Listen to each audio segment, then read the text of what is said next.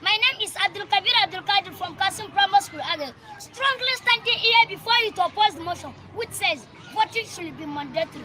Firstly, the use of force in a democratic setting is unconstitutional. Forcing people to vote undermines democracy itself. Hence, democracy is built on the ideas of freedom of choice. People should be free to choose who to lead them. Making it mandatory to vote is directly taking away this freedom. Any government that tries to apply the use of force becomes authoritarian and taking away personal liberties of its citizens. This alone disqualifies the assertion. The credibility of any election is for people to be allowed to come out en masse on their own to vote. That's even allowed the government and international community to assess the extent to which that election was successful.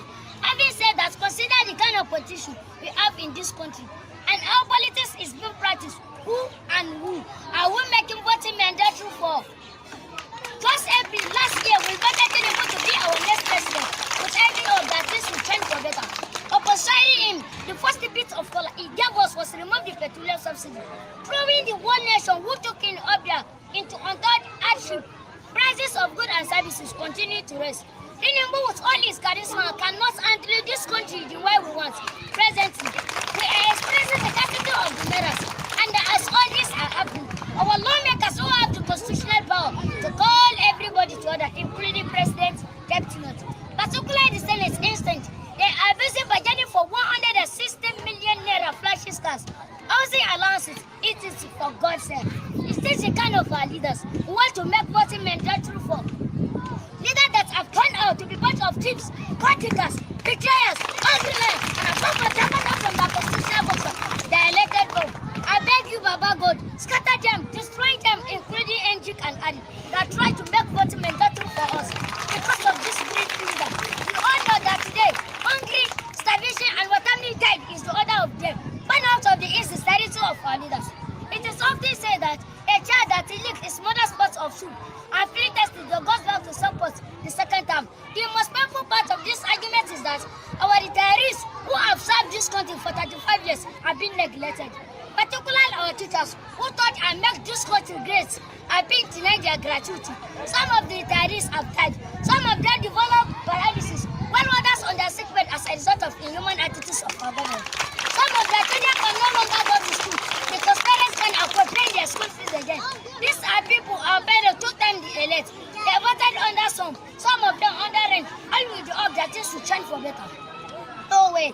And some unscrupulous elements are somewhere agitating for mandatory voting as if they are part of the agitating of our greedy leaders. Oh, thunder, where are you? This is the time you are supposed to strike, so that you eliminate all of them, so that you have peace in our nation. Or join them in one aeroplane, so that it will crash land in the course of their journey. Furthermore, our security agents, i.e., the police and army, are being used by the really parties to scare our voter from the police station, by the use of gun and daggers just to prevent for busting railing. And where that is not possible, courts are being used to turn over the outcome of the election, which is simply because the candidate is the incumbent or the highest bidder. Money. This thing has turned our country into misery, starvation, hungry. We are dying as the expert of some few greedy individuals. Yet, we are still preaching mandatory voting. What a nonsense! Introducing mandatory voting will be a calculated attempt to enslave us in our fatherland. Thank you.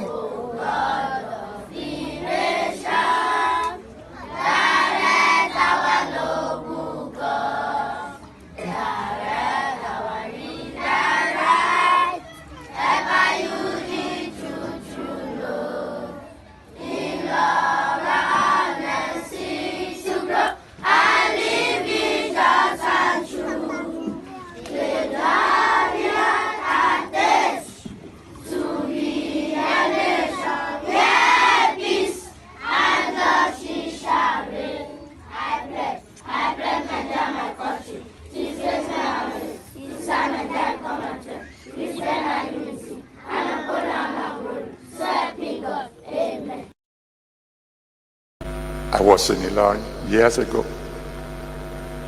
We're having breakfast. And we have a pot in which we make tea. I think, if I remember correctly, there are 5 cups in that pot. My wife and I, usually is the one who will finish his first 2 cups, who will get the final one. So I took 1 cup, she took 1. I took 1, she took 1. And I picked the pot to take the 3rd one. And the pot was empty. I looked at her. I couldn't remember when she took the 3rd one. What happened to my tea? And I heard the voice of the Lord. You don't have to believe me, right? Loud and clear. I said, son, when you prayed, you invited me to join you.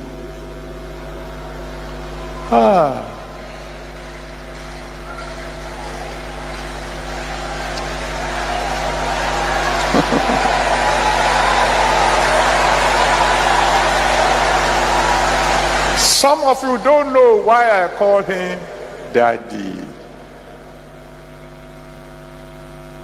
We have a relationship that is difficult to describe. And this is a very special anniversary. My daddy is here. He's here to celebrate with us. Prayers prayed tonight will be answered by fire.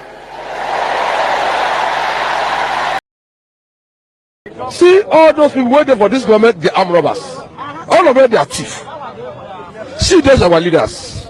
Some people bury money for Sockaway. Billions. Some people bury money for water. Billion.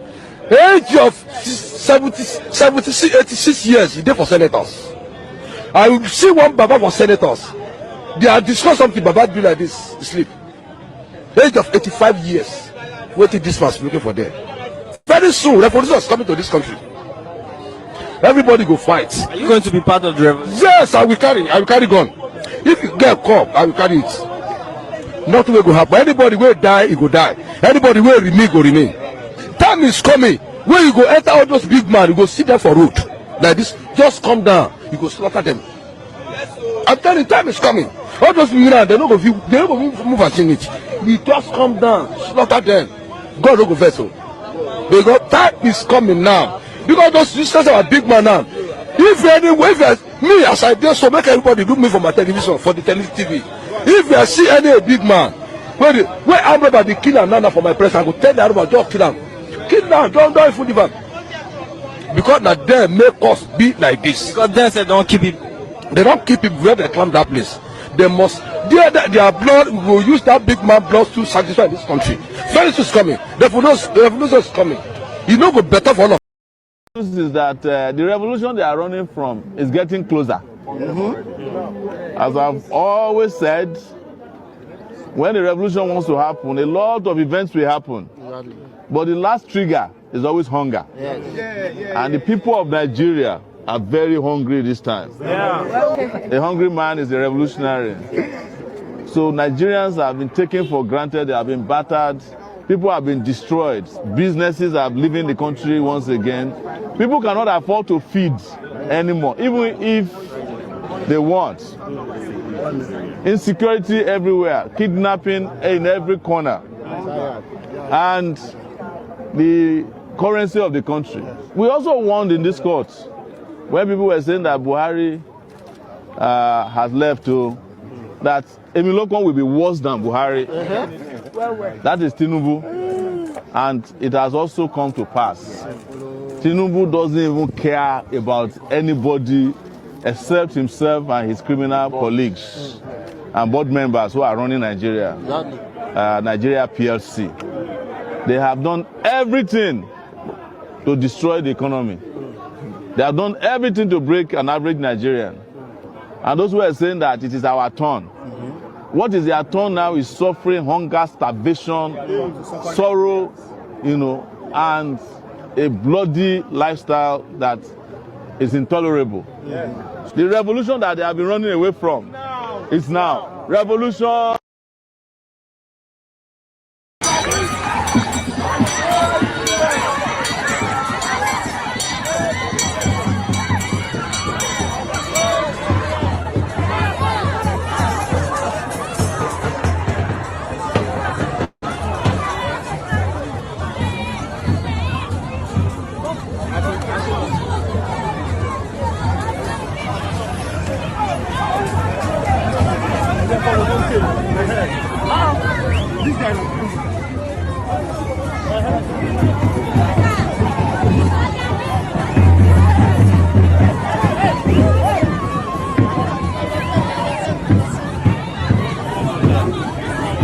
Okay, that's small boy. That's small boy.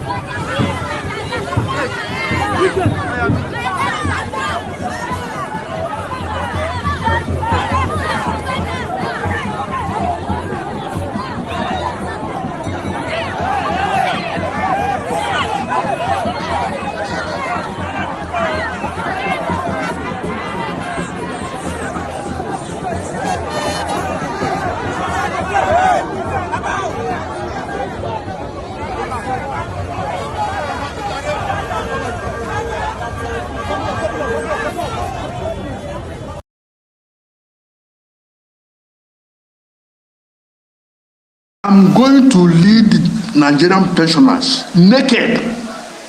I mean, naked. When we are going to protest, we are going to go naked on the streets to ram down this, so that the world will see the Nigerian pensioners in Nigeria are demonstrating naked. If they like, they will arrest us and say, why do you go naked on the streets? In Nigeria, governments don't think about the poor people. They only think about themselves.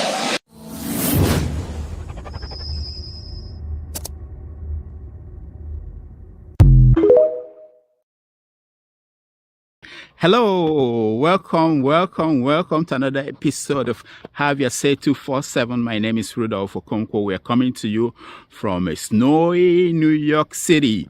It's snowing in New York and we enjoy the snow if it's once in a while. We don't want it every day. Welcome. I hope it's warm wherever you are in the world. We are going to go inside in a moment and talk about the issues in the news across Nigeria and Africa. The big story is that Sowore has been free to leave Nigeria and come to America and see his family. We want to ask you if you think the next person to be freed will be Nnamdi Kanu. We're also going to talk about the economic situation in Nigeria. A bag of cement is 15,000 naira for one bag. The cost of food is up more than 30%. Unbelievable. Exchange rate is going down the drain. They don't seem to have any solution to the collapse of the naira. So we're going to talk about that and every other issue, including our friend, the man of God, Adebayo. He seems to be coming up with things that people do not understand anymore about the ministry and the mission. So we're going to talk about whether it's time for him to retire from the work and every other issue in the news. Join us. Let's go inside and take a coffee or tea. And it's cold, man. Let's go inside and talk about these things. And I am ready to die defending Nigeria in whatever way. When it is God's time for us to go, it is And you not took for my you time to God. You are ready to defend Nigeria. I gave you my time. No, Please, I'm coming. please. I'm coming. Alexi, hold on. You already started. What I'm saying, defending Nigerians is this. I gave him my time and he's using it to defend No, sorry. Alexi. I'm sorry. I hope that Nigeria wins. I'm never going to wish any president evil so that I can say I told you so. No, I won't wish them evil. I hope. You see, I'm not praying. There's no point. I can't pray for Nigeria to be fine. I only hope that Nigeria wins and Nigerians win. Because if you choose a dodgy doctor who has a dodgy record, who has, all sort of accusations leveled against him, to say this doctor, we think he's done this, or this doctor, this surgeon, yes, he's a senior surgeon, he's the most whatever surgeon, but there are a lot of accusations leveled against him. If you choose him to operate on you, and you tell me to pray for you that it doesn't kill you surgery, what's the point? I can't pray. You might make it, you might not make it. My prayer won't change anything. So I hope Nigeria and Nigerians win during Tinubu's 4 years. That's a good question. That's a great question. I don't know what is wrong with them all. I don't know what is wrong with them. Somebody is asking for where you do your course and you are sure you did your course there. I agree with you. But a lot of what we hear, because you didn't hear this direct from Tinubu, because lawyers are very funny. Sometimes lawyers will say, you must not say this. I mean, you know what is happening to Donald Trump right now? Donald Trump that guy is walking himself to jail. And he's coming down to say that, it was my lawyer who said it. It was your lawyer who said it. It was your lawyer who said that you should march people to the Capitol and stage a coup. People who stage coup in Nigeria, they never live to tell the story. That's what I tell them. They never live to tell the story. They are summarily tried within a short time and sent to jail or made to face the firing squad. That is the way it works. But it's only in America where somebody put a gun to your head and you say, all right, you are quoting the First Amendment right. What is First Amendment right? What is it? I don't understand. So I don't know why he's denying Atiku the chance to go there, because the news media, they tell a lot of lies, things that are not true. I knew this man went to Chicago State University. I knew that. I won't lie to you. Dr. Wumi, yes. if you were aware of Tinubu when he was at University of Chicago, yes. Can you elaborate on us the accusations whether he was actually distributing drugs and was a drug dealer in Chicago in those days? What do you know about this? Okay, thank you, sir. I heard about it, that he was distributing drug, and I know a lot of people who distributed drug. Who was the girlfriend of? But let's be more specific. So look, we've all heard that Tinubu was a big drug tycoon. We have all heard that. What kind of specifics? I mean, when you say you heard that from people, were your friends the ones who were buying from him? Did he tell them that he was selling? Like what can you tell us as a distinguished man around that area at the time when Tinubu was there? What can you tell us that he was really up to? Well, what I tell you, I don't know whether, in fact, the first time I saw drug, I thought it was Ilubo. Tinubu is a criminal, yes, of course, a categorical grade 1 criminal. The only person more criminal than Tinubu in Nigeria is probably Babangida. But he's a criminal, and is he fit for purpose? Absolutely not. Should Tinubu be the president of Nigeria? Categorical no. Is there a better option than him? That is subjective. So show me who he is.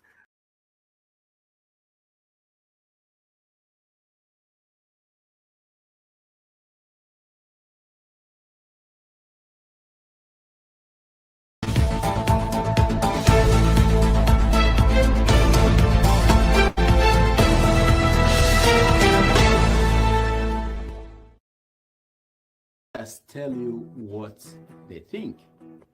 We invite you to share your opinion. What happens after? We cannot control. Participants may pound you like this.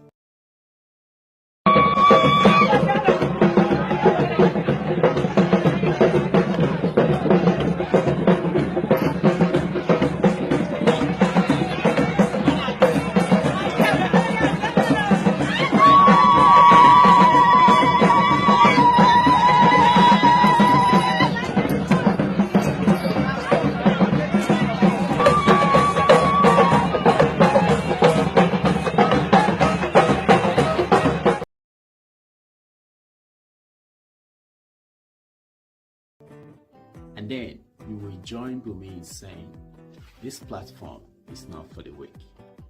We do not start every conversation you hear, but we make every conversation you hear sizzle.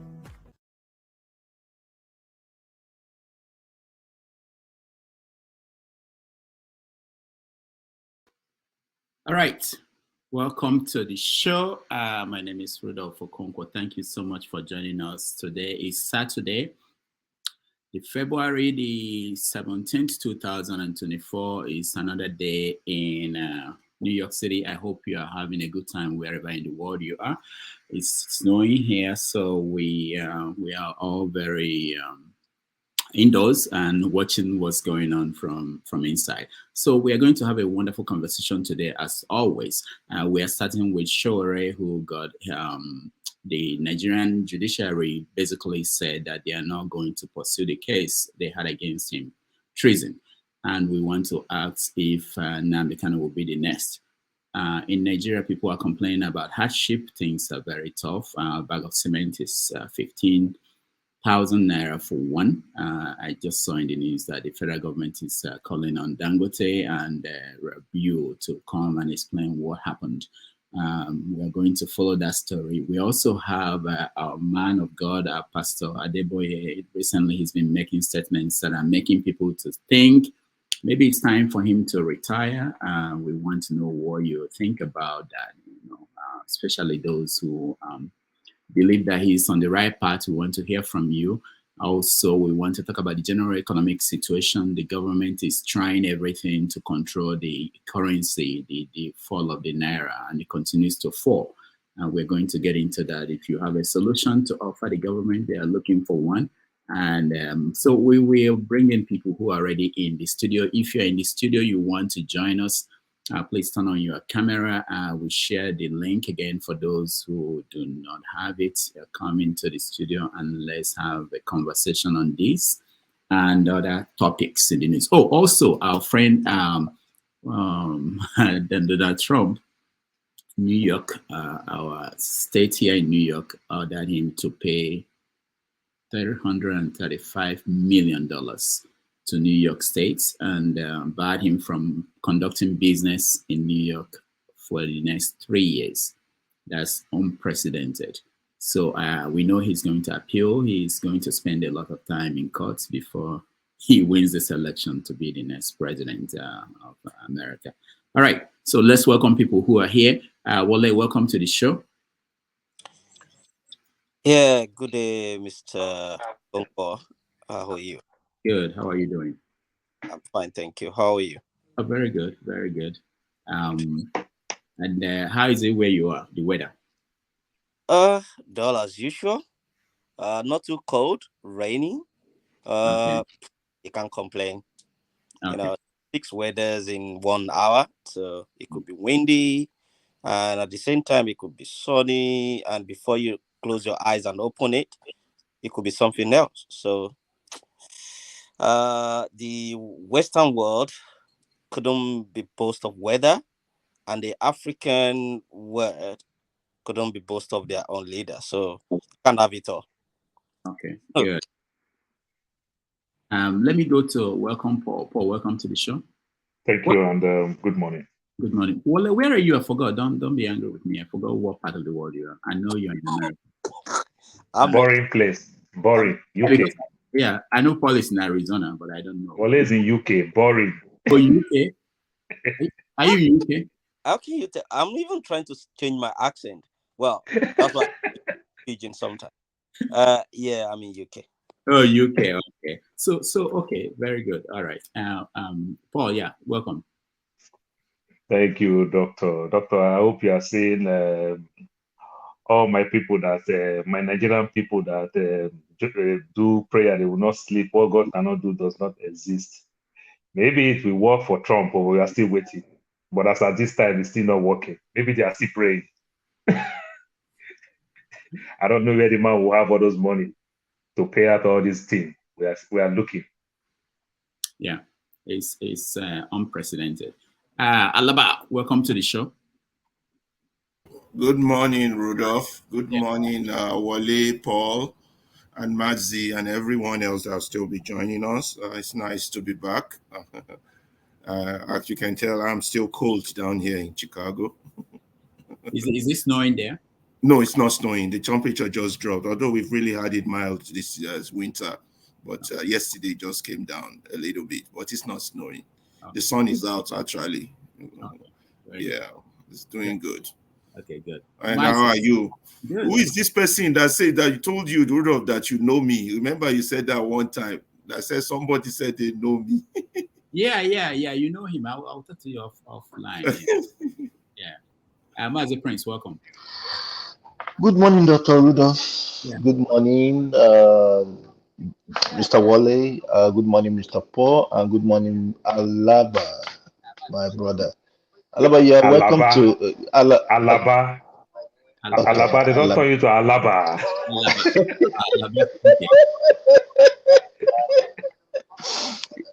Probably in Igbo now, it's Alaba. Alaba market. I know. Call international. Right. Right. You are welcome to come to California. Come, the sunshine. We're still having some sunshine. What part of California are you actually, Mazi Prince? I am right here in Concord, close to San Francisco. Okay. San Diego is where you don't want to be now. San Diego, they're getting it. They're being pounded by storm like crazy. Is he also close to Auckland? I was in Auckland last year twice. Yes. You should have hit me. Auckland is about 10 minutes. Yeah. 10, 15 minutes, away from here. The only thing is I don't want to live in Auckland. Auckland is they have their story, Okay. It's ghetto. It's ghetto. Yeah. But it's not good for you. Can't raise your kids there. You want to raise your kids, then your kid will become a gangster. Okay, let me ask you one question. Can you speak the truth that the Auckland Bridge is way better than the Golden Bridge? So Auckland Bridge, which is the Bay Bridge, is called the Bay Bridge. Yes. And then the Golden Gate. The Golden Gate, one thing with the Golden Gate is that the Golden Gate is shorter. Very short, yeah. You understand? But then it's famous being the fact that it was used in this soap opera. There's this soap opera that they use it for, so that is why people know it. At the same time, you can see the Alcatraz much more from the Golden Gate Bridge than from the Bay Bridge. From the Bay Bridge, you will just be seeing it. It's far. Alcatraz is the prison that they used to have in the water. Yes. I was there. They closed it down, and then the Bay Bridge is kind of like in the middle, and then on your left, if you're going to San Francisco, on your left, on the other side is San Mateo Bridge. Over here we have about almost 5 bridges, that you can use to cross over to either Sacramento or to San Francisco, whichever way. Yeah. All right. Thank you. The flagship, welcome to the show. Good morning, Dr. Rudolph. Good morning, everybody on the panel. How are we doing today? Good. It's nice to see you. Nice to see you too. Yeah, let's start with you now. I mentioned some stories in the news that we're following today. Is there anything that we missed that you think is important that we talk about? Well, I think one thing I read about that was kind of a little bit funny, but I think should be addressed a little bit, was the call by the Northern elders and the folks up there, clerics and non-clerics, that are calling on the South to come and join, so we all protest and try to push against this government. I remember back then when Buhari was in office, it was considered as haram when the South wanted to protest. But now it's no longer haram, and they are calling on everyone to join to protest against the Tinubu's government because of the economic situation. The other thing was Wike that put down 20 million for 2 kidnappers in Abuja, and within 2 days the police fished them out. That was kind of funny to me in a way that so they know where these guys are and they can get them in 2 days with a bounty on their head. Those two were kind of what stood out to me this week. You've mentioned quite a bit. The Herbert Wigwe's case is still under investigation, but there's been a lot of side talks, I'll call them, within the week of suspicions, if this was foul play or just a mere coincidence. So quite a few things that have happened this week that you've mentioned, and just those three are kind of top of my list. All right, thank you. I like that. I also saw that the governor of Borno State was calling on people to pray to deal with the situation. All right, we will add that. Femi, welcome to the show. Good morning, everyone. Yeah, how are you? Very well. All right. How is New York? And Good. We're snowed in. Okay, so of course, I missed out on what topics you may have, or whatever you may have highlighted as what you're being discussed.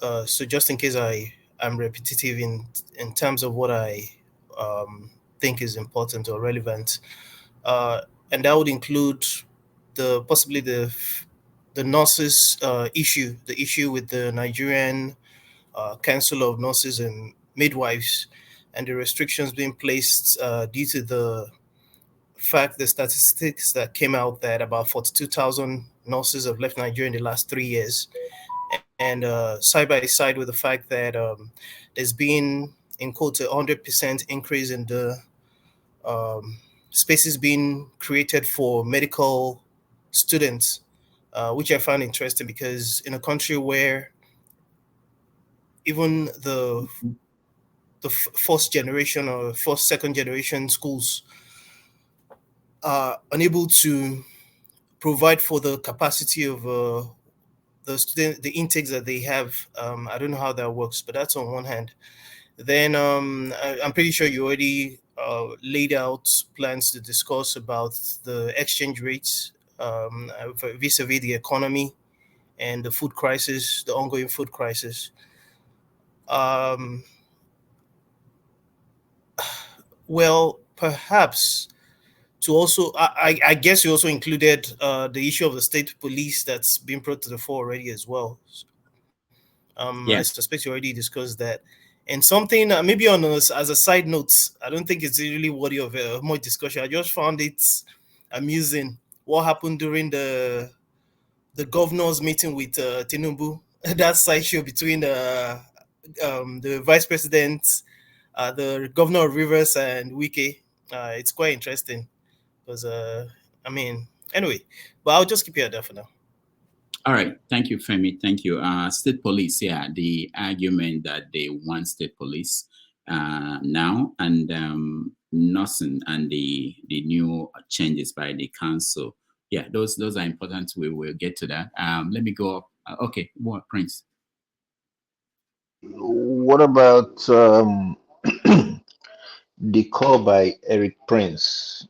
I find it so I don't know how to describe it. In as much as I know he's a nobody, he's just a Trumper. That's the more reason why Trump will never win. Talking about that Africa needs to be recolonized.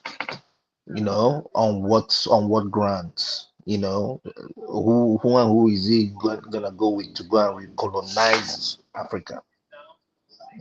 I don't know if it's worthy for us to discuss it. That would be interesting. All right. Are you sure that thing is real? I think it's AI generated. No. I saw his video. I saw it. Okay. As Africa, Africa has been colonized again. It's just in a modern way. Yeah, I wanted to say that, and also to say that that the issue is not about Trump it's actually about what Africans are going to do about their situation, and if Africans don't do that, maybe it's not the way he's saying it. That Dr. Rudolph. somebody with Eric Prince, Blackwater, what they want is contracts to be a mercenary and go and kill people and make money out of people dying. That's what he wants. And he is from the side that believes that blacks are nothing. All right. So, Prince, we'll find time for that conversation, and then we can weigh in on that. Well, let's quickly go through any topic that is something important. The three major things that you mentioned when you started was about Sowore, Tinubu economy, and how people are suffering, and the Christianity or the religious aspect of it. Those are the three things I'm going to quickly summarize my own perspective around. The guy might be a revolutionist, or you might not really agree with his way of talking. But when we look at some of the things he has said, that we don't give him the opportunity. And someone who has been preparing for this post for 20 years now come up with nothing, and people are now suffering. It's just unfortunate that our people, I don't know, maybe I'll call it amnesia, where people have dementia or something, or they forget things. How can you forget so soon all the atrocities and the sufferness during the Buhari region, Buhari region, and it all went, and after 8 years, they just forget. It's absurd to me. So anyway, 5 years in their custodies, blah blah blah blah. Now he has been released. I don't know what is going to happen next, but I hope Nigerians listen to him and see where he's coming from. I'm not saying he will be a good leader in a way, but it's sometimes it says the truth. But you and I, we might not really agree with him, or we might not really see where he's coming from. But are we not seeing the reality today? That is the thing. And the second thing is all these people that I don't know, I always say it's not their fault. It's our fault. Because if we look within ourselves very well, all these people ruling us, they are part of us. You see that they are my uncle, my aunties, my sisters. But the thing with human being is when they are benefiting from, it doesn't really matter that is a corruption or they are embezzling from you and I blood, and they are enjoying whatever they can enjoy. We don't see it because they are our clones, they are our family members. We don't tell them the truth.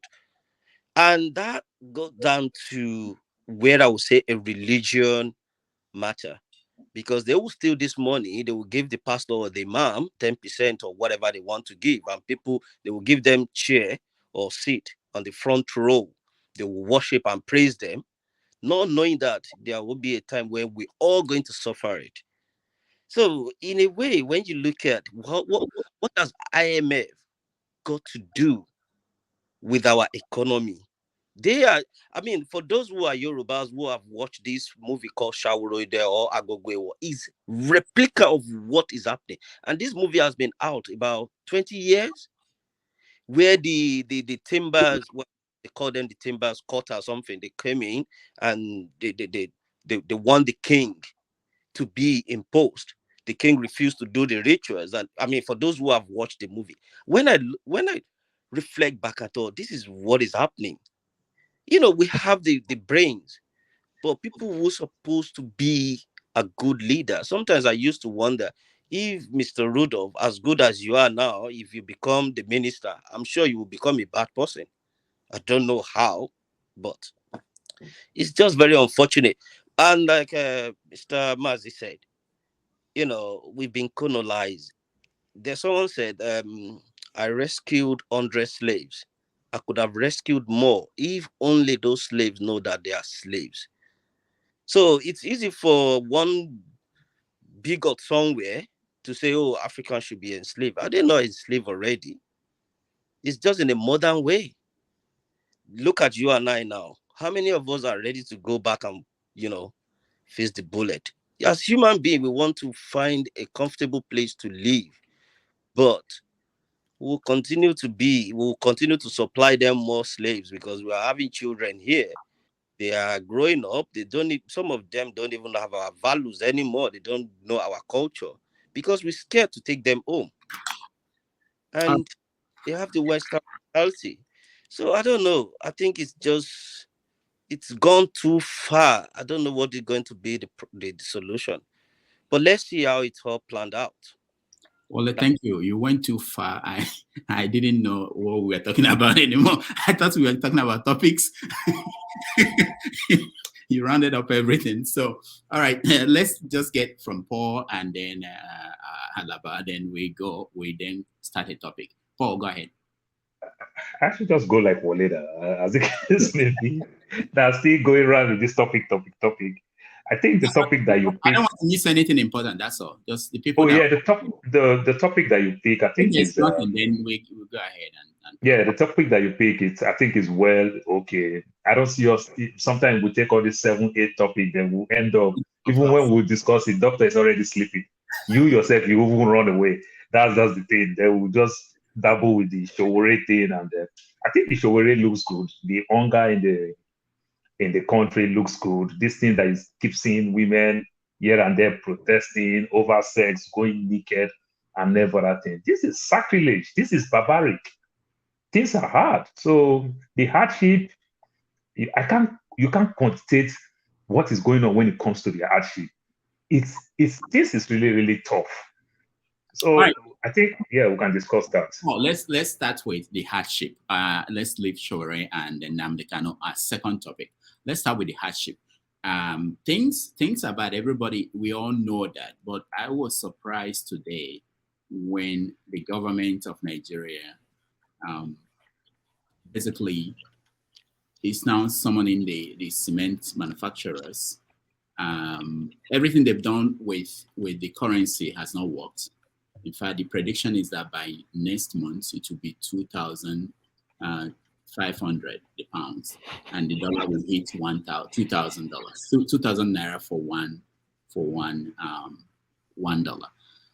So what's going on? I don't know if anybody's an economist here, but let's start with you, Alaba. We go down.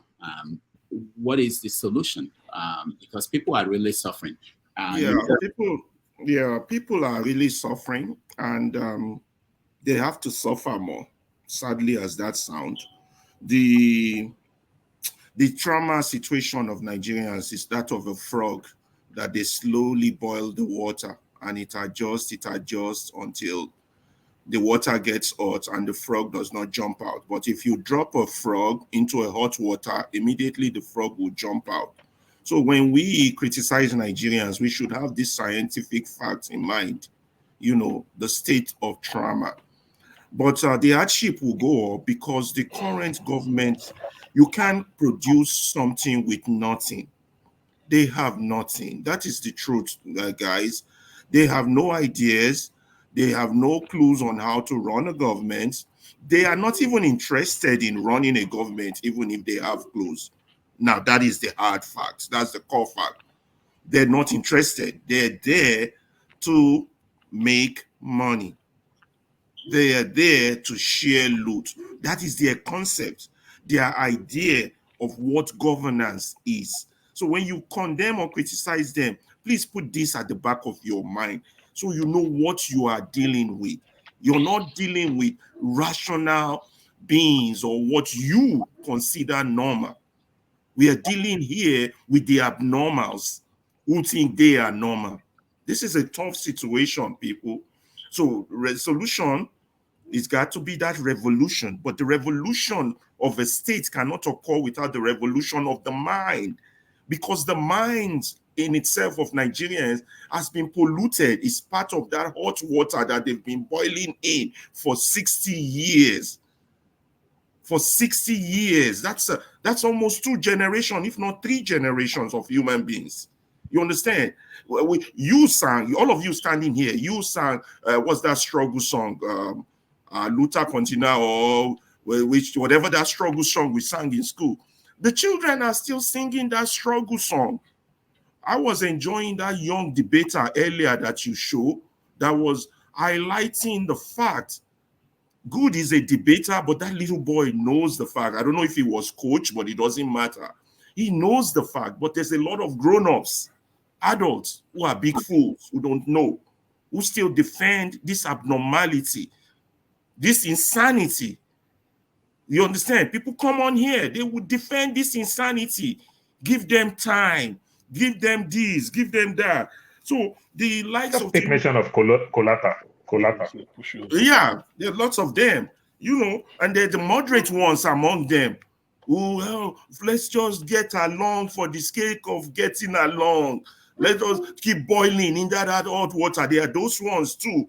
And that leads us to and those are the usual ones that are usually very religious, which brings us to the Adeboyes. You understand? You know, the likes of the Adeboyes, this religious, sanctimonious, fake people.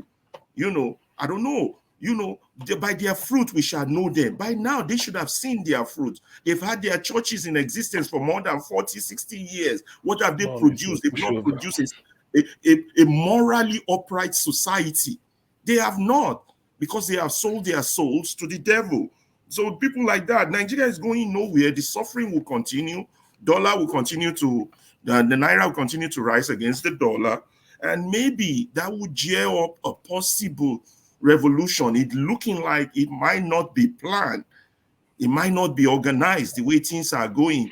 And then I hear the Labour guy, I forgot to remind you to put that on your agenda, Rudolph. The Labour guy saying he's going for, that guy is a joke.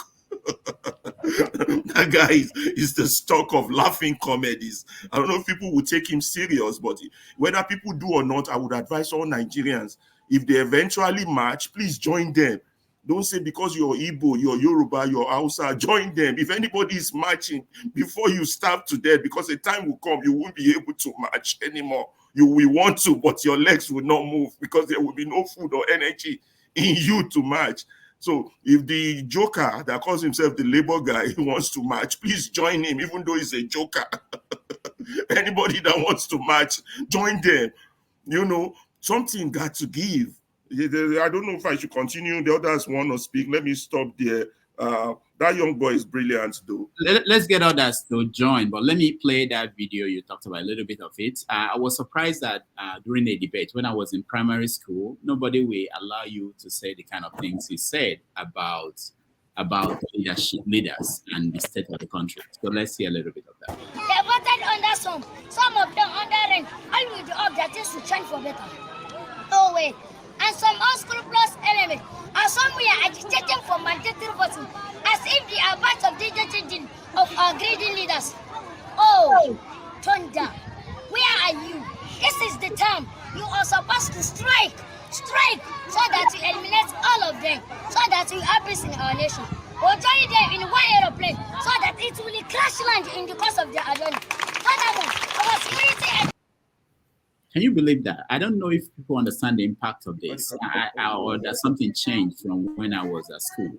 For teachers to allow a student to prepare this kind of debate subject and say things like this during a debate. Mazi Prince. What cannot, how would I put it? Nothing surprises me about Nigeria anymore. And why would I say that? Obviously, look at the kid. You see him wearing gloves. I don't know if he's pretending to be an Air Force officer or whatever it is, but you know, his head is all filled up with some sort of thing. Strike. Jesus Christ. Without him knowing that when there is strike, he's not gonna go to school. When there is strike, his father might probably not make money. Knowing the government that I know, they will say, oh, no work, no pay. And they will end up not paying his father or his mother and all that stuff. But that's by the way. Let us come to basic economics. You know, economics could be, defined as a scientific process dealing with demand and supply. dealing with what you have as an economic structure. And in Nigeria, we know that Nigeria is mixed economy, number one. And then not only that, it's a free market. So if you say that it's a free market, it means that you are combining socialism, which comes from government, and also capitalism, which comes from the private sector. But then, throughout this week, we keep hearing the government talking about how they want to clamp down on people who are kind of like hoarding. And I asked myself, I said, hoarding, number one, did they give those people money to buy those food? Why would it be hoarding? In their own warehouse? If they bought it with their money, then why should the government be concerned? They've collected their taxes, they've collected their import duty, which keeps increasing every day by day. As a matter of fact, somebody was showing 19, is it 2015 or 2005 Corolla, whatever it is, 11 million. And I was like, what? 11 million? You know, the thing is this, government business is not to make money. Rather, they are to provide the enabling environment for the people, for the private sector to make money. The CBN governor that we have, Cardoso, I don't think he knows Jack. That guy is Olodo. He's just there for nothing. You say you floating the currency. You did not have a reserve and you are floating the dollar and other currencies. Currently, the what do you call it? The safer is 2,500 naira to 1,000 safer, which is almost 2.5 to 1 in Nigeria. Ghana cities is 13 cities to a dollar. Dollar today in Nigeria is about 1,600. And not only is this guy doing all these things, now he came up with the fact that when we send money, the diasporans, when we send money, the receivers don't receive dollars. What they receive now is naira, which is creating a lot of this, discrepancies because the app you use in sending it will take their own. Some will be 1565, 1570, 1585. Meanwhile, we all know that is 1600 over there. So from here already, they're already making their own money going. I saw a video yesterday, and it's about a woman who was going somewhere with the children. I think she heard something was about to be shared somewhere and all that. Somewhere in either in Lagos or Ogun State or your whatever. And as she was walking, this woman fell. She fainted. She had to be revived. And when she was being woken up, she said she had not eaten for 4 days. 4 days. Then, if that woman could feel that way, imagine what the children is feeling. It made me shed tears. Government is not supposed to be going after people hoarding. What they can do is if you go and import your own as government and you follow the market, What does it do? It crashes the price All right. and it brings down their own. But they're there seizing people's, people's warehouse for no reason because they are lawless. I rest my case for now. All right. Thank you, Prince. The flagship. Thank you, Rudolph. Can you hear me? Yes. All right. Yeah. With reference to the situation at home, the hardship, it is really, really hard. I've seen some videos and heard the news, read some reports on how the situation of things are at home. It is dire, to say the least. The people are suffering. Mazi Prince was talking about the economics aspect a few moments ago. The equation of demand and supply doesn't balance out as it is in Nigeria right now. There is so much demand with little, and the little that's available, the prices are exponentially high, and the people cannot afford it.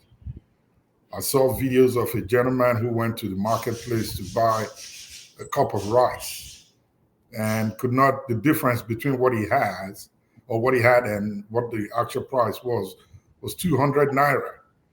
And the seller refused to sell to him. He broke down crying like a baby.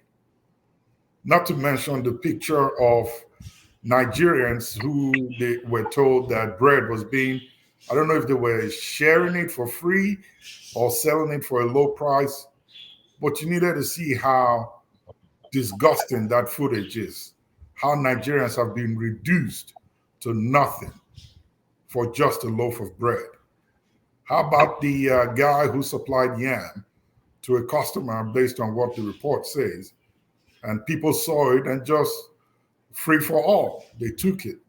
Nigerians have been reduced to nothing in a land that has so much in abundance that we cannot even quantify it. If Nigeria chooses not to have its citizens work, they can take care of them more than enough with the resources that we have. 1983, Dubai was in Nigeria seeking loans for its country. Today, Dubai is banning Nigerians from visiting their country, and Dubai is the global tourism center of the world. Nigeria has never, ever been opportune to have leaders that have the academic ability, not to talk of the experience of what it takes to rule or govern a nation. Nepotism, incompetence are the two words that I see when I look at Nigerian leaders. And yes, they are not there to rule. They don't even understand what it means to govern. They don't understand policies. They don't understand what it takes for a nation to progress. They don't even understand how to navigate a nation in the case of a crisis of any sort. We are just in limbo as it is. From 1960 till date, Nigeria will be 64 this year. We have not been blessed with a set of leaders who can take us at least up a little bit. The graph of Nigeria, if you plot it from 1960 to date and compare it with other nations, has been going down. And it saddens me that this is happening when we have so much technology, so much ease that we don't even have to work that hard to be able to get these things and implement them in our country to better the people.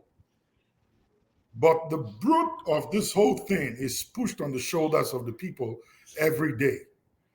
And I took some time to do a little bit of sober reflection this week and try to figure out what is making the Nigerian people not react. If you look at the indices, every box has been checked for what will cause a revolution. I mean, a bloody revolution in any country. Nigeria has gone, I mean, it's so much that other nations are looking at us like, what are you guys doing? What are you waiting for? You mean you will allow this to happen? Sri Lanka, it was gas. I think it was Egypt at one time or so. Somalia, I believe, it was bread. Tunisia. These are little things that triggered the nation and the pushback. Look at Senegal. They had a president who woke up one morning and said, because the numbers are not looking right for his favorite candidate, decided to cancel the election and move it 6 months ahead. But the people came out. That was all it took.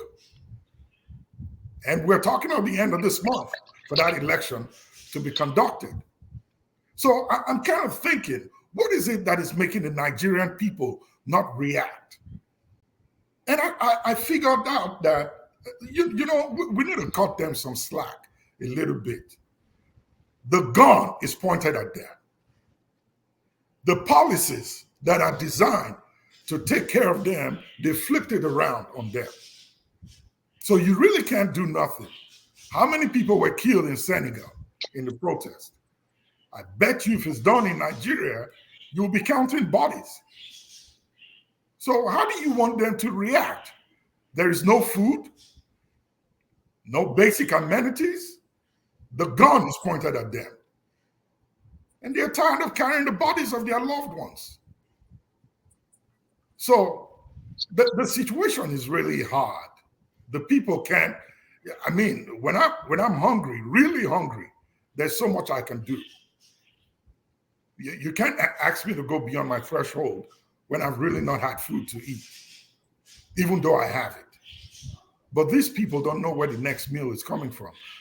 This morning I was listening to the news. A guy was saying, if before you were making 3 strokes parallel to each other, with the situation in Nigeria now, I think you need to try to figure out how you make it 001. In other words, what he's saying is, if you were used to having 3 square meals a day, as it stands in Nigeria now, you have to skip 2 and have 1. You choose where you want to put the 1, breakfast, lunch, or dinner. And that's if you find it.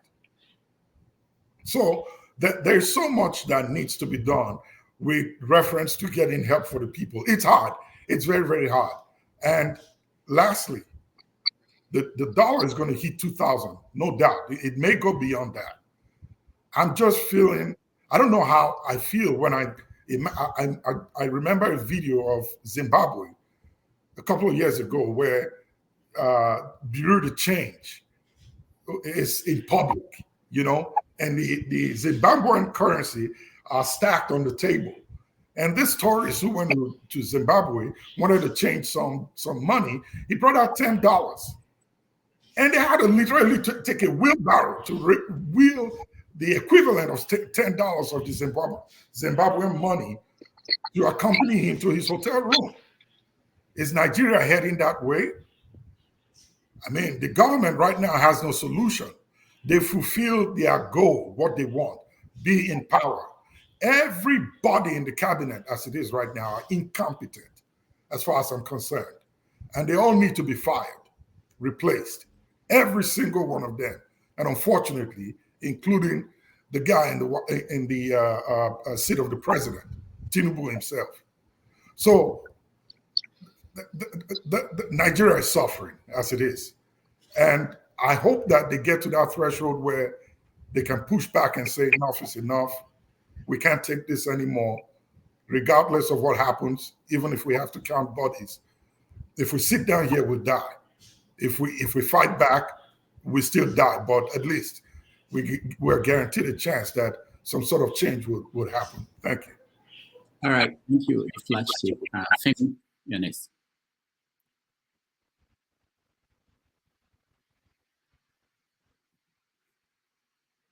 Femi had a note. Yeah, I did. Sometimes that's what I do to try to control myself. So taking it off from where Flagship stopped. So there was something I was going through yesterday, and it goes from the reported $12 million that Burna Boy made in the last 2 years in 8 concerts to a particular company, petroleum subsidiary in Nigeria, that posted a huge loss due to the devaluation policy. And there's always things I like to put in context because of course, obviously, I'm not an economist, just to understand the dynamics of how things work in Nigeria, and it's especially with respect to the common man. See, obviously, we have a structural problem which did not begin today, and if we don't fix a lot of these structural problems, including, I mean, of course, that doesn't negate the fact that we still have insecurity problems. We're not manufacturing anything. There's still the issue of electricity. We're wasting even the little foreign exchange that we have on things that are probably not even necessary. And that starts from the government, the cost of doing business and all that. And it's caught up with us. And nobody is saying, especially if we want to be factually correct, nobody is blaming the entire thing only on Tinubu, whilst they've made a lot of wrong moves, especially with the Lego boys in play. The fact remains that even if you're so enthusiastic, you're trying to make a change. Because I mean, sometimes I tend to want to believe, align with the fact that nobody really wants to get into government only to make things work. You typically, as a human being, will want to make a name for yourself. But obviously, the everything that's been done so far has been done based off of just it's just impromptu. And you notice that I don't know, maybe Mr. Cardoso, while I respect his academic what's it called, achievements, and even his professional achievements, most of what he seems to be doing are just based off of, okay, let's see which one sticks. But it's only making the situation worse. Again, I'll keep it that way for now. It's just I just decided to put up my own observations. All right, thank you. I showed a few minutes ago just the headline from the Minister for Defense warning people to be careful how they criticize the government. So it's just a warning for you guys to be careful how you criticize the government. Man of President Jones. Yeah, good morning, good afternoon, everybody. I greet everybody. What you just showed a while ago, what kind of government are we practicing in Nigeria? Because it seemed like an assault on democracy. You can't even criticize the government or say whatever you want. I mean, is that a democracy? No, it's not. So let's not kid ourselves. Nigeria has become a joking country when it comes to Africa. I mean, it's my country, okay? You know, I still love it, but we have to come here and give it what it deserves. Hopefully they will hear from us, because I believe they do listen they do listen us and other people, you know, they know what's going on, what we are talking about. I mean, as of right now, nothing is working. Let me start from my own experience, what I have, you know. When I bought a bag of cement, you know, I was doing a project in 2021. A bag of cement was about 3,500. I think I bought some for 3,400. But what is it? This is 21 now. And today we're talking about, you know, 15,000 naira compared to 3,000. I mean, what kind of inflation is that? It's beyond inflation. Because when you look at what's going on right now, even Tinubu may be hiring the so-called expert. I'm not even concerned about the nepotism anymore, because that's Nigeria for you. I mean, they have what the so-called brilliant and everything, but it's brilliant by name, portfolio, but it does not materializing when it comes to Nigerian economy. Can anybody in this place tell me what is Tinubu has been in the office for about 9 months, you know, year counting? There's no single added value they have added to that country. I mean, instead, we are regressing. Nothing. I mean, at least give me certain thing that say, okay, this part of the economy or whatever you're doing is working. Like flash sleep, you know, properly stated. Everything they are doing right now is like trial and error. See which one stick. And none of them is working. They are not going back to the, to proper, know what's actually happening in order to, the main fundamental of where Nigeria is suffering right now, corruption, insecurity and everything. Nothing is going to happen. It doesn't matter what you do about the naira or whatever, borrow all money you can. It's not going to solve, it's not even going to help Nigeria, because what we are doing right now, we claim ourselves to be the giant of Africa, which are called, giant of Africa, my shit. I'm sorry, I didn't mean to use that word. But anyway, that's what we claim to be. Look at the kind of company we keep. Go and look at the currency of Nigeria. They rank number 10 as the worst currency. I think before, I think about 2 or 3 weeks ago, was number 10. Now it's number 9. So look at the kind of company we keep. Zimbabwe, Satolo, Uganda, and everything. That's the kind of company out of 50-something country in Africa. Our currency ranked number 9. Everything, we don't keep good company. I mean, insecurity was. I was listening to some interview they was doing I think it was in Kenya, and one of them was in South Africa, and one other country I was listening to. We know South Africa can be biased, but anyway, notwithstanding, they was asking them, which country would you like to live? And every one of the people they interview, they give a caveat to their statement.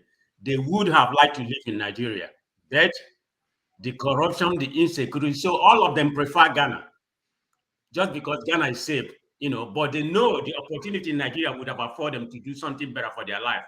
Just because of the insecurity and everything, all of them, like I said, they prefer Ghana. Why is that so?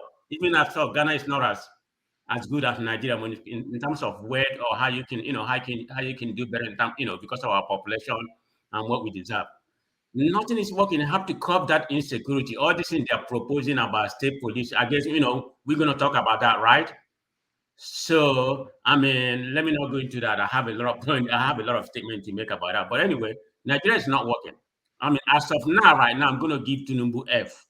I mean, it's not that I want him to fail. 9 months F. Not even anything like D minus or when it is completely F, because he doesn't know what he's doing. All right. Whether it's because of people behind him or he doesn't know what. I mean, the man doesn't know. He doesn't know. He may have been. I will give him that. He may have been good in politics. Yeah, that's what I give him. He's one of the best Nigerian politician. But that's politics. But policy wise, he's a failure. Thank you. All right, thank you, man of prestige. CM, I want you to go beyond what's wrong, what you think is wrong, to tell us what's the solution.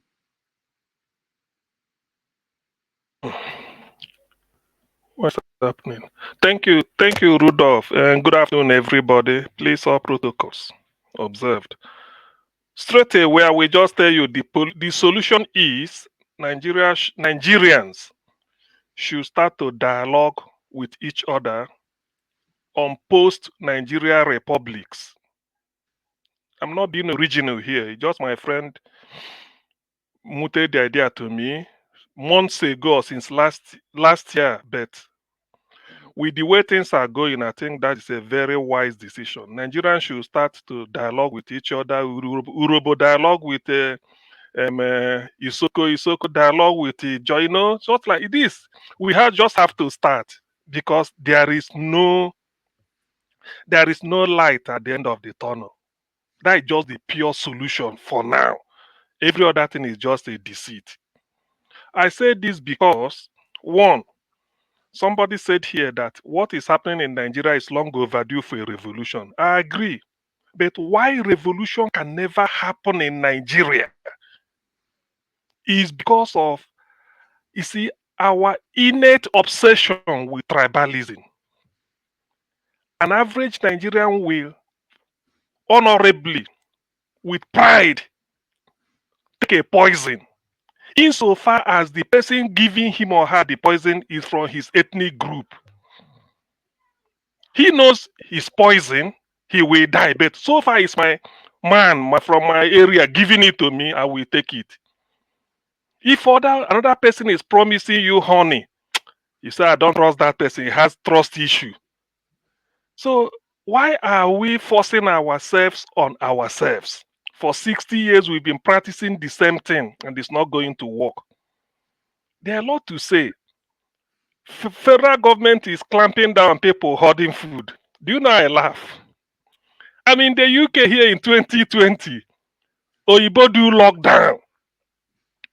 In Germany, instead of bringing foodstuff to your house, they will go and put it at the bus stops because they don't want to. They want to respect your human rights. Say if you need it in the evening, you can go there and carry this anyone you want. They don't want to knock and start giving you as if they're insulting you. In the UK, there were some where they did it. After doing all this, the EU sat down to say, our people in Africa, how are they gonna cope? They sent all this to Nigeria. The whole 36 state governors, they hoarded it. True of us? True. That was when they discovered it before I think around NSAS. So if the one given by the EU, taxpayers' money in the EU, they said, take Africans, take or Nigerians, have this. We know COVID-19 is worldwide. Yet our so-called governors or leaders hoarded it in the hope that 2023 will soon they use it to do election. So where did those people hoarding foodstuffs now? Where did they learn it from? Even then, this is their own. They imported it with their own money. But the one given by EU free of charge, it's like I give Paul, my friend here, Paul, take this thing, go and give to another person. Paul hoard it. Don't you know it's an unforgiving sin? It's not your money, it's my own. Go and give, and then you hoard it. So what are we talking? There are signs Nigeria should have gone. Look, you should have been to your tent to Israel, but because we play tribalism, even when we see clearly that this doesn't work, most of us are abroad. The person that attends to you in the hospital, is he from your area? The person representing the area you are living, is he from your tribe? But you are happy. But when we go back to Nigeria, we start to talk of so Nigeria is so tribal centric that the best way for us is to go our separate ways. That is when we will enjoy life, because you will not challenge that man giving you poison. That though we are from the same place, this is not Nigeria, I can challenge you. But all these things we are just saying, there is nothing we work, because tribalism is so much more important than even life that we live. I mean, examples are banned. If you feel tribalism, we use religion. Do you know that Nigerian flag for the first time in the open was burnt in the north, and everybody is keeping quiet? What if that flag was burnt in Ugeli in Delta State, or in Nnewi in Anambra State, or somewhere in Nsukka or Onisha? By now, the last artillery Nigeria has will be mobilized to say they are burning Nigerian flag. Either they blame it on P2B, or they say it's IPOB. But in the north, they are doing it now openly. Openly. Sultan of Sokoto said Nigeria is sitting on a keg of gunpowder. If he's somebody from the southeast, when who said this, you will be called in for questioning. I mean, let Nigeria, let us for once get to our feet and tell ourselves the truth. Let me round up. I don't want to waste time because the idea is just like rehashing the whole thing. Nigerians should stop. The Nigerian ethnic groups should start discussing with each other on post-Nigerian republics. That is the solution I will prefer. If Urobo can coexist with Ijo, start now to talk how you are going to do it. If Igbo can coexist with TV, go there. If Yoruba want to go, that is the thing we should be talking of now. All this idea of semantics, if we do it, we do. Look at where we are. Look at the election we conducted last year. We voted more than 400 billion for a technology that is working. Tested in Anambra State, perfect. Tested in Ondo State, worked. Tested in Edo State, it worked. Tested in Osun State, it worked. When it came to presidential election, 3 elections on the same day: House of Reps, House of Senate, and presidential. How many people are contesting senatorial election in Nigeria today? Because it's so clear. House of Reps, how many? But on that of the presidency, they say switch it off. Now look, and then we collected 40 million euros from the EU as part of that election. Then when the EU write their result, their report, we start to castigate them. Nigerians should look. Let's not waste any more time. We should start now to dialogue. That is what Nigeria wants. If you doubt, I will go home today. I will go home tomorrow if you doubt me, and we burn Nigerian flag openly at Michael Opera Square in Enugu. Police, before you know it, they come and they arrest me. But they are doing it in the north, nothing is happening. That is Nigeria to you, because they know the people that we do. So look, we don't need to be deceiving ourselves. It's not, I mean, we don't need all this. We've suffered enough. There is nothing that we make naira not to get to maybe beyond 2,000 naira to the dollar. Nothing will stop it. It's like a dry leaf falling from the tree. You can't stop it. It continues to fall until, if it takes you 20 years to get to the ground or to fall in a stream. That is, if the wind helps it to blow. That is, see, this is the truth. We all know it. So when we gather here and we start to provide a solution, we all know the solution. We are not one. We cannot continue to force ourselves on ourselves. It's not working. We've tried everything. It's not working. We believe in tribe. Ethnicity is more important than the fresh air we breathe in Nigeria. So why can't we try that option? Why can't we try it? That is what Nigerians should be talking about. Because of this, I have to go back to history. This is a book. Some of you know it, the Arnold Harold Smith, the man who disclosed how they rigged the election, the first the first census they did, and 1959 general election. This is the man. He said they squalid into an empire. I'm just reading it.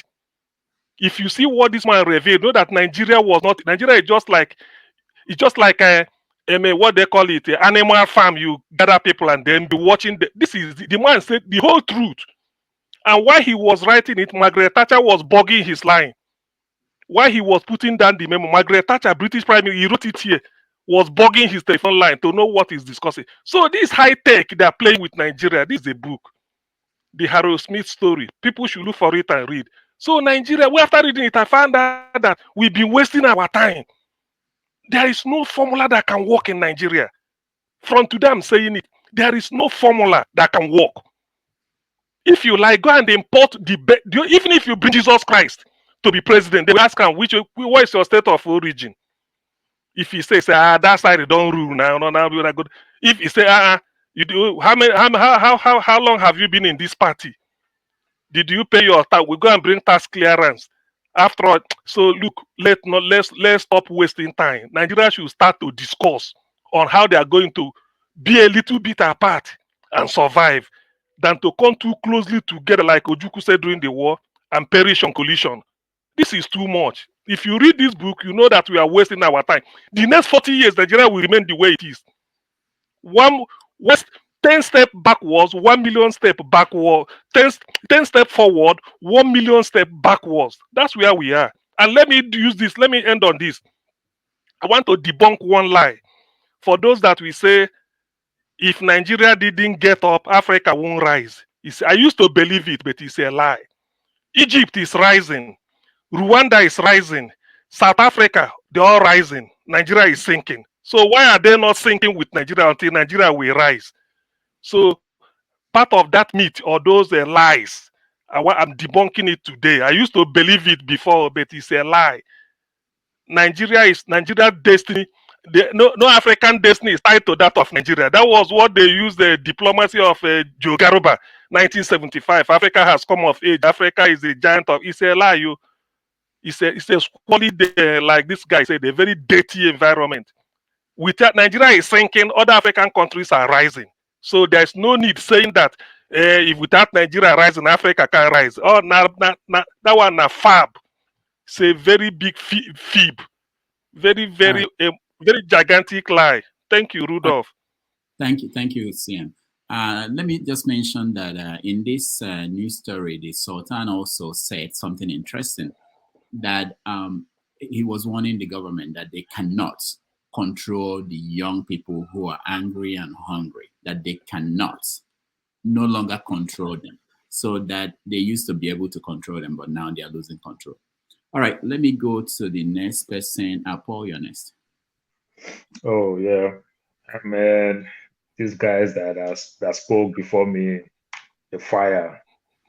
I can see the emotions over everybody, even though my brother, flagship, the emotions is just raging. But truth be told, things are very, very difficult. I tried to disagree for a very long time over this secession in Nigeria. But closely, I strongly believe that the succession needs to take place. I think I want to agree with CN as at this time, because truth be told, when we look at Europe, places like all these small Luxembourg, Albania, these are small countries of 2 million people. You understand? If they can do it and nothing happens, and they are growing, why can't we also do it? I just want to believe the easier, maybe it will be better. Growing up in Lagos, I was born in Lagos. I kind of want to understand what CN is saying. The so-called Urobo people, they take over Ajegule, the Urobo people, and they take a particular place. The Urobo people take one part, the Isoko people take one part, the Jos take one part. The Igbo people came, they take another part, and they were doing well because, and all these people, they cooperate together. They started doing well, but when they started fighting themselves, Urobo started fighting Isoko, the Jos started fighting Urobo. Guess what? Everything Yoruba gives to them, they started taking everything back. And the Yorubas that is taking everything back from them, they don't even use it to do anything. It's just a show of strength. You understand? It's just a show of strength. So maybe it's time for us to even divide this country in our little ways. There are some small African countries here and there. Where CM is making mention of all these countries. He failed to mention countries like Botswana. These are countries that are doing very well for themselves. When I see all these things, I want to believe CM. Then doctor, talking about the hardship is really tough. I watched it in Arise. I also watch it in AIT. I storm on it and channels, but not so elaborate. Doctor, when school resumed, they discovered so many private schools. Kids couldn't come to school. Why they were thinking that maybe the parents don't have money to pay for school fees, only for them to start going to public schools. Public schools, the state schools that is also free, kids couldn't come to school. The parents don't have transport money to give to them to go to school. You understand? The transport money, some parents say the money that they will give them for transport is more than what they will even eat a day. So does it make sense for you to give a kid money to go to school and the kid will go to school hungry? You understand? The way the Igbo man will say, okay, the price goes up, the man who do business, they will increase their price to follow the market rate, to follow the inflation. The man who earns salary don't have that luxury to say, oh God, transport don't increase my salary this month. Or God, transport don't increase my salary again. They don't have that luxury. So many people now are sleeping in their workplace. So many people are makeshift bathroom in their workplace. Companies that have no bathroom. People pay a lot type of thing to work, fetch water, and take baths at night, just hide somewhere. This is how tough. Many men can't go home. They sleep in their place of work. Some people go home 1 or 2 a week. That's how tough things can be. People can't feed well. People can't do anything. Doctor, I'm not saying it like I'm bragging. Somebody that I don't know, another person called me. This person had a visa. The visa will expire in 1 month time. It's a 2 years visa. No money. Doctor, I gave the person money. I bought the ticket for the person. I don't know the person. Because to me, to my family, nobody will convince me with any business in Nigeria. Come join me in this sun. Come and join me in the cold. What does that mean? Which means I'm giving up in Nigeria. You understand? If I can convince anybody to leave that place. You understand? So I don't understand the interpretation I want to give. Then the next minute I will say, I love this place, but I'm bringing our great mind, our best brains, I'm bringing them here. It's absurd. Things are really, really hard. I've lost good percentage of my classmates, my age grade. You understand? They die just for little things. I'm so sorry using those words. Just because of hungry. People can't treat themselves. People are forced to do self-medication. Some become alcoholic in the name of they want to drink agbo morning, afternoon, and night. Meanwhile, if they give me pain medicine, if my doctor advised me for pain medicine twice, maybe three times a day, as the case may be, we all know what we do. If you take it today, if that pain go, we stop. We don't take it again. You understand? So things are just so hard. I don't know how I want to explain it. When I see that number, at a time, I even want to leave WhatsApp. I've run away from Facebook. I've run away from everywhere. But I can't just hide it. I see all these things. I have a house. I listen to about 10 radio stations in Nigeria. I watch the news. I see how things are hard. Things are going up every day. The other day, somebody cried to me that the kids are hungry, everything. I don't want to give the person money. Believe me, that's my truth. I don't want to give the person money. I just punched 40,000. When I punch 40,000, on the other side, it's showing me $27. I felt bad because about that same time, my daughter just used my card. It just popped up off my phone just to buy a meal in school. That is the money I sent to that family. And the person is telling me that, hey, thank you. They bought 2 pints of gari. They bought yam. They bought this. They bought that. My daughter used that money to buy 1 meal in school. Doctor, that's how things can hard. Things are so tough, and the government don't understand. That will result to corruption. Back in the days when people are doing this 4119, at the time they started calling it Yahoo Plus. Yahoo Plus simply means they say it's ritual. Say this one don't know how to turn off computer, don't know how to speak English. How will he use it to convince a white man? He's doing ritual. But doctor, guess what?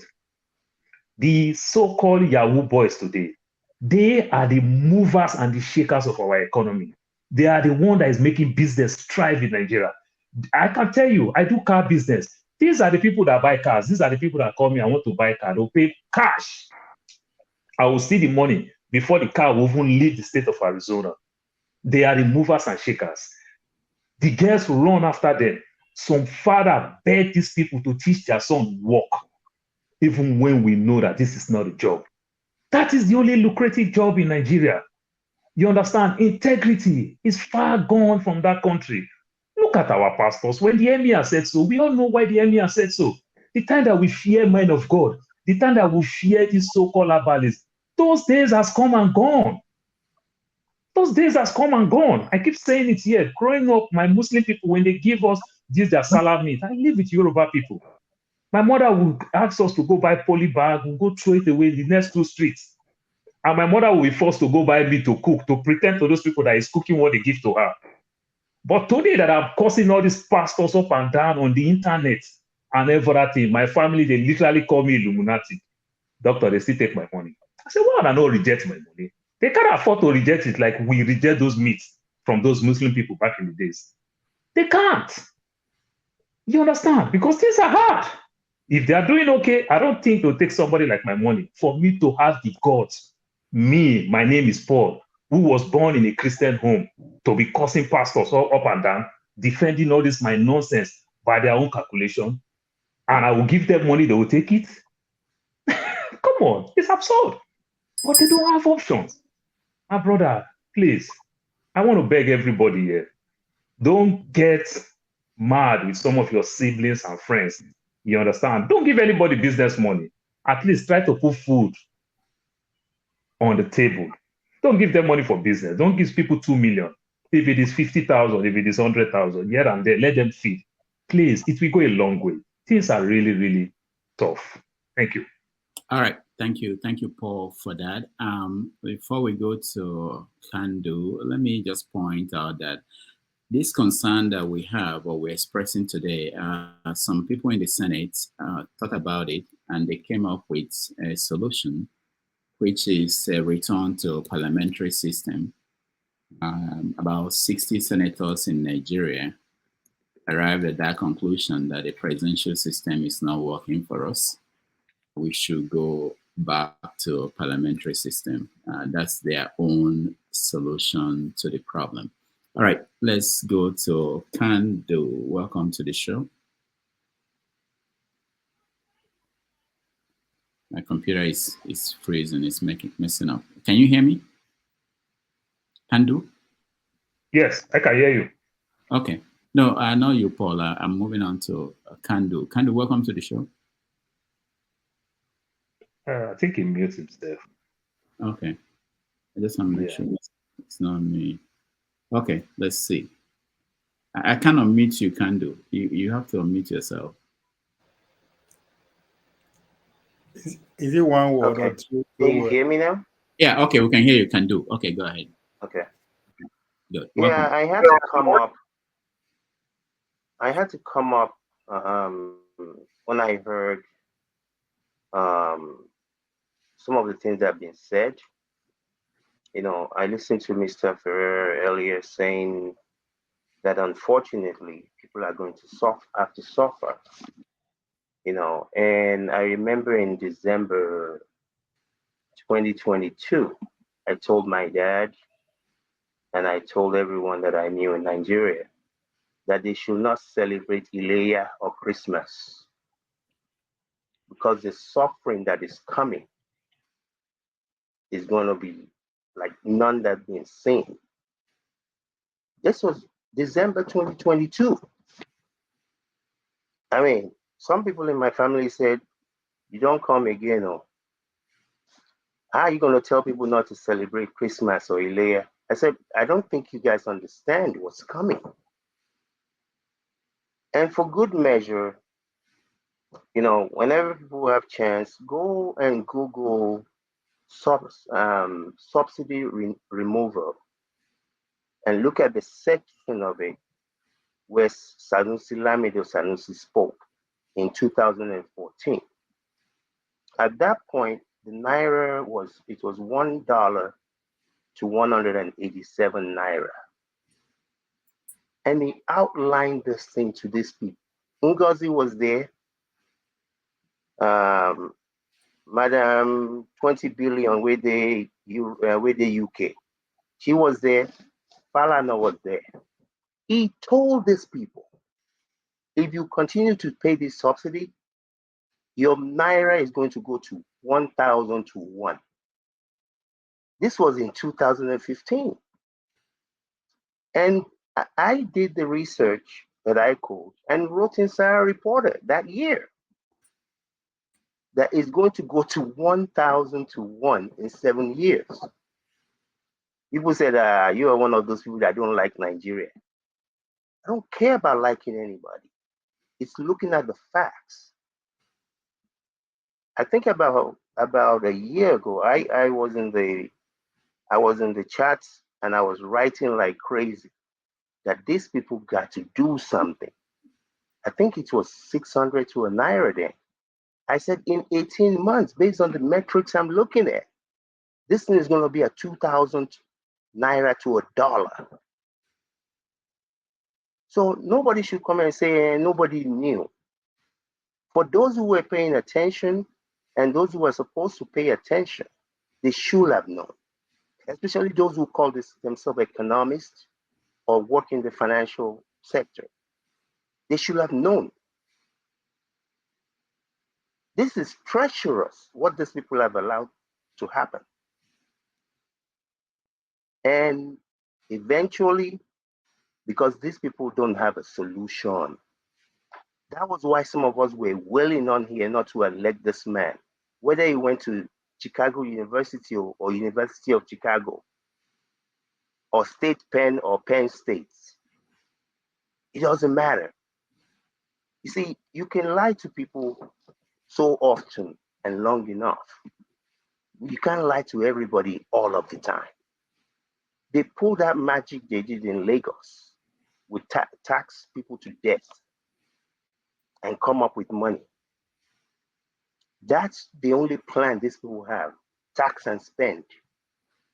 And unfortunately, we're at a point, there are no easy solutions. None. I don't care who you go and bring from whatever university, from whatever economic method that's ever been tried. The good news is not everybody will die. There are 200 and something million of us. There will still be some people left. But there is no way to avert where we are. I mean, maybe there are. I just can't see it. The stock measures that can be put in place is a little bit too late. all the Osoko or whatever his name is, the Tunde Edus and all whatnot, it's a little bit too late for these measures to be taken. I know they're trying some things, but where were these people 5 years ago, even when they were not in government? I wasn't in government, but I could see what was going on. Why didn't these people realize and recognize what was going on and put in measures to elevate the suffering that was coming? So I don't really, this is really one of the first times when I can look at an economic model and say, I don't have a solution. I really don't. And I hope there are some smart people out there that do have the solutions that will actually work. But you're not producing anything. I don't know how you're going to be able to stabilize the currency. So, Andy, before you go, don't you think? Do you think it's not possible to go back in terms of reverse the oil subsidy? There are some reports saying that we already have an oil subsidy back again, up to 1 trillion a month. Can't we go back to putting in the subsidy back in place? Also, the floating of the naira, don't you think it's possible, or is it going to be more devastating if we are going to go back to that controlling or trying to defend the naira? That will definitely help, and I think the refineries that are purported to be coming on board will definitely help some, because if you're not taking dollars out to go and refine and bring in all these petroleum products and everything else into the country, it will definitely, it will strengthen the naira. But you see, part of this problem is since 2000, this is not a Tinubu problem. I mean, could Tinubu have taken certain steps, whether it was Obi or Atiku that got there? You see, this is where leadership comes in. If these people had gotten in and said, you know what, the country is actually in a bigger mess than we thought, and for that reason, see, we're all trillionaires here in the Senate. We're not going to receive any salaries. We're not going to be buying any cars from Japan or wherever. People tell me, well, what's his name? The guy that manufactures car in the East. Innocent. Yeah, they say Innocent's car breaks down every, so often. I said, these people buy cars every 4 years anyway. Manage them for 4 years. We'll go buy you another one.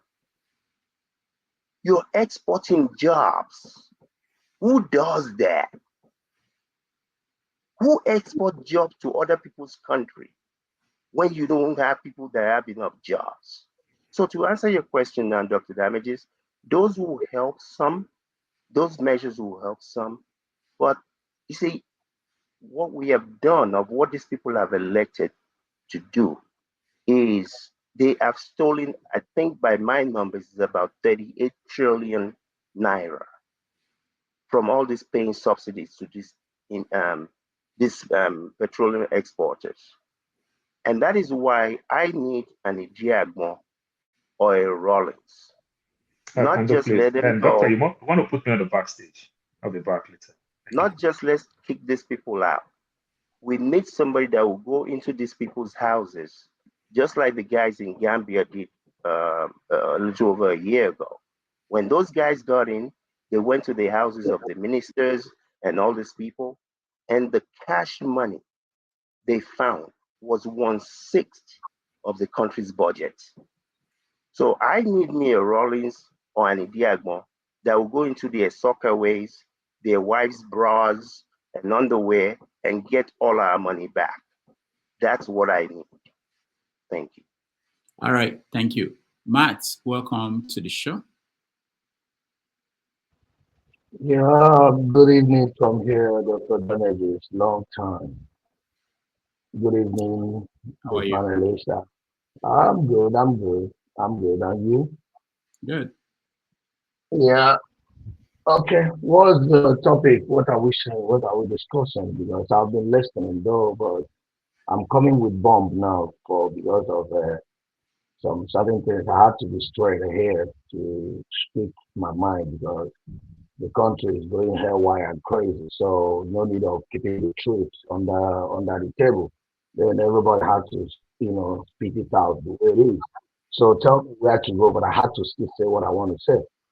All right, we're talking about the hardship in the country, the exchange rates, the cost of goods and services, including the food prices going up in Nigeria. What's the solution? What can the government do to help the people? Because people are at the age, they are at the point where they can't take it anymore. And we see the signs in Nigeria in demonstrations, people basically complaining that they can't survive in this condition. So. Yeah, it's all good. I'm sorry that things are going the way it's going, but I had to just say what I want to say. I hope the Yoruba bigotry, they have seen it right now, how it's going. Emilio Con and all that, they say they are. I hope they're seeing how things are moving and the way it's going. I hope the northern people, I hope they are seeing their wicked tribalism. I hope they are seeing how it's going right now. I hope they are seeing that Enugu man is not suffering it alone. I hope they are seeing that that man in Owerri is not suffering it alone. He's going around the clock. Everybody is hitting everybody hard now, And I thank God, even the way he's hitting everybody, my Igbo people, we are still surviving. We are still moving, no matter what it is. Even though they let themselves make one bag of cement, 50,000, we will still buy it because we know how to make our money. But I'm still saying it generally. But they are seeing how it goes right now. Since we were here in your platform, you saw what we are doing, advocating for change, talking about one Nigeria, speaking and deliberating, letting people to know the danger of going in the direction that we are going in. They were, craving to, have someone that come from their tribe. They were craving to have someone that come from their tribe. Look at, even in this hardship, do you know that a man, an Hausa man, was speaking in front of Ribadu, saying that the hardship in Nigeria is being caused by Igbo man. This is how to tell you that that country is not going nowhere. There's no sight. There's no sight. They are swallowed in their tribalism. Now, I don't know. As long as you think that Igbo man is your problem in that country, I'm telling you, it has to be like this. They have not seen nothing yet. It's coming. Dollar, maybe I'm praying for dollar to get to 5,000 naira for $1. Then they will understand what we are saying. Now they are still, this is a joke. They are still, this preamble, they are still, warming up. The hardship is warming up because when they were killing people, in Lagos, doing all sort of rubbish they were doing, people were telling them, no, we want Nigeria. No matter who is going to be the president, it doesn't matter. What we need is someone that will take us to where we are going to. Like what our brother said, the one that spoke before, I don't know, I can't see his name right now. Let me tell you, you say it doesn't matter who comes in. I will tell you, it matters. It matters who comes in. There is no way, another P2B will be there. This thing will be happening. Let me tell you, if you know your ABCD, you know your ABCD. Let me ask you a question. Can anyone here in this panel tell me, is there anyone in our government today that is productive? Among all of them, can anyone point one person among all that we have that is productive? Both in our Senate, both in House and the President and even the cabinet, who among these men are productive? There is none. These people are people that are pocketing money. I don't, but I hate it when Nigerians come here. You will be telling me economics. I just hate that because there is all this academic nonsense that we have in Nigeria.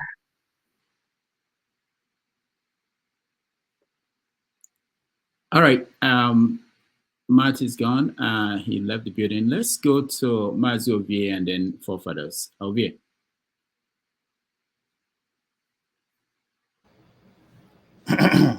Hello, my people, Now they hear me?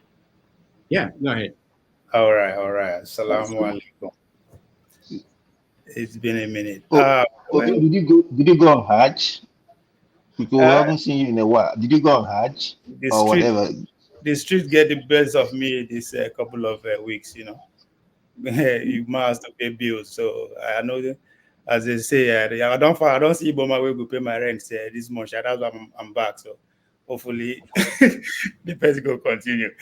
Anyway, where are we, Dr. Damiji? What do they talk? I mean, I know.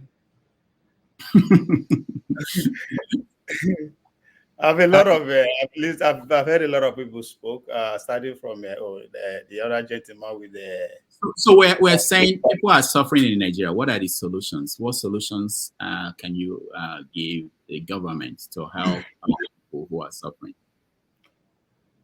Solution. Oh yeah. Okay. Now I think that's why the people that spoke before me started from the man with the big voice, the radio voice. He ended his speech with a hope, and I think CM he pretty more leaning towards Moku scatter. But I think the main question here, then a lot of people are leaning towards revolution and all that. It's the right time, maybe. And I think a lot of people make argument towards the fact that now that people they suffer, it will come to fruition. But I think for me, the question we should be asking ourselves is, if Bege happened today, if the so-called revolution begins, who wins? I argue the ruling class, the ruling elite will win for obvious reason. They are in control of pretty much all the organized institution, starting from the churches. They are in control. You can tell from the utterances of the leaders. They are in control. They are in capture of that. Go to civil society, they're in their pockets. Organized labor, then get them. You can argue the better money that is coming from diasporans going towards their pause. Political parties, they are in control. What is again? Organized media, they are in control. Money, now them get them. So if it happened today, how long can we sustain it? Because one thing we need to understand is that people don't bring changes. Organized people do. Are we organized enough that if it happens today, and even if we happen to come as successful with the ordinary people, are we ready to govern ourselves?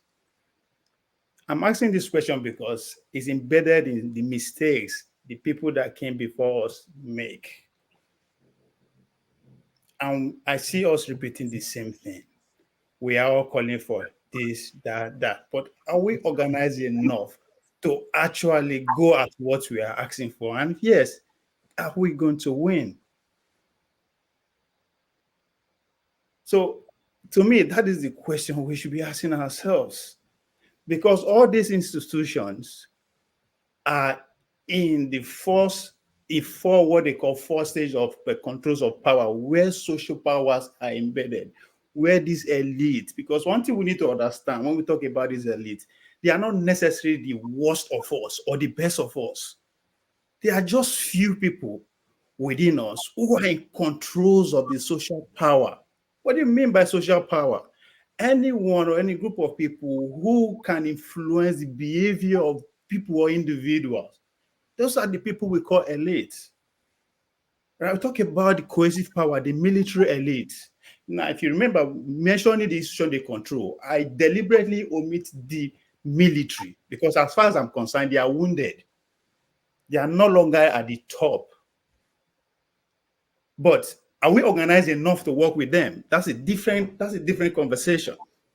So the military, they are in control of power of coercion. They can use force. They have the money to buy people to militarize everybody to go into war. They are in control of that. The economy, where the economy base of the country, the elite are in control. The big businesses we talk about there. As of today, these people, all the business guys are in bed with current government. Right? Let's even talk about one of the most important power, the soft power, power of persuasion, the power of persuasion, the power of the media, the power of influencers. Are they with us? Because if you want to talk about the media, that's why the TV, go beyond people who tell you the news or what to do. Go to the owners. That's where the money is. Where are their allegiance? All these influencers, all these big intellectuals, are they with us? So there are so many things that organizing will bring to the table. It's not that we don't have answer to all this, because we'll be talking about problem all our life. At this point, I guarantee we have the solution. But are we organized enough? Can we put our differences aside and come to the table? If we are saying everybody is hungry, yes, everybody is hungry. Maybe the Igbo man, what he or she understand that is making hungry is different from what the Kanuri man understands. So who are those people that can bring this discussion to the table? Because if there's anything that we can compete favorably, is the internet, which is the new media. But we still have to look at the reality of the internet too, of the new media. How many Nigerians are consuming it? As far as I'm concerned, that's not a problem, right?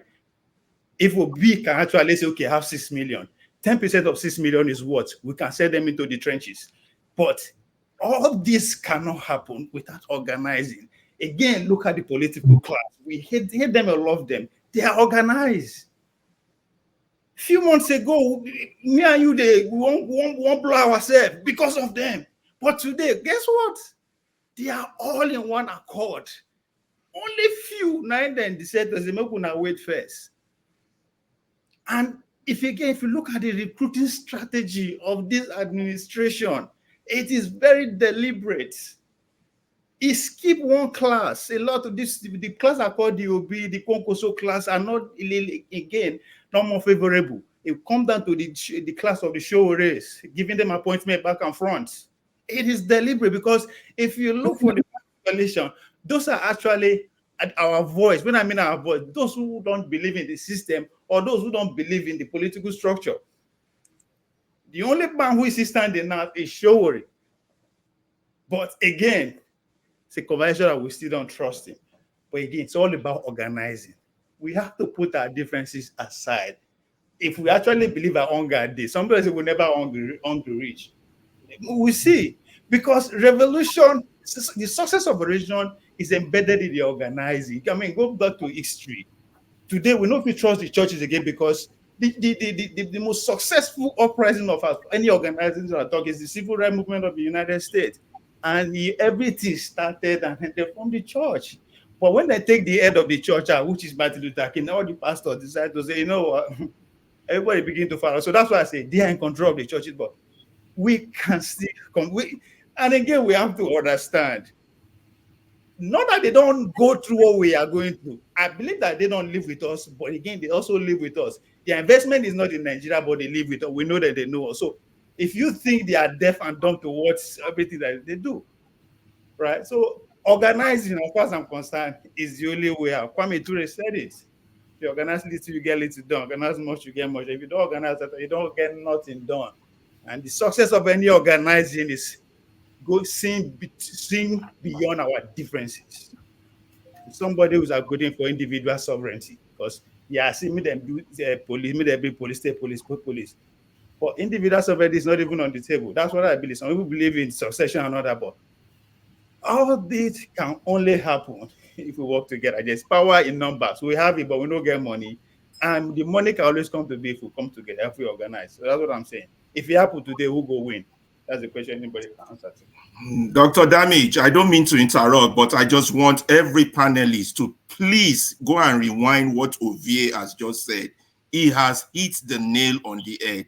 This is different from coming here talking about the problem every day. Pay attention to the details Ovie is saying. These are the key facts. If you're a thinker, if you're a doer, if you want the best for Nigeria. That last submission that Ovie just made is the key to going forward. And I want everybody who didn't hear it to go back and repeat it, because this man is talking, and he's talking pragmatism here. Thank you. It's not going to work. It's not going to work. I know we should discuss that, but those things he has outlined, you cannot ignore those facts.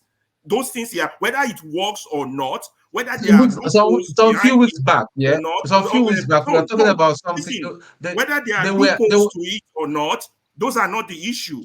But the issue is the way forward is what that man has done. He has just outlined who controls power. Every aspect of the society has been hijacked. And this man is telling, from your financial to your religious to your social.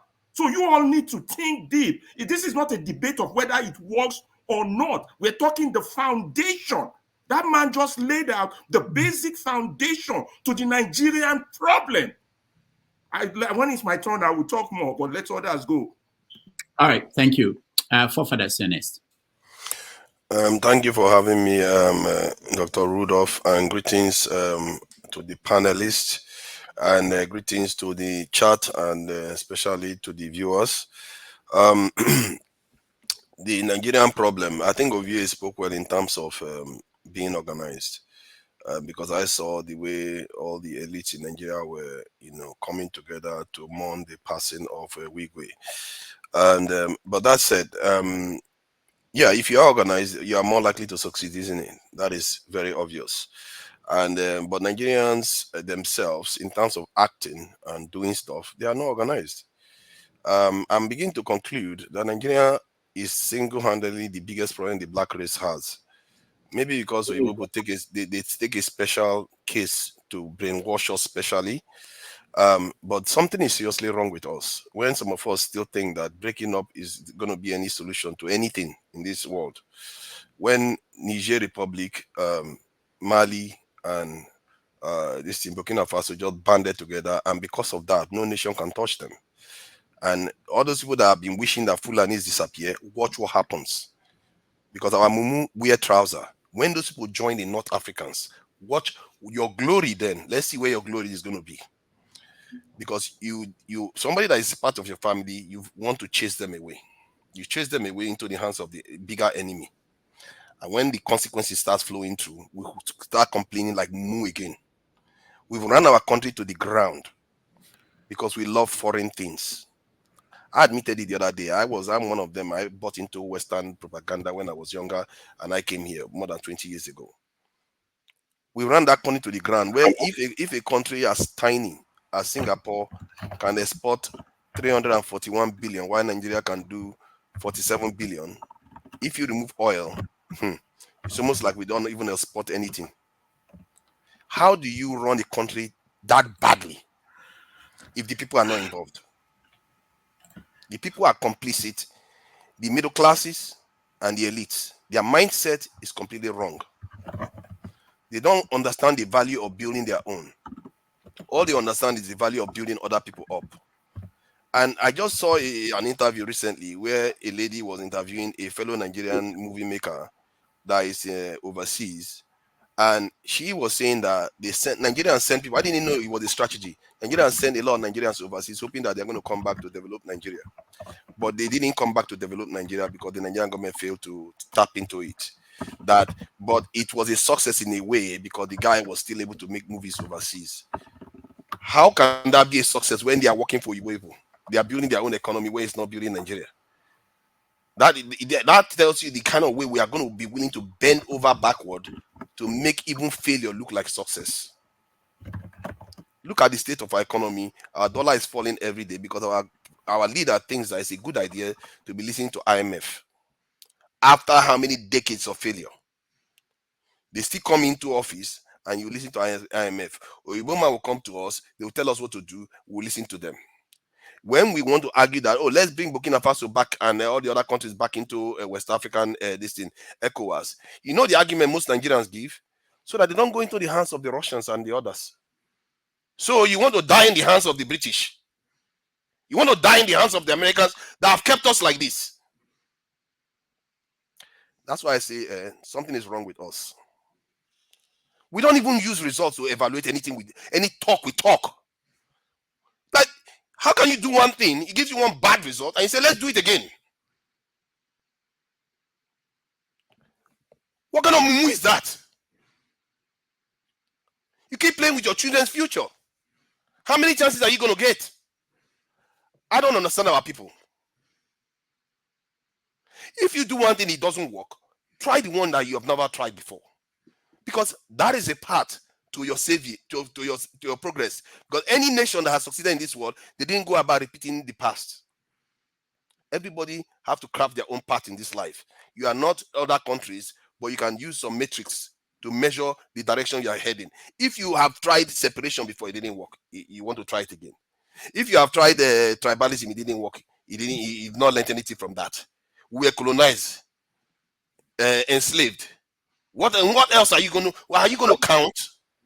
All the things we've been through. Look at our country. Look at most black countries around us. Look at how poor they all are.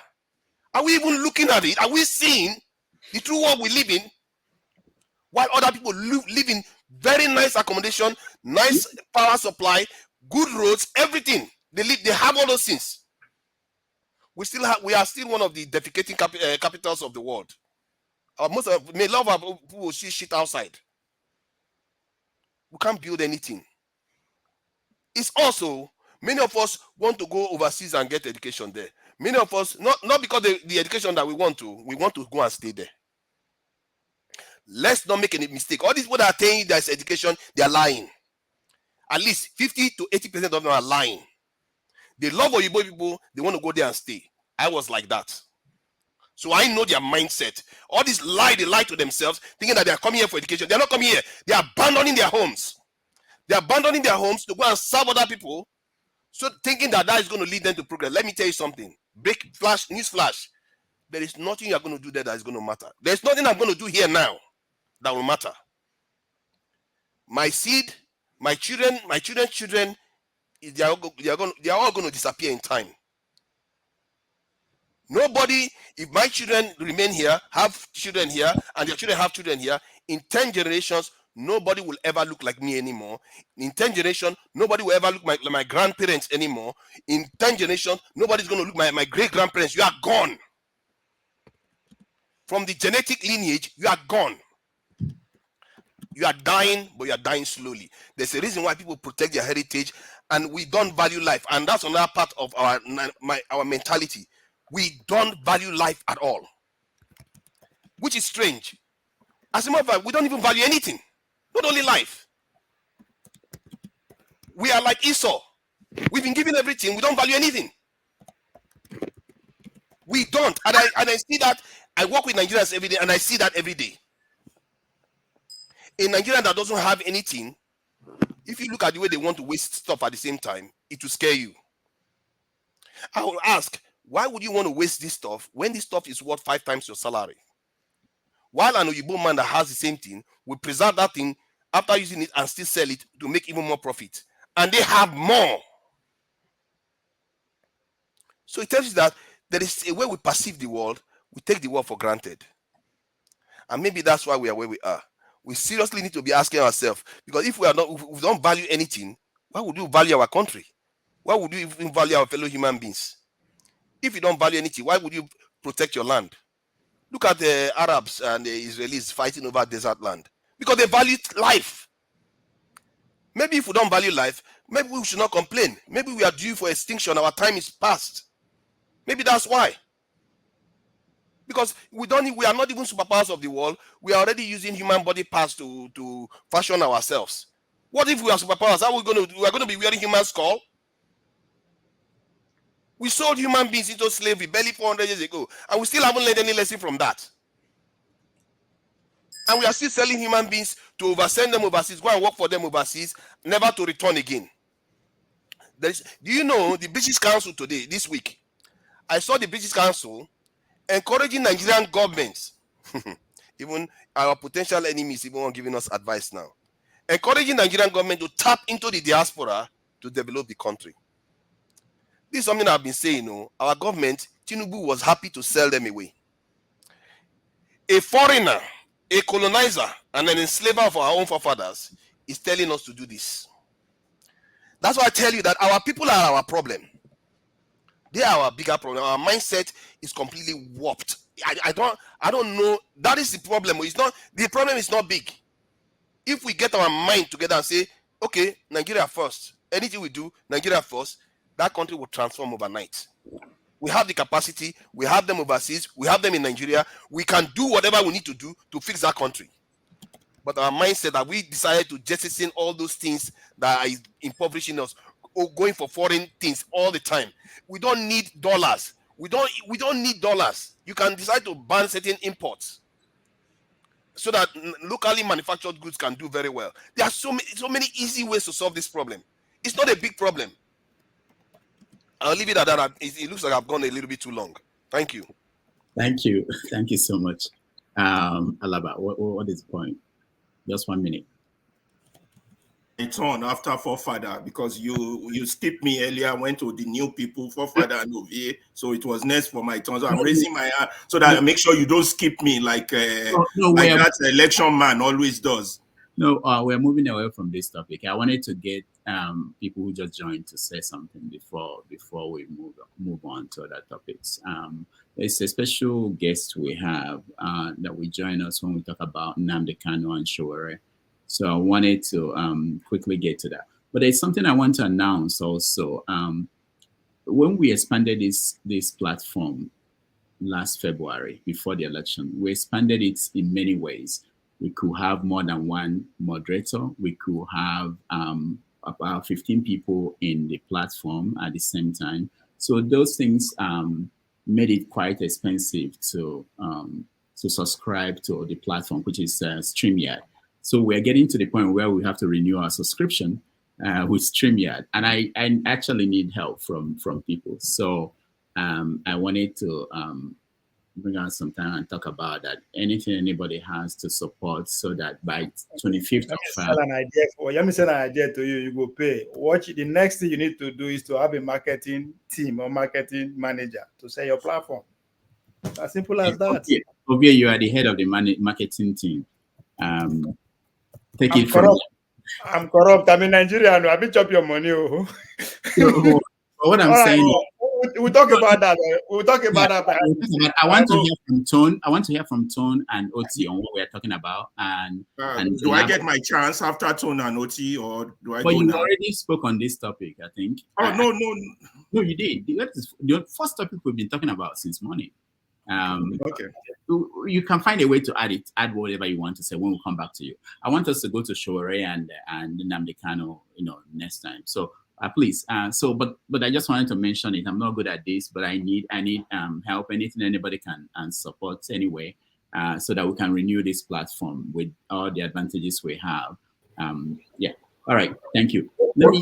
Rudolph, if you don't mind me asking, what is the budget? What are you looking for? It's actually $1,086 to do that. I'm not talking about the people who work out behind the scene that we pay, but just to you include my salary as a new marketing manager. No, you don't get paid. Those don't get paid, but there are people who we pay to do some other work for us. But the whole thing, to the one that goes to StreamYard by the end of this month should be about 1,084, I think.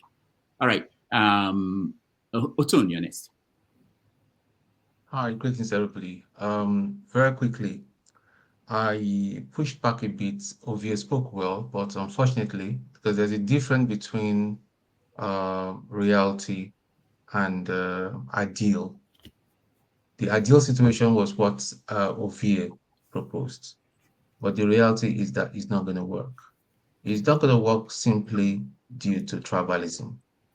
When we start having all these ethnic bias, we are heavily held down by ethnic bias in Nigeria. I'll just touch on this. About 2 weeks ago or 3 weeks ago, we were talking about something. Flagship brought some very brilliant idea. I remember people were attacking him and all that, because I talked about my cousin. My cousin watched that program. That's part of the problem we have in Nigeria. She just called me back and said, tell Dr. Rudolph I'm not coming. I don't want to come, and people will start disrespecting me. That was why she said, this is not for me, I'm out. I'm not doing it. See, that's the part of the problem we have in Nigeria. If we think that these people that are holding on to power, these people that are holding on to power is not just Yoruba people. I hear people coming to push their bigotry. Because bigots, when we say the word bigots, maybe some people think it's that word bigotry is meant for Yoruba people. We've got a lot of Igbo bigots. We've got a lot of bigots from other ethnicity and all that. We should just stop this. Me, for one, I have always said it. The system of government we practice in Africa is not good for us. We need to tailor a system of government that suits our ethnicity, that suits our culture.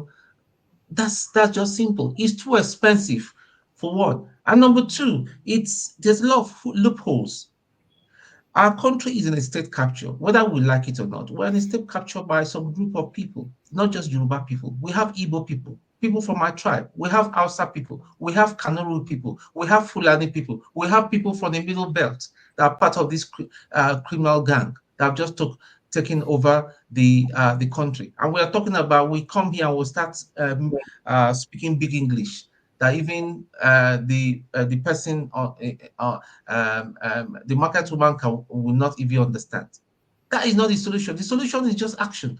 The service chief, obviously, were praised. Do you know what that means? It means some money had gone into their pockets. Did you hear how much they have shared amongst themselves? 1 trillion. That means some good money had gone into the pockets of the service chiefs. One of my friends who retired as a one-star general, and all that, I was having a chat with him some few days ago. I mean, the few things he could say to me, he was saying something. See, listen, we are in a mess. If we do not understand, we are in this very serious mess. And the only way is it has to be violence. It has to be violence, unfortunately, because these people are not ready to let go. Tinubu don't care. He knows he's going to kick the bucket at any time through old age or ill health. He doesn't care. He's there enjoying himself and with his cronies. He doesn't care. So all these things we are talking, all this being power, and is the hunger. Are they shouting for Tinubu to come and put food on their table so that their head will be reset for another round of bigotry? Are they really sorry? Do they really see the mistake they made? No, I don't think they even understand the mistake, the implication. The same people put food on their table now, double they will begin again with their bigotry. Both Yoruba, both Igbos, but that's the thing. Until the day bigotry is dealt with, and that was what Nzogo and his team were trying to do. But today, history has rewritten that coup as Igbo coup. It was a revolution because they saw all these things that was coming up. They saw how the excesses of the politicians then, and they wanted to correct it. That very video that Ahmadu Bello, who I still consider as one of the forefathers of a terrorist in Nigeria and all that, his hatred for the Igbo knows no bound. That is the problem, and that problem is still replicating itself. So we can talk from now till tomorrow until this hunger is good. Is a good thing that had been permitted by God. It will reset their brain. Let the hunger continue. Because if the hunger does not hit people and people start dropping dead and all that, they will not think very well. Let the hunger continue. Thank you. All right. Damenji, please let me ask Tone one question. Tone, if you don't mind, can you eat on what I said that you said that it's not going to work? My brother, what I said is not. I did say all you said was excellent, Ovie. Yeah, but what is it that I because said? That everybody should organize themselves. We should all come together.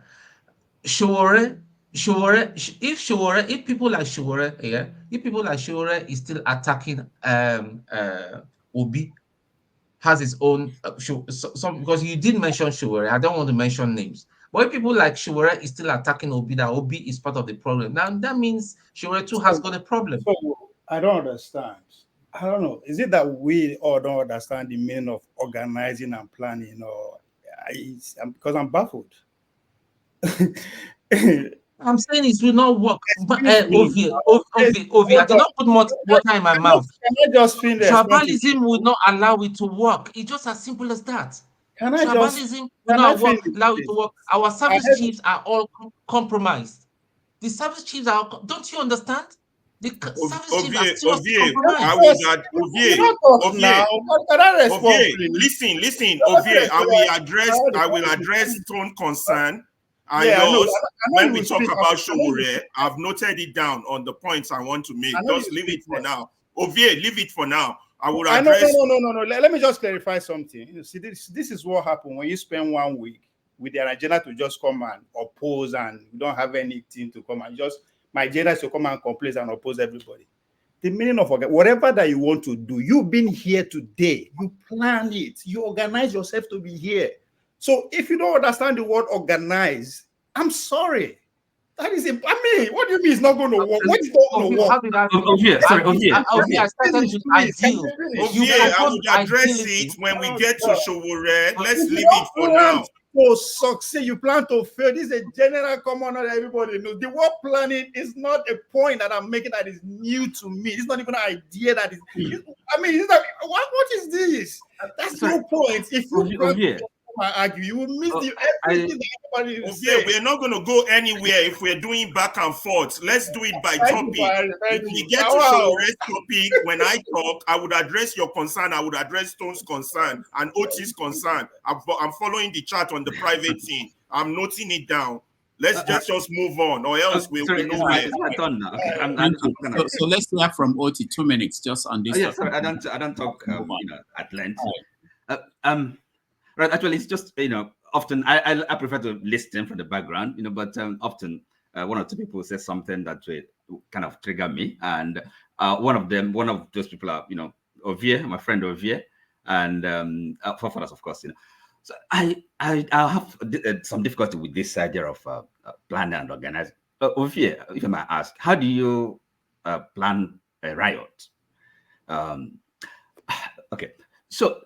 Yeah, and maybe when you get a chance, you explain that, elaborate on that, this planning and organizing. So is from the time after the elections, then the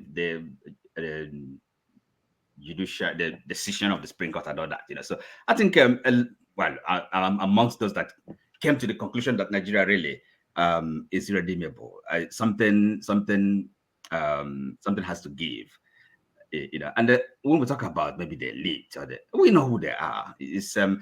And the mistake, I would say, for us, I mean, I have to mention you. Keep on making is blaming the people, blaming the all Nigerians are this or this. The leaders have come from us. We know that, but that's not the point. You're missing the point. Look, the thing is, we have people in that position now, occupying a position of political leadership. So it is their job. They have to lead, and whatever kind of a reawakening, renaissance, or a new consciousness is something that they have to. It's not. They don't look up to the people. People that are starving.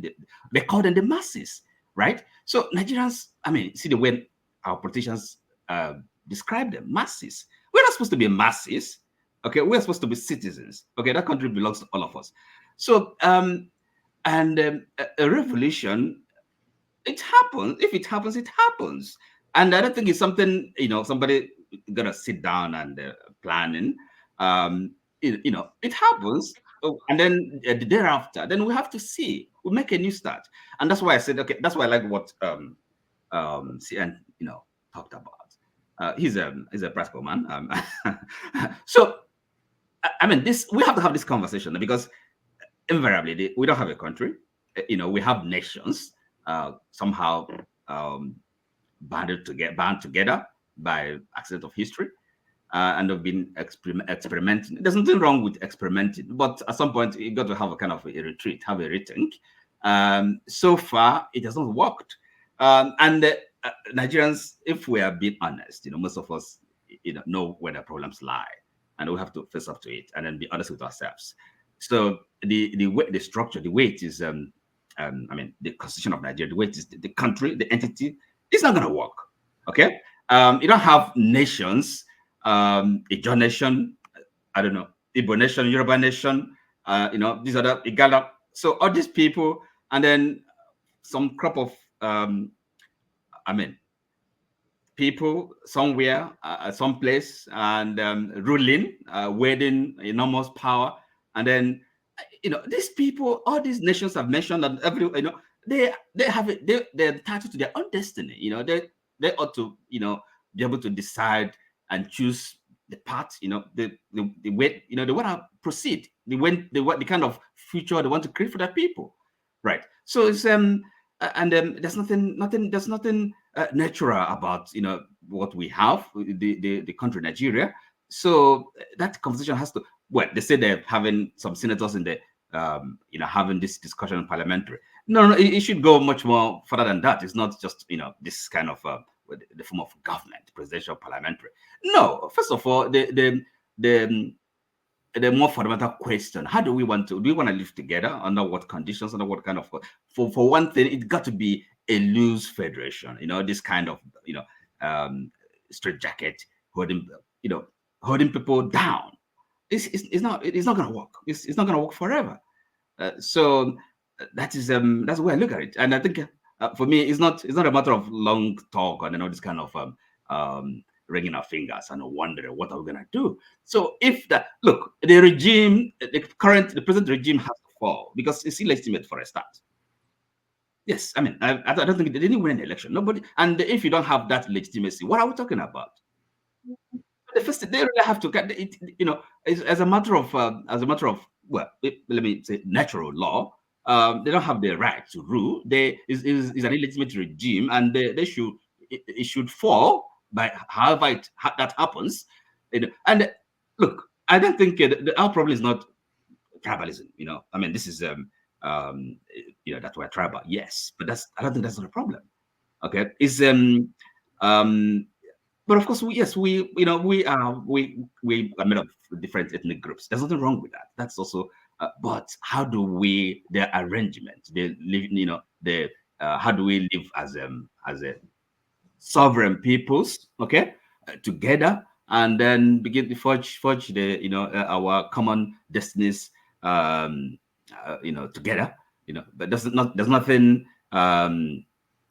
fixed that it has to take this form. You know, but people have to, any group or any people, any nationality ought to have the right and the space to, you know, to define their destiny, to say this is how we want to live, and to make their own, you know, create the civilization, as a matter of fact. So, and if you don't get that, and then the larger project, I mean, if I mean, as forefathers always kind of imagines it, that will not happen if we don't. Charity begins at home. I mean, that is true. Even, you know, so people have to really have a sense of their, if like their common identity. They have to know what the, you know, before you think about all this larger Nigerian or African project. You know, that's the way I look at it. So thank you. All right, thank you, Oti. So we want to switch gear a little bit. You can still put in any conversation, any new idea about the first discussion about the protest and the hardship. Well, let's look at the Sowore situation. Sowore has been allowed. Now, the country dropped the case against him. The case was treason because of the call for revolution. So for 5 years, almost 5 years, he couldn't leave the country. He couldn't visit his family who are here in America. So now he's free to do that. And of course, he basically has been saying that they had no case. The government had no case against him because he called for a revolution. And at the beginning, we played a video of him reacting to the decision by the Attorney General of the Federation that they are not interested in pursuing the case. Now, the question we are posing to people is, do you think that Nnamdi Kanu will be next? Following this line. And there are people who are saying that part of this decision of the government is that they are looking for allies. They think that there's too much tension in the country. They think that they cannot sustain the tension by continuing to keep some of these people they have in detention. That it will help to reduce the tension if they allow them to leave. So that's the question we are posing. What do you think about Sowore's the government decision not to pursue the case again against Sowore? And should that be extended to Nnamdi Kanu? I will start with where did we stop? Okay, let me start with Alaba. Yeah. Thank you. But Dr. Damages, remember, I was pulled out of the show, and nobody explained anything to me. I've been trying to hook up, and there was no. Pulled you out, so nobody pulled you out. It will get to you probably after me. Don't worry, Max. But Did They pulled you out. Did I hear hook? Did I hear hook up? Hook up. Do we hook up? I hear that. I hear that too. All right. I had hook up. I know it's cold in London, but go ahead. Okay. Maxi, probably after me, they'll get to you. Thank you. Thank you, everybody. Look, every one of us has a point. We make good point, but sometimes is it emotion or something? We just tend to we don't listen to each other. This is very vital. We just do not listen to each other. Now, let me start by saying, who are we? That's the first thing. We call ourselves Nigerians. We lack citizenship. We don't have what we have. Sowore has been denied his citizenship for 5 years by whatever government was in place. This is a vital issue. Now they just released him. Now they're gaslighting you. Or maybe it's Nnamdi Kanu will be next because they want allies. These people don't want allies. They want people they can use. As long as they can use you, you'll be on board with them. This is a fact. Let's not be mixing things. So on the release of Sowore, that's good news, but they own him. If it was a decent country, it would sue them for compensation for his time that they have wasted with the false accusation or whatever they've leveled against him. So should Kanu. But that's not going to happen. We don't have a country like that. Let's put that aside. So the issue is we all come here every weekend, every day on social media. We repeat the same problem that we've known for over 50 years, the same problem that Fela sang about over 40 years. And we get into our academic suits and we argue, debate, fight, jungle, jaga, gugu, each other over the same shit that we all know. The same crap. We know the problem. Why waste so much time on it? So the question is, are we inferior beings, like I asked Falano the other day? Are we incapable of solving a problem that we know? And when some of us come out here and make possible suggestion, we're also very quick at the tear down race. Why it can't work? Yes, you're right. It might not work. So let's tackle a few people there. Forefathers, stop playing the people for this problem. The problem is an elitist problem. The elites, the educated ones. 10% of Nigerians are the problem. The people are ignorant, so they follow. Conscientious stupidity and ignorance is our problem. So don't blame the people. 2, Ovie was on point. Why, you all just ask yourself, why is it that every day we know the problem and yet there's no solution? Look, I've known the problem since I went to go and serve. About when did I serve? I'm 55. I served about 35 years ago. I came back home from youth service asking my uncle, why is it that everybody in Nigeria knows the problem and nobody has a solution? My uncle replied, it's because we are politically naive. It's hard to stand here and fight on behalf of Ovi because that man is also a weird man. Anybody who supports Kwanzo is also somebody we should throw stone at. But for God's sake, he is on point in terms of who controls your society right now. Every society that has changed change because of who controls. Either the religious organization, either the civil society, either the labor, the police, judiciary, the journalists, and one aspect of your society will be an initiator or a mobilizer for change. I wouldn't have thought that was the greatest point he made. That is obvious. Don't let me lose my thought, I beg. The greatest point he made was to organize, and he never even addressed that. I beg. I will lose my thought. What's going I have about things something in everybody chronological order. Fathers, can you please? I have things in chronological order here. So we know the problem is because, and the problem gets worse every day. If there's an aspect of your society that is yet to be captured, the potential that by this time next month or next year it will be captured. I can give you a good example. Take the Labour Party. Yeah, it's already divided, but give it more time, that too will be captured. It's just a matter of time, because that's the pattern that's on ground in terms of your society. And so when you want to change and you're inching for change, you got to look at who are the people in charge. Who do you form allies with? Let me stop there and take you back to, again, the United States, although Nigeria is not the same as the United States. Even during the civil rights era, Martin Luther King, as Christian-like, as proponent of peace, there was a time he met with Malcolm X. Let me go down a list of Nigerians for you now, and you tell me. We have the media elite or the social elite. What do you guys call them? The influencers. Influencers, social influencers. We have the imams. We have the various pastors and the GOs. We have Falana. We have Obi. We have Farontimi. We have Kanu. We have Mayegun. We have Sowore. And we have those of you here now. All those names of people are listed. I would want to call them the movers and shakers, those with a medium or podium. Almost all of them being captured, but some of them more captured than others.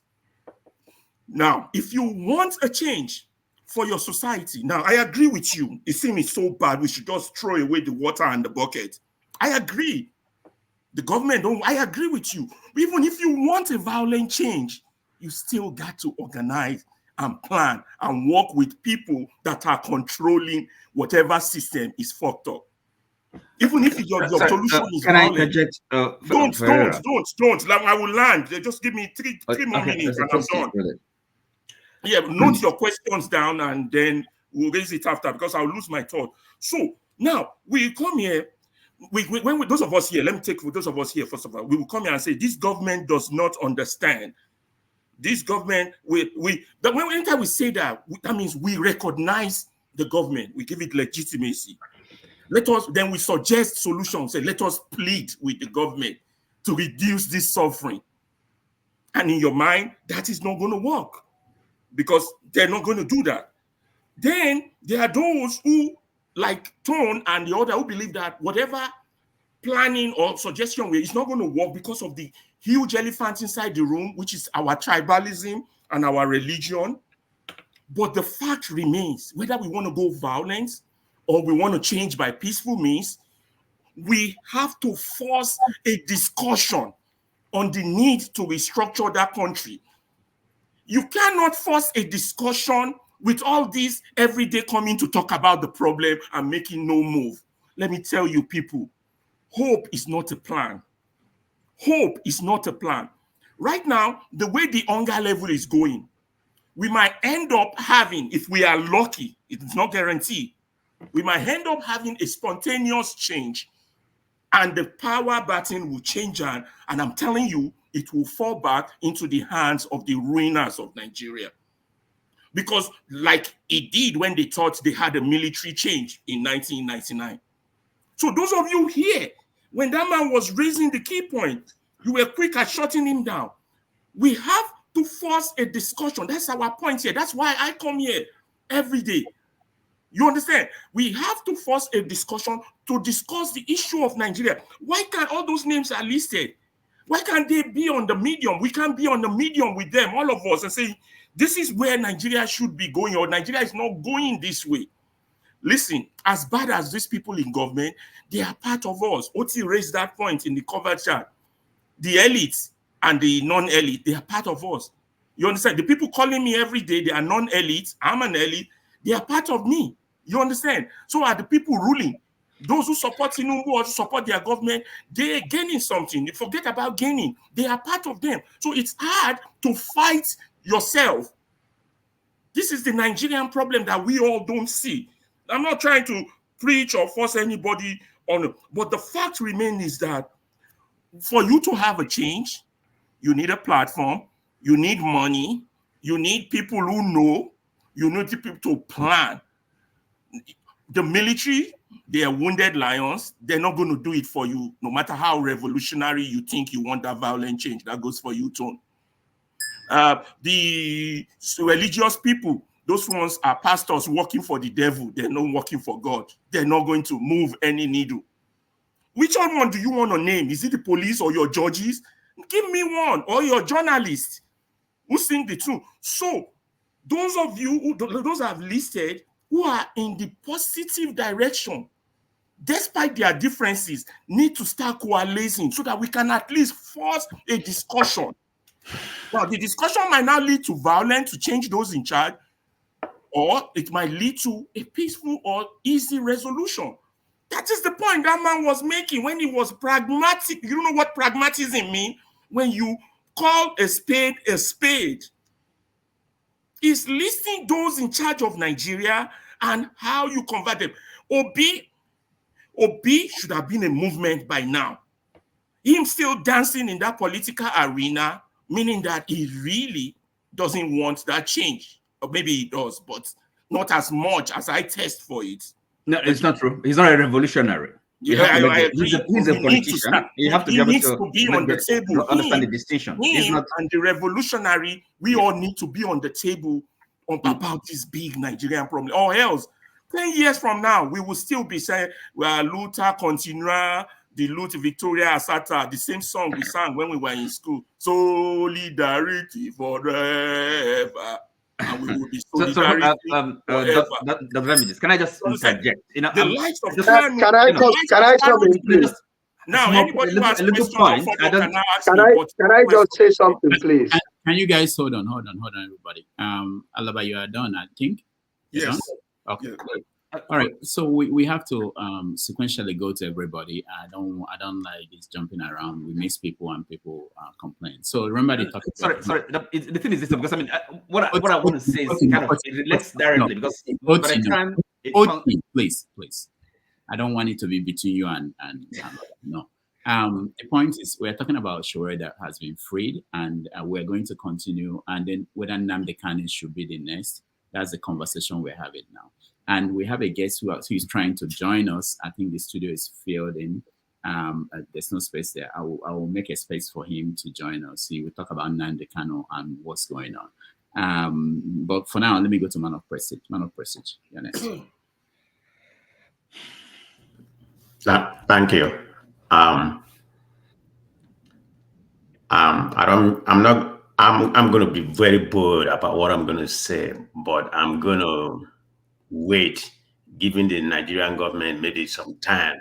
Maybe this is the first step of what they try to do. But having said that, we know what happened. I'm glad that Sowore has been pardoned and everything, because I call it a pardon.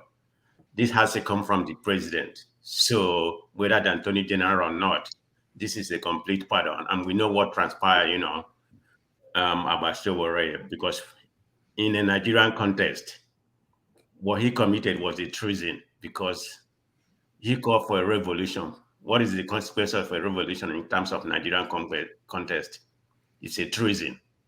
So if they're gonna give this to Sowore, that should be made to Nnamdi Kanu too, because I was never a disciple of Nnamdi Kanu, nor am I a disciple of Nnamdi Kanu. I never really followed him. The only time I knew about him was when he was canvassing in the Southeastern and everything, calling for Biafran and some other things, Yeah, that's the only and I listened to some of the things that he said in one of the platforms. I mean, some people are saying that he was causing, he was condemning other tribe and everything. That may have been this case, But the only thing that I heard about him said, when I was listening to one of the platform, that he was prophesying about the doom that's going to come to Nigeria. Everything that he said has come to fruition, even worse than it is. He was talking about what Nigeria will be heading in the next 3 or 4 years. Everything he prophesied has come to fruition. So let's give a credit to him, that he's due. He's right, everything that he said. There's no doubt about him. Whatever wrong that he conduct other tribe or everything, that's different. But having said that, and I think, for them pardoning Sowore, Tinubu pardoning Sowore, let's not miss words about it. It's a pardon, what he just did. So Nnamdi Kanu should be pardoned too, regardless of what happened. Because if he's not pardoned, then the Igbos are not part of Nigeria. Let me just be very clear about that. Some people will say I'm being tribalistic. No, yes, I am. In as far as that's not my MO, I'm going to say it. So let's give them maybe a couple of weeks or a month. If it is not pardoned, then Nigeria should, the Igbo should separate from Nigeria. I was never, the kind of person that called for that, but Tinubu should do the right thing and pardon him too. There's no doubt about it. Anybody can equivocate maybe what he did was worse than. I don't see anything different. Wasn't he charged for treason or whatever it is? Sowore was charged for treason too. So everything should be equal. But I'm gonna hold my breath for now until I see what transpires. I'm not gonna say that much about whether it's equal or not equal. Just give them a couple of time. If it is not happening, then I'll be calling for the same thing. So the Igbos are not second citizens. Let me keep my word for now. Thank you. All right, thank you, man of prestige. The flagship, Ernest. Thank you, Dr. Rudolph. Man of prestige, you stole every single word out of my mouth. And I'm not going to say too much, but just to add that, first of all, I'm happy and very, very glad that Sowore has been let off the hook and he can now visit and meet his family, be reunited again.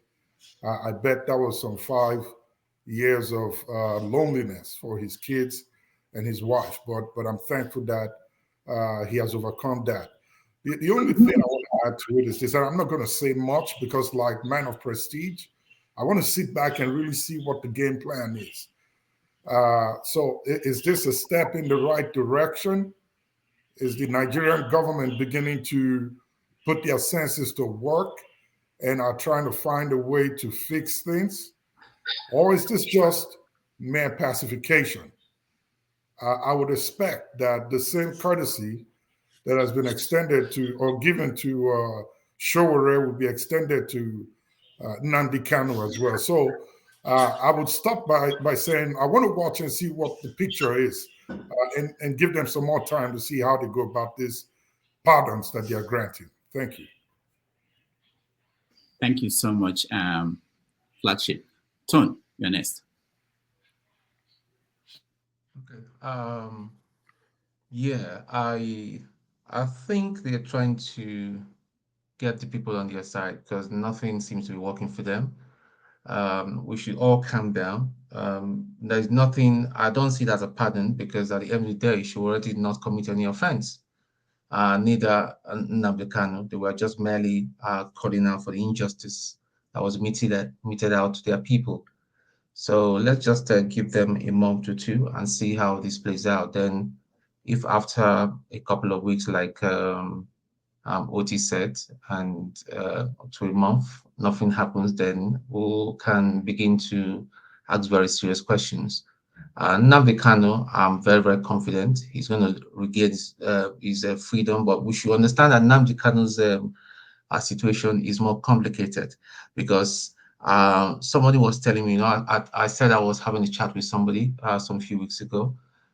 There's a sort of an agreement or undertaking that they're trying to get him to sign, and that's in respect of the man in Finland, that he should shut his mouth. So I'm not sure whether Nnamdi Kanu will agree to that, which I know he will not succumb to that. So that will be that's the sticking point. Else Nnamdi Kanu will have been even released much earlier than now. But the sticking point is for Simon Ekpa to shut his mouth, to stop the calling for Biafra. So I don't see Nnamdi Kanu remaining. So on that case, in reality, I don't see his freedom happening very soon. But Tinubu has got a problem in his hands. What he would have done was, when he came to power, he would have just released him anyway.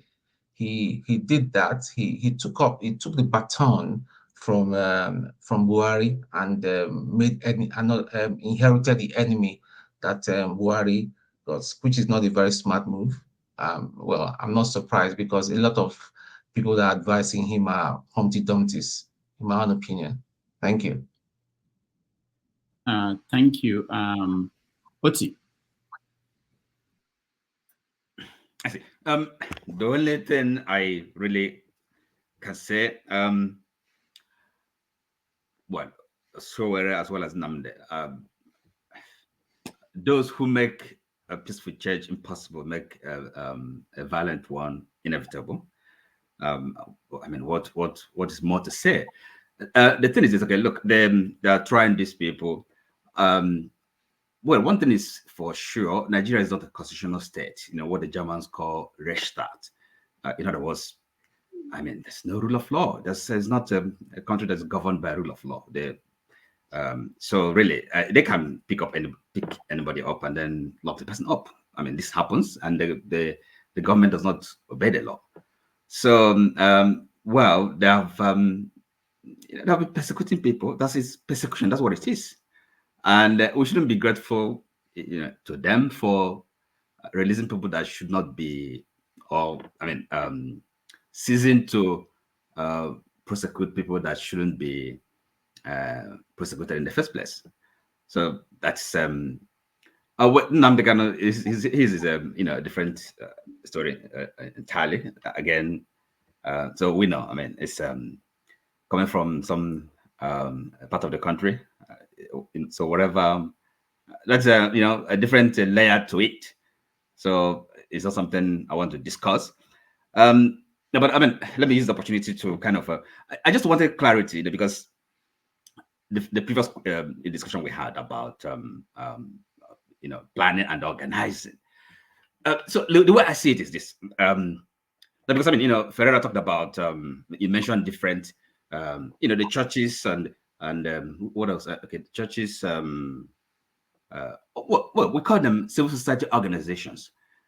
To me, it's not a matter of. I mean, it's not planning or organizing. That's not what I'm. These things. I think we like to complicate things.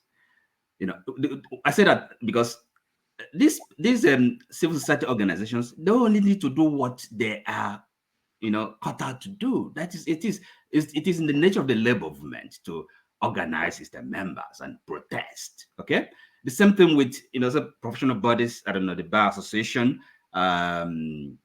professional bodies, or the churches, of course. I mean, if they are leaders or the pastors, if they are if they know what their job is, not only fighting for the redemption, the salvation of their members in the world to come. I mean, also in here and now. So if they're doing their job properly, they should be politically aware and conscious, and also provide leadership. So therefore, it's not a matter of sitting planning or talking about, okay, who is gonna plan this. No, these people, they'll just need to do what they have to do, what in their nature, what is their business to do. Because this thing we call, I mean, whether in any democracy, in any modern state, there has to be active citizenship. You don't sit back and then wait for things to be done to you or for you.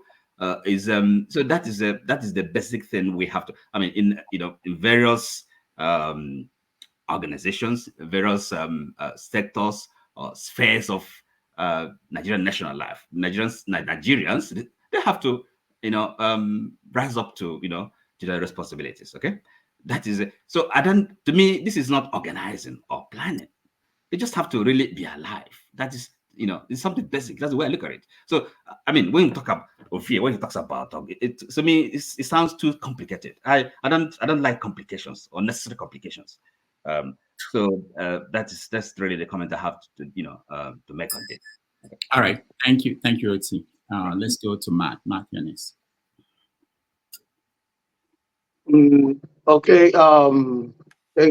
Thank you. Gracias. Muchas gracias, Dr. Damages. Has hecho muy bien para ponerme en la plataforma. Te estaba hablando antes, pero tú me has quitado en la plataforma, pero no pasa nada. Hombre, Estoy hablas aquí. inglés, por favor. Vale. That's a very nice question, like what you said. I will advise the federal government for their own good. You know, that is based on what is happening in Southeast. They have paralyzed the economic parts, economic part of Southeast. Everywhere is paralyzed. A lot of things are going on there. They should do it for their own good so that goods and services will be moving freely, so that things will start changing. It's just for their own good, not for Nnamdi Kanu. You understand me? If they want things to move, they should think that way and then do what is right. Releasing Sowore or whatever they did, Sowore never committed anything. They decided to do what they did, but thank God that they have decided to release him. But what I'm just saying is that Nigeria government, like what our brother said, the last speaker said, sometimes when I come here, Ovie, they like when they read their Socrates, read what they read, they come here, they want to unleash it on us. They want to verbally blow it out. They want people to cheer them up. This is arrant nonsense for me. Let me ask you, Dr. Damages. I want to ask you, even Godfather, who is balancing there in UK, he want people to die for him. He should go. Those things that he's saying, now that you've known the problem, go back to Nigeria and stay and organize people like Sowore is doing and do that. You understand me? So when they are speaking like this, it's not only by speaking, blaming people. You can't blame people that are hungry. You can't be telling them they do this, they do that, when you know where the problem is coming from. You understand? The Socratic people who come here to blow their grammar and all whatnot, organize. Who organize Senegal people? Do you know Senegal people, the guys on the street, who organize them? Who organized the Gambians? Who organized them? When Nnamdi Kanu stood during NSAS to organize the whole youth in Nigeria, it was moving the direction to bring all the elites down in Nigeria. They knew it. The Afa told them. Their Imam told them. They now said, let's turn it to tribalism. Let's say Nnamdi Kanu want us to destroy our place. When they turn it around, the people who are lazy to think, they now accepted it. When they accepted it, they now put it back to Igbo people, that Igbo people want to destroy Lagos. When they come here to speak all this drama, you don't know how Nigeria is being structured. That country has been structured, in a tribal line. When our brother always CM always say this thing here, some people don't understand it. They say if you ask the forefather, he doesn't tell us where he come from. He'll be telling you, why will you want Nigeria to separate? Why will you want it to? People need force. Now that you are giant out of Africa, what are you getting? What are your inputs in the world? Israel, we are bigger than Israel, but look at their input in the world. I don't understand what we are saying here. All the time we come here, when somebody is trying to make this being practical, you people, theoretical, part of, whatever you want the problem to be solved, you'll be bringing it on table. No, Nigeria need a practical things on ground. If you want to solve the problem, it is you have to start doing it. Start doing it. Don't say plan. You plan this. What are you planning? Before you are planning, let me tell you, one person among you people will go and sabotage that. And before you know it, in your door, early morning, they will knock, and where you will see yourself in the DSS office. You need to know this thing. You don't need to even remind nobody. Okay, let me ask you, if revolution is in the heart of Nigerians, they are hungry. Is there anyone that will tell Nigerians to fall out on the streets? Let me tell you, I have a video, but it's on this phone now. It's on this phone. I was coming back from work in Barcelona. The farmers, they were not getting maximum gas they were supposed to get to work in here in Barcelona, in Catalonia as a whole. Like now, you say in the southeast as a whole. Do you know what they did? They organize it and begin to use, begin to call everyone. No, it was high. How much you are buying it is how much I'm buying it. They decided to get on the streets with their what? Tractors. They move on the street with all their tractors, come out from the village to tell the government, this is hell. We are not taking it from you. I don't understand what we are doing here. If this is what you people are doing here, like the way we are doing it always, let me tell you, we will fail and we will fail and we will fail again. This is what we did here, but nobody understood it when we are calling for change. Before I was pulled out of this platform, we were calling for a change. We said vote for a Obi. So many people came on this platform. They thought that we were talking about vote for Southeast. Now look at what is going on. If it only Southeast suffering it, everybody is involved, crying and shouting. I bought one bag of cement for 5,600. Before I went to buy another one in next week, they said 7,000. I went to buy another one. They say 8,000. Now they are telling me 10,000. My brother, this is where we found ourselves, because Nigerians, we are docile and we are adamant. We don't want change. When we want change, nobody will tell us to get out of the street without organizing shit. I'm sorry for using that word, please. Thank you. All right, thank you, Matt. So I'm trying. There's someone who wanted to actually join us. I'm trying to get him in, but our efforts are not working because people keep joining the studio and there's no space. So please, when I take you out, it's not because I don't want to hear from you. I'm trying to make room for somebody to be able to join us. All right, man of prestige, Eunice. I'll take me out. Let another person come in. I'll come in later. Take me out. Come back here. Where are you running? I think it's Emeka turn. I've already spoken on Nnamdi Kanu. Oh, okay. All right, Emeka, you're next. I thought we were circling around again. They started going to after other people. Fathers, leave it. It's Emeka turn. After Emeka, I know yes. Oh, fathers, leave it. It's Emeka turn. Emeka talk. Emeka was backstage when we finished. Emeka talk. Why are you bringing Emeka in? Hold on. He was supposed to start from the top. Okay, now that I mentioned it, hold on, guys. Very good, man. Forefathers and CM, and then we continue. Good afternoon. Can you guys hear me? Yes. Okay, thank you. Actually, I do not want to speak on Nnamdi Kanu or Sowore. That's not the reason why I joined. I joined listening to several conversations on the sufferings of Nigerians and the inflationary issues, right? Some people gave their summations or possible solutions. Some I consider to be very radical. Some I consider to be very good, plausible solutions that could help the country. Some I consider to be very disgusting. A lot of us are saying, oh, let's go our separate ways. Let there be revolution. Let there be a crisis. But from a snippet in 2010, the Occupy Nigeria movement, just a small snippet when there was a crisis, I saw what was going to happen if we are ever going to have a major crisis in that country. Nigeria will cease to exist.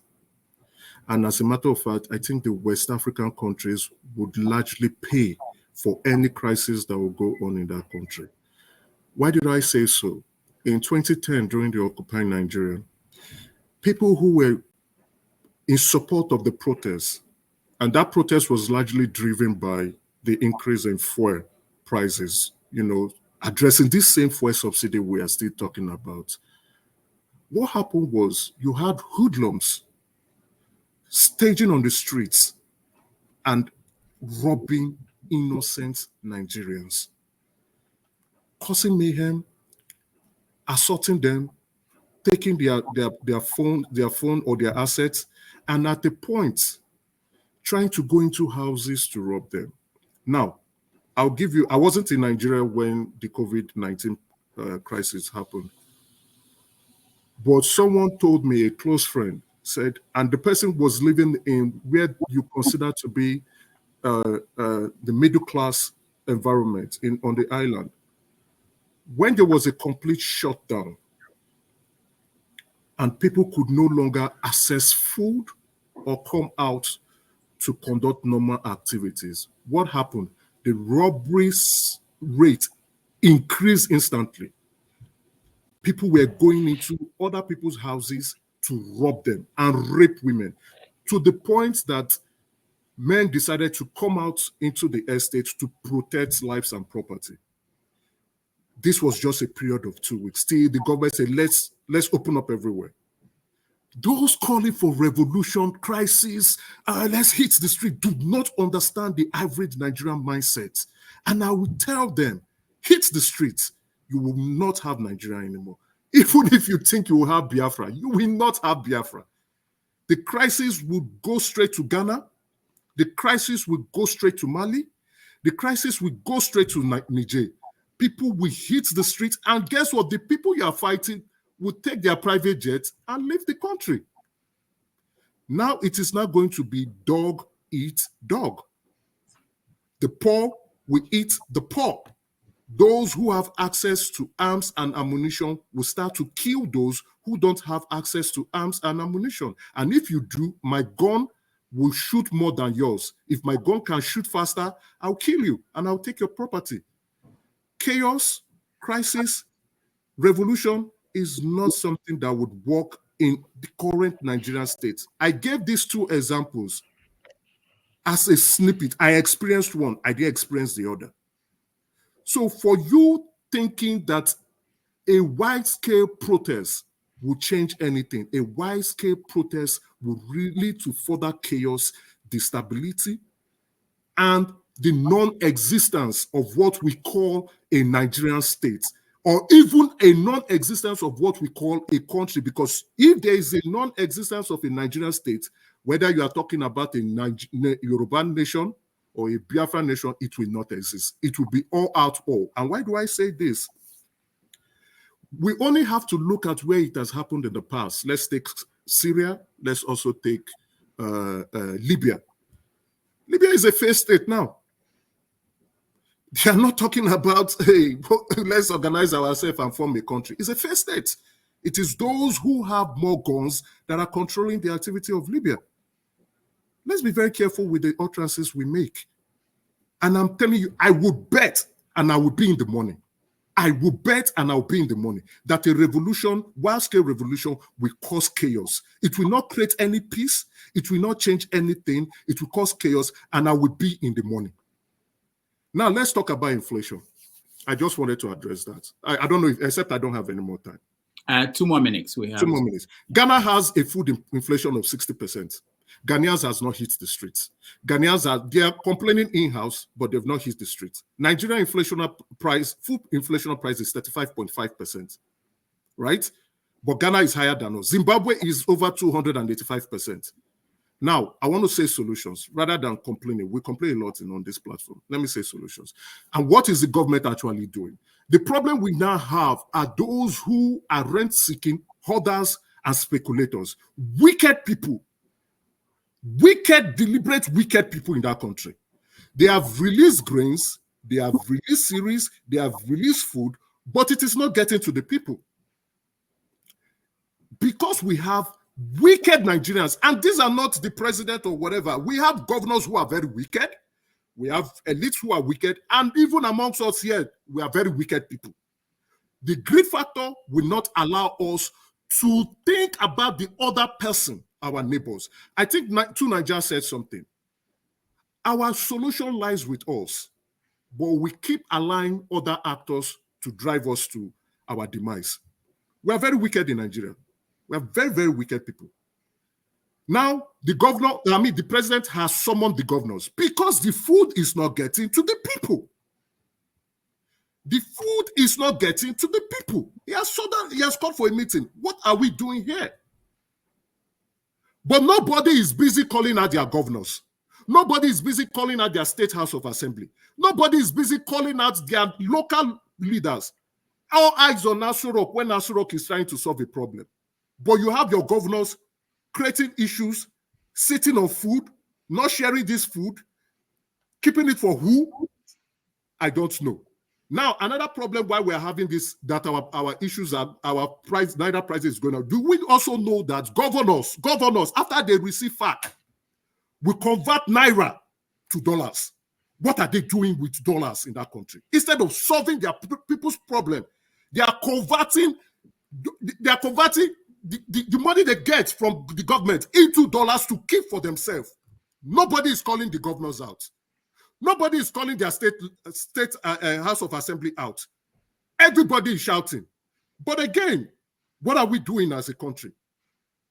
We are very wicked to ourselves. We are greedy people. And for those who are saying P2B would have solved this problem, I tell you, P2B will shot. As a matter of fact, P2B will probably, if he has the morals, he would have run away from Aso Rock. Because this problem has been building way longer. Way longer. All right, Emeka, thank you. Let's you get a chance to speak again. Let's go to CM and then forefathers. Okay. Thank you, Rudolph. I think the issue is on Sowore, and I think the thing is about Sowore. This my take on Sowore regarding his freedom is that he should not have been detained in the first place. From my own observation, from my own limited knowledge or whatever I have, I don't think he committed any crime. He hasn't. When Professor Michael Zekome was arguing for Nnamdi Kanu, treason. Which section of Nigeria Constitution prescribes treason? You know, people bandy word. He committed treason. Who has they ever convicted from the Nigerian court through treason? Because it's not provided for. It's not. So holding Sowore from now till thy kingdom come is just a waste of resources. Keeping eye on him, using security or intelligence to be tracking all those. I mean, it's like what is it called? The fascist state. There is no need. Sowore committed no crime at all. You don't prosecute somebody for an intention. That's what Professor Michael Zekome taught me. If I say I will do this, I'm only alerting the security or the intelligence service. I'm alerting them so that they can keep watch. But you can't detain me because you can't go on court and say, he said he will do this. You prosecute for action, what the person did. So leaving Sowore today, I think I will even advise, not that I agree with his politics, I do not agree with it, but in terms of his human rights, I will advise him, though I'm not Femi Falana, he has so many human rights lawyers that handles his case. They should consider filing for a breach of his fundamental human rights. Sue the Nigerian state, at least for whatever it is worth. Because we cannot continue like this. You can't just carry somebody and seize the person for nothing. It's not a threat. Sowore has never been a threat to Nigeria. So why holding him? That's my take on that. Then as per Nnamdi Kanu, you see, today, let me reiterate what I said earlier. Nnamdi Kanu is the first person I've read in history, not really in Nigeria, that will be, first of all, he was extraordinarily renditioned, not extradited. Extradition means I'm in the UK today. If you want to extradite me to Nigeria, you talk to the UK government. They will get to me, inform me that my country needs me to come and stand their trial. I will organize, maybe look for a lawyer or legal aid counsel. And then the day I will leave everything will be guaranteed. If I arrive at the airport, I follow them. Gentlemanly, then I go and answer the call. I can tell people where I'm going. That is extradition. is done on government to government basis. But when they when what is called rendition means in the middle, even if the person is on the underpants, you bundle the person into wherever and they'll smuggle the person out. Nnamdi Kanu was handcuffed, blindfolded, beaten to stupor, almost he died, and then brought to Nigeria. Sheikh Malami has to go and Attorney General address the people in Hausa that they've gotten him. Now, in your own court, Nigeria, you pay Binta, you pay Justice, what is it called, Binta Nyako. In your own court, Nnamdi Kanu was tried and set free. You said no because he's Igbo. You move him again to the High Court of Appeal. Court of Appeal set him free. He should go. Discharged, no charge. Despite the fact that today you will say the charge is 17. They will argue, they say it's 9-8. Before Zekome during the time of when they put, what is it called? The next court date, 24 hours, they will fax them a new charge. It's 9-13. When they go back, they start arguing again. Uzekome will come and say that from 15, they've brought it down to 7. Even though 7 are standing on wobbly leg, they are going back. Just torturing somebody emotionally. In the end, nothing was found. Appeal court said, let him go, discharged. You see, he was held since November 2022 until December 2023. Say he's going to Supreme Court. Now, Supreme Court, they say it's a court of policy. It does not accept new evidence. That's what we are told.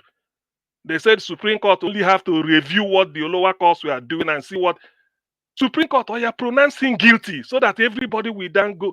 Supreme Court said, go and start from High Court again. Go and start from High Court again. I want somebody here, if you like, I put a prize, to tell me a Nigerian who has been tried in the High Court, found not guilty, go to Court of Appeal, found not guilty, get to Supreme Court, rather than pronounce judgment, he said, go and start from a High Court again. It's only Nnamdi Kanu simply because he's Igbo. I keep saying this. If the intention is to break him down, he has lost his parents, the mother, the father.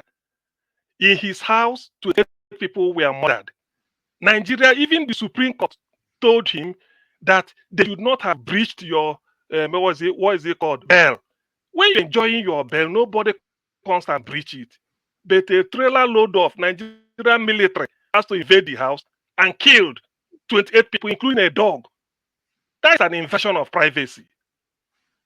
Supreme Court said you should go and press charges for that. Where is Nnamdi Kanu going to press it when he's being held? The Supreme Court also said that renditioning him from Kenya to Nigeria is an affront on international law, that Nigeria should be careful of their image. So what did Nnamdi Kanu do? Simply because he's Igbo, is calling that he wants to be free. What is he calling for? Referendum. Give us referendum, let us go. Give us referendum, let us vote. Supervised by UN and Israel, USA, even UK, said in the end, if people vote, majority said they are not leaving, everything ends. Calling for referendum is our war. Calling for referendum is our revolution. It's not even bloody. Just referendum, let us organize it. You can put it in 2 years' time. Both sides will be campaigning for it. That is the most civilized way a human being behaves. Yet, because he's only Igbo, they hate him. Now, let me end on this because I don't want to waste. I've been saying it before. If the intention is that by holding in Nnamdi Kanu, I'm doing all this, Biafra will die. Biafra is on the calendar. Fidel is a journalist with African Concord wrote then. I may not quote him verbatim. He said, Biafra as an idea will never die because the trauma is both psychological and physical. Physical, you need to go to the southeast. Psychological, you need to see what people carry in their mind. So I don't see the need for this. So if that is what they want to, they're afraid of Sowore. Sowore is not a traitor. I mean, he shouldn't have been there even for a second. Why are you holding in Nnamdi Kanu? Why? Tell me a Nigerian you can try from High Court to appeal, from appeal to Supreme Court, from Supreme Court, you go back again. because he's Igbo man. And when some people talk, you say you don't know what they're saying. Sometimes I feel that when they feel that they are talking to illiterates, that we don't go through it. Meanwhile, let me also say it again before I go. This is Nigeria, the Harold Smith story. This is a man the people that helped to rig election in Nigeria, a British man. He's confessing. He said it on BBC Channel 4 in 2007. This is the book. Everyone should get this book and read, so that you know exactly why Nigeria is what it is. I don't care what people say. I believe in knowledge.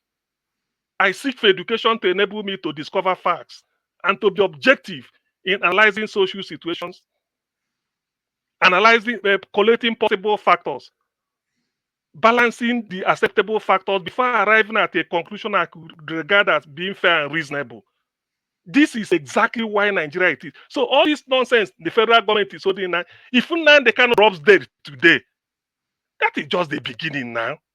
The idea can never die. The only way you kill the idea is to organize a referendum and then let the people, based on their realities, if they say no, no. Somebody might tell you Singapore is this. What if Singapore and Malaysia are still together today? What will happen? Today, those of you in US, prove me wrong. India is ruling the IT world. Information technology belongs to India today. What if India and Pakistan and Bangladesh are still one country? What will happen? People have forgotten that when they are citing what British did. They used to say in those days that Eritrea will be a child's play. Eritrea, I read a book about what they call I did not do it for you. It's about Eritrea. Today, where is Eritrea and Africa? Where are they? There are a lot of cases somebody can cite. You don't force people to be together. The only thing is that you organize a referendum. If we defeat, we go. Scotland was agitating. I mean, not agitating. They wanted a referendum. They gave it to them. They lost. Is that not peace? Are they not their own? If they want it, let them put it tomorrow. Quebec in Canada has been organizing since. They've been failing. What is it? The Catalonia in Spain, they've been doing it. They fail. So it's as simple as that. So why should Nigeria own this one? By the way, let me end on this, Rudolph. Referendum we are asking for. A white man gave a black man referendum. If not for referendum, I think we will not be a Nigerian. Because the northwestern Cameroon, they organized a referendum. They said they want to join Nigeria. Why the southwestern Cameroon joined Cameroon? If not referendum, they won't have Midwestern region.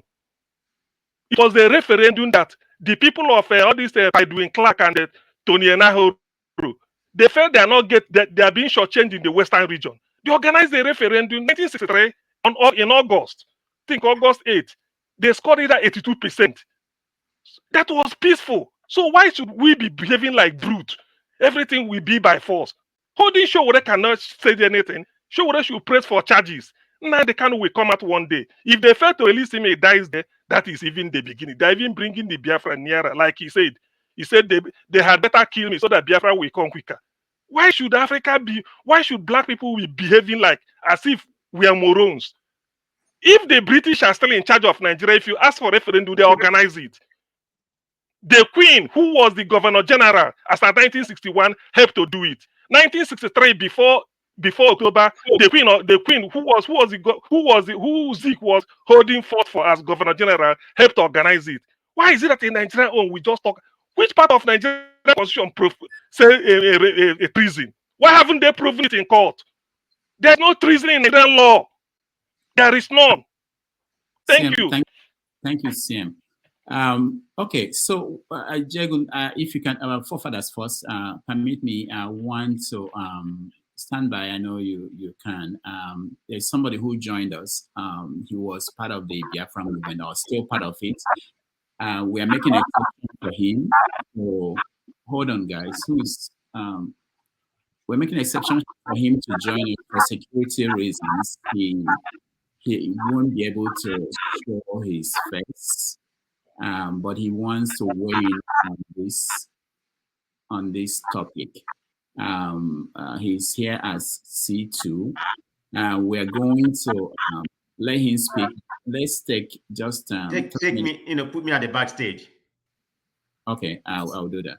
Let's just take a 3-minute break, and then we will let him tell us what he thinks about Sowore's situation and that of Nnamdi Kanu, whether he thinks Nnamdi Kanu should be released next. So we take a break, and when we come back, we will listen to him. All right. Oh, okay.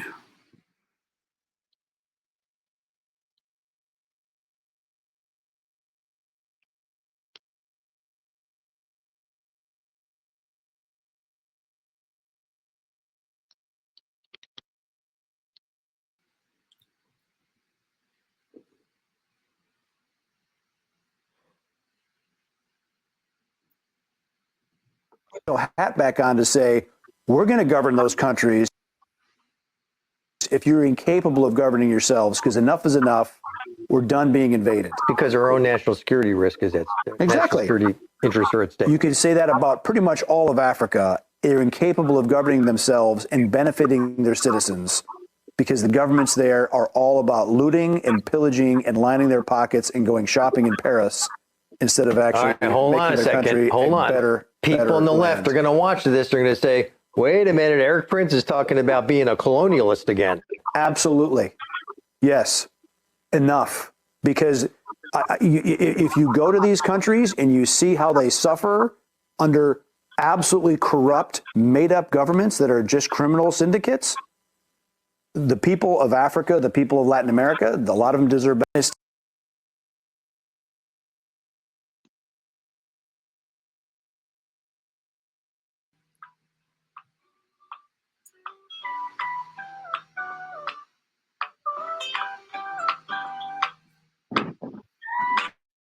Protest. We Yaloja, we go up our nyash, we go up our breast, we go protest. Too much stubbornness, too much for this country. But before you win, you go suffer. The stubbornness is too much.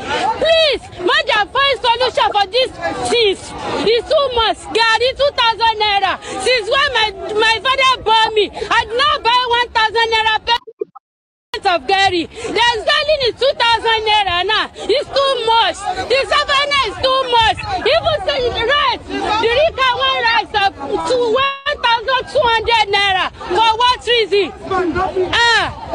It's too much to buy meat. Even the pamas are dry rice up. Two fish for Chicago, 1,200 naira. 3 of pieces of it. It's too much. Hey, Joyce Anuba, Baba West Anuba, Bada West Anuba, Yayipo, Ejo, Eshanuwa, Tipoju, Ebi Power, and the Sakaya Nigeria Yanjawa.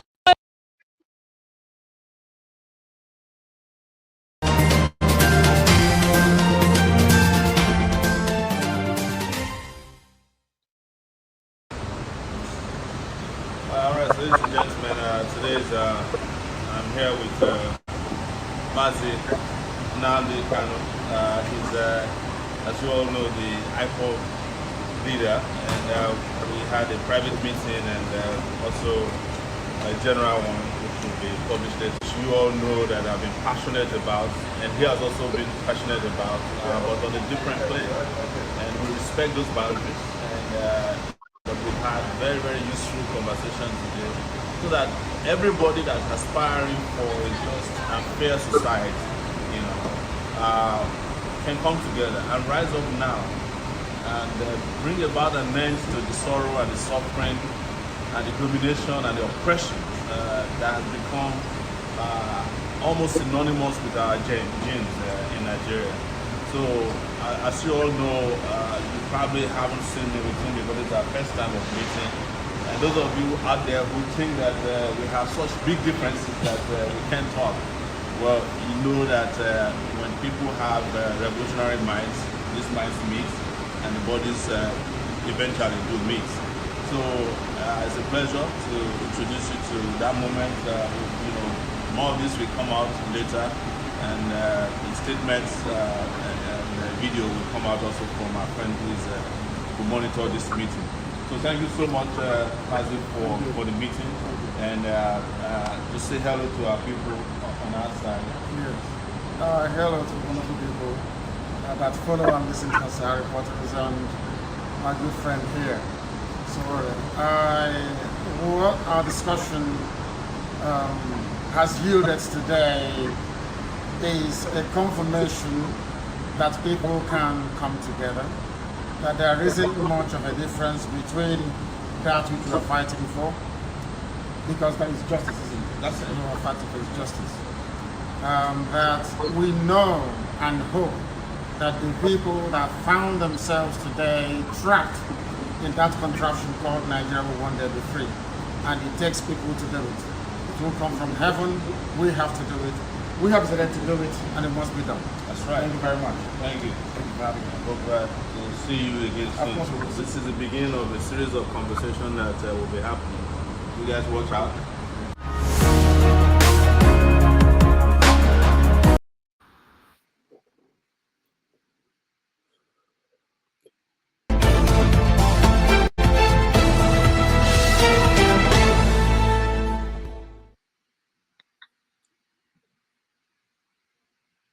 All right, welcome back, everybody. Thank you for hanging in here with us. And we now go to C2 to talk to us about what he thinks about Nnamdi Kanu and Sowore, the connection and the freeing of Sowore, whether Nnamdi Kanu will be the next. C2, when you speak, I want you to please introduce yourself as safely as possible.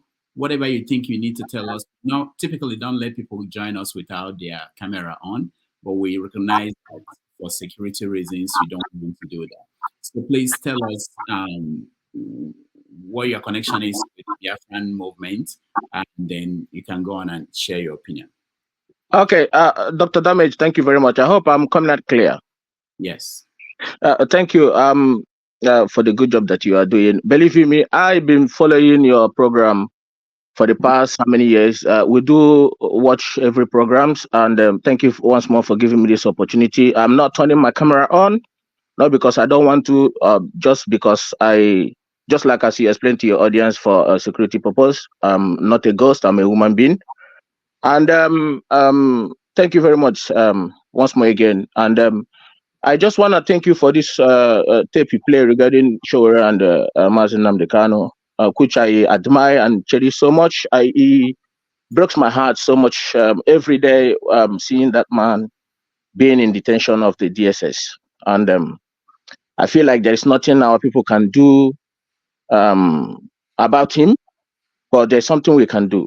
So it's just that one or two things in the southeast is going wrong, and that's the reason why I came out here to lay my own voice to people to understand.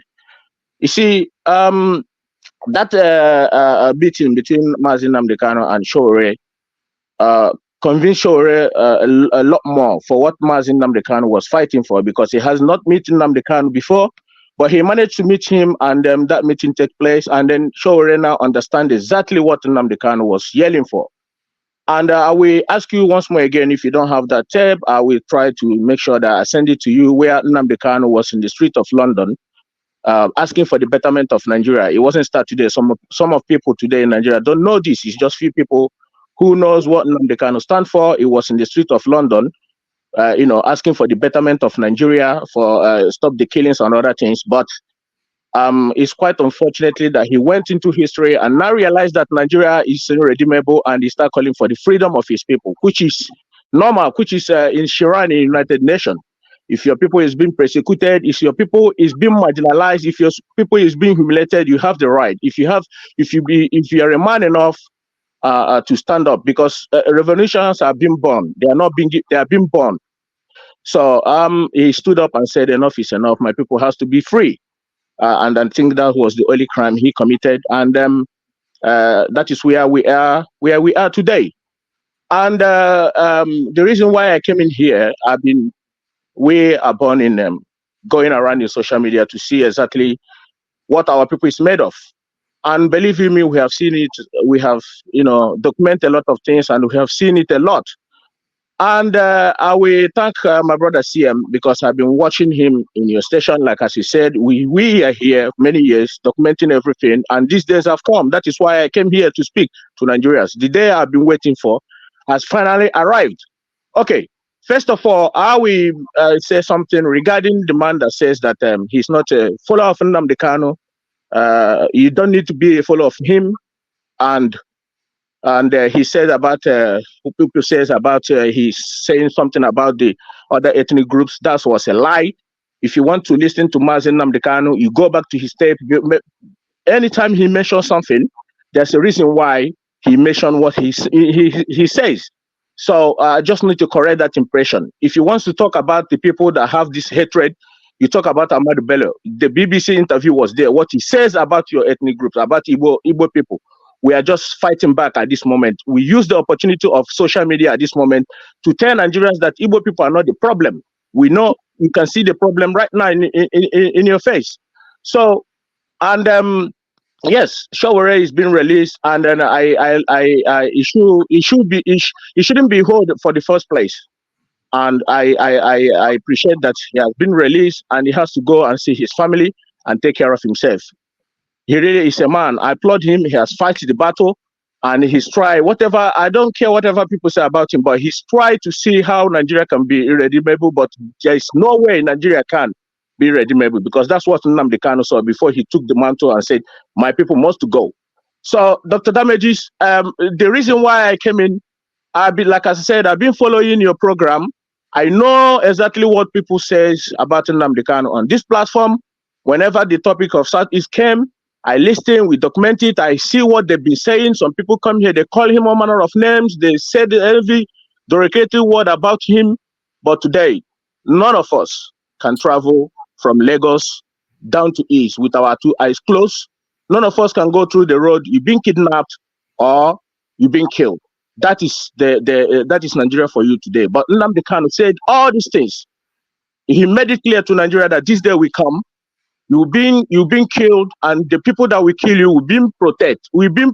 They will be protected by impunity. They will kill you, and they will be protected. It's happening right in front of our eyes. But the problem is this: people didn't take their time to listen to Nnamdi Kanu when he was preaching. But what they did was they cut off the place.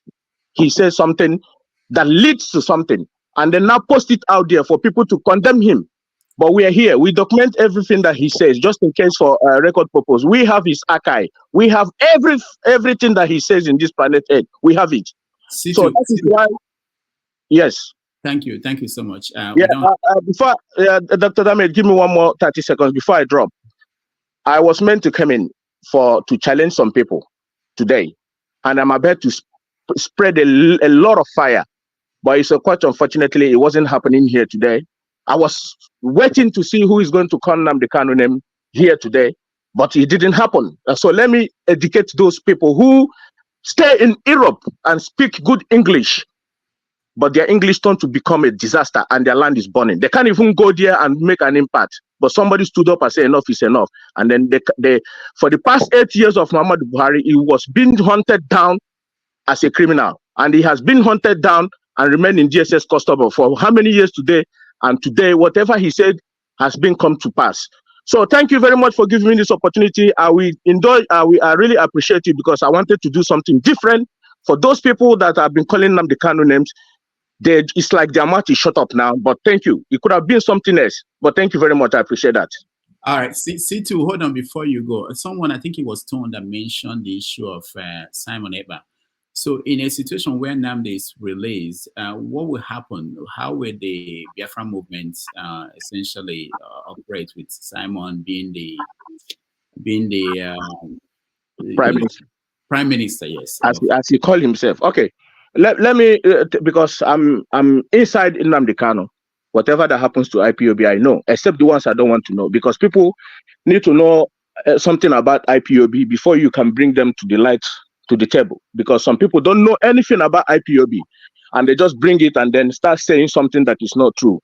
Some things people have misquoted IPOB, some people have said something bad about IPOB, but which is not true. We monitor the whole social media. That's our job. Right now, it is quite unfortunately and a mistake of Mazen Nnamdi Kanu that some people trick him, and he allowed that interview to happen with Samanepa. That is where the mistake has happened. And we have to blame ourselves for that interview. There was a misinformation through Onyendu, and that interview had a call. If that interview did not happen, nobody knows Samanepa. Nobody knows him. Okay? So, and IPOB movement is still intact, and it's still non-violent organization, no matter what people say. You see the killings that is going on in Southeast. Mazi, we know the people that is behind it. If you want to bring me one day so that I can explain to you more better, I will call names. I will tell you what they are doing in Southeast. You're already here. Why don't you say it? Yeah, I will do. No, it's not in your time to ask me to say it. I'll tell you that the damage bring me here to say explain that I will do that. So Nnamdi Kanu agitation is still intact. Nothing has happened to it. What we have is infiltrators. Which came, they were paid by the Nigerian government to infiltrate in IPOB. They were there for a long time, pretending as if they are one of them, IPOB's agitators, but they are not. So Nnamdi Kanu location was give away. I'm telling you now, this is what happened. Was give away by infiltrators, not by his own organization. Like the way they put the DOS, sell him the this. That's fallacy. That's lie from the pit of hell. You can send delegates to Mazen Nnamdi Kanu, Dr. Damages. As you are, you can send delegates to see Mazen Nnamdi. They will take you to him. You will see him. That was fallacy. So, and what happened is like as I said, Samanepa is nobody, and he knows he's nobody. He took advantage of the problem of Mazen Nnamdi Kanu today and use it to to convince our people and use it to champion the other way around. And today is backfiring on him. So that is where I'm going to leave it, and I'm asking Nigerian government to make sure that Nnamdi Kanu is being free, as other people has been free. All right. So, Dr. Tame, thank you very much. Thank you so much.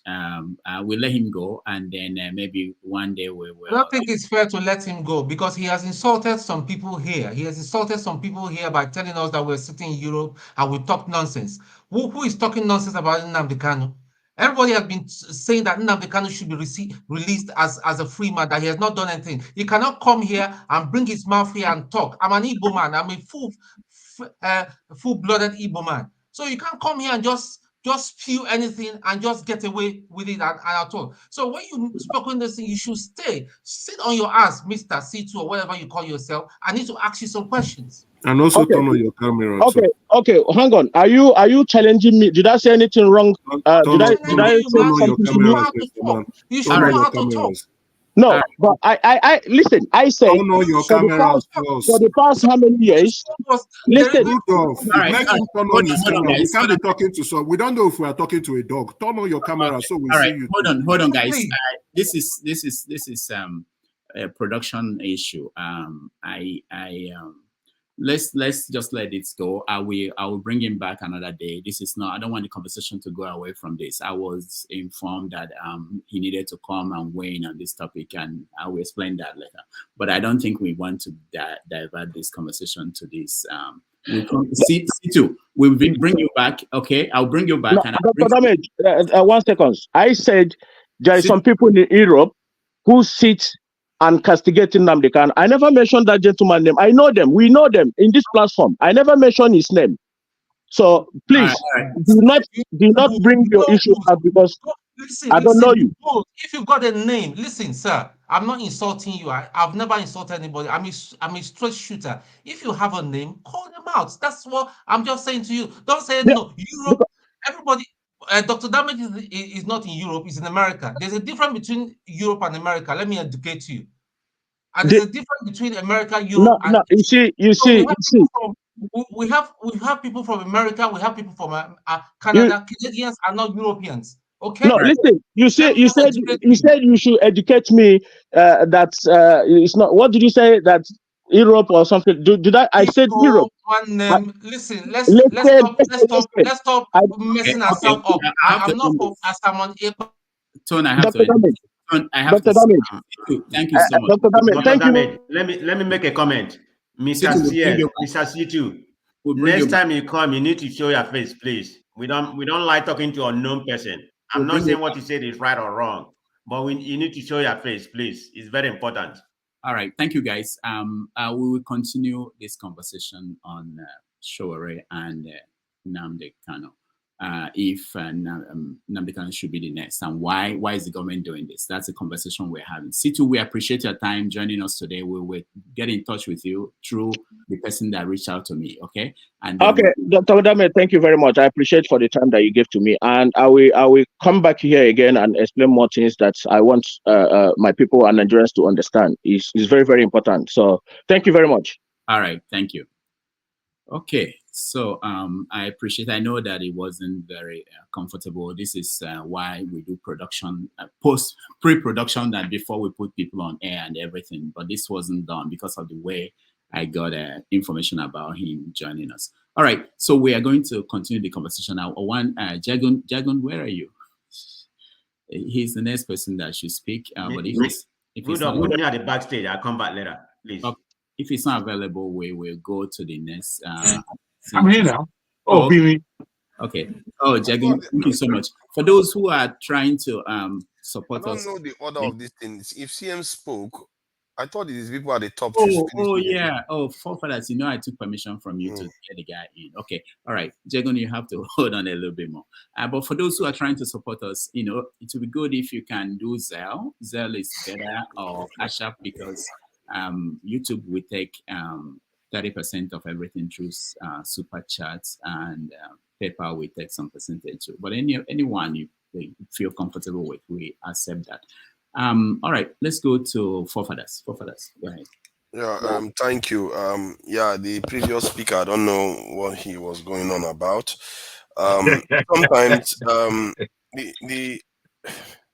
I don't know what they want, that I see something with and hear something and pretend as if I didn't hear it. I don't know. And this is the thing I keep saying. We are very, very false as a people. We lie to ourselves.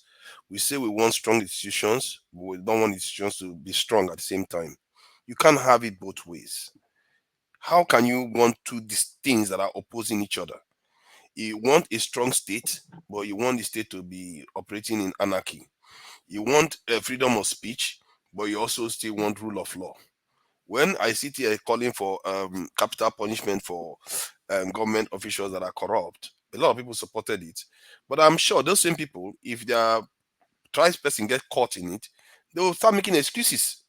Again, oh, he didn't do anything wrong. They will find a way, because you can see that here already. They will. They will pretend as if it never happened, and they will shout from the rooftop that nothing like that ever happened. I don't know how to help people to see that. How can something happen? Somebody says something and do something, and then you come and say nothing happened. How can I help that kind of person?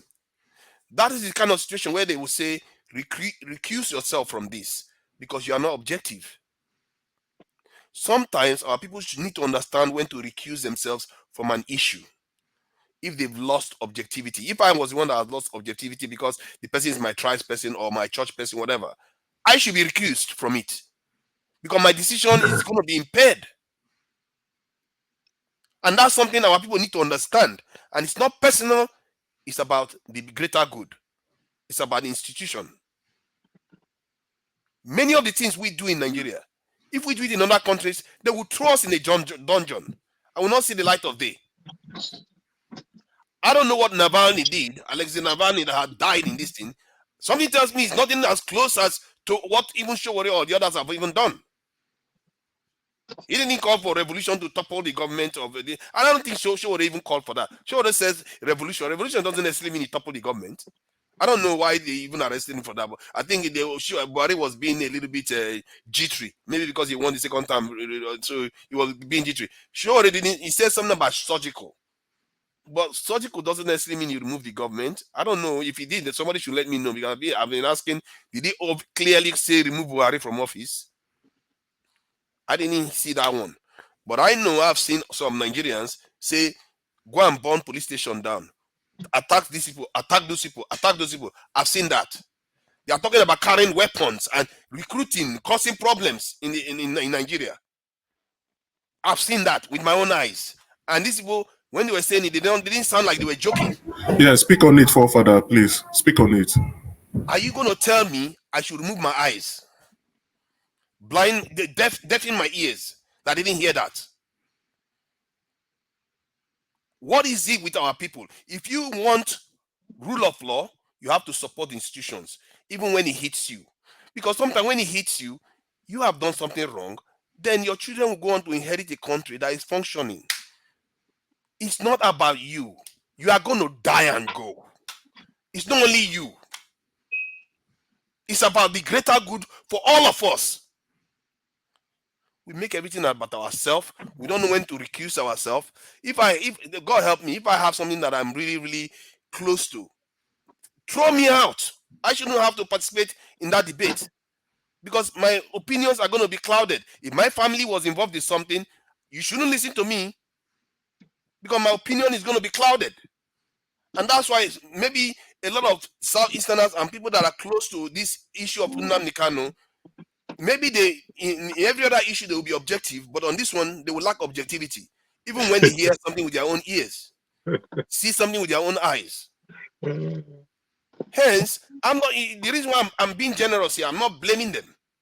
I'm saying they are too close to it. They can't see it clearly. They can't see the greater good.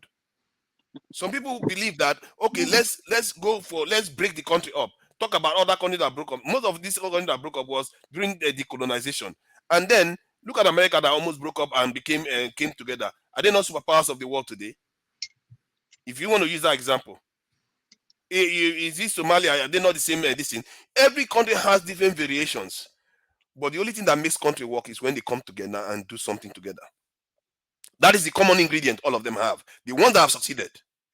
The ones that have succeeded, the common ingredient is they come together, no matter how divided or whatever nonsense they have going on, they allow the good side to supersede the yeah side.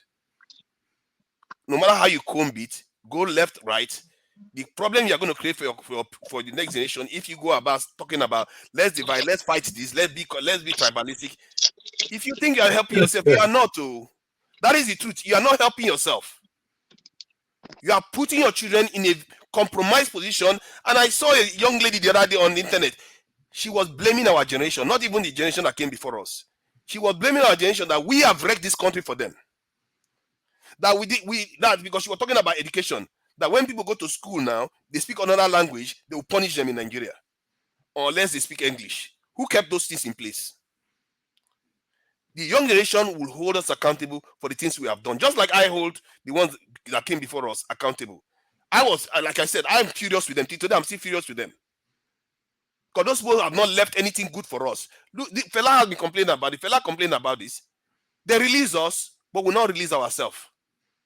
We imprison our minds to all these petty things when there is a greater struggle going on. We pretend as if we don't know. Can you see? Look at how many people. Look at how many people that did something to the Russian regime that have died. They didn't even. Some of them didn't even do that much. Although the Wagner boss tried to create a coup, but he didn't. He barely lasted a week. And I mean a month or a year. They took him out very, very quickly. This one don't play around. Julian Assange, you don't even see him at all. In the UK now, if you raise a man's flag, you go to jail. Really? They don't play around. Hamas is not their country. Israel is not their country. Oh. You raise your flag, you go to jail. You say the wrong thing, they kick you out of any party. Somebody said, let there be justice and peace for people, Jews and Israelis living in Israel from the river to the sea. They kicked him out of the party. If you think there is freedom of speech, that you can just do whatever you like in this world and maintain a stable this in society, you can't. Those two things cannot exist together. You have to either toe a greater good line, or you trade and go for anarchy. So far, we've been doing the anarchy one, and look at where it has gotten us. We are the ones that refuse to come together to build something tangible for ourselves. When I say recruit into the military, they say, oh, it's tribalism. It's only outside people that are going to join. When they say build this thing, go for power, oh, they are doing it only for the North. Everything, we have to have some perspective on the way we do things. We have to exercise a level of discipline, even when it affects us, and put the greater good. The greater good is not, it's only for one side, for yourself too. If we were doing that before now, do you know where we would have been? Even, let's say, during the time Obasanjo came to became president, and they started buying Nigerian-made cars, just Nigerian-made cars alone.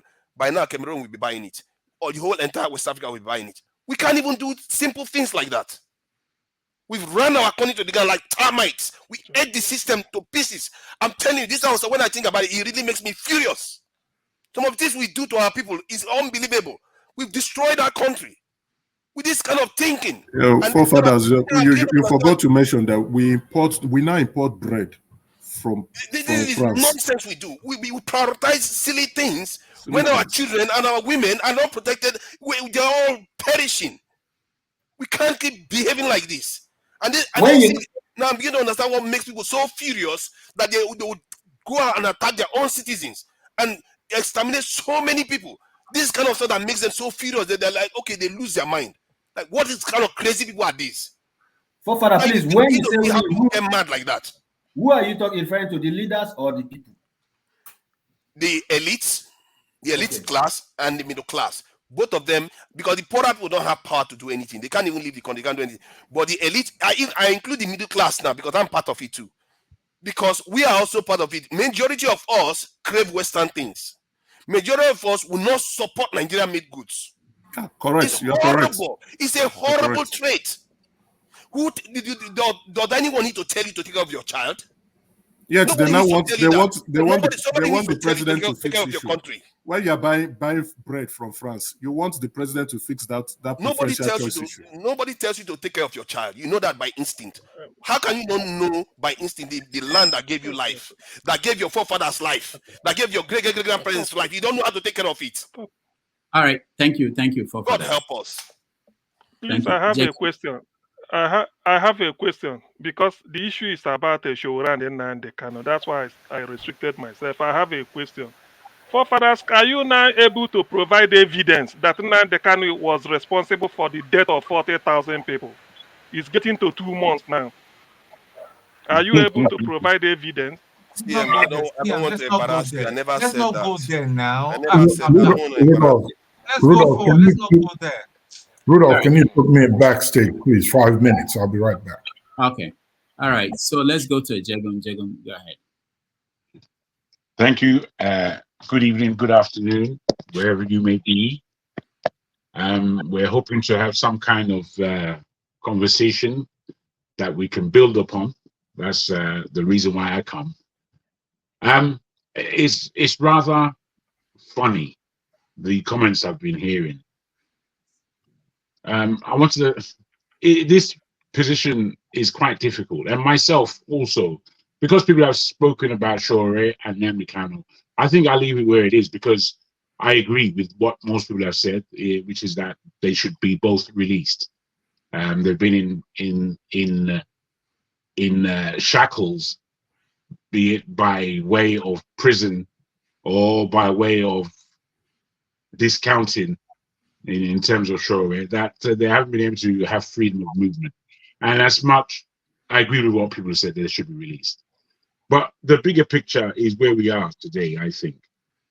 We're in a position where Nigeria is suffering. We don't care the percentage. Somebody was mentioning Ghana 60% and Nigeria 38% or something like this. In terms of inflation, now that can also be relative to where you are. And it could be relative to the kind of people that we are. But both Ghana and Nigeria have failed, basically. And they failed more seriously within the ECOWAS decision-making of the last 6 months to a year, if not more, for what could have been built in ECOWAS before the change of government, before Tinubu came in. There could have been a lot done with ECOWAS in terms of trying to build an economic violence. You see, the way I look at Nigeria is really and truly, Nigeria has what it deserves.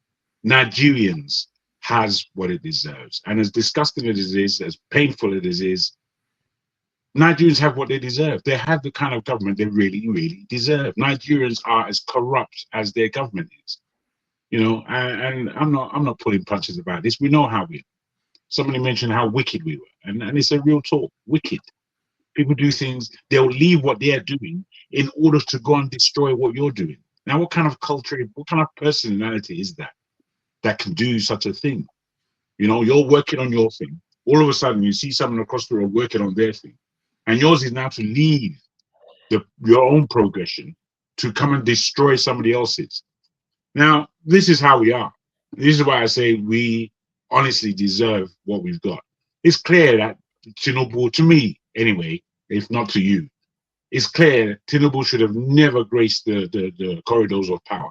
But he's there, and he's been there for 8 months, doing exactly what I felt he would not be able to do. Because he doesn't have the nous. He doesn't have the gravitas. He's not a statesman by any reach. He's just there. You know, after 8 years of APC, you still vote the same party in. It's not Nigeria. Nigeria is where it wants to be. It's Nigeria's fault. Let's stop mucking about. Whether he rigged the election or not. If he rigged the election and it's clear, then Nigeria should have stood up and taken him away from there. But Nigerians aren't stand-up people. We're not stand-up people. If we're stand-up people, all that has happened over the last 60 years could not have happened. But it has happened. We've all experienced it. It's been extremely painful. And yet we are not tired enough to call a stop to the oncoming nonsense that goes on. Now, my issue is this. Up on this platform, when anybody tries to come near solution building, they get knocked down quite easily. Ferreira mentioned something. Obier mentioned something. He got put down. It's not going to work. This one, that one. And it's like we're having a conversation. How can it come to the point that it's not going to work when the conversation hasn't even begun? You're telling people it's not going to work. I mean, this is the lack of thinking that we have. What we prefer is war. What we prefer is violence. What we prefer is more dead bodies. It's just like, do you think? Do you know how to think? Do you know what thinking is? Now, I will come back to this our guy. What's his name? Mazi, somebody or the other. What's his name be? Emeka. He had 3 goals that he likes to do, many levels of pontification. And in his submissions, he spoke about a solution. But he didn't ever mention a solution. He spoke the word solution, but he couldn't come near it. You positioned us, Dr. Damages, Rudolph. You positioned us to speak about present solutions. The complaints are many. We understand the complaints. We've been doing it for the last 1.5 years, if not more, complaining about Nigeria. But what's the solution? Nobody's got one. I tell you why nobody's got one. Because we haven't been thinking about this situation for long enough or correctly enough. So we don't come with solutions. As I said, I'm a man, I've got a few ideas that would constitute solutions. The only reason why I don't really broach them here is because, again, it's a broken conversation. It's not a conversation that amounts to anything. So it's like you can mouth something that seems like solving a problem, but it will be cast away, overshadowed by strange voices, strange opinions, laughter, and veering off the subject. We don't know how to have discussions in our nation. We don't. We don't know how to create progression. We just pontificate all day long. Pontification. When do we come to? When do we understand that? Oh, okay, look, I'm over here. You're over there. We're all rather different, and we're all rather speculative. But what's in the middle there? We all need a piece of it. Can we draw towards the middle? Somebody will be fighting, saying that this one doesn't deserve the middle, that one doesn't deserve anything at all. It's just infighting. That's what we do. We don't know how to understand somebody else's opinion. We don't know how to tackle a point without tackling the person.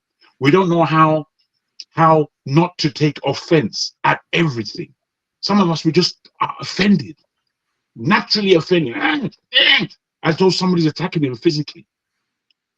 By words. We don't even want to hear the word. We're a strange lot, man. We've got to get to the mirror and understand that we're a strange lot, man. Strange. Let me leave it there. All right, thank you, Jagan. I like what you just said about our reaction to words, and maybe we need to look into that more. Tone, welcome to the show again.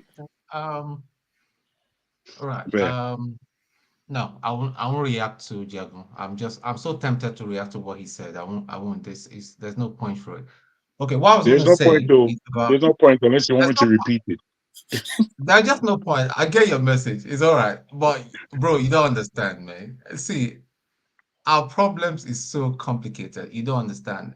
Everybody has made sense. We're on the same page. We just end up here just fighting each other. On the comment section, somebody is saying Dr. Damages is not favoring the Igbo. So until Dr. Damages start talking about Biafra now, Dr. Damages now is a real Igbo man. It doesn't work out that way.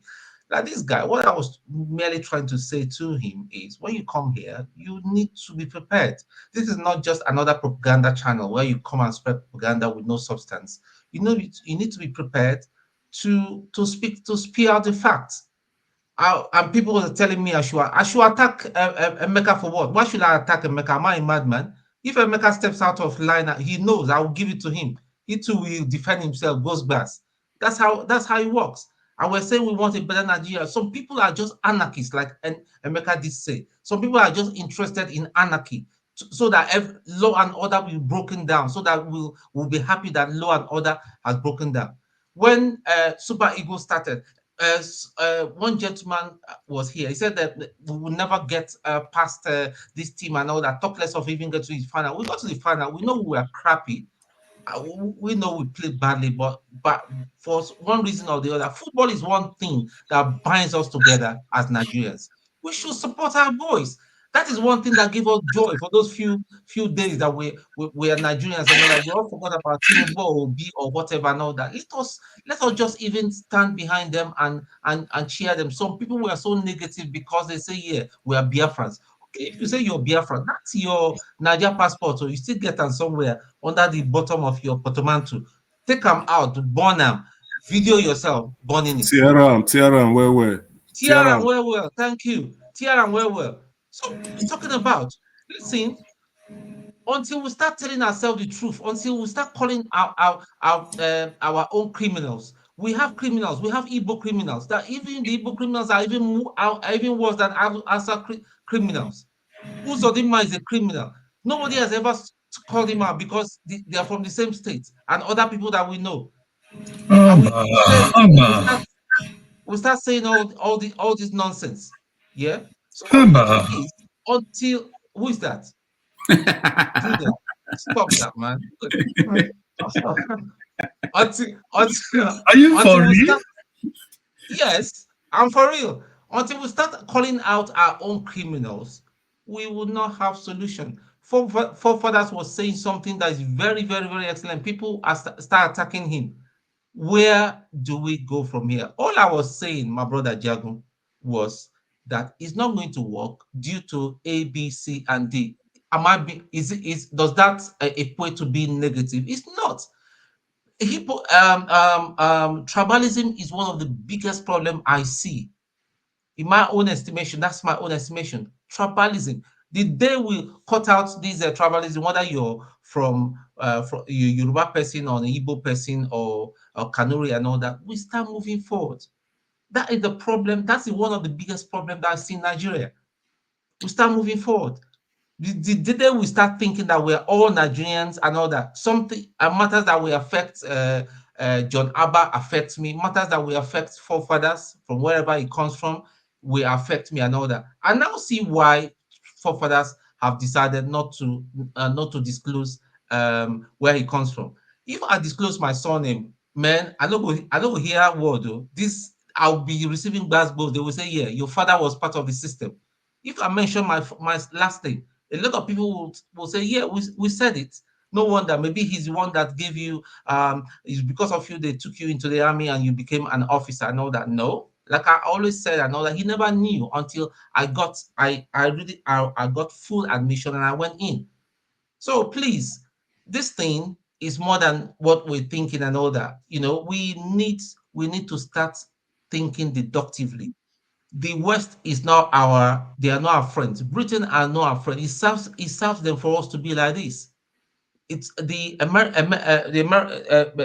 is not our friend. We need to take our own future by the hand, grab it and all that, and then we start moving forward. That's all I've just got to say. So all this every day we come here, we say we want to organize and all that. That brother rightly put it and all that. The people that came out and protested in West Africa, what organization did they have? They didn't have no organization. That's why I say let the hunger continue. If he has not reset our brains, we'll not get sense. Thank you. All right, thank you, Tone. Jude, welcome to the show again. Hello, Mr. Rudolph, Dr. Rudolph, and thank you all our fellow panelists and our listeners. My brother told me I wouldn't want to, ask you a question or attack you, but you said something that actually, for me, it's like you're not, probably you don't come here so often. Many of us, somebody like me and so many other people like me out there, we don't spare our own thieves at all. I call them out, like the person you alluded to. The name I call him is Hopeless Uzodinjo. I speak to him if you listen to me every time, I always call him out, like Ojus or all those thieves. We call out our own thieves. We don't spare them. So I don't know where you got information from. Anyway, you see, you also talk about Nigeria being people want to anarchy or law, break in law and order. I mean, I'm tempted to ask, do we really have law and order in Nigeria today? There's no law and order in Nigeria. Nigeria is a failed country, it's a failed state. It's a country where people do whatever they like, even those that are supposed to be custodian of law and order or responsible to enforce law and order. They are the people that break the law and order first before the citizens. The governors, the senators, the IGs, the inspector general, they are the people that breaks the law and order first. Nigeria is, okay, how would this tell? Anyway, we're not talking about Nigeria being law and order. Let me not go far too long on that. You see, in the first place, like many of us have said, there was no reason whatsoever Nigeria supposed to have held Sowore for what? Because he has not committed any crime. Okay, the same goes to Sunday Igboho, and the same goes to Nnamdi Kanu. And for the case of Nnamdi Kanu, you can't. Okay, you say you want to solve illegality, and you are also going to solve illegality by you committing more sin, more evil, heinous things than the person you want to arrest to solve a problem or a problem that you said he has caused. Okay, if they say Nnamdi as one of the allegations they laid against him that is a threat to the existence of Nigeria or a threat to Nigeria, to me, it's very laughable. Because if we really want to tell ourselves the truth, Nigeria, we all know, many of us know those who are actually threats to Nigeria, to the sovereignty and to the progress of that country. And one of those people, I can group them together, are Nigerian politicians. They are worse than terrorists. Okay? We all see how Buhari terrorized Nigeria for a period of 8 years, especially brutalized the Igbos, killed them, made a genocidal statement in an open interview that spread all over the world, that Igbos are a dot in the circle, that he will annihilate them, he will pursue them, he will kill them, that they should go and ask their fathers during the war, Biafran war, what happened. If they have not learned a lesson, that is going to teach them a lesson. A president of a country made this statement. Most of us here, both those listening to us and those on this platform right now. Jude, hold on. You know, I've said this, there's no need to exaggerate things. Did Buhari say that he will kill them because they are a dot in a circle? He said he will. Come on, even if he didn't use the word, he said, I will wipe them out. What is that? What does that mean? Did he say, I will wipe them out? No, did he say, I will wipe them out? To that. Can you bring Jude, I didn't hear that. I didn't hear that. What we say. He never said that. He just said Okay. a dot. He never Okay, said what that. does Let's a be dot in the circle means? Exactly, a dot in the circle that he will remove that dot in the circle. What does that? It's a if you want to paraphrase, we need to be careful, please. Hey, Jesus. What does a dot in a circle mean? Okay, to remove a dot in the circle. No, please continue. Continue. Sorry. Why are you interrupting me? Sorry, listen, I read there's no need for, English.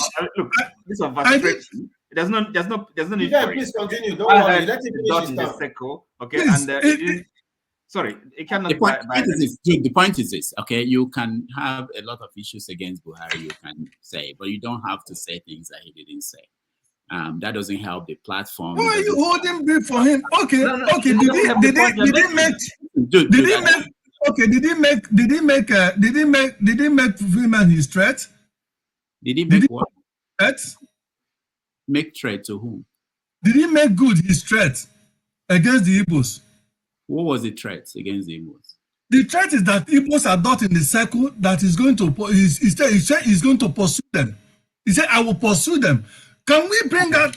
I'll get the video. Can we bring out this and replay it? Why are you holding brief? Listen, Jude, that reference may be an insult, okay? I'm also I feel insulted as well, but I mean, you cannot by implication say that that was a threat of genocide, wiping the Igbos out. I mean, you don't have to, if you're making. Did he do it or did he not? No, he did. He did not. Okay, it's He an did not. insult, a slide. Okay. But How many people have been killed in Igbo land?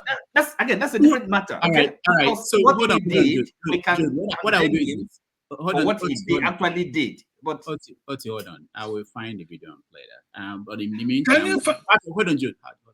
We have to go back to the topic we're talking about. That's the problem with moving. Yes, I'm still on the topic.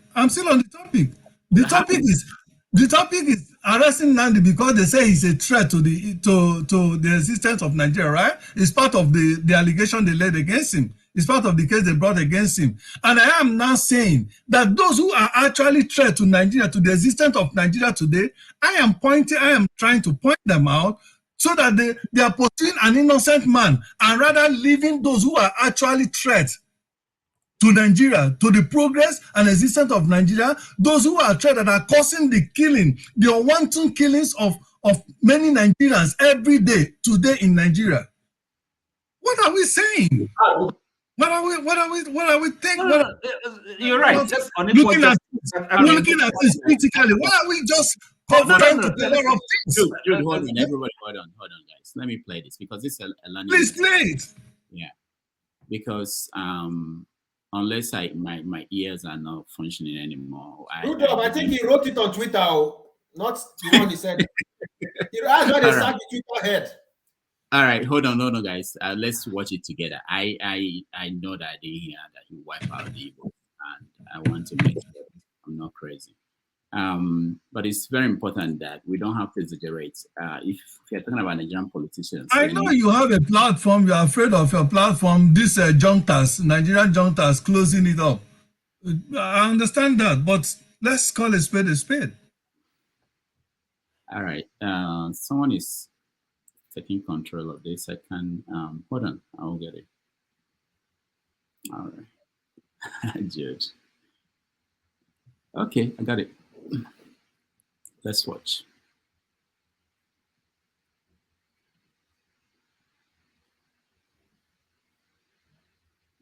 Going to resolve the crisis in the Southeast? Well, Southeast, I was encouraged by what I heard. Nobody told me. 2 statements from the South. One by elderly people. No, South. Yes, by elderly people. They said this time around there will be no access to sea. I'm sure you will understand what they mean. Again, the youth made the same statement. That encouraged me. So that EPOB is just like a dot in a circle. If they want to exist, they will have no access to anywhere. And the way they are spread all over the country, having businesses, having property, I think EPOB doesn't know what they are talking about. In any case, we said we will talk to them in the language they understand. We will organize the police and the military to pursue them. That's what we can do, and we will do it. All right. So, Jude. That was a reference to IPOB, by the No, way. hold on. I'm talking to Jude. Okay. Now, was that not a pure, clear threat? Jude, hold on. Where did he say he will wipe out the Igbos? That was the Oh, Jesus. He made a threat. Forget about the language I use. Forget about the parameter.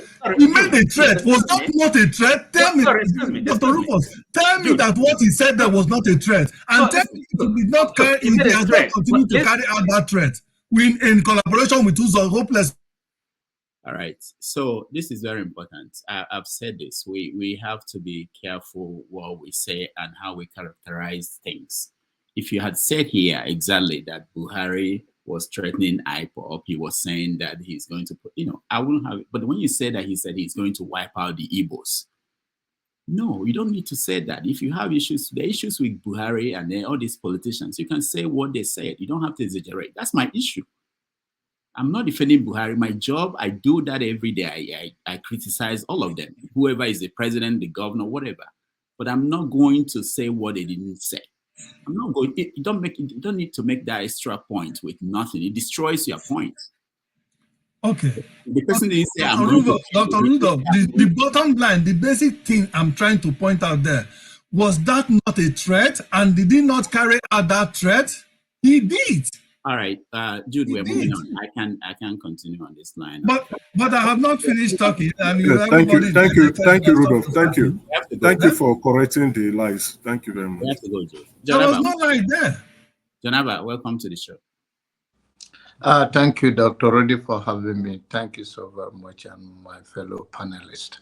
The medication I bought from Lamide workshop that I sent to Tony is working. He took it, and before he came to the show, he served the country for real now, I believe you.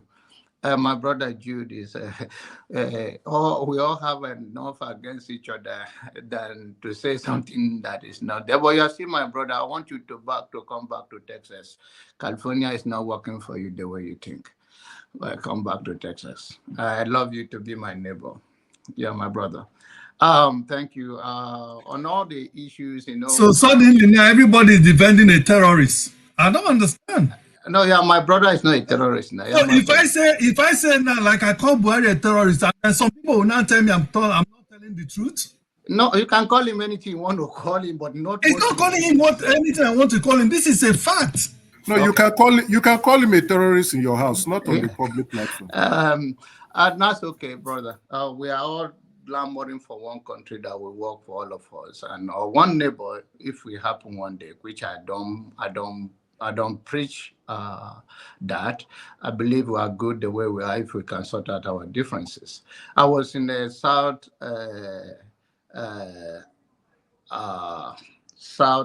African American Museum, and I wanted to show Rudolph and to see how far African American that brought here as a slave are doing every day to keep their history, while we do every day to wipe our own. And unfortunately, the program ends. And then to see the bigger problem, like in Florida, they have taken down the African American history from studying now with the permission even in African American History Month. Sorry, Rudolph, can you put me behind so that others can come in? Sorry, sorry. No problem. The other, we are still not seeing the bigger picture of how we, the Black, are hated, even those that are not supposed to. Our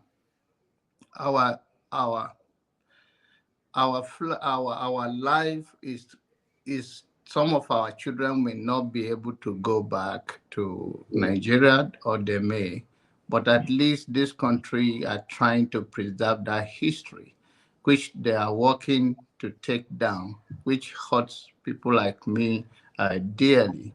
That even while we are running from pan to fire, the purpose is that let's unite.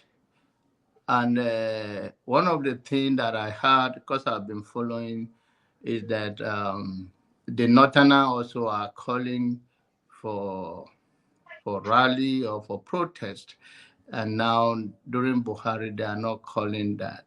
I think that we are misunderstanding the unity of purpose. If it is hunger that is unite us to trigger our leader to hear us, whether it's from the north to the south, from the south to the east, or to the west, it becomes a one language that can push or alarming the whole country that the poor leader should listen to their people. There's nothing wrong with that. Even though if it is in the past, you say, oh, if during Buhari, they will say it's forbidden. But now they have learned their lesson, then it's welcome. It's a welcome development that we all united in one purpose to let the country know that the people are suffering. And that is what I don't want us to be sending this message to the people who don't do it because during your own time, they didn't follow you.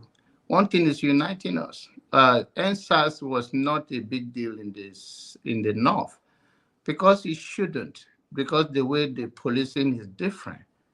The NSAS was police seeing young men based on their look, harassing them, and all of those things, which was not taking place in the North because of the way the leadership is set up.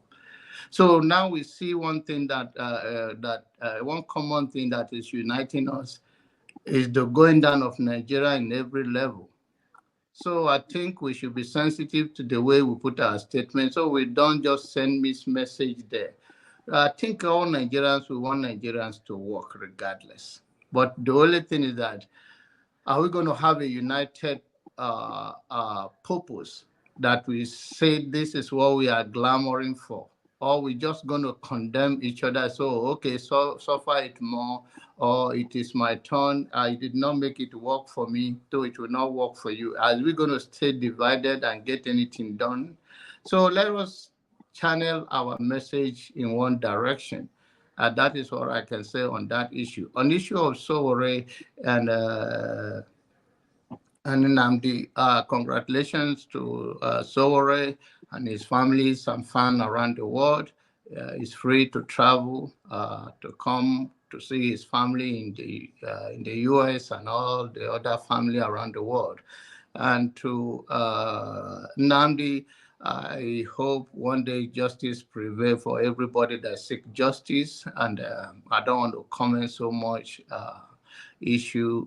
Believe that one day what is right for one is right for all of us. And if one of us do wrong, you can still love somebody and chastise the person.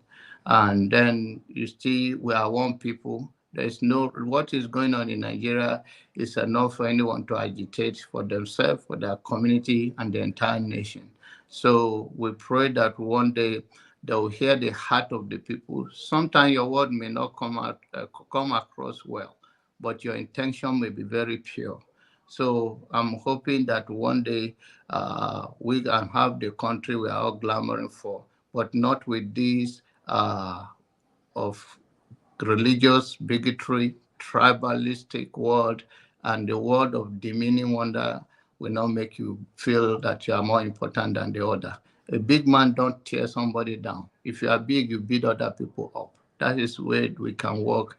And let us start distancing ourselves from some words that will bring more division among ourselves, even we that are in diaspora. We can disagree. We are not meant to agree in everything, but doesn't mean that we should not be careful how we use our word. Thank you for now. All right, Janaba, thank you so much. Excuse me, Rudolph, sorry, because we are discussing things generally. Does it not bother you or anybody? Does it not, does it not bother you or anybody that Nigerian flag is being burnt in the north. Green, white, green is being set ablaze in the northern part of the country. What if this has been burnt in Sowore or somewhere in Umuahia or somewhere in Asaba? What do you think we have? This is just a question. Nigerian flag is being burnt now and nothing is happening. Flag is the symbol. You live, most of you live in America. If you start burning the American flag openly, definitely they should ask you one or two questions. Even if it's not arrest. You are burning the symbol of the country openly. Nigerian flag. Nobody is saying anything about it in the northern part of the country. If I'm to burn it somewhere in Newi and it's being shown on social media, what do you think will happen to me? Thank you.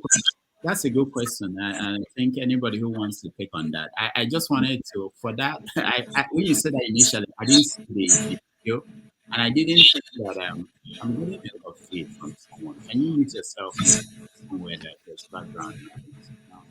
So I didn't think, I don't know. I've never seen Nigerians burn the flag. I don't know if even the government is attached to the flag the way the Americans are.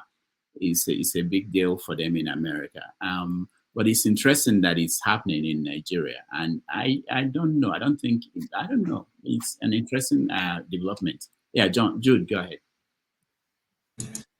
CM, I know you know the answer to this question. And you see, we live in a country that, that is so hypocritical, and we come here, we talk as if we all believe in one Nigeria, as if we really want Nigeria to work as one. When we see injustice being done in a certain part and we rubber stamp it, and it baffles me that all of a sudden people could come out now and be defending a terrorist like Buhari. I still insist in calling that, and that is what he is. And he's not the only one, including El-Rufai. These are people who are supposed to be arrested and put to jail forever. Okay? If that flag, I have seen that flag, I have seen that. It's not even only once it has happened. It has happened over and over in the north. If it has happened in the southeast, trust me. What did the Igbos, the airport, what do they do when Buhari send people to go Operation Python nonsense, Python dance rubbish, to go and kill them, kill Igbo youth? What did they do? Absolutely nothing. These are people coming together carrying stick and then singing their praises. God in front of sometimes they'll gather, they'll congregate, before their leader, before Nnamdi Kanu's compound. They weren't molesting anybody. Activity, commerce and trade and commerce was going on in the east. In fact, east was one of the most peaceful area in Nigeria as at that time, before Buhari, in collaboration with Hopeless Sodinjo, begin to terrorize and begin to bombard Imo State and begin to kill our people, our youth. And many of them up to today are still being arrested and put in various jails in Nigeria. Their parents, their family members cannot even account for them. John Abba will come here and be telling me this. You that John Abba that have sense, you voted for Tinubu. How far? Voted for Tinubu on this platform. John Abba, how far? And you are a Christian. May God have mercy on you and forgive you your sins. I do not vote for Tinubu, please, and I'm not. You supported him. You supported him here. Are you not denying? Look at you are not denying. No. But you supported him. Even your brother, you told us that your brother is not for Tinubu, and that your brother has been not for because he believed in Oh, please let John Abba be. The man just told you he did not vote for Tinubu and he is not a Christian. Absolutely. Leave this man alone. Okay, let me leave him alone. All right. Thank you, guys. John Abba, stand by, because next topic will be Oyedepo, whether he should retire. Not Oyedepo. And the issue of the flag, please, 1 minute to my brother CM. You see, the flag issue. You see, when things do not happen, there is nothing for you to compare with. We all can just speculate that this could have been the consequences and of issue if it happened, of a problem. So to me, Let's watch if they do it in the east or in the west and see the reaction. But you should know that it's a local government. So the local government people have power to do that. And I don't think where you have your police commissioner is an Hausa man or is a Yoruba man in Kano, there is a different bias in the issue, and that's why we are asking for state police and those that enforce the law. Thank you. All right. Nobody should be exonerated from burning. The national flag is the symbol. It's a sacred identity of any country. CM, for the first time in history, I beg to disagree with you because I'm trying for it to go around so it can get to me. Number one, you have no citizenship. So if you can burn the flag and burn the staff of the chief of staff, what do you call Oba, whatever the Oba carry around, burn everything you can burn. The country is not serving anybody. Burn the flag, burn your passport. It's a sign of civil disobedience. Please, Exactly. let's move on to important things. I'm waiting my turn now. Now you talk that one, not be me. Thank you. All right. I bet Ferrari carry go talk. We want to hear you. Okay, is it my turn? Yeah. No, not yet. Not yet. Not yet. Yeah, excellent. Yes. Good Oh evening. my God. I was Oh, actually God. watching from my TV, but then Dr. Rudolph played two videos. One was that of I don't know if you know that the video he played, the second one he played, or was it the first one he played? It was Eric Prince. The speaker on that video was Eric Prince, and that's the founder of Blackwater. I don't know if you know the scandal of Blackwater. Yes. So when we play these videos, please let us quote the speakers, because this Blackwater did a lot of shit in other countries. That's the same person that is prescribing recolonization of Africa. And we know when these private security companies go outside US to do their dirty deals, they have the backing of the country they are coming from. That means, to an extent, they are implementing their country's policies. Now, Eric Prince, that speaker in the video of Blackwater's, the Blackwater's founder, who once served as CEO and later as chairman, some might see him as an extension of US foreign policy. Blackwater has $1 billion US government security contract to patrol throughout West Asia. He now thinks underdeveloped Africans need the US to help govern the continent. Africa certainly has leadership issues, but hasn't Africa had genuine leaders who worked for the good of their people? And what became of them? France, a NATO member, assassinated Burkina Faso's Thomas Sankara. The US, UK, and Belgium occupied the Democratic Republic of Congo's Patrice Lumumba. The US-backed South African apartheid government allegedly took out Mozambique's Samora Machel. The CIA ousted Ghana's Kwame Nkrumah, as well as Libya's Muammar Gaddafi. In every case, the West's fingerprints are on the crime scene. Why are these facts glaringly absent from Prince's rationale? In many ways, the US already colonizes Africa. We all know this. Most African countries' economies are at the mercy of the International Monetary Fund loan terms. These countries are reeling in debt on Washington's condition. The impacts can range from cuts to healthcare and subsidies, labor market deregulation, and privatization of state assets and services. Plus, while numbers are not easy to pin down, of Africa's 54 countries, 15 reportedly host 29 AFRICOM military bases, and 53 African states have varying military partnerships with the United States. The point is, has Africa ever been free? So please, when we listen to this kind of people, we should know where they're coming from. We are practicing democracy that doesn't work. Now, to the question of the day, which is Nnamdi Kanu. You and I know that Nnamdi Kanu should be released. But 85 to 90% of Nigerians are dishonest. They bring out issues and reasons why Nnamdi Kanu should remain there, blah, blah, blah, blah, while they know that they themselves do not believe in the institutions that govern this country. When have we ever gotten it right?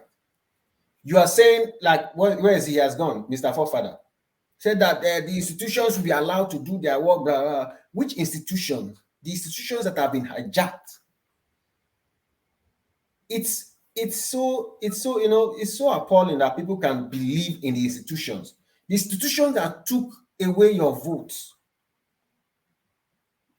The kind of situation in Nigeria today, doesn't it warrant us all to stop every institution and say, no, we have gotten it all wrong? But yet somebody will come here and say, let the institutions do their job. Which institution is doing its job? Are the institutions free? Elections are rigged by lecturers and supported by the judges. Are these not the institutions you are talking about? Do you believe in the institutions? Why should we come here now and be dishonest? This is why we keep prolonging the judgment day. And this is why our generation is wasting away, and our children are now asking us, why didn't you do anything?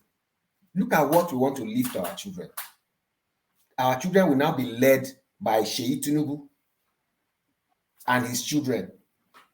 Because we are here saying institutions should be allowed to do their job on Nnamdi Kanu. We all know why Nnamdi Kanu is not being released. The likes of Igboho and Sowore were released because they are lightweights. Nnamdi Kanu is a heavyweight. And when a country is focused on a person that much, there's something the person is doing that is right. So in our dishonesty and insincere judgments, let us also know that we are all losing. If you go out today, anything happens, people die. If you count among those who die, they are from our own sides. We are the masses, whether you like it or not. We are not, since we are not on the ruling class, we are the ones losing. No matter what happens, anybody dies, anybody's taken out, anybody's in prison, is on our side. It's either we open our eyes and stop this mess and stop prolonging our history and do things right, or forget it. For me, I'm not going to argue with any dishonest person. The man should be let free. Thank you very much. All right. Thank you. Alaba, you're next. It's my turn, right? Yeah. Oh, perfect. Perfect. Like I tell you now. That is why this country, they scatter because we have the people on this panel, 3 categories of people on this panel. That is why everything they scatter. We have people here who knows the problem, right? But comes here every weekend and start repeating the same problem since 1960. The same thing, fella don't do album. Instead of them coming here repeating it, they should go do album. Maybe I go buy them. Other than that, I beg, make them stop. Come here, people like my friend Tone and a few others. And then there are the other group of people. I'm telling you 3 reasons why this country they scatter. Second group of people are the people, you know, they know the problem, they know the bad people, but they keep coming here and telling us to let us support them. People like that, Eze and to Niger, let us support the status quo. Sometimes I want to include John Abba, but I not go include him. Since he himself said he's not a Christian. Make I leave that man alone. So that's the second category of people. And then there's this third group of people.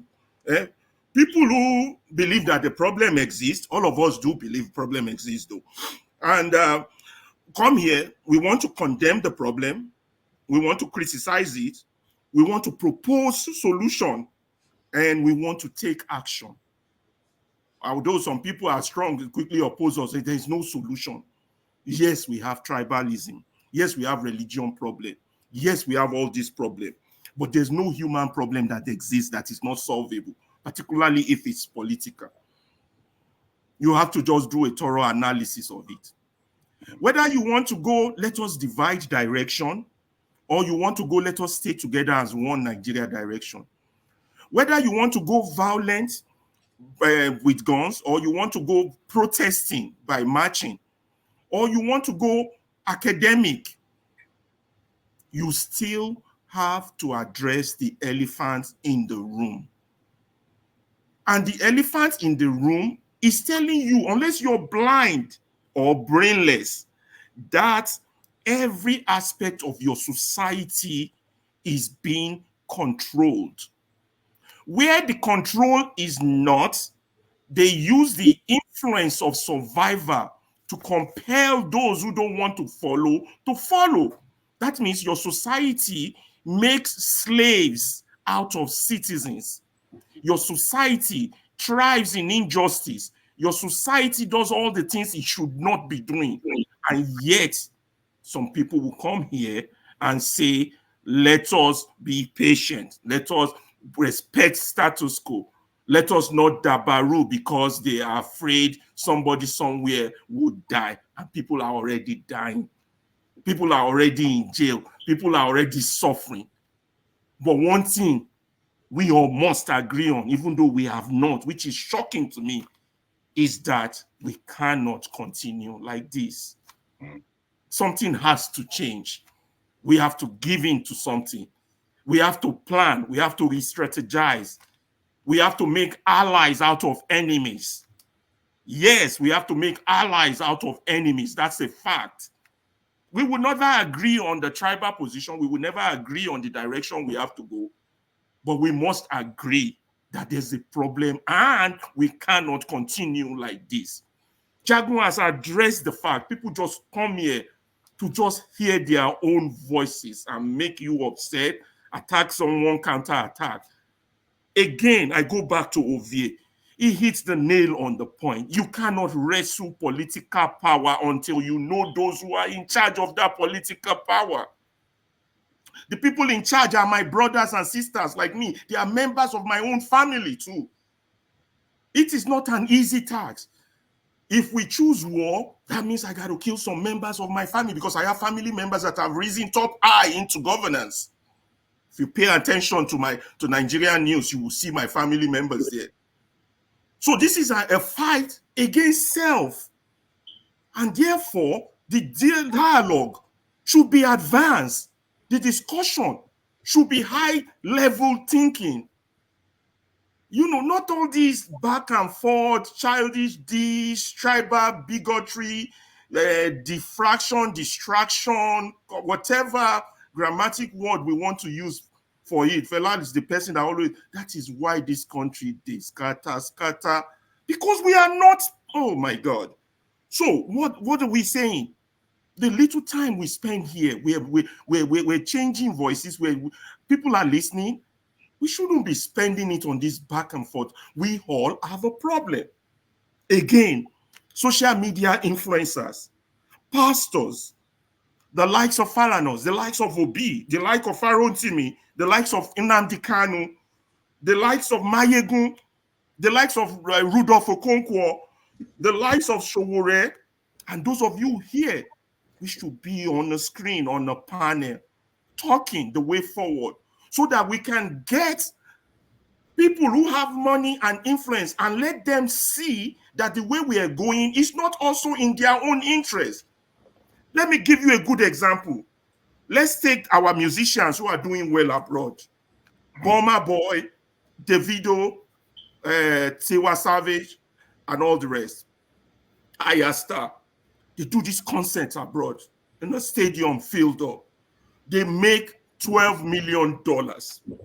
Let's say they are smart people. They took that money home. If you make $12 million 6 months ago, guess what? Your money just came down to 6 million. Who's winning? So we need to convince people like that to back us, because it's in their own interest that we cannot continue like this. We need to find people who have money and influence, those who have 2 million followers on Twitter, to back us, whatever we need to do to convince them. Not tit-tat, chat, fight, boom, boom, all this nonsense that goes on here. We need a coalition of the willing. The willing here is not that I want Nigeria to be one or I want Nigeria 7. No, the willing here is that we cannot continue like this. All the millionaires, all the rich people back at home, as time goes by, they lose money. They are being made poorer because of bad governance and a system that is in place. How long does it have to take before we all wake up?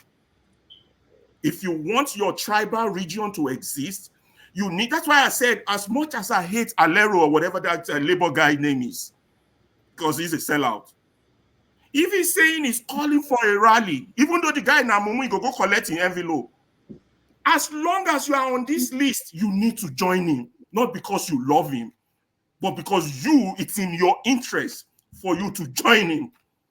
If Kanu calls for one, it is in your interest for you to join him.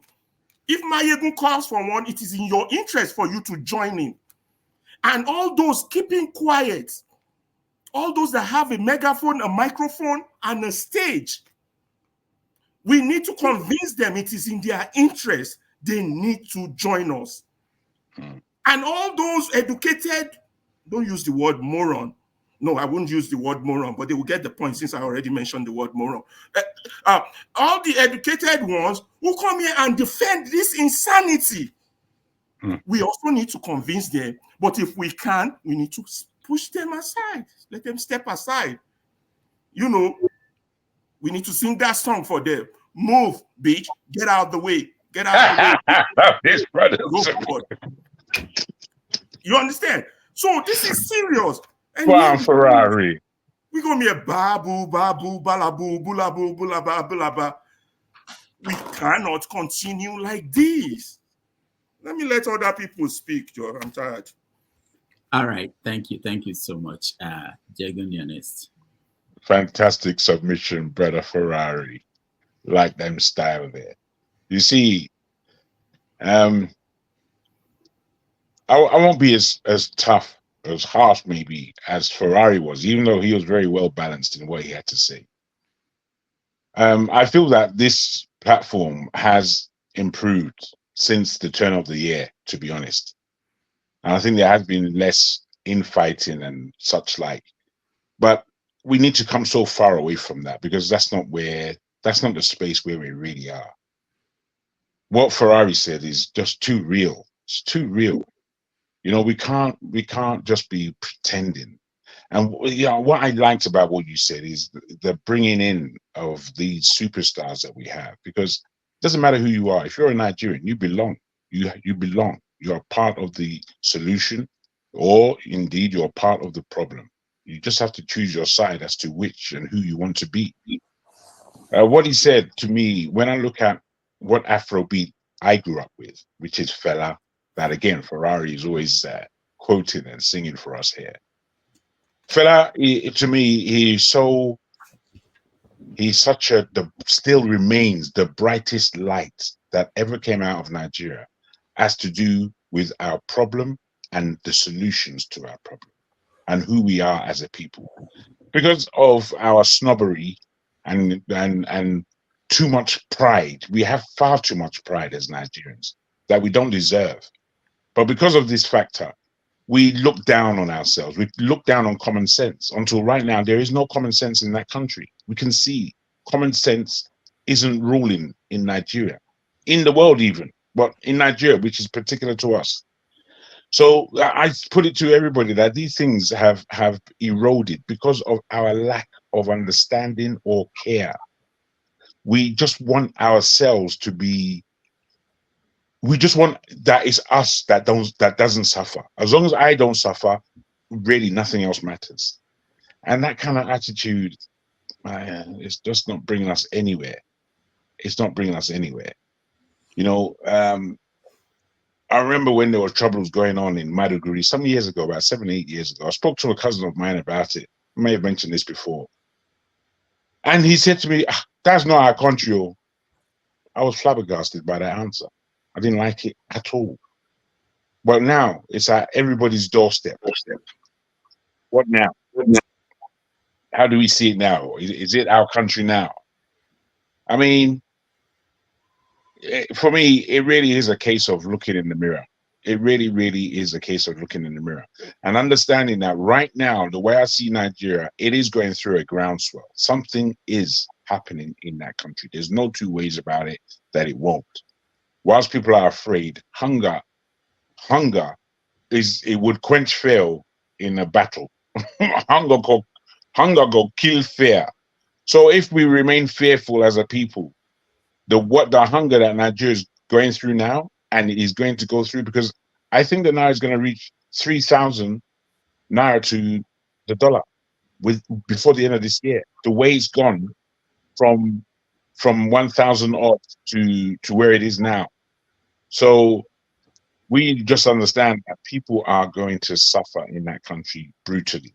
It's whether or not we outside are organized enough, are loving enough, are understanding enough, are clever, and have a guile about us, about how we are going to actually organize that country from the outside. Unless we're thinking like that, I don't think we're thinking at all, to be honest. And as I said, I've got my ideas, and I want them discussed and discussed thoroughly. But I refuse to discuss them here, obviously, because this is have your say, not to organize your. So again, I thank you very much, and I really raise doff my cap to those people who speak not just in accurate terms about what we're going through, but in positive terms about what it could be. And somehow we've got to follow this positivity, because the negativity, we have it in us. It's too heavy. Me, I want to put the negativity down and push ahead with positive thoughts and positive people. Thank you. All right. So, it's me actually. Hold on. On tomorrow's 90 Minutes Africa, we have Professor Nimi Wariboko joining us. He's a professor of social ethics at Boston University here in America. When he appeared on this show last, that was before the election, he predicted that INEC would screw up the election, especially the system of collecting the votes. He was a former pastor at Redeem. He understands the church. He understands the financial industry. He was former Wall Street financial expert. He was a former reporter in Nigeria. So he's so vast in knowledge, and he will be able to answer our questions about issues going on in the country. So tomorrow at 5:30 p.m., he will be here with us. 11:30 a.m. for New York, 5:30 p.m. for those in Nigeria. He said something during the last time he came that was surprising. I know we didn't pay much attention, but he worked as a consultant for the government of Nigeria during Jonathan's time, and he went to the National Security Agency and discovered that they were using Gmail to communicate. Our National Security Advisor's Office, they were using Gmail, and probably they are still using Gmail to communicate to people around the world. So we have serious problems, and every now and then we get someone. That's a security breach. Very, very, very. That's an invitation for an attack. It's like it's better than selling the it's better you sell the country's secret than to use Gmail. Oh God. At least you get the money for that. This one there is just free. So yes. Do we have a secret? There's serious problems. Do we have a secret in Nigeria? Yeah. All Tinubu's children attend security meeting in Aso Rock. We won't go back to. Yeah. All right. So let's continue. We'll have to round up because rush this topic, because we want to talk about Adebayo and what he's been saying recently and whether he's due for retirement. So and also let me address one other issue about Jude. Jude, the point is, I didn't pick on you, just that it came off at a point to illustrate something. The point is that people were writing some things and I just wanted to say something. It's okay to say, your opinion. You can say that based on what this person said, this is what I think. But it's important to make sure that the source, clear that the source is, this is what the source is. It's okay you say Buhari wants to do this, but to say that he said this, based on your own reading of what he said, that's okay. So that's the only thing I took issue with. Do you know about deductive reasoning, interpretation? Let us not go there, Rudolph. Sorry, okay, Jude, we are all educated. I'm not. Sorry, Jude, okay? Are you unable to learn? Hey, Oti. I gotta put this tackle. No fight for one day, sir. What's wrong with all these guys? The point I'm making, Jude, when you say Buhari is a terrorist, that's your opinion. That's okay. I didn't quarrel with that. I don't quarrel with these things. But the point I'm making is when you specifically say, this is what he said. That's it. This you have your say. I want you to have your say. But if you make any mention of a source that we know, then I want the source to be accurate. Your opinion of that source, like the Minister for Defense saying that anybody criticizing the government, that you should be worried about. That's once the source is accurate, you can make up your opinion. Your opinion. This you have your say. What I said was exactly what you played. Okay. Let's not go there. I'm not saying this so that you keep responding. I'm just pointing it out for those at home who are pointing it out. All right. So go ahead, Oti. Oti, go ahead. No, it's my turn now. Oti don't speak like 3 times. Dr. Damages, I've only more serious. I've already spoken once. I've heard him speak. Dr. Damages, I've not spoken once. I know. Okay. After your concern. Right. Yes. Look, I don't take time. I don't. So I just want to kind of. You don't even call me out twice. I never even answer around. You give out the third time to speak. While I'm. I want to speak to the points Ferreira made. First of all, he was asking, about those holding or controlling political power. I think we know those people, right? So it's not really. We know those that hold power in Nigeria and control political power. Equally, I think we can also assume that those that are being controlled, they don't like being controlled. It's not something they would have loved to be rescued from their control. And now that, of course, comes to what we are here, what we're doing here. We come here every week and then every weekend. Right. Again, as citizens, there are things we can do: political, social action, and of course, we can co-opt people in Nigeria that command some social power influence. Ferreira also mentioned some of them. Maybe some of our pastors, or we can co-opt them into whatever we're contemplating.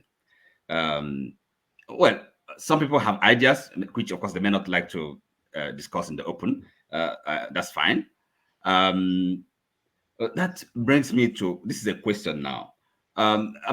Here we're supposed to have kind of a strategy group, working group, and I want to ask, how are they progressing? Are they making any in terms of yes, not just talk now, kind of what things that can be done, practical action, practical steps. So I'm just asking, of course, you don't have to go into specifics, but at least, kind of assure us that they are thinking, and they are, of course, whatever we are discussing in open, is being fed into, their thoughts. So it's a question. Yeah, it's a good question, my brother. Yes. So I think, as I said, I don't talk a lot. So I just listen, and then I'm done. Okay. Ovie, you are not the one he's asking. Did you ask Ovie? No. I'm a member of the working group or strategy group. I don't know them, but okay. That's what I'm saying. I'm not saying. You want to join? Ovie, hold on. What do you want to join the group? I'm available. I mean, it's share your number on the private chat. I'll add you there. Okay. Like seriously. Good day, everybody. Thank you, Dr. Demi, for giving this opportunity today. I really appreciate. Well, what made me to come into this here today is because of CM. CM. All the time, CM have been living in denial about Nigeria. That's what made me to come in here today, mostly. Because all this while, I've said many times here, let us be honest to ourselves. Is Nigeria working? No, it's not working. Is it going to work? No. Everybody says the foundation is bad. If a house foundation is bad, how do you think the house will stand? We that are living in abroad, honestly speaking, we are wicked to those in Nigeria. Because things are not working there. People are dying every day. Both hunger. Immorality is increasing every minute. And where we are, we're enjoying. Even if we are not enjoying, we're enjoying good government. But every time we continue to say one Nigeria, we have practiced this one Nigeria for how many years? More than 100 years. And nothing has happened. Nothing is improving. A whole Nigeria, common life we don't have, electricity we don't have. We don't have. Nothing we have in Nigeria. If you ask any Nigerian, anything improving, he said no. So why do we every time coming in to say one Nigeria, one Nigeria, one Nigeria, one Nigeria? Because we are talking about this one, because one area or one section of the country is being marginalized. We talk of Ibeto. We talk of many things. We talk of Nnamdi Kanu. We talk of many other things. There is one Alero. I think his name is Alero in Katsina State. There was a bounty placed on his head, 5 million bounty for killing many people. And the day, one day we saw him being given a chieftaincy title. Police were there, the police chief was there, and he was not arrested. The same thing applicable to most of the regions. But whenever I come to Igbo side, it's a problem. I respect Tone so much, but sometimes he talk like someone who drinks something, Because for a man to come out and say Igbos don't hold their people account, that's lie. That's a big lie. The former Hanese leader, his house was burnt. Everybody knows that. What is his name? The governor of Imo State now, his house was burnt. Many Igbo leaders, their house was burnt. Many, those that we regard the leaders or not leaders, their house was burnt. Concerns, hold on. Yes. Is that your idea of holding people accountable? Yeah, we criticize them publicly. We criticize them publicly. What do you want again for what do you want people to do? What do you want the Igbos to do? Rudolph, there are many ways of holding people accountable. Excuse me, when Ozodinjo was given to Imo State people tried to remove him. But the federal government put more security for him. They put more security more than any other government in Nigeria, so that they cannot remove him. You understand? So what do people want Igbos to do? In this former election that happened recently, no Igbo man came out publicly say no, we must not. I must, or a church leader say no, we must be there. This, that. But we saw it happen in other regions. So, but what I'm saying in effect is this: let us all, because I believe that all of us that are here, we don't like that. We are not saying ourselves the truth. If we are saying ourselves the truth, we'll be talking about how we can balkanize the country. I've lived in about 6 countries in the world. I've lived in Japan. I see things work there. I lived in Malaysia. I see things work there. I lived in Namibia. I lived in Botswana. All this, Botswana is a small country. Namibia is a small country. And other countries. I've been to Tanzania. I've been to all these places, small countries, small population. But they're working beautifully. There's rule of law. There's everything. But in Nigeria, because we want to be like 1 billion people, big for nothing. The most populated African countries that. But what is happening there? Nothing is happening. What is going on today? Not we that are abroad, but those people at home are dying. And they're suffering. You know what is hunger? Hunger kills more than anything. That somebody cannot buy bread. What you know what it is? Somebody has a wife, you cannot feed them. You know what it is? So, but what's the solution? Now, what's the solution? We all know this problem. The solution is, I'm not talking about going to revolution or fighting, but I'm talking like what CJ said.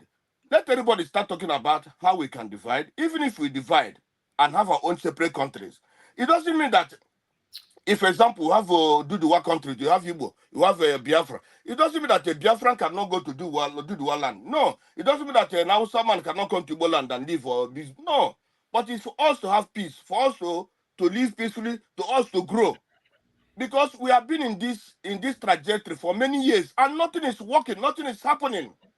That is what we are. As you see, somebody like you see Mazi Ovie, Abba. I think two of them are the same brother and sister. Because even the election, they bring out their this thing of all candidates are the same, all politicians are the same. But today, it's all politicians are the same. That's the kind of anytime when you bring out youth in, they come to bring this their and what they call the forefathers or 10 fathers. When that man CT was talking, he was referring to people like forefathers. Forefather, I've seen 2 times. He called Flip Television when those boys are coming in the morning. He called them. He said that they never released Nnamdi Kanu. That man, it was forefathers. Why can somebody, a man like him, call it that nobody is releasing Nnamdi Kanu? This is a fellow man like him. What did that man do to him? That man didn't do anything to him. But all the people that today we have what they call it, we have many mafians and killers in Fulani land. But he has not even called one day, say let them be arrested. He has not. What did Nnamdi Kanu do to him? Many of the people here also doesn't like that issue of Nnamdi Kanu. Some people say, I don't like how he's operating. But I want to ask anybody, how did you want Nnamdi Kanu to operate? Nnamdi Kanu started peacefully. He said, okay, he started peacefully. He said, okay, you can referendum. From there, the DSS started killing Igbos. That is when Nnamdi Kanu was shouting all those things he was shouting. Even though I don't listen to what he says. But again, Nnamdi Kanu never said that the people of Nigeria must be burnt. No, he never said such a thing. So whenever we are talking, let us also have one agenda. Even today, these people who bring out this, I've said this before, these people who bring out this South or South in the South, let's make a meeting, let's bring this. They don't forget that it's not even the South that's in power of Nigeria. It's the North. The North have not, they don't even bring North into this situation. Today, the South can never do anything without the North. Without the North have the power of the country. Whether you like it or not, security of the country is being held by the North. So whatever you are saying, you want to make a meeting, you want to make this, bring out the name, the North are not going to follow you. They cannot follow you. Whether you like it or not, they will not. Because they have their own agenda. The agenda is what they want. They want only what will benefit the North. So if you are talking anything that will benefit you people, it's your own problem. Somebody who call you a remarry, somebody who call you nonsense, is the one that you can make a country with you, is the one that you'll be on top of. They cannot allow you. So it's better all of us know that those people will not allow us. What we have to do is to find our way, how we can manage ourselves, how we can rescue our people. Thank you, Constance. Thank you so much. The only worry I had was you started by saying you had issue with CM. I didn't know. If you give me, please. No, I didn't have issue with you. No, excuse me. Just out of courtesy, excuse me. You said CM is in self-denial. I had expected you to dig in into that, and you went off on a tangent. So please educate the world, enlighten the world how I'm in self-denial. Sorry, you see, when we because we are in Niger Watch. When we are in Niger Watch, CM don't like talking about this defending the country. You only talk about one Nigeria. CM, I'm not insulting you. No, today I like what you said. That's what I'm saying. I didn't say. Have you? Excuse me. What do you understand by Nigerians should start discussing of post-Nigeria republics? What does it mean to you? This is not the first. This is not even. This is even the. Yeah, excuse me. This is the first. This is the first I said it here. I've been saying it in Niger Watch for a long time. Post-Nigeria republics. Don't you know what it means? It's my first you have no. Okay, excuse me. So, which means you've not had me say it there. Is that what you are telling me? Honestly, you need to put it another way. You have not used to put it. But no, see, I'm not against you. Listen. What I'm saying that listen. They are coming together. Wait. Excuse me. It's not that I can leave you to talk for the next 10 hours. It doesn't mean you've convinced me. I'm a man that believes in dissent, not just reason but logic. When I say post-Nigeria republics, I've said it there. People can hear me. So if you did not hear me say it, I don't need to I'm responsible for what I say. But I'm not Okay, I'm sorry. responsible for what you Maybe I've not understood. heard you say before because I'm not the It's like, editor. Maybe I've not excuse said me. it before. Okay. Exactly. So Okay, because you've I'm sorry not for heard that. it, I'm does sorry for not that. mean that. I'm sorry for that. I'm sorry for All that. right. If I All maybe right. I've We have not to, heard you say before. I'm saying I it. rest my case. I rest my case. Thank you. I all rest right. my case. Since you are now sorry, it's okay. I rest my case.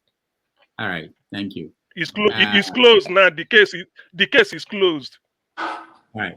We are moving on. Janaba, we're skipping. Moving on to where now? Shu? No, one of the moving on things, to? Rudolph, this is serious though. So where are we moving on to now? It's 5 hours. I've always spoken once. With this a joke. I'm coming to you. He's coming to you. Just one thing, Rudolph.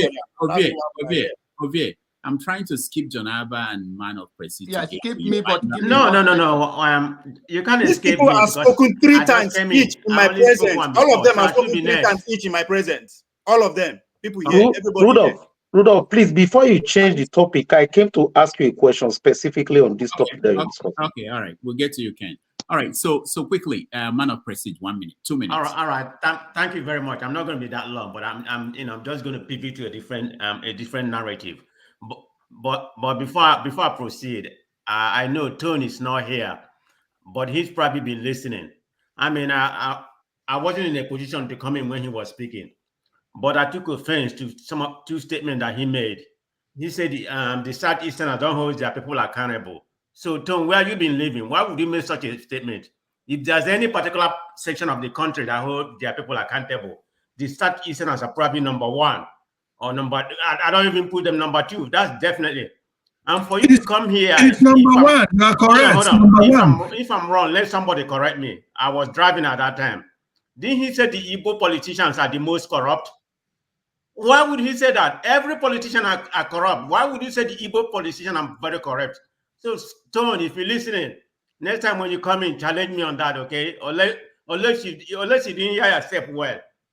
But anyway, let me proceed to what I want to the topic I want to talk about. It's about the creation of the creation of the security by Nigerian government. I think last week Tinubu summoned the governors and other things, so they come out with a modality about how to solve the insecurity.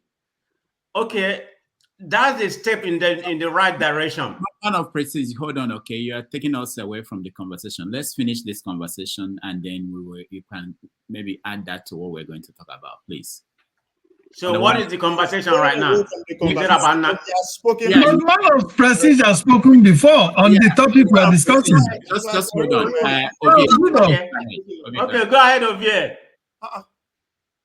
And I don't know. Maybe that's why I think Dr. Damiji, pay attention to reviews from people who don't come here or comment. The accusation that we likely listen to ourselves. For the past 45 minutes, we just call each other out. Oti go say, oh, like planning, this is still is asking those people who are doing ad hoc committee, where are they now? Like, it is because we come here with intention to just argue and complain that we don't actually understand what the meaning of planning and organizing is. It is sickening. It's sad. It is sad. You want to go to war, go. Nobody's telling you I don't go to war. If you think I think a jargon said it all, we don't have the answers, and that's the reason we are here. If we had the answers, we will not be here. You've tried it before. You want to go to war, go. If you go to war without planning, guess what? You get smoked. It has happened before. It will happen again. The only way we are calling those who are saying let's organize, it is because they see something that we all have in common. One enemy. Give me why you are not having Biafra today. It is because there is a structure that is put in place deliberately to keep that part of the country the way it is. And that foundation was renewed and rebuilt 24 years ago. And that is where Sowore comes in. The question we should be asking, what does Sowore and Falana have in common? When Falana was here, everybody busy glorifying him. Even himself is not proud of what their institution has achieved, but we are glorifying him. What do they have in common? They are both politicians. But most importantly, they both fought for June 12th. What happened after then?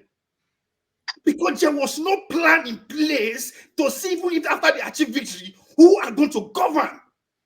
This is not me speaking. This is Keyamu speaking because it was part and parcel of the struggle. National Conscious Party came to being after the war. They've already fought the war and won, touching the military house. You can say it is not a revolution because people take the word trigger. It is not a revolution. Just because something triggered it doesn't mean it's the main revolution. You have to know why was that thing triggered. Why did because of somebody put itself on fire, every whole country come into play? It is because there was a plan and organization going in place decades. I'm talking about the Arab Spring. CM, who has read a lot, it is saying something. He put in an example about what he refused to say is to give detail what all these things are going to achieve. It is sad that when we say organize, people are Kolata too is fighting for himself. Kolata said we should be talking about economy. I agree. Inflation, I agree. But the question is that the people who are in charge of the economy, they have no clue what they've been given by the Western capitalists. They have no idea. So why should we spend our time to analyze it? Says we have an enemy in common. Coming to the Sowore, they know something.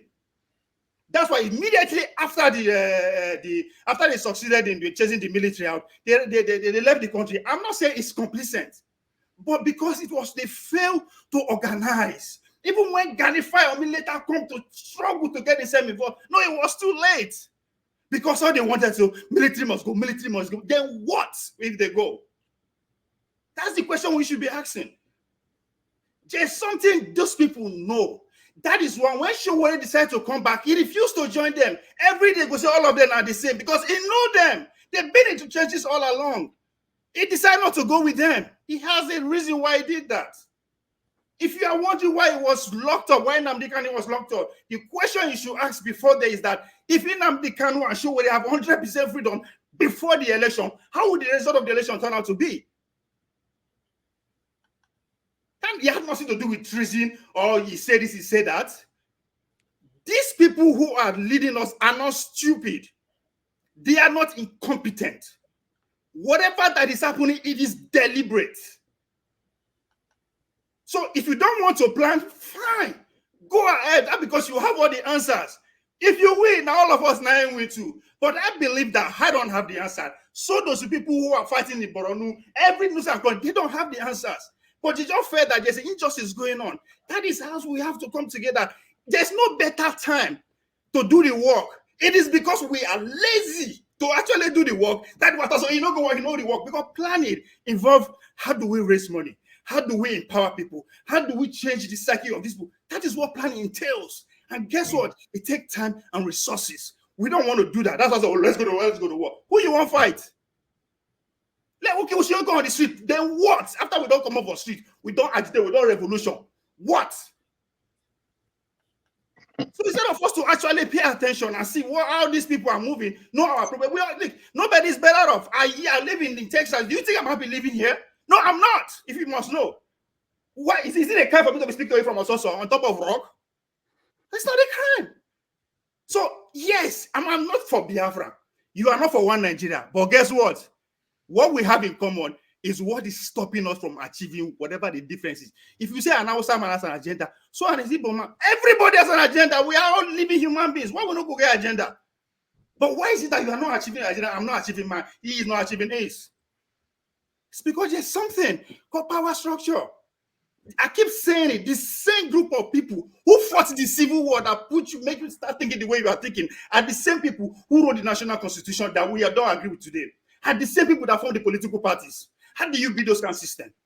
He's been 24 years going strong, and it's beginning to take shape. It's beginning to don't say, "Oh, you supported Kokoto, you supported this." What is the difference between them now? It is taking shape. It's 24 years strong. The military had a better of 23 years. The so-called civilian that we agitate for are in charge now. Anything different? No different. So if we want to plan, there's a reason why I say, oh, they should reason now. There's a reason I should not plan with Obi. They are both from the same region. They both want the same freedom if you want to look from that angle. But the reason is because Obi is already an insider. So we don't think that's what Ferrari, I think is Ajabu said. How can we think when we have political pundits that we listen to every day, when we have journalists that we think they are the best? CM says something that he reads so that he can actually analyze it from his own point of view And people say, oh, man come here to say, oh, because you come here to philosophize, you wrote so much book, you want to philosophize things. That's stupidity. If you don't read, how do you think? It's true. You think for people who are thinking for you. CM is proud of his reading every day here, and nobody can challenge him. You know why? Even if you can't challenge him, the top 1% reader in the world just read like 2 hours every fucking day. And that's why you can hardly see CM come to say, oh, you're not going to work. You are lying. Before I tell you are lying, you will tell you why. I will give you facts. That's somebody who is learned. Then you come here to, you're not going to work. No. You say this. Nigga, I ain't your problem. Excuse my foreign language. We are not our problem. We are just the victim. And the truth is that it's a structure that was led by the imperialists. It's called education. We are all being miseducated. We don't know who we are. That's why we are doing all this. That is where the problem is. Yes, Nigeria has its own paranoia about military. But the truth is that the video that Rudolph played here that said they are going to colonize us, of course, if they land today, tell me your defense. 1 ounce of nuclear on an get. Make one country to get a nuclear weapon. I said if you go read an article on the New York Times about a week ago, to develop a nuclear weapon is just about $5 billion in a period of 5 years. Nobody get that for Nigeria. Nobody get that for Africa. Make one person get 1 ounce and see things that are not going to change. We cannot have that because people who are in charge and keep using people. This is elite. They don't live among us. They don't live among us. Would you respect this to a brother that lost his life with the helicopter in New York? Medias are quick to point out to what he's been doing with the money in Nigeria. When was the last time we see that among our elite? Yes, he thieved the money, maybe as people are lady, but he invested in Nigeria. So if you are looking for security, if you are thinking of where your problem is, your problem, yes, it may look as it resides among you, but they don't live here. And that's according to the few elites that we are talking about. It has nothing to do with me and you just because I don't live in Nigeria.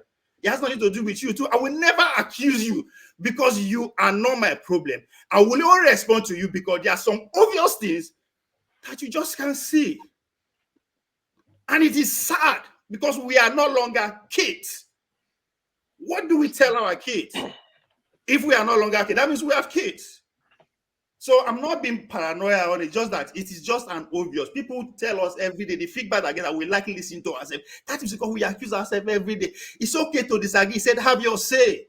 If I have my say, if you know, like, can you have your say? Don't go after that person. People, just because, I don't, tell me I'm lying, that's okay. But if you don't fight to give the fact, that's insulting. And 99% of the time, because you already have a pre-minded say that, oh, I'm coming here to debunk, I'm coming. This is what I heard from this place. This is what I heard from this place. Anybody that speaks contrary to this, he doesn't know or she doesn't know what he's saying. And that mindset says a lot about how extensive you've done your research, your read. And I said it here before, just because you finish Kunu means you have what it takes to come to public courtroom and have a sway. Your intelligent, your intellectual intelligence is required. All right. Okay. Thank you. I was wondering whether wait. I want to comment because I believe Ovie is referring to me. Yes, I want to respond to him. I want to respond to Ovie with that his analogy and whatever he's saying, because your grammar and your reading, you are referring to CM, maybe for CM to back you up. That is rubbish, Arab nonsense for me. Let me tell you one thing. Who do you think? You listen when I'm talking. You listen when I'm talking. You can get. You listen to me. You listen to me. You listen to me. Calm down and listen to me. You hear what I'm saying right now? Calm down. Matt, you have to, listen, you have to calm down too. No, allow me. I'm coming down. Lord, allow me to make my point. I'm not dragging with him. I'm not dragging with him. Matt, calm down. Hold on. What is this? Rudolph, yeah. Rudolph, you know, when he heats up. Can I make my point? Can I make my point? Rudolph, don't do this to me. You are Matt, I will call you. Just calm down. I'll call you, Matt. He will make up his point. You see, when he heats up like this, probably you find a way of cooling it. Ovie, if just 30 seconds, let me say this. Why I like, for instance, look at this book, Nigeria Dancing on the Brink. People must have seen it. Why I read all this type of thing is to understand the effort people must have made and why Nigeria is still. So that's why I build up my own argument. This is Okonjo-Iweala's book. He said fighting corruption is dangerous. Former minister. This is Okonjo-Iweala's book again. This one is reforming the unreformable. Now, to know why Wayo flew Nigeria since independence, this is the man, people that did it, a British man. He confessed here, the Harold Smith story. I read books like this. Though I'm a scientist, but I go over to read about Nigeria. Because that's why after reading it, when I'm making anything, if I want to prefer suggestion, I always believe Isaac Newton said, if he has seen further, it is by standing on the shoulder of giants. When I read this, that's why I synthesize my logic and say, look, things and this is why I'm saying this is this. All these things, when they say here, this man talked about what they were building. It didn't work. They thought it will work. Harold Smith, when he was writing this book, Margaret Thatcher, the prime minister, was bugging his telephone line. He wrote it here. To know what he's really discussing. A former civil servant in Nigeria in the 50s. He graduated from Oxford. Then when I read the Okonjo was telling us about World Bank and what they went to and the corruption. How decadent Nigeria was before she came in. This I experienced. That's why I shared it. This fighting corruption, this is where she was nearly killed. And this oil subsidy they are talking about, there was no subsidy. For instance, she said a case of oil subsidy, there is no oil imported anywhere, no petrol. Influential Nigerians from every ethnic group will be coming to claim millions, billions of naira. Later it was getting to trillion. Okonjo said, where are these things? He said, oh, they are demorage. They are in the wharf. There's an insurance company called Lloyd's. Lloyd's is the #1 marine that insures the cargo like ship all over the world. It's in UK. He has to phone Lloyd, say, where are the ships coming from Nigeria? He said they've scanned the whole ocean in the world. There's no ship as of today coming to Nigeria to carry this thing. So that was why Okonjo said they will remove subsidy in January 2012. That because if they remove the subsidy, you don't have to come and tell them you are importing fuel anymore. So you want to remove it. And those people that are in government now oppose her. This is a book where she explained the whole truth. This is an ambassador, American ambassador to Nigeria, John Campbell, who wrote this. He was just talking about the type of country Nigeria is and that's why he said dancing on the brink. And this book is over 10 years old. Yet what they predicted is coming. So when this type of thing, why I find it to read this, to let me know the Nigeria I do not know. So after reading it, I can then make my sense and say, look, where did we get it wrong and where are we headed to? So that's what Ovie is referring to, because I like all these things. Most of them people refer it, and there are many of them here. So if I can't even get hold of them, there are many. I have books about Nigeria. So after reading it, sometimes biography of Edwin Clark to know what happened in the 60s when they fought for independence. I've read a book about J.S. Tucker, how they had TV uprising. So when you read all these things, you understand the Nigeria that you do not know. And then when you want to move forward, you know exactly what we are saying. So thank you, Ovie, but there's no love lost. Thank you. Please, please, I want to make my point. No. Can you allow me? Dr. Rudolph, what I allow you, Matt, but calm down. I'll call you. Look at Ken. Ken has not said anything. I will call you next, but I want you to relax. I told you to leave me out at the background. I told you to leave me at the background. And Ovie has used Garagara to come in. You allow him talk. And I want to talk. You know, this is not fair. If you don't want me here, you pull me out of it, this place. I'm not begging you to leave me. But I have to respond to him.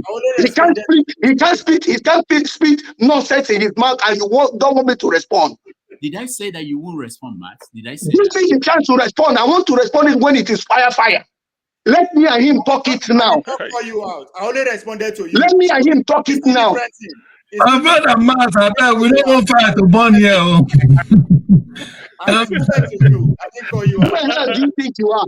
You come here, you speak grammar, It's you speak okay, English, it's okay, you speak grammar, speak grammar. You think that makes sense? I wish I can You speak think that makes sense?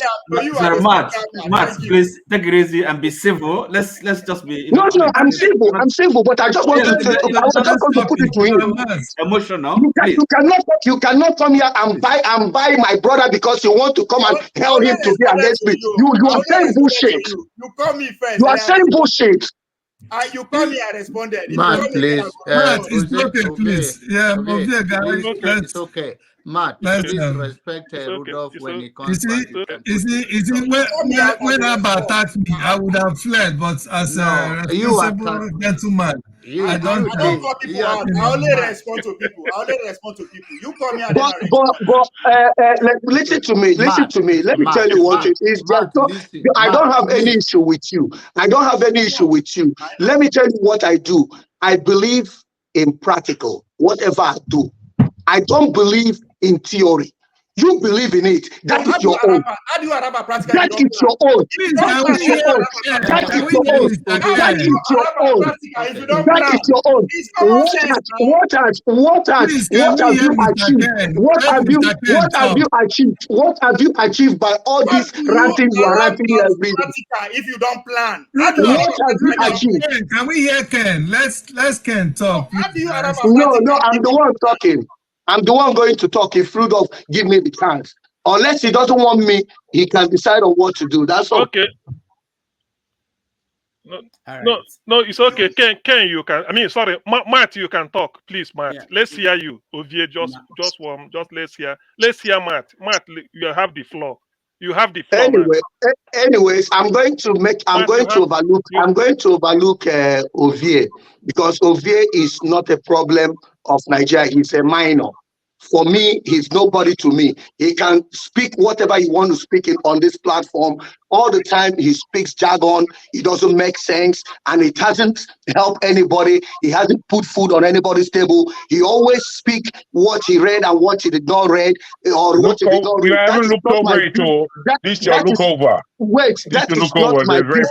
That is not what he read or what he did not read. It's not my problem. What is my problem is how do Nigeria move forward? This is how he came here. He sell someone who he know that will not win the election. He keep his picture on the background and nothing happened. Immediately that man failed. He now joined Obi and the Kwankwaso picture. He has been a controversial person. He doesn't belong in one. There's no place he belongs to. You understand me? So you are not my problem, and you cannot be my problem. You can say whatever you want to say here. My opinion about you is my opinion, because people like you, they have not made any change in Nigeria before. I have never seen people like you make any change. You are just like that, your brother in Benin, who speak jargon, who comes on the television, speak grammar. Finally, nothing happens. Do you understand what I'm saying? I believe in some people who speak. When they speak, they stand on what they say. Do you understand me? That is the reason why sometimes when you say something, I don't take it for anything. It doesn't make sense.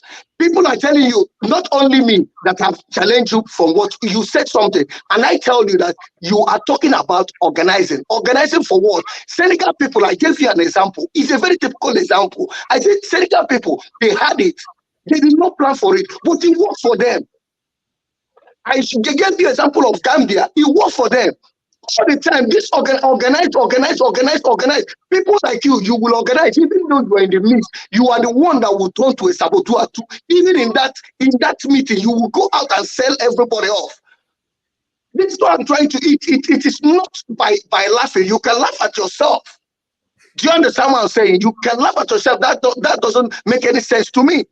No, it's just that the word organizing is making you not worked up. It's amazing. You don't understand what I mean by organizing. You don't understand what I mean by that. You don't understand what I mean by that. I'm telling you that what you are saying by organizing, I am telling you, people like you, when Nnamdi Kanu was organizing it, you here was against Nnamdi Kanu. You and your forefather, you were against him. Let me tell you about this organizing. This is what people like you want. so that they can benefit from it. You think everybody would come and buy this rubbish that you always come here to say? I have left this platform. I have left it. I used to watch you from the background. I used to hear what you say. You say things that doesn't make sense. You just stay there. After staying, maybe what you do, you come here, you come and say things that you want to say. That doesn't make sense. All right. Thank you, Matt. So Rudolph, please, Even what I wanted to say, he never gave me the chance. He was there arguing and saying the things that he I don't know. This guy is just funny. He's just funny. He was using tactically to bring me with CM. He wanted me to start having problem with. I don't have any problem with CM. I have problem with your contribution and the people like you. Let me tell you. If I don't stop you, you will spread this virus because many people are watching. You will spread this virus and they will think that you are making sense. Someone has to stop you. Someone like me has to stop you. Do you understand me? If nobody wants to tell me, I will tell you I have to stop you. That's what I'm trying to tell you. How to spread organizing? The word organizing is a virus. Like, how dumb can we be as a people? You are dumb. Are you still in charge of this? Can we move on? Can we move on, guys, please? Thank you so much. I wanted him to everybody to vent. The point I wanted to make before Matt spoke was I wanted to make it clear when Ovie was talking about. I think it was Matt first that talked about people who read books and talk about books. I've always been of the opinion that this is how you say. Anybody could have their say, whether you are coming from the people that read things you read in books or things you didn't read in books. I didn't care. It wasn't necessary. But when it became an issue now, people have the right to, when you go to school, whatever you did, whatever you read, you have the right to air your view from that perspective. Your life experience is also worth something, it doesn't have to be from books.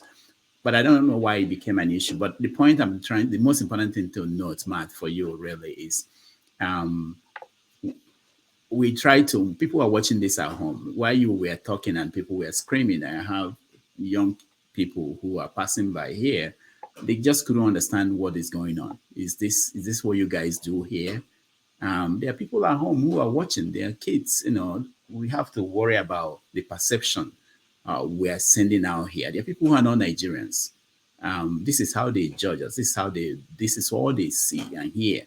So when I'm trying to make sure that we calm down so that people will understand us, I'm not trying to stop you from talking, but you were making it as if I'm trying to stop you. Sometimes it's not just you. There are many people.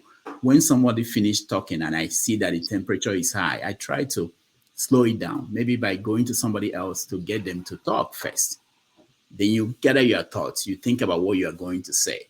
We are very emotional people. We are passionate about our positions, but it doesn't mean that it gives out the best of us. Sometimes people at the end of the day, they will call me and say, oh, can we remove something I said here because, I was emotional. I've had that many times. So I'm also trying to help people. All right. Okay, Doctor, I'm going to say for raising my voice to you, I will say in your program, I will say sorry, but I'm not sorry for what I have said to Ovie because he deserved every bucket of shit which I have given him this night. He deserved it. And the crime he deserved it because he deserved it. But to you, in your program for raising my voice. But I have not said anything to indict this program. I was referring to a particular person. But to you, for your program, for raising my voice, I will say sorry. You understand?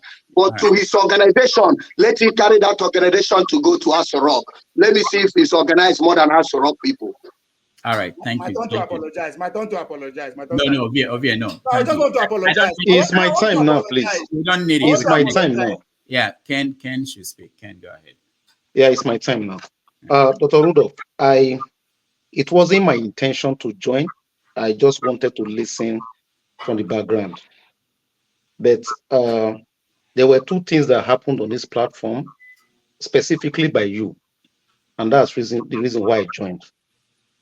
I'm going to ask some questions. They are going to be rhetoric questions. You can answer if you wish. Now, you played a video.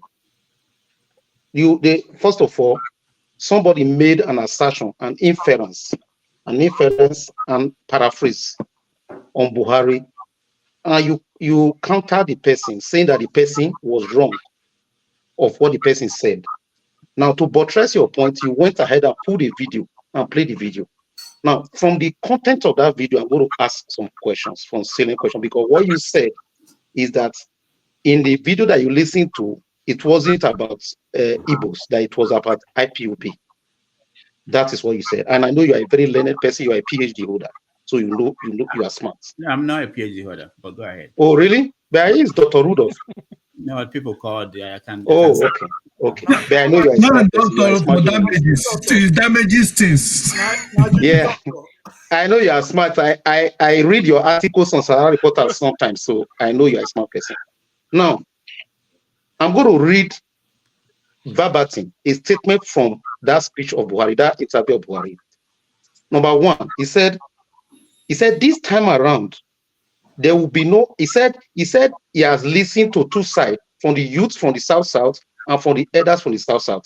And they promised him that this time around, there will be no access to the sea. I want you to underline that word, this time around. Now, the question to you is, will I be right if I infer that what he means by this time around is that he's talking about 1967?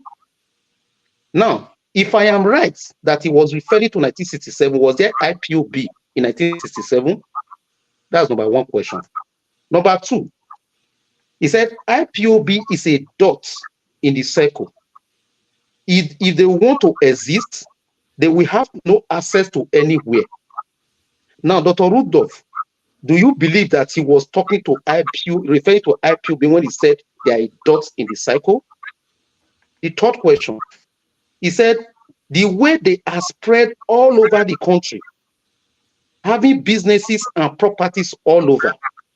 Now, as at this time, this interview was conducted, even to date, IPOB was a terrorist organization in Nigeria, which means the Nigerian government was hunting every member and every property, anything that belongs to IPOB in Nigeria. That was when he made this statement.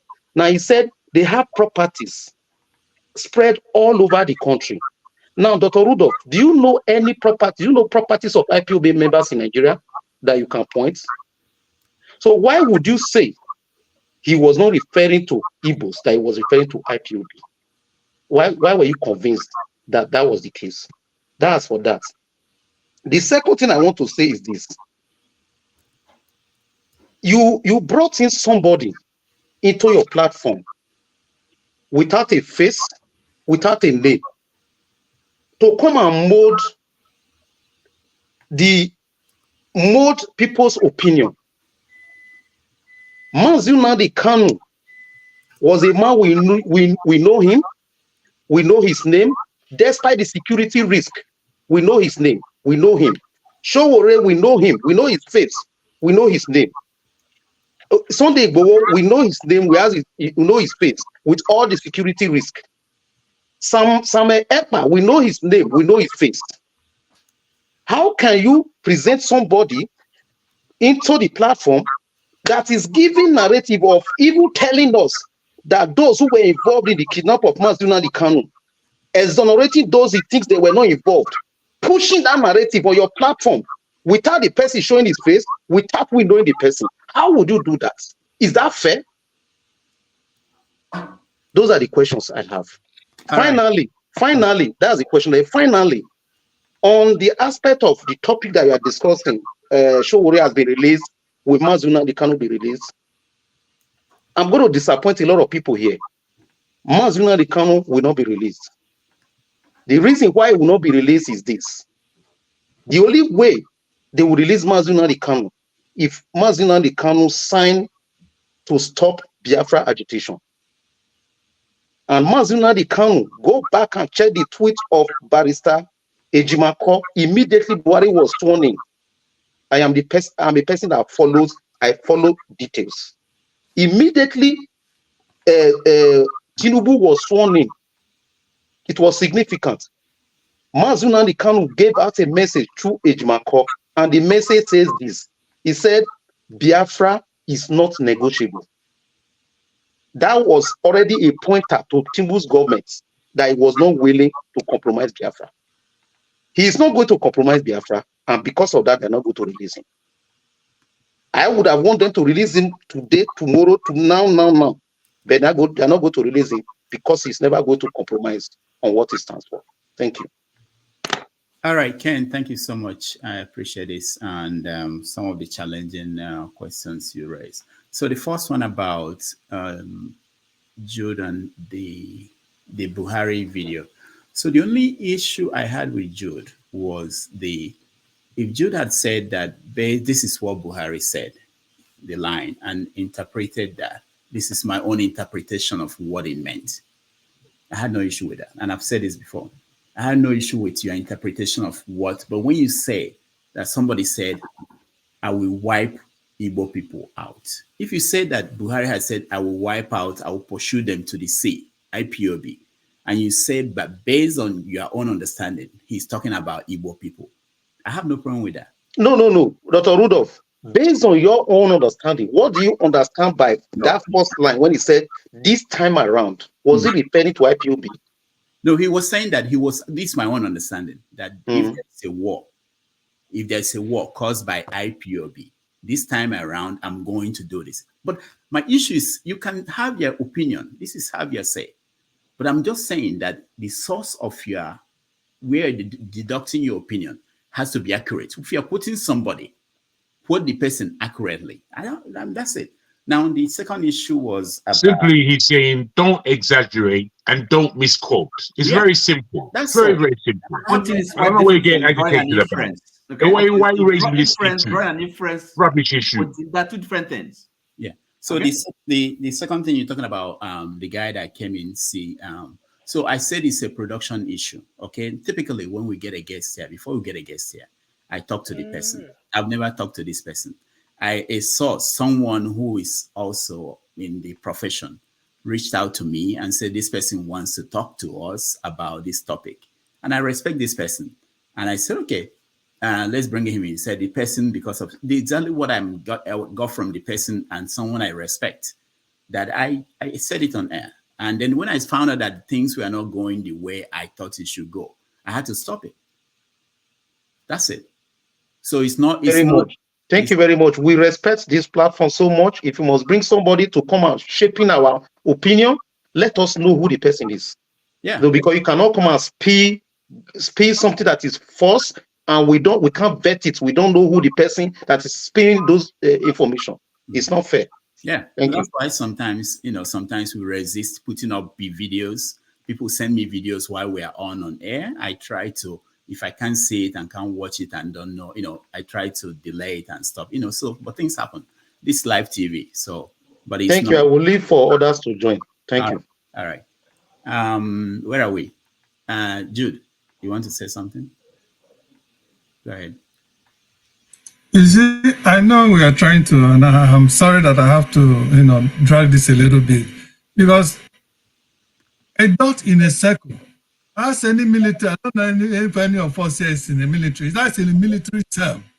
It is used, when you say a dot in a circle, it is used to wipe off something. It is symbolically used to indicate wiping off an enemy. Go and ask, research, you are an educated man. So if I now paraphrase or deductively say that Buhari said he wipe out the Igbos, that is exactly what he meant. And remember also, Buhari was one of the people that fought Biafra, killed the Igbos during Biafra time. I'm sure you know that. He was one of the people that fought that war.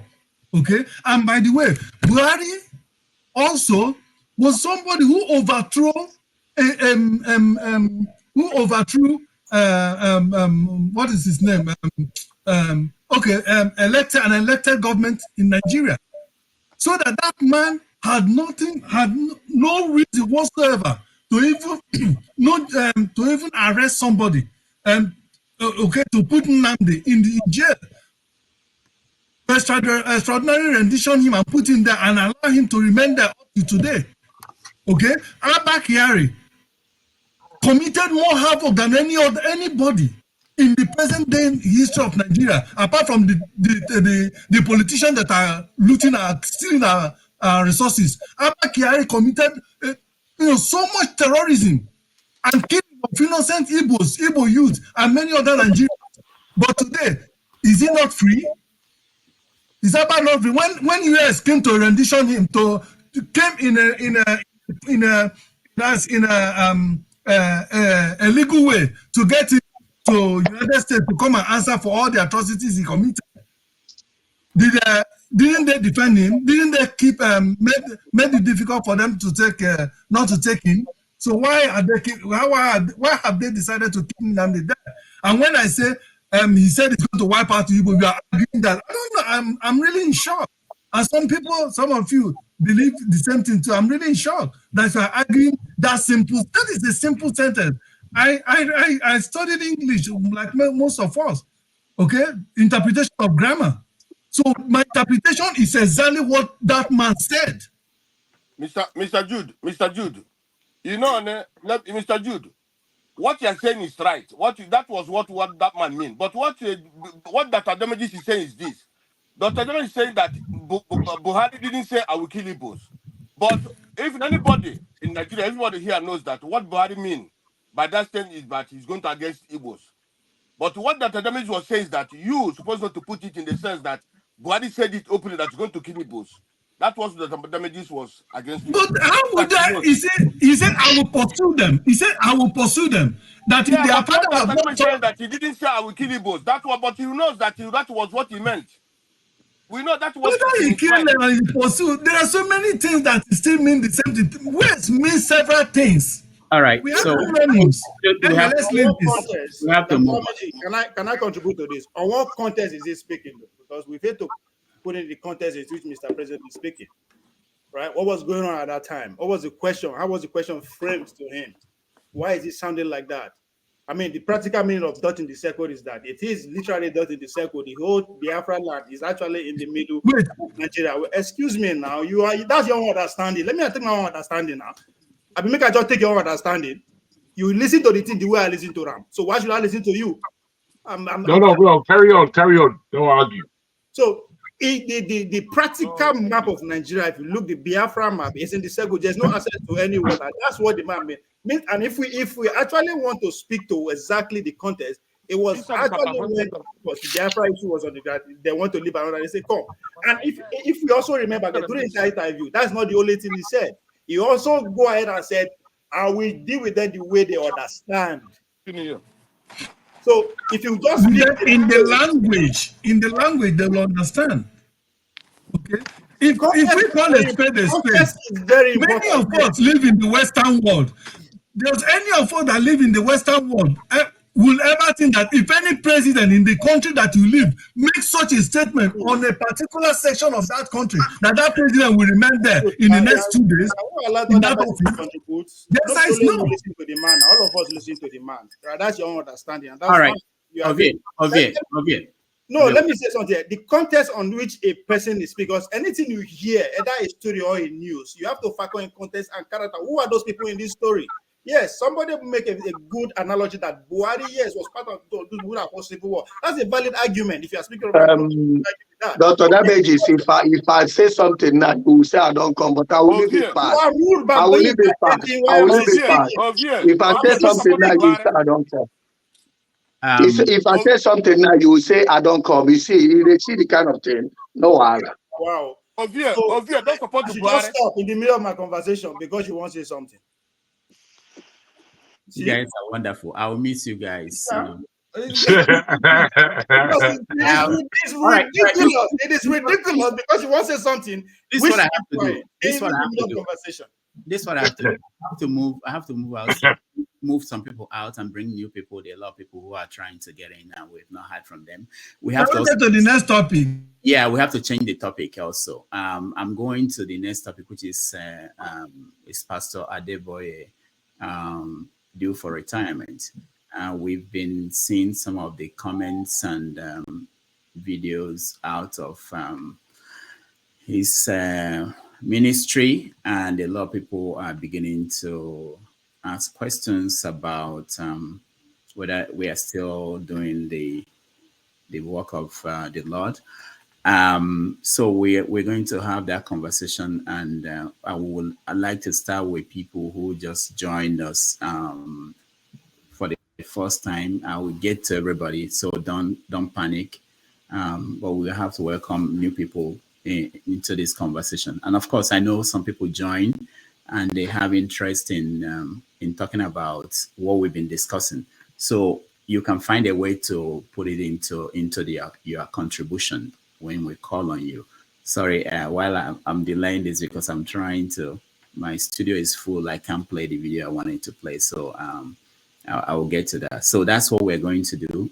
So let's watch this. We're having breakfast, and we have a pot in which we make tea. I think, if I remember correctly, there are 5 cups in that pot. My wife and I usually is the one who will finish his first 2 cups, who will get the final one. So I took 1 cup, she took 1. I took 1, she took 1. And I picked the pot to take the 3rd one. And the pot was empty. I looked at her. I couldn't remember when she took the 3rd one. What happened to my tea? And I heard the voice of the Lord. You don't have to believe me, all right? Loud and clear. I said, son, when you prayed, you invited me to join you.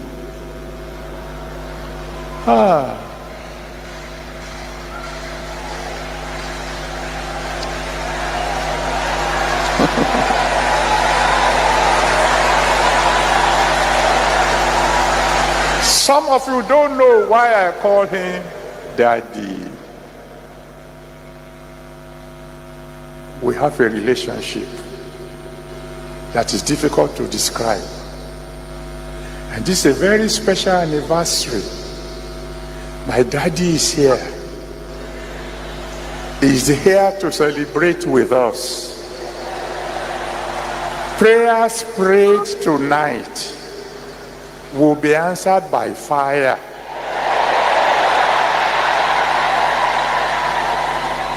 I want you to write down quickly your prayer points, because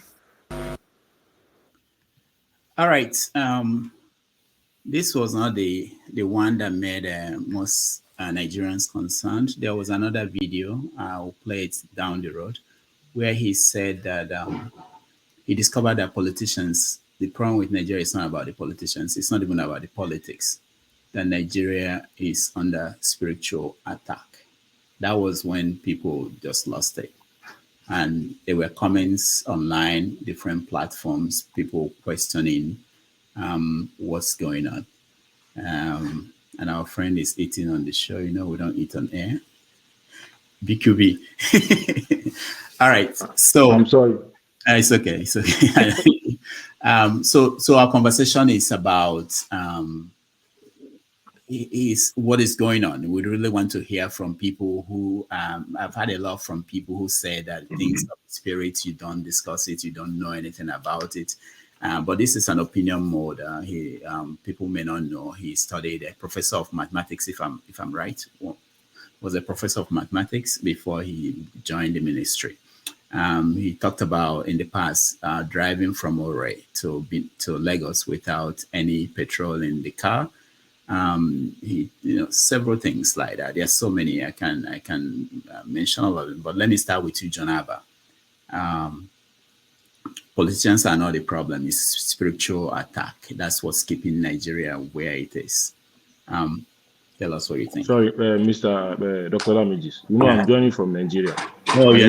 They might take light now. So Okay. Let's hear from you first. Yes, at least if you give us joining from Nigeria some opportunities, not I thought you were in Saudi everybody Arabia. in US, everybody in USA. We to go to USA one day. So touch not my anointed. I think I will allow people like John Albert to comment on that one. So I would just want to leave that aspect, because religion is there is no logic in religion. So if you want to start thinking about what Baba is narrating, it doesn't follow mathematics, Pythagoras theorem. So so that's just what I want to say. It's just about belief. So if you believe him and it works for you, good. Then there is somebody that mentioned in the comment section, Dr. Damage, why they were trying to put you on hot seat, that you have some similarities to Abure. And then is you know look, Mr. the way Abure. we look or what? No, not the way you look. He said the way you cover your tracks. That why Mr. Jude and Mr. Ken were trying to make you to commit to accepting the fact that was what Buhari was saying. You are just trying to cover your tracks like the way Mr. Abure is doing. Then in the past these weeks, I think Mr. Abure's issue was also one of the trending issue, at least on national TV. It might not be in the market square like the way where we are, but it's still a topical issue. But I just find out that up till about 6 hours now, no mention, it was not discussed. It was putting in mind that Mr. Abure was on this show a couple of weeks ago, and then I saw that people were just trying to patronize him. There was really no much criticism. I mean, constructive criticism about his time in office, finances, and stuff. So with so much information around Apapa, the publicity secretary, the Oluchi, the other woman that just joined the fray, that said it was the. So I think some discussions need to be, at least you just made some points around it, not just for us to just leave it like that. Especially bearing in mind that it was on this show for like a couple of weeks ago. Then I want to make this passionate appeal to that we Nigerians, it's all Nigerians that are suffering, because the narrative online is that the video coming up online of people protesting usually originates in the West. So everybody is trying to paint the narrative of the whole of Southwestern voted for Emilio. So the suffering should start from them, or they should continue the suffering. That people in the southeastern region are not suffering. There's no video from that region circulating. But if you follow the history of Nigeria, all activities and action have always been happening in the West. So it's not surprising that if there is any serious event, I don't want to be using revolution or those things that wants to happen. It's definitely going to happen from the West. So that's why people tend to focus on Wole Soyinka must lead a protest. He led one in 2012. Tunde Bakare must lead a protest. They led one in 2012. So if they are not leading a protest, possibly they are supporting Emilio.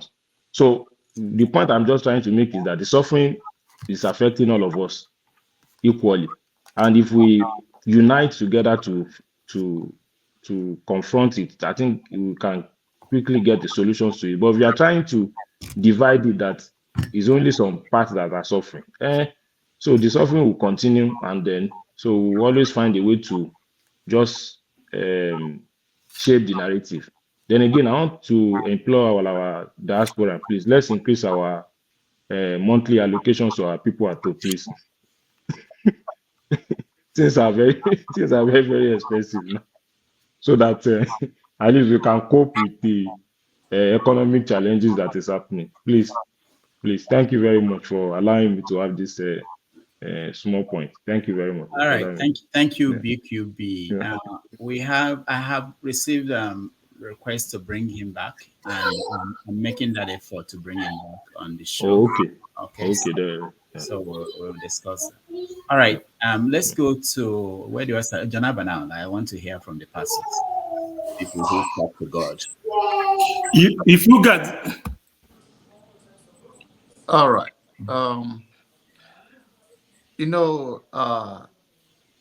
We're a very gullible society.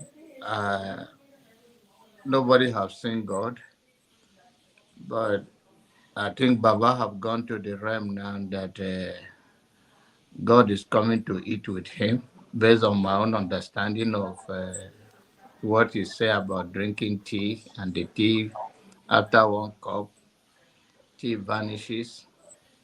That is spirituality. And this man has a voice. It's a very, and we have the truth is that we're a very gullible society. Um, he say he called him daddy because he have a special relationship with him. I cannot dispute with his own relationship with God. I think we all have relationship with God based on our relationship with him. So every other words that have been mentioning this day, you don't retire as a pastor. You will die as a pastor.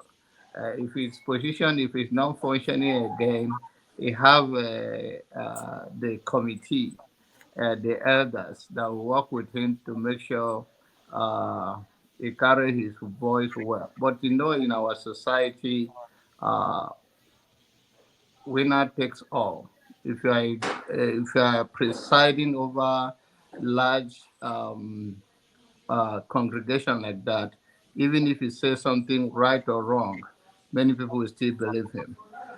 So it's very difficult to speak to anything, even himself, even if he apologizes for what he says today, it's going to cost him more. It's rather he double down, because I remember Kumuyi's son got married in Jamaica, and they say that the wife of his son wear a short gown, a short and a quarter hand, and they asked the pastor where they conducted the wedding in Jamaica to resign, and Kumuyi was there. And Kumuyi is the founder of Deeper Life. And they did not ask him, he witnessed it, that was his own son. There was a time again he says that he revisited the marriage committee he formed, that the way they are going about it is not the right way. And they say he's coming to America, and too often that is backsliding. These are his own church members. So that is the consequences when we lead people sometimes, especially a gullible society. It's difficult, even when you see something wrong, if you come out to say you misspoke or something, you have a better understanding. Like there's a man here called T.D. Jakes in Texas, the Potter's House pastor. There was a preach that he preached and the tape went out, and he said he have a better understanding that they should retrieve the tape, and who bought it should bring the tape, and they will refund the person's money, because what he preached, to be specific, he says that if one is born again, is born again forever. So later he said, no, you can lose your salvation. So that was to be very specific on that. So it's very difficult in our society. And this is the society, as I conclude on this. This is last week, and I think you should ban that Mazik from California for bringing that topic here, because he say a man give a testimony of 2 minutes to 15 minutes. And that kind of is not, I'm just joking, but I think that is that not decent, because it's against the Bible. The Bible says we should come quick. Why should he go and come 15 minutes by hearing pastor have pray for him, and now he can last for more than 15 minutes? I think they should be punished for coming out with such thing, because it's unscriptural. The scripture says we should come quick. This guy say he come quick is not a good thing. That he went and pray and he come to church and he say he come 15 minutes. I think so. Who he want to kill? That is the murder. So he should be arrested. All right. Thank you, John Abba. And let's listen to one more video of. And bow themselves to the ground before him. I decree in the name that's above every other name, Christians from every other denomination will bow before you.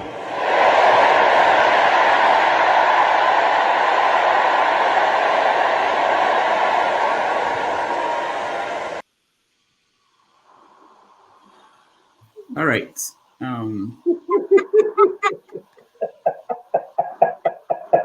Who is laughing now? It's me now. Okay, let's go to Matt. Matt, you're next. Dr. Damage, thank you for the opportunity once again. After quarreling. um, anyways, I can't, whenever it concerns pastors, I don't like to involve myself because I'm not the one that called them. I like to bamboozle all the politicians than the pastors. I leave them because I'm not the one. They say God called them. I was not there when God called them.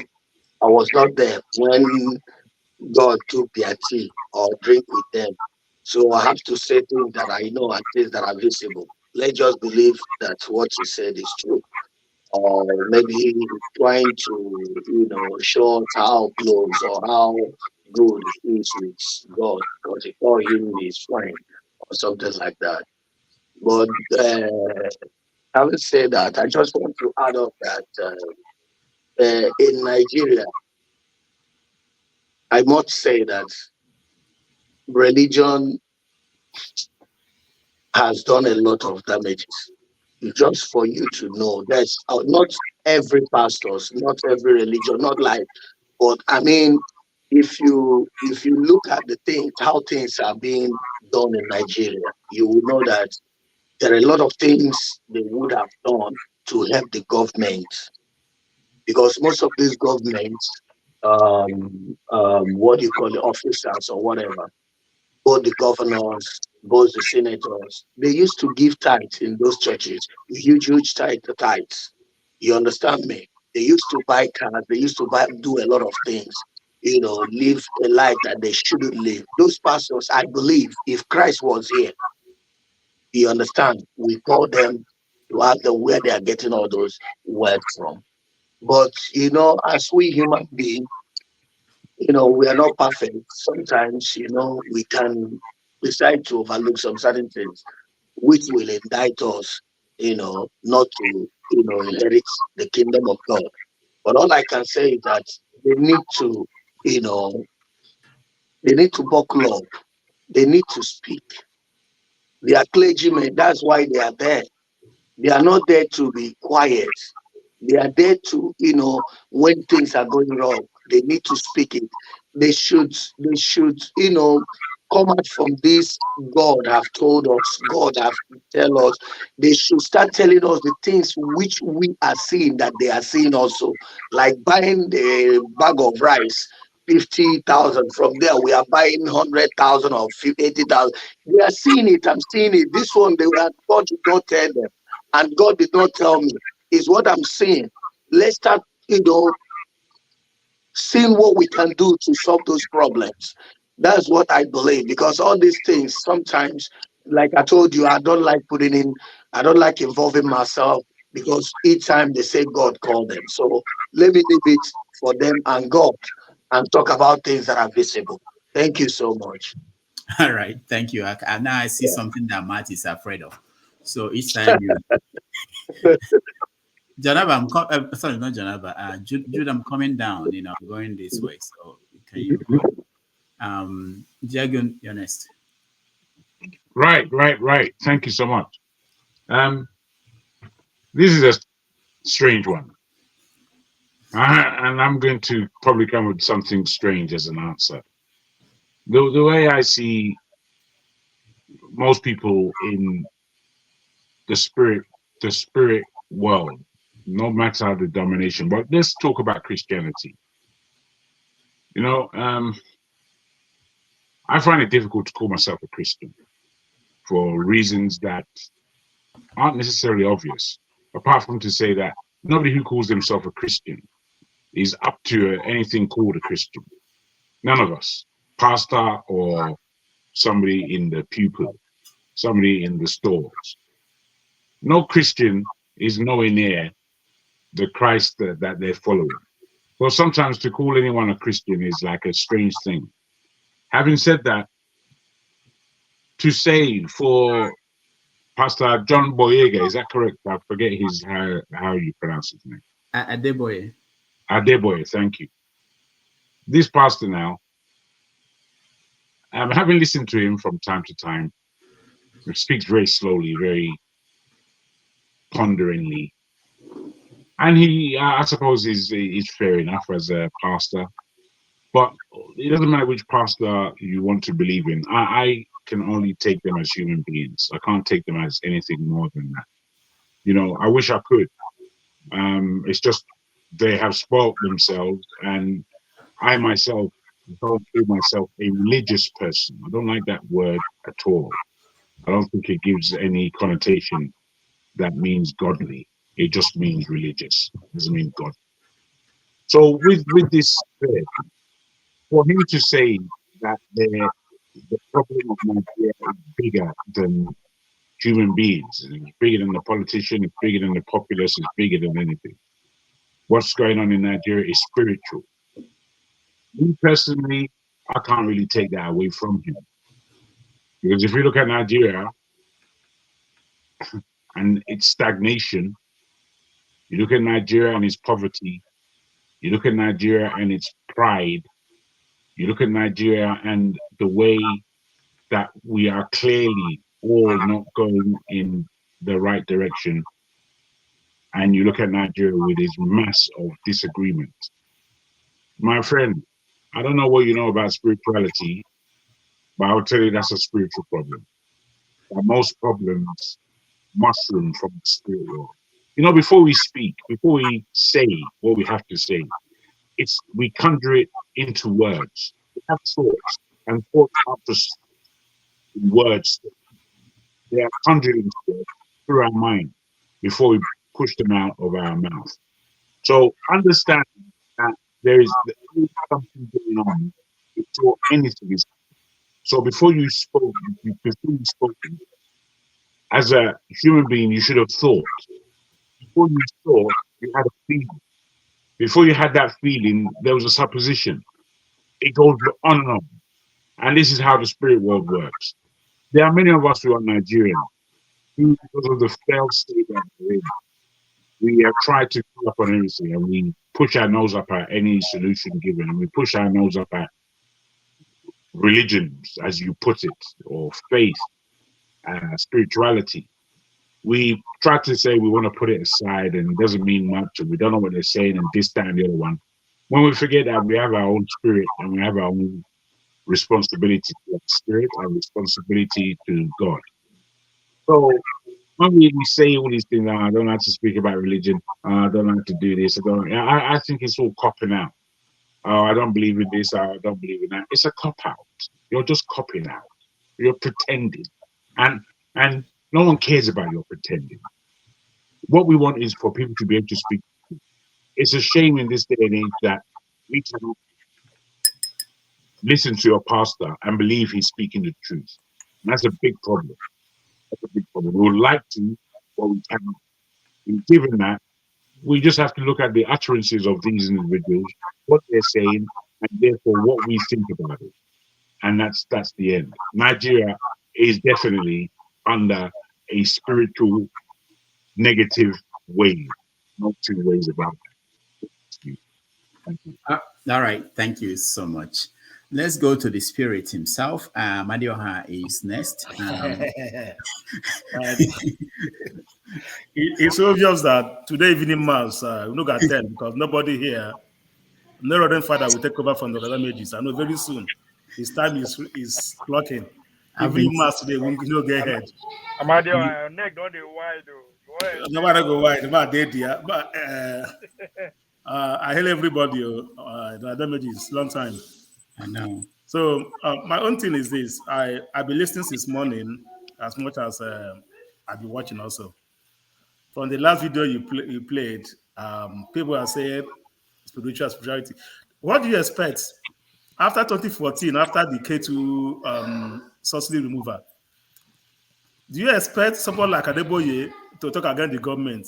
Let me tell you people, if Oshibanjo 10% of Oshibanjo's salary and remove to salary as a tithe that church every year, every month, don't know what it is. Now, as a first lady, 10% of tithes every month, every paycheck to the one for a president. Don't know what it is. Are you guys wanting to come here and to talk about the government? It's not going to work. Number one. So people say don't talk about spirituality, don't talk about the men of God. Man, even God tells you on the last day. The man of God will tell you, I hear with your name. I hear the leper. They will tell them, I don't know you, I don't know who you are. Not everyone that calls Jesus cannot the Lord. So for me, I don't talk about people. People said I look at practical terms. I don't judge by what everybody said. I look my own stuff the way it is. What is reasonable? Just like Nigeria is going. I told my people every time send me money. You guys, it's a farming season right now. There are practical terms, and I tell everybody to say that, to do this. Nigeria is suffering, yes. I say a farming season. They share land in my place every farming season. Don't sell your land. Send money to farm it. You can grow crops, gari, corn. Give money to do what? Somebody to do it for you. By the middle of the year, you have food to eat. But don't go and sell the land for how much and ask me for money for food. Go back there. My own, I have like 4 plots every year. 4.5 plots. Somebody should farm it. Make cassava. Make gari. That's how some have to survive. So, but I said, you says, I said this. We activate impossibility, and that's the best activation each of us can do here. Without sending money, you can advise people to go to farming and grow food they're going to eat. We talked about this 2 months ago. They grow the food they're going to eat. Buying gari 1,500 or 3,000 per pint. That money can be for different things. That's advice you can give them back home. Each one of us here still have people back home that can farm. They don't know how to farm. Even some of us, like me, someone like me here, if I have the opportunity, I borrow money and go to farming here. That's a very, very big money here. I go to farming, grow my own things to eat, grow my own crop to like feed. So that's how it is. I'm coming to the government and Nigeria themselves. I don't know which way. It's affecting everybody. I was calculating today. Last time I bought a bag of cement was 3,000. Money was $45. Last time I bought a bag of cement, huge, like let me say huge. I used to building. It was 3,000. All right. So our money exchange rate was like $1 was 45,000 then. Then I was calculating for 50. I used $100. Hold on. $1 was what? 45,000. $1 was for $100 was for $100. Then I do my calculation. I buy 15 bags with $700. With the dollar rate, I still buy the same 15 bag, even though the money is high. I still buy the same 15 bag. Our bag of cement today like is 10,000 for today. So calculating it, what in diaspora, we are still losing. Nothing like people are saying dollar is expensive here in US. You guys are making send us what? Come on, that $1 will not buy you anything. Also, it's the same thing. It's just revolving. The same thing. We are going nowhere. So as much as we start, as I told my people, start cultivating, start cultivating something you eat. As much as we're going to help ourselves. But if you're going to rely on eating foreign rice, eating macaroni and cheese, indomie, guy, you're going to be hungry. So that's one thing I activated my own family that okay, if everyone can sue that, it's going to help Nigeria a lot. At least we conquer the hunger first than every other thing. And secondly, I have to say about this Nnamdi Kanu and Sowore issue. You guys doesn't even like Sowore said something after his interview that more conversation will come. If Nnamdi Kanu and Sowore match together, have a good conversation, and we convince Nnamdi Kanu to drop IPOB later, let them fix Nigeria. By now, they will run the government. By now, imagine Nnamdi Kanu coming out Sowore together. All these governments, by now, all of them run away from that country. And no government will allow that to happen. No government. That's one of the things that Sowore was taking in for For him to have meeting with Nnamdi Kanu, remember after that meeting is when his trouble began. The Hujuan began. After that meeting, his trouble began the big way. If he matched Nnamdi Kanu and two of them have one agenda, with the with massive Nnamdi Kanu Sowore followers, the root will run over the government, and no government will ever allow that. So that's my own submission. So let's try to tell our people back home, it's a farming season. You guys should at least go and plant cassava. By August, you have a lot of food to eat till like December. So I'm expecting me to send one bag of rice, $80, 80,000. That after like 2 weeks is gone. So thank you, everybody. All right, thank you, Amadioha. Atun. Okay, I came on because a couple of people mentioned my name. They didn't hear properly what I said, and I believe I said what I said. There's no point going over it again. And this is to Ovie. Ovie, you need to learn how to be respectful. Yeah? Panel or no panel, there are a lot more people that are much older than you, are more experienced. You need to know, you need to calm it down, know how you respect people. Because the way you spoke to Matt and making inferences to myself, I'm not saying this to attack you and all that. We're all here, we're all passionate about our country because we want our country to be better. But then sometimes the way you go about it seems as if it borders on disrespect. I just thought I should just mention that with all the love in my heart. For Pastor Adebayo, religion for me is one thing that is very personal. All I'll just say to people, know God for yourself. Don't allow any pastor to use your head. Read your Bible. The Bible is there. God speaks to everybody. He does not just speak to some special people. God speaks to everybody. Even when you sleep, God speaks to you in your dream. And what again? Yeah, I think that's about it. That's what that. But principally, why I came back really was just to just respond to this. We're all here. At the end of the day, we're all here. We spend hours and hours every Saturday, every Sunday. Some people say it's a therapy section. It's not a therapy section. It's very, very serious because I'm very, very passionate about what is happening in my country. Amadio had talked about going back to the farm. The farms are not safe. You know that, my brother. So many farms you go in now and all that. There are a lot of Fulani herdsmen there. So the farms is not something that is not so safe in many regions at the minute. So it's not practical. The practical thing is for this government, this illegal government, to start doing something better. At least we'll say, okay, let's just forgive their sin, and help them out. But it seems they've just proven what we have been fearing from the beginning, that they are clueless. They're just there to lose money, and this thing will continue, one every week. Now, better I do now. How many weeks? Nobody's talking about better I do again. No, the girl don't go on that. Yeah. So the thing is, these are all criminals. These are all criminals. They are not just Yoruba people, because I see people say, yeah, Yoruba people, Yoruba pastor. Please stop making that kind of stupid statement. It's not about this thing. There are a lot of pastors from everywhere. You see, don't allow religion to know God for yourself, know the Bible for yourself. Thank you. Thank you, Dr. All right, thank you. Dr. Damage, can you subtract 30 seconds of mine? I need to ask Tom something. You are doing Ojo. You are doing Let me ask. No, subtract.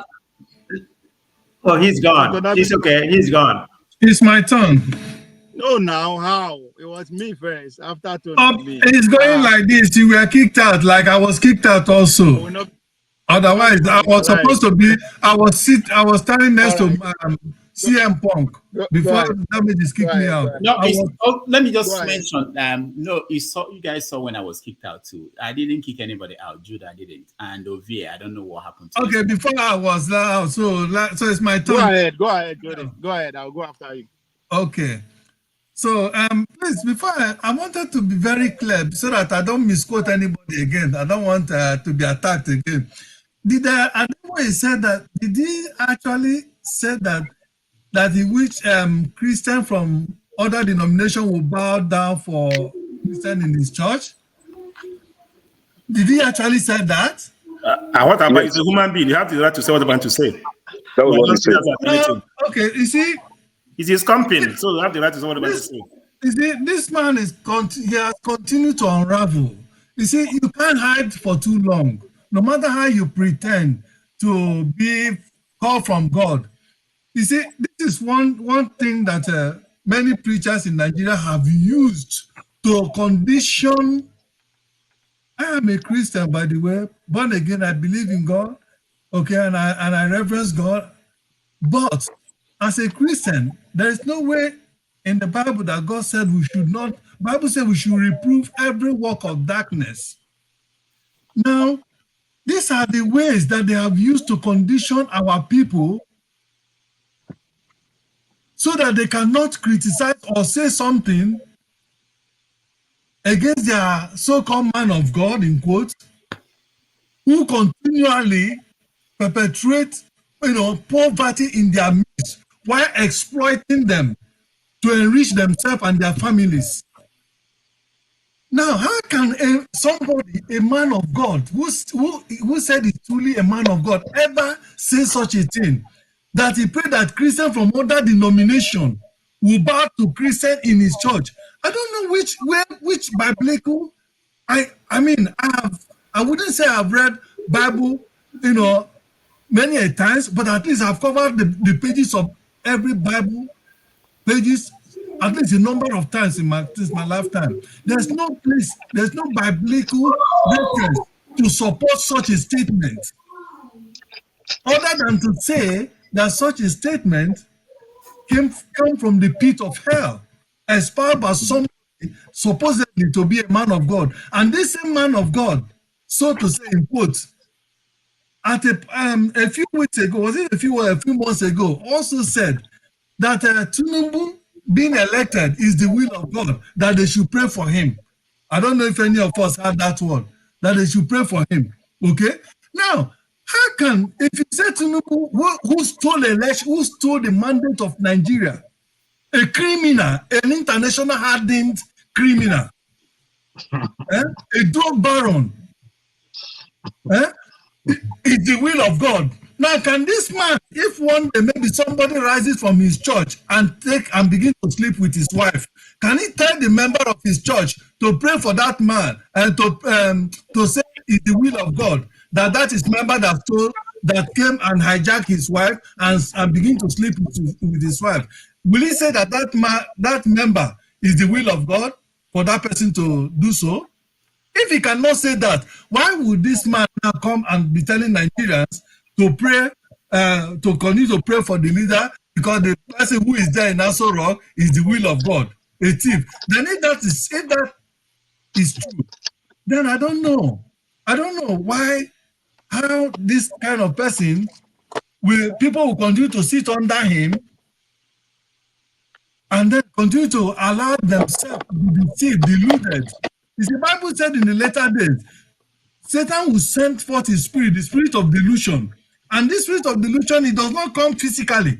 It usually comes from those people, from the church leaders whom members have trusted so much. Okay? The spirit of delusion have entered into this man called Adebayo. And anybody worshiping under him, honestly, the earlier, the better. Because from early indication, this man has proven to say not only that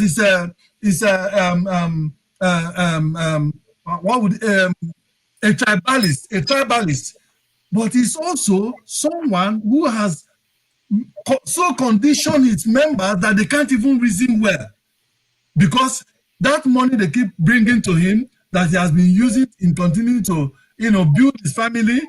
But right now, as I speak, he has already positioned his children to take over from him when he dies. So Redeemed Church is mainly a franchise that's strong like McDonald's or any other, Wendy's and so on and so forth. So this religious leaders in Nigeria, they are part of the people that have ruined this country. Whether you like it or not, they are part of the people that have ruined this country in collaboration with politicians. How can a man of God say other church members in other denominations should back to his. I don't know. This is beyond West. Let me Honestly, let me I've argue lost something. Let me interest. argue something, please. Just one question. And everybody is guilty of this. Anybody that condemn Adebayo, all right, being a Christian, I don't know the church you attend to, all right, because when you said that, it become people say the hypocrite. They also say that. What do you say about people coming to some churches, telling them that, yeah, this is a Catholic church? They will come to you again, telling you that as a Christian, you go to hellfire because you are not what you do. Them well, only they are the true Christian, not a Christian. What is the difference between this thing he said now and Okay, that? okay. Let me tell you. Let me. Next question, Okay, please. the Next difference question, is please. this. Let's take it easy. Let's take it Next easy. question. The difference is this. Can I answer that? Wow. Yeah. Okay, The 1 difference minute. is this. Just 1 minute, please. Go ahead. Wow. Okay, yeah. The difference is this, my brother. Bible says that Jesus Christ said, "I am the way, the truth, and the life. No one comment unto me no one comment unto the Father, but through me." He said, "If anybody is coming, it's like, he said, if anybody is coming to God, that is not coming through him, he likened it to somebody coming into your house, for instance, and is coming through a window. When you catch that person, wouldn't you regard that person as a thief? Because he's coming in through the window. Okay, now." Why some people, for instance, if you go to preach, you see somebody, who is a Catholic, maybe for what they believe, they praying through Mary, praying through St. John's and all the saints, and praying through Rosary and all those things. Rather than praying to God directly through Jesus Christ.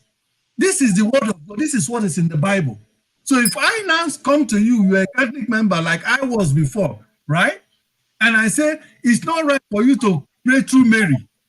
You can't liken it to what Adebayo said. It's not. It's totally You don't have different. the right to judge anybody. They don't judge anybody. You don't have the This right. is the word of God. It's in the Bible, my All right, brother. all right. Let's not go there now. Anyway, Thank this you. is not religion. Let's leave this. Thank Let's you. leave this. Let's go to Dexter. Dexter, you're next. Thank you, My Dr. turn. Damages. Thank you, everybody, for having me. I've been listening all day. I've been laughing. This is my turn. On what do you call this guy, Adeboye? I don't think we should break any sweat for him, really. As much as we can all make our opinions, but it just shows that what is happening in Nigeria. It shows that there's a high level of poverty in the land, because if people were productive, there are some things we will not pray for in Nigeria, And if people study their Bibles well, when the children of Israel are moving from in the wilderness, when God gave them solutions to things, He didn't expect them to be coming back every time. Example, they got to Mamre where the water was bitter, and God told Moses that there was a herb there, a shrub that he would put in the water, and the water will become sweet. Now, you didn't hear any story again about the solutions that, when you read the Bible, you find that the solutions God gives were lasting solutions, not the ones that make the people enslaved. In fact, Moses got tired of the people when they wanted to always be fed. But what happens in Nigeria is that the they are human.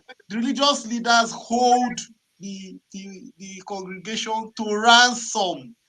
They hold them to serious ransom, making them feel that, look, without them, there is no. And unfortunately, we have moved away from that dispensation whereby there was an intermediary, a prophet, and all that. If we follow the Bible, Jesus came and his death broke the veil in two. So it was more like that. So all these things it's just man worship we are doing there. And when you worship a man, what do you expect? It happens everywhere. In Portugal had a dictator that was comatose. He was a vegetable, but he still believed that he was the president of the country. And they just left him for almost 2 years. He was in a room in his house. He felt that he was ruling the country, but he was a vegetable.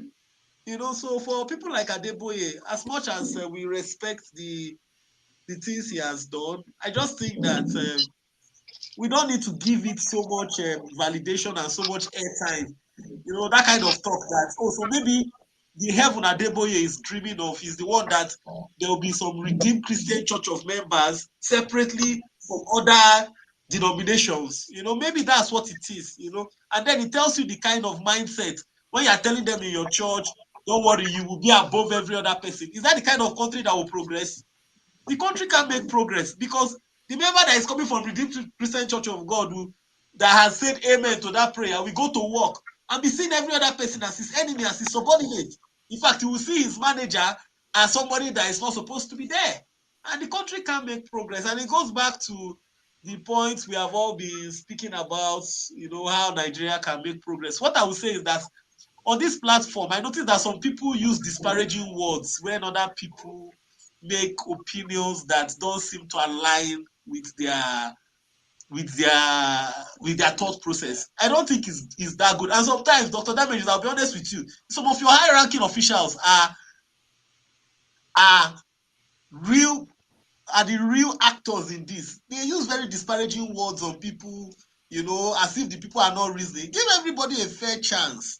You know, even if somebody seems to be saying something that is jargon to you, one thing I've learned is that one of the things that made the Western world what it is today is that word, it is not possible. In fact, when they say it's not possible, that's when they will fight to that thing you're saying is not possible. They will put their head together and see how it can work. But what happens here is that the moment something is beyond somebody's league of reasoning, like they say, what people cannot reason, they tend to kill. You know, they want to kill it. You know, so you say, oh, it cannot work, or this person, like Nnamdi Kanu issue. The man has a right to say whatever he wants to say. You know, the point of your was making, he has a right to say those things. You can't beat a baby and say don't cry. You know, another thing is on the issues with Nigeria. I hear some people talking about, unfortunately, we have people here that think they have the solutions to Nigeria, but they don't seem to do root cause analysis. They just seem to think that the paracetamol recommendation or ibuprofen and all that. So I liken the solutions we profile here is like a cancer patient that has a tumor in the breast. And then we start sending the person, go for chemotherapy, but you don't cut off the breast to remove the tumor. You don't do that at all. But you will tell the person, go for chemotherapy, you know, take this drug, take that. The cancer will kill the. That is what is happening in Nigeria. The problem, you don't want to cut it off, but you are saying, do this, do that, do this, do that. You know, that's from many of some people's, the so-called, in quotes, the guys that send out disparaging words to others. Their own solution is actually not going down to address the root cause of the Nigerian problem. And I think, in conclusion, Nigeria will not make progress until we sit down, everybody comes to the table, sit down, say the truth, tell ourselves the bitter truth, and address the root cause of our problems. It's difficult for us to say it, but we have to sit down and do it. Thank you, Dr. Damages. Dexter, hold on. Who are the high-ranking officials here? I wanted to know. Dr. Damages, you have some high-ranking officials now. You know them. The ones that come out and, you know, they send out this. When somebody says something that is maybe not within the circumference of their thought. Just bring the name, Joe. All this trickery. Sorry? Just bring the person's name. I'm not going to You're not going to bring it. You're going to be a Nigerian about it. Are you going to be Nigerian? I have to call it out so that everybody just take, you know, when people There's only four high-ranking officials. Come on. So if there's one, are you blaming all of them? Jago, you know the ones that are me more anybody. Oh. All right, let's go to man of Presi. Thank you, Dexter. High-ranking officials like Oviedo. How can man of Presi speak before me now? Okay. He's a Democrat. Maybe that the GO should have kept quiet, as he has been doing. You know. So please, Daddy GO, don't blaspheme me, you know, to the people of Nigeria because of what you are saying about the government. This is a man who kept quiet all throughout Buhari administration.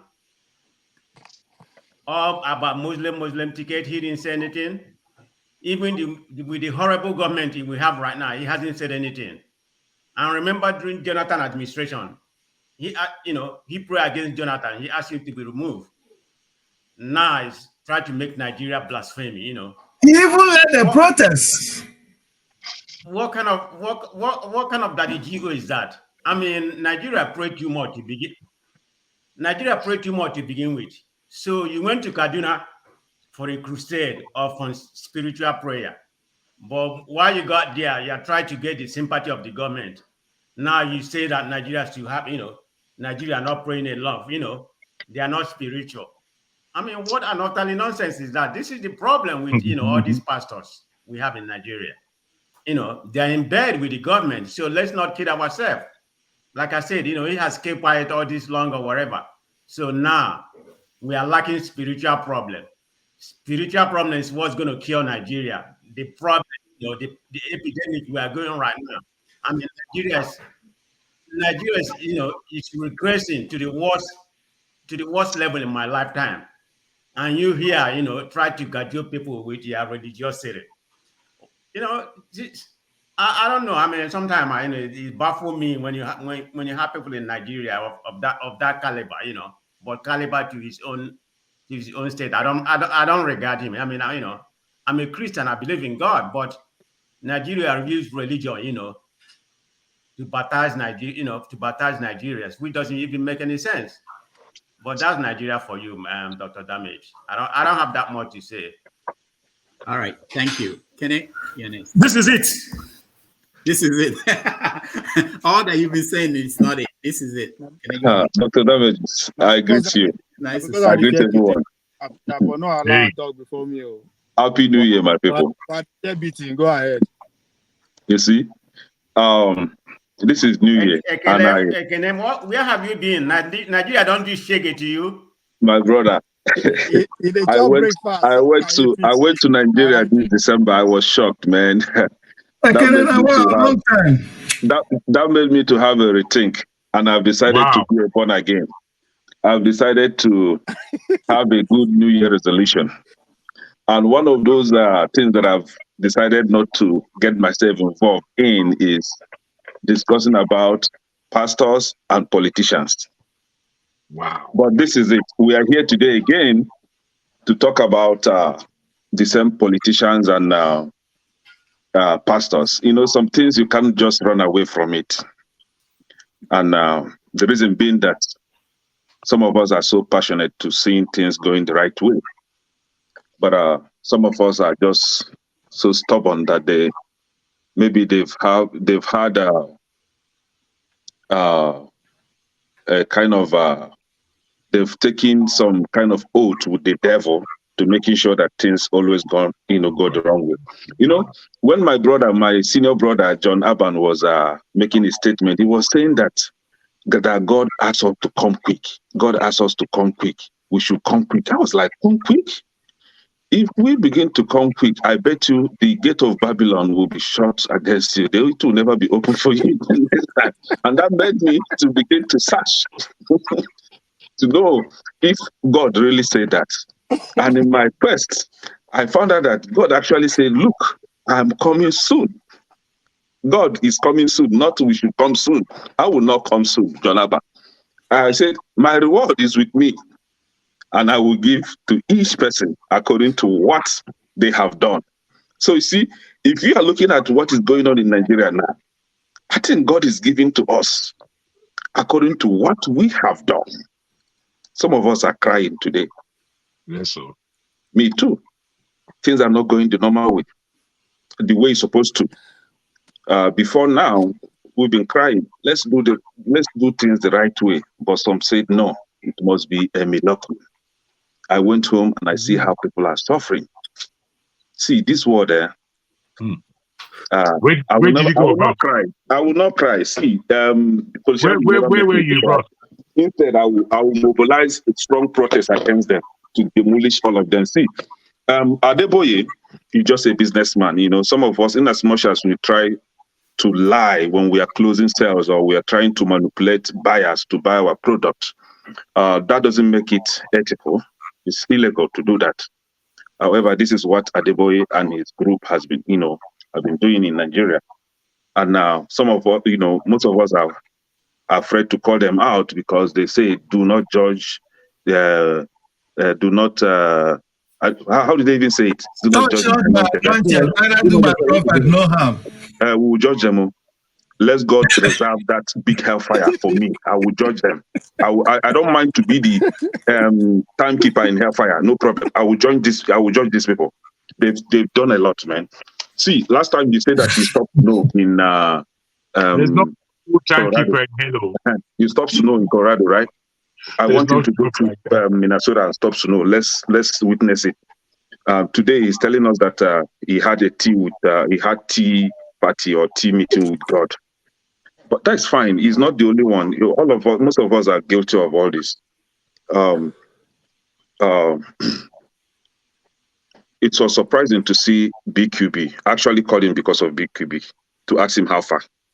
Because BQB was here defending Tinubu, and same BQB is here invariably canvassing for protest against Tinubu. I will not join in that protest. BQB, go and do your protest alone. Protest as much as you want to protest. Call your brother, what's his name? Tunde Bakare and Adebayo that have been protesting. Call them, they will join you and protest. We are not protesting. We like Nigeria the way it's moving right. We still have, is it 7 years? Because we still have 7 years. People must go for the second tenure. Everybody must hear it so that when we come back next time, we'll have sense. See, my brother, Amadioha, you are asking us to encourage our people to go to farm. I will not do that. The farm is not safe. Thank God that my brother Tone came here to, he has said something about that. We're not going to farm.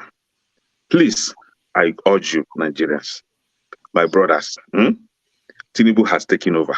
The only thing that we owe our people back home is to mobilize them to stop this government. Talk from today to tomorrow. They are pushing what they are pushing, and they will continue to push it. I heard that recently they went and opened, is it a rice barn or rice storage? Like, the way they open for pigeon, when you are birds are so hungry, you go and open this thing, corn, this thing for them to go. Grain reserve, the grain reserve. This is what you get from non-entities. Good for nothing drug dealers that would never, they cannot even manage local government, and now they are your president. The only thing that we owe our people is to mobilize them to protest against these people. Stop that country.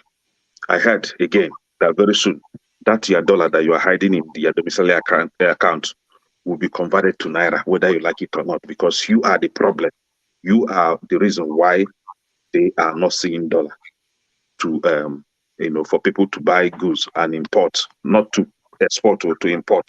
And again, my brother also said that he bought cement 3,000. Today, cement is 11,000. And this thing revolves everywhere. Everything. Something that you bought $300, 300 naira in December. Today is 1,005. Tomorrow it will be 3,000, and it keep going. See, I'm tired of Nigeria. I only, try to call in to correct some things here, but as it is, I'm tired. I don't get energy again. Thank you. Wow. Thank you. I mean, Emiloko. Thank you so much. Emiloko. Let's hear from you. This is what happened when the Kene of last year had violence to his intellect, and it was very annoying. I began to question myself. The guy when I meet with this, but this year he decided to be witty a little bit. So you can see how. He thought he's born again now. He's born again. So. Uncle Ton came and spoke. Uncle, I've heard. According to like Yoruba we say, "Motigbo amami ogba." What you don't understand that, I think if you go back and watch all the clips from this show for over 2 or 3 years I've been coming here, I never call somebody out first, unless when it's obvious. I only respond when I'm being called out. And you can't tell me how to respond. So I only responded. And once you call me out, I'll respond. But that by the side. On our pastors. And again, I'm kind of, on the witty side, I'm kind of disappointed in my Indibo brothers here. I mean, my niece, Chibuzo, every minute, every chance she gets, they always trying to tell me how business smart she is, and I give it to her. But I don't understand now. Well, what do you guys expect from Pastor Adebayo? When Obi is giving statistics with economy, we give him credit. That's what we expect. He's an economist, right? So they talk about want to build school for everywhere and there. Now, politician, they don't do anything. That's what we expect. This is a man of God, quote unquote. What do you expect is in the business of giving hope? He's giving hope to his people. And you guys have found anything wrong with that. That is his business model. That's what gives him money. When Kene come here and say politicians and pastors, we want to talk about them. He's talking about the similarity. These men are the same. They travel around with convoys, with the military, look-alike bodyguards. These are the elites of the society I talk about every day. Everyone has a role to play. And I think somebody's accusing them that during the election, they don't say anything. They say, no, in communication, keeping mute is also communicating. You are saying something. There's a reason why you keep quiet. Although it's at your own detriment, you're leaving for people to analyze however they want it. But you are saying something. So this man, as is playing a role, as an elite, I keep saying it, an elite, his own power is power of persuasion. And he's good at that. You can tell with his congregation. Yes, somebody go say, come on, this is not what you said like 2 weeks ago.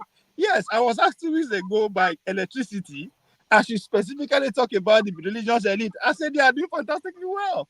You can see the structures everywhere. These structures, they can be built in Dubai, they can be built in Ghana, but they build it in Nigeria. It's of no use to me, and it means of no use to people who are using them. So if you see from that perspective, the man has said nothing wrong. He only focused on his congregation. He's speaking to his business. How do you think these people survive? That's their job, to work on your intelligence. Their job to how they connect, work with the elite is the power of persuasion. Everybody has to play his role. I mean, everything that is going on is telling his millions of followers that pray. Don't focus on the reality that you are seeing. Everything is spiritual. That's what I expect from a man of God. There's nothing wrong with that. But you have to now look at it politically. What is his role in the society? He's an elite. He has millions of followership. How is he using that power? And that's why when I say let's organize, that will become a taboo. I'm not saying make you agree with me. You don't have to do that. But one thing you should take, you can disagree with me, but one thing you should respect these people for, they are very organized. You can tell they are very successful. The religious leaders and the politicians are very organized. They are very successful across the length and breadth of Nigeria. If you go north, you go see pastors who hold their side. Become sad, where see. So there's something to learn about them. They are organized. So they are speaking directly to their people. We should not see anything wrong with that. But what we should collectively come to agree with is that these religious leaders are robbing of three things. Our consciousness, it is gone. That is why any small solution, even when they see 1 + 1 or 2, we say God go do them. They have succeeded in rewinding our brain to say now heaven, now be the goal. If we fail to see that is a problem, then we should stop complaining.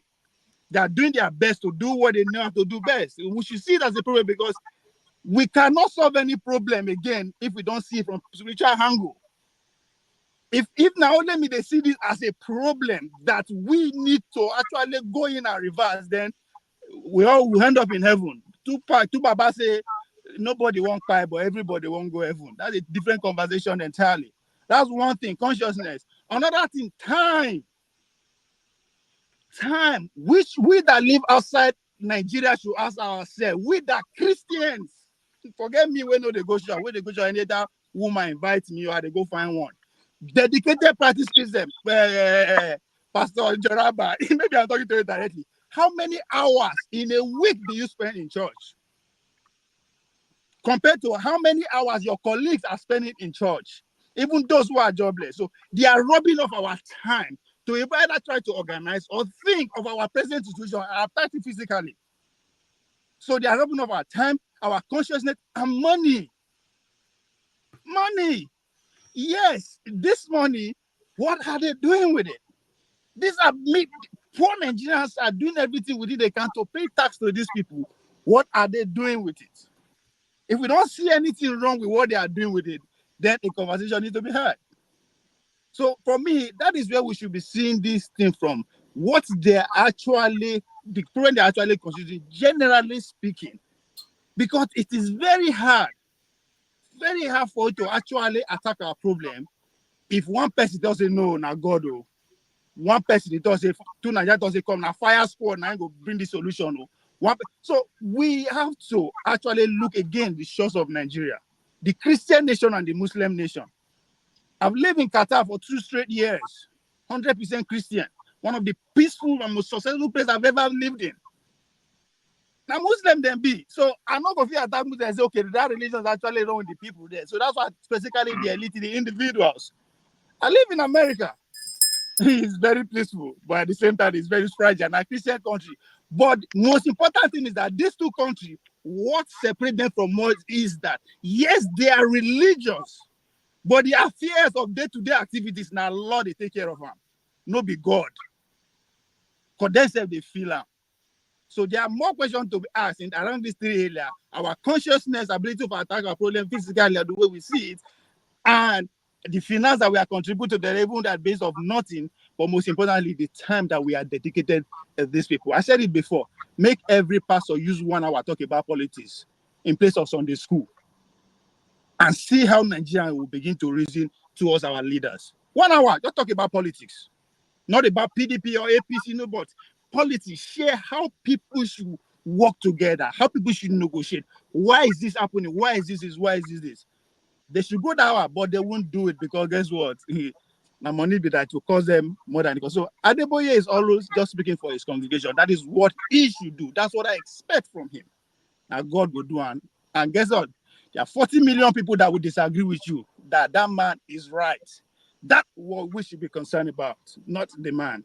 People that actually believe in him. All right. Thank Let you. us. Thank you, Ovie. Kola, hold on, okay? We'll come to you next, but I want to.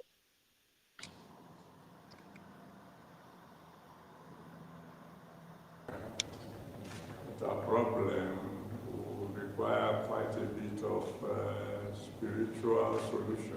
Recently, all you spoiled children have been criticizing men of God. I understand when you take on charlatans like this one. And this one. And this one, yes. And this one, don't forget that one. I take offense when you all take on respectable men of God like this one. And this one. Imposicant. These are certified and verified men of God. We were all watching when the angels of heaven flew down, yes, and anointed them in front of us. You were there. I was there. What is wrong with you people? What's wrong with you people? Criticizing men of God. Now, I know what you're thinking.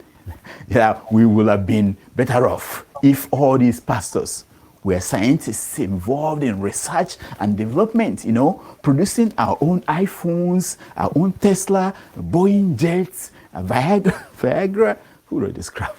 But listen, my friends. These men of God are making breakthroughs too. You just don't have the eyes to see. Here is one. The other day, after years of research, Pastor Adebayo, the general overseer of the Redeemed Christian Church of God, that big church, discovered that Nigeria's problems are more than political. Yes, they are something spiritual. Listen to the man. That the problems our nation is facing is more than political. That our problem will require quite a bit of spiritual solution. You see? Did you know that? Really? I didn't know that. Did you know that? I didn't. Nigeria is an Obanje. Nigeria is an Abiku. I'm sure that the Nobel Prize Committee will give Pastor Adebayo a prize this year for this discovery. They will. There's no option. How did the good book say it? That a prophet is not recognized in his own country. Benny, Pastor Adebayo drove from Ore to Lagos in a car without a drop of petrol. Zero. No, none of you people gave him an award. None. The other day, he said that he was having tea with his wife alone. And Jesus came and joined them and took a cup of tea. None of you, again, none of you gave him a lifetime award for metaphysics. Now, he has cracked the most difficult quadratic equation in Nigeria. Our politicians are doing their best, he said. It was just spiritual attacks that stopped us from being as successful as America, as Germany, as China, as Kenya.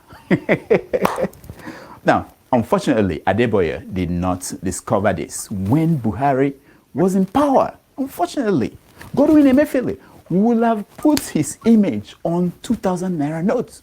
Easy. So, as you all young people, Muslims and Christians, come together on February 25th, I heard that you were planning. I heard it to pray that evil spirits should stop attacking Nigeria. Remember to pray for the very people that evil spirits use in attacking Nigeria. They don't come alone. They don't come physically and do it. They use people. I'm talking about people like this one. And this one. Yes. And this one. Aha. You agree with me on that one. And this one. Ah, of course. And this one. Yes. And this one too. Aha. Nonsense. Africans, who did this to us? We did it to ourselves. All right. Thank you, guys. I had to take a break. My forefathers, are you around? Thank you. I think we're going to Olapo. Am I? Yeah. Yeah. Yeah, next. Yeah, thank you, Dr. Davidis. And good morning, good evening, everyone. Let me start from the Adebayo talk. You see, he's saying Nigeria needs to be spiritual, is a spiritual problem. There's one stuff I was reading recently. When there's a problem on ground like this, everyone wants significance. Somebody said, your doctor wants you to be sick, so he will take over. Your mechanic wants your car to be damaged. Your lawyer wants you to have legal issue. That it's only a thief that wants you to be successful, so he can come and steal from you. So when we say this is spiritual problem, where do we run to? Churches. And when the more people that run to church, the more money they will make. It's logical. See, the issue of the story of the tea was talking about, I don't know if it has happened to anyone. Me, by myself alone, I will be hitting and the mate will disappear. I'll be like, oh, where's the mate? The mate, I hate myself. That's what just happened to him. He took the last portion of the tea and, you know, their way. Wait. What you said now reminded me. When I go to the laundromat to wash my socks, my clothes, the socks disappear. Is it the same thing Jesus? Jesus did your socks. You see, when anything happens to them, or when they are thinking, if they are thinking, oh, maybe I should do this first before they will say, God told me to do this. Whatever they think is God that is telling them to do something. Whatever they do is all about God. They are the men of God. And you see, when people hear things like this and they take it serious, it's because people put too much of, how do I put it? People put them high up there. They are all human. They are humans like us. And people make mistakes. I believe each and every one of us at a point in time we've said what we shouldn't have said, and later realize that, oh, I shouldn't have said that. But when they now say things like that, people say, oh, why would he say that? They are human. They can just say whatever is wrong or whatever. I don't think of whatever they say is holy or is spiritual or is high up there. No. And people call them man of God. I have problem with man of God. Me, I'm not animal of God or plant of God. Everybody is man of God, as far as I'm concerned. And you see, somebody said when the country is broken or when there's problem, people are poor, religion becomes the last hope of the poor. People go, oh, let's go and pray, let's do this. In US, in Canada, and whatever, how many people go to church like that? If you see people that take church very important in the Western world, find out they are still we are still Africans. People that come from Nigeria are still the one that's on our heads. It's our way. So, and they've had that significance so much. They had a lot of followers. That's why even during political seasons, politicians go to church to campaign because they know they pull crowds. If Adebayo or Yedepo or Yakilome or whatever just endorse you, that's millions of votes automatically. People don't need to think for themselves. Whatever their religious leaders say, that's what they will go for. And him saying people from other congregations will come and bow for people from Redeem. I don't know if they are now kings or God in Redeem or whatever. That single statement affirms it that church organizations are businesses. It's like they are competing with each other. MTN will try to say that, oh, we are better than Glo. Glo will say we are better than T-Mobile or whatever. That's what he was talking about there. Like, oh, let's go there. And what do we expect? Gullible people will shout amen and they will shout as usual. That's their way. So, and pastors and churches, they are part of the problem. They give people false hope. I remember back then when I was in, during my high tea, I was in Abuja then. Things was very tough for me then. But I realized the moment I go to church on Sunday, by the time they give you hope, all those, their motivational speaking, all those whatever, you will feel relief somehow for you to go and face reality again on Monday. So they've been doing that for people and people are enjoying it. Just like motivational speaking, this and that, and when they have dancing and whatever to it, people like one day and all those things. People go. So be that as it may, talking about Nigeria problem. I was reading through Naira Land just this morning. I heard about a widow that collapsed in the market out of hunger that she hasn't eaten for 4 days. I saw another story of someone selling his own son to feed the rest. Just like the story in the Bible. Like people were sharing, we hit your own child today, we hit mine tomorrow. It is that bad. Then I was now reading Farouk Perogi on, I think it's on Tribune. In the column he wrote yesterday. He said Tinubu's prophecy. Everything he condemned in 2012 when Jonathan wanted to remove subsidy is what is everything is predicted that it will happen. If this subsidy was removed, is what we are facing today.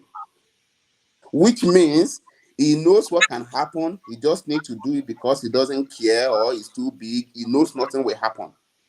And in the real sense, nothing has really happened. There have been pockets of protest in some places, but not as massive as it should be. Why? Because the protesters are the one in power. If this was still in PDP or whatever, Tinubu will have brought up his boy, the Oluoma and the rest. They will have dished out money to people. People will be on the street shouting up and down. But it is what it is. I'm really sorry I don't have a solution to provide to that. I've thought about it, like what can be the solution at this point in time. Things have really gone bad. And in all honesty, not that I'm supporting Buhari, Tinubu, you can't put everything on him per se. Buhari has damaged Nigeria to, if the damage line is at point number 10, Buhari has taken it to 9.9. Tinubu just put 0.1 on top of it. Then we are seeing what we are seeing today. That's the problem. Thank you so much for giving me the time to talk. And have a good day, everyone. Thank you. Thank you so much, Kolapo. We appreciate you, and we want to welcome Mbori from California to the show. Welcome to the show. And Forefathers is back. I have to take permission from all of you because I need to reach out to our guests for tomorrow. On tomorrow's show, we have, like, for those who just joined us, we have Professor Nini Wariboko joining us.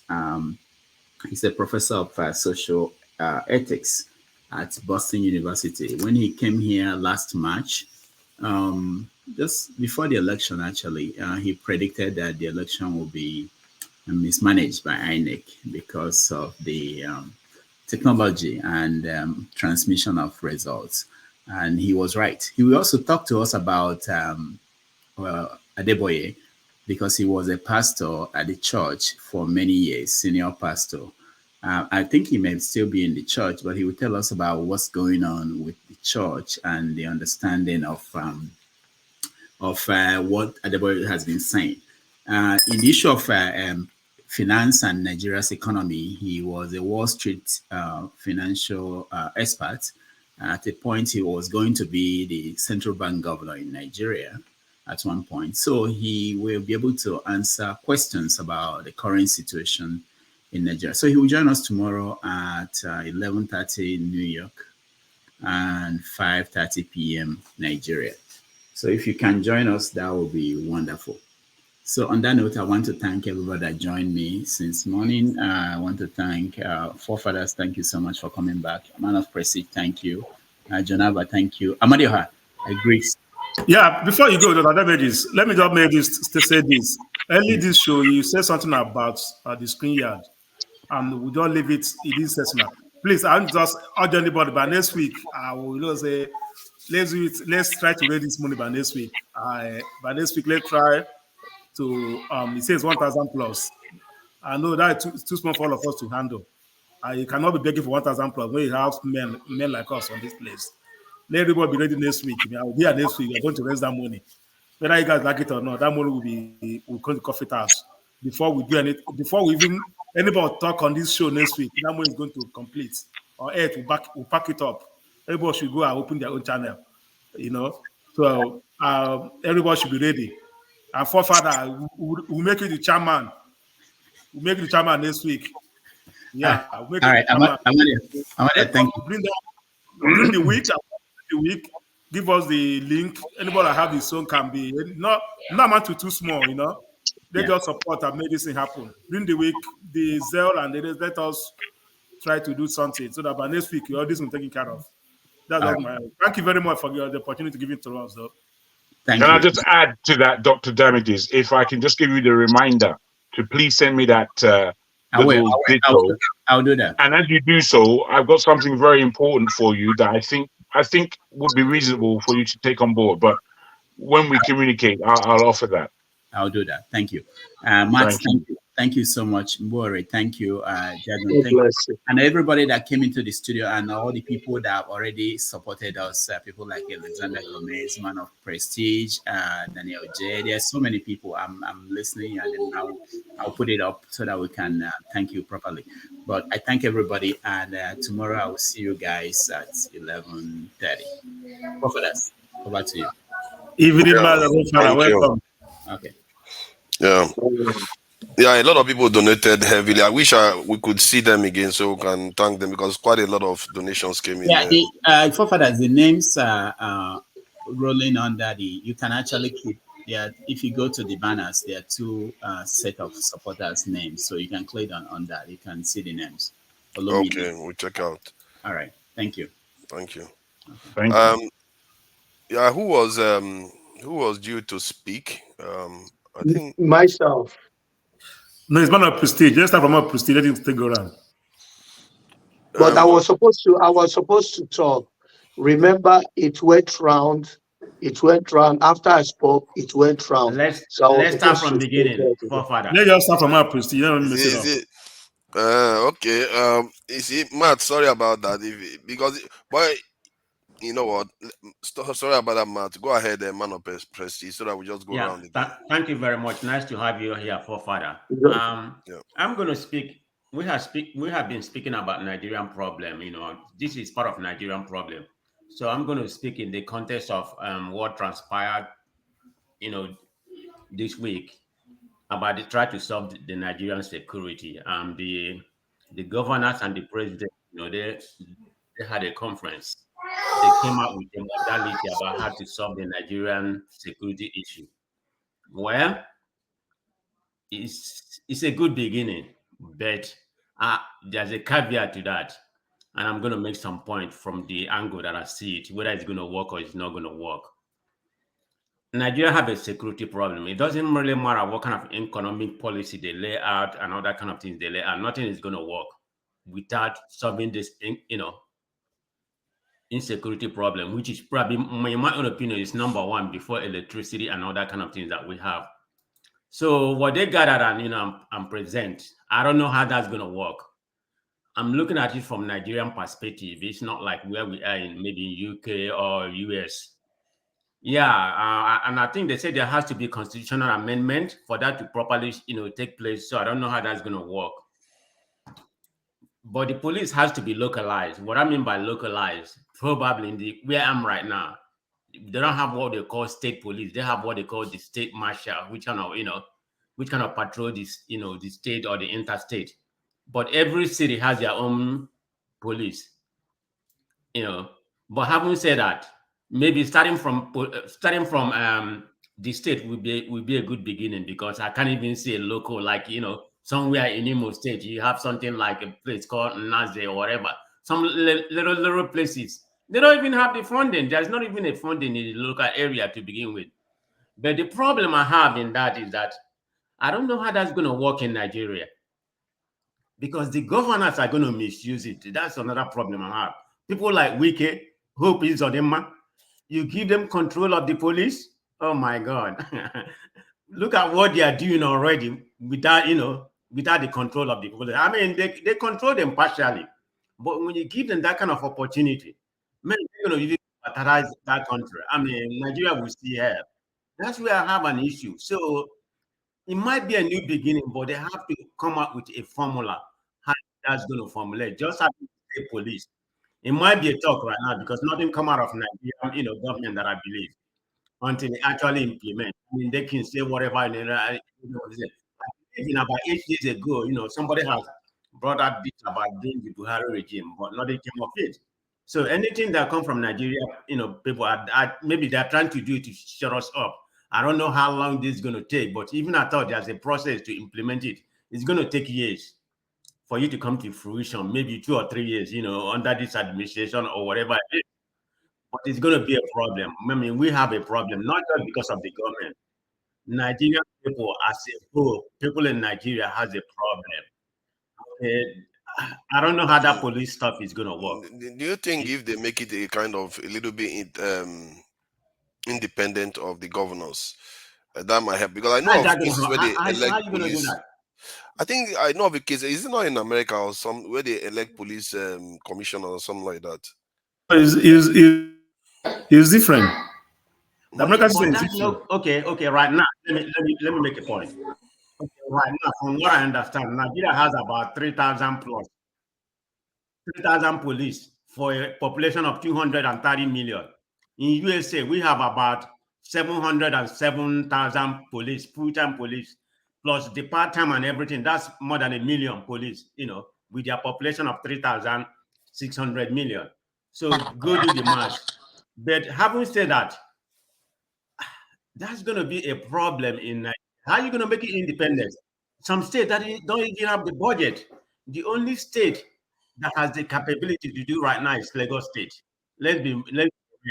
I don't know about Rivers State or whatever, and you saying about making it independent. How are you going to make it independent? And even if you make it independent, you could create another dangerous force in the state when you make it independent. Can I answer some of your fears? Wait, no. Go ahead. Can I just answer some of your fears? Prestige. What about Lagos State? No. Olumide, you just came in. No vex. I came in purposely because of what Man of Prestige raised. It doesn't mean you just shut everybody else. We can't start like this. Amadio, please say something. Man of Prestige, you know how it worked here, all right?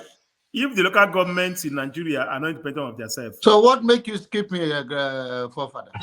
No, I don't want to respond. No. He just asked a question or something. That's what he. Okay. No, we are not skipping. Well, I have not finished. Go ahead. So when you say Lagos State, you are just talking about the major city in Lagos State, the major city like Ikeja, all those cities that people see that are good. You talk about Alakoko, all those places. No, Ajabule is even a city. You got a place in Lagos State. You don't know that they belong to Lagos State, all right? Those ones have nothing to do with, they have neighborhood already. Now, when you know how America operates, like between me here, they have 3 different police departments, their own courts, their own, they make their own money. The governor have no, like, they have no even like tell them what to do. Governor brings his own police. The state, they come with the governor when they come in. You know, Bel-Air here have their own police. Just with their own police, their own courts, they persecute you, charge you, make their own money, maintain their city the way they want it to be. Everyone passes there. So it's different from Nigeria. Local government don't have that capability to even get the police. If local government, if that work in Nigeria, then local government will have that on their own to their own budgets, able to fund police on their own, not waiting for the state to fund them. Hold on, Amado. I think you are going too far. Okay. we are at the pedestrian level right now. We have to find a way to decentralize the police first before you're talking about all those things. Maybe that will come in 10 years when you come to Nigerian space. You know, at least have a state police. You cannot leave state police under the hand of people for them. And someone said something very interesting. Somebody said something very interesting, that national police. But anyway, John, go ahead. That police is becoming more national, not the other way around. That if you look at the trends around the world, they are coalescing the police departments to become smaller and smaller number. I think somebody gave an example for a nation, maybe it's America or something, that they used to have a lot more, that they've used to. Now, what for your forefathers? You just always contradict yourself. Smaller and smaller number. Not be you the tell us then the security forces are bigger. Now increase in number. Now, I'm just saying. No, I'm not. That doesn't mean you reduce the number. You can increase the number even nationally. That's why I keep saying you can have the same structures you have now. If you increase the numbers, you're going to see results. You can't expect one military man to defend 1,000 people. The same thing for police. Almost 1 to 1,000. How can you expect it to perform? You can't perform that well. Go ahead if you are finished this man of proceed so that John Abba can go. Yeah, I'm done. Go ahead, John Abba. Okay, I just wanted to. Okay, that's fine. Go ahead.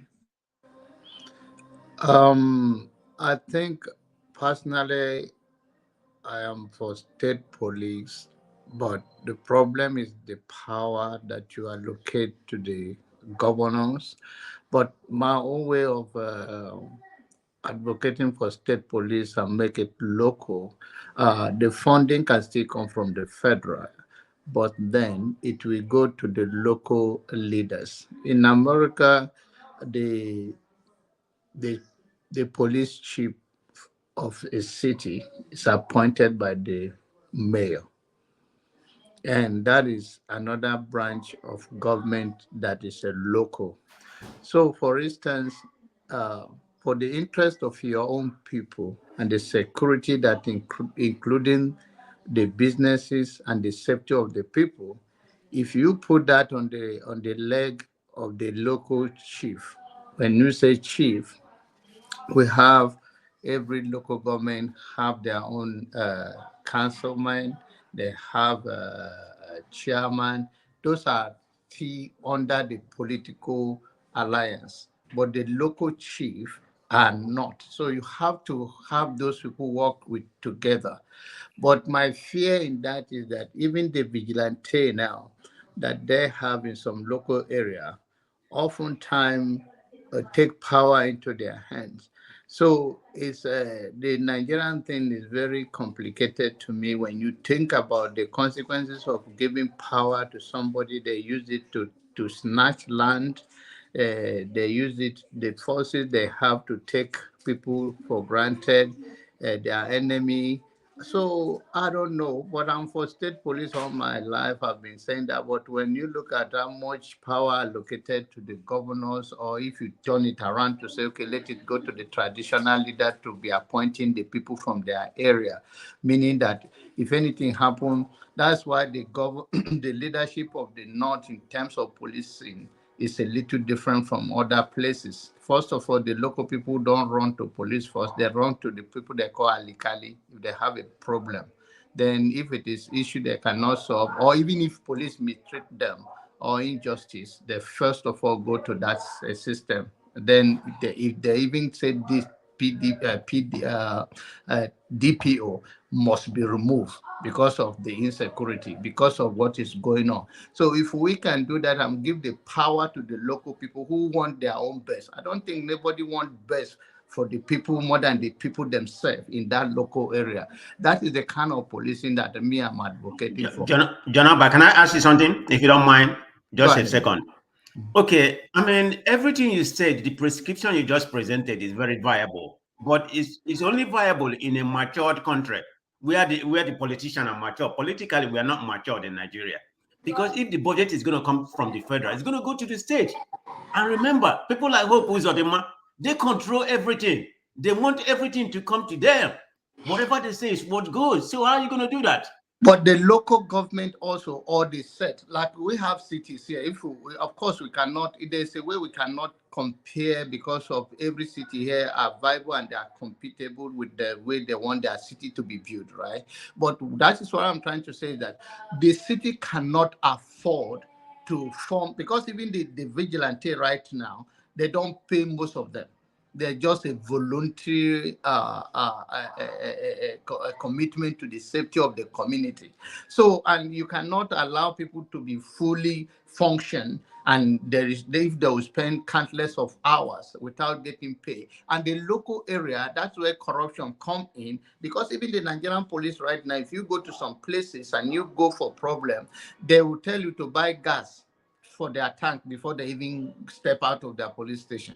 So if we bring it, if the federal police can say that, what if we bring it to a local place? It's now attached with the value of the community. How do we raise this money? If you say, okay, let it go to the local and no federal interference, because if the money comes from federal to the state and then from the state, then the governor will have too much power. Okay, let's say we localize it and take the federal out of it.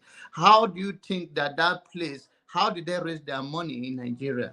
It's okay, we raise money here through ticketing, we raise money through all kind of speed ticket, all of kind of things that the police raise money. They hide around to make sure. That's how they generate money, right? So how in Nigeria, how are they going to generate? The local police going to generate? You go to a farm and people in the farm and say, you farm, bring tax. So how are we going to generate? Yeah, and it could cause a lot of problems. You can imagine police officers that know everywhere you live and where your grandparents and all of them live. Yeah, so we are trying to say the morale before it was okay. Let's say like Idoma land now, the Oche of Idoma, right? The Oche, I'm giving you example, or let's say Oba of Lagos. And then bring it every area. Like if you go to Limosho area, there is a Oba of Limosho. If you allow those people to take destiny of their people, they can. But how did they fund them? And if you give that power to knowing our people for who they are, it's still a thing that we have to have a good dialogue and put it in place. If not, they take it to oppress the less privileged ones. If you like somebody you don't like overnight, you send for him to be arrested. Now it's even local. It's not like a federal level. So we have a good side of it, which I'm support of the police to the local level, but the funding is a problem for me. I think one other big problem that could occur is information sharing. If you have state police and you don't share information nationally, you could have a serious problem on your hand, because still something will happen in this state, but people in other states won't be able to know. And if you can't manage it very well, that could be a serious problem too. And is Nigeria ready for such a relatively complicated architecture where state will hold some information, share some information nationally? That's something that they have to consider before making such a decision. Have you finished, Jonathan? Yeah, let somebody else talk now. I'll be back. Amadia.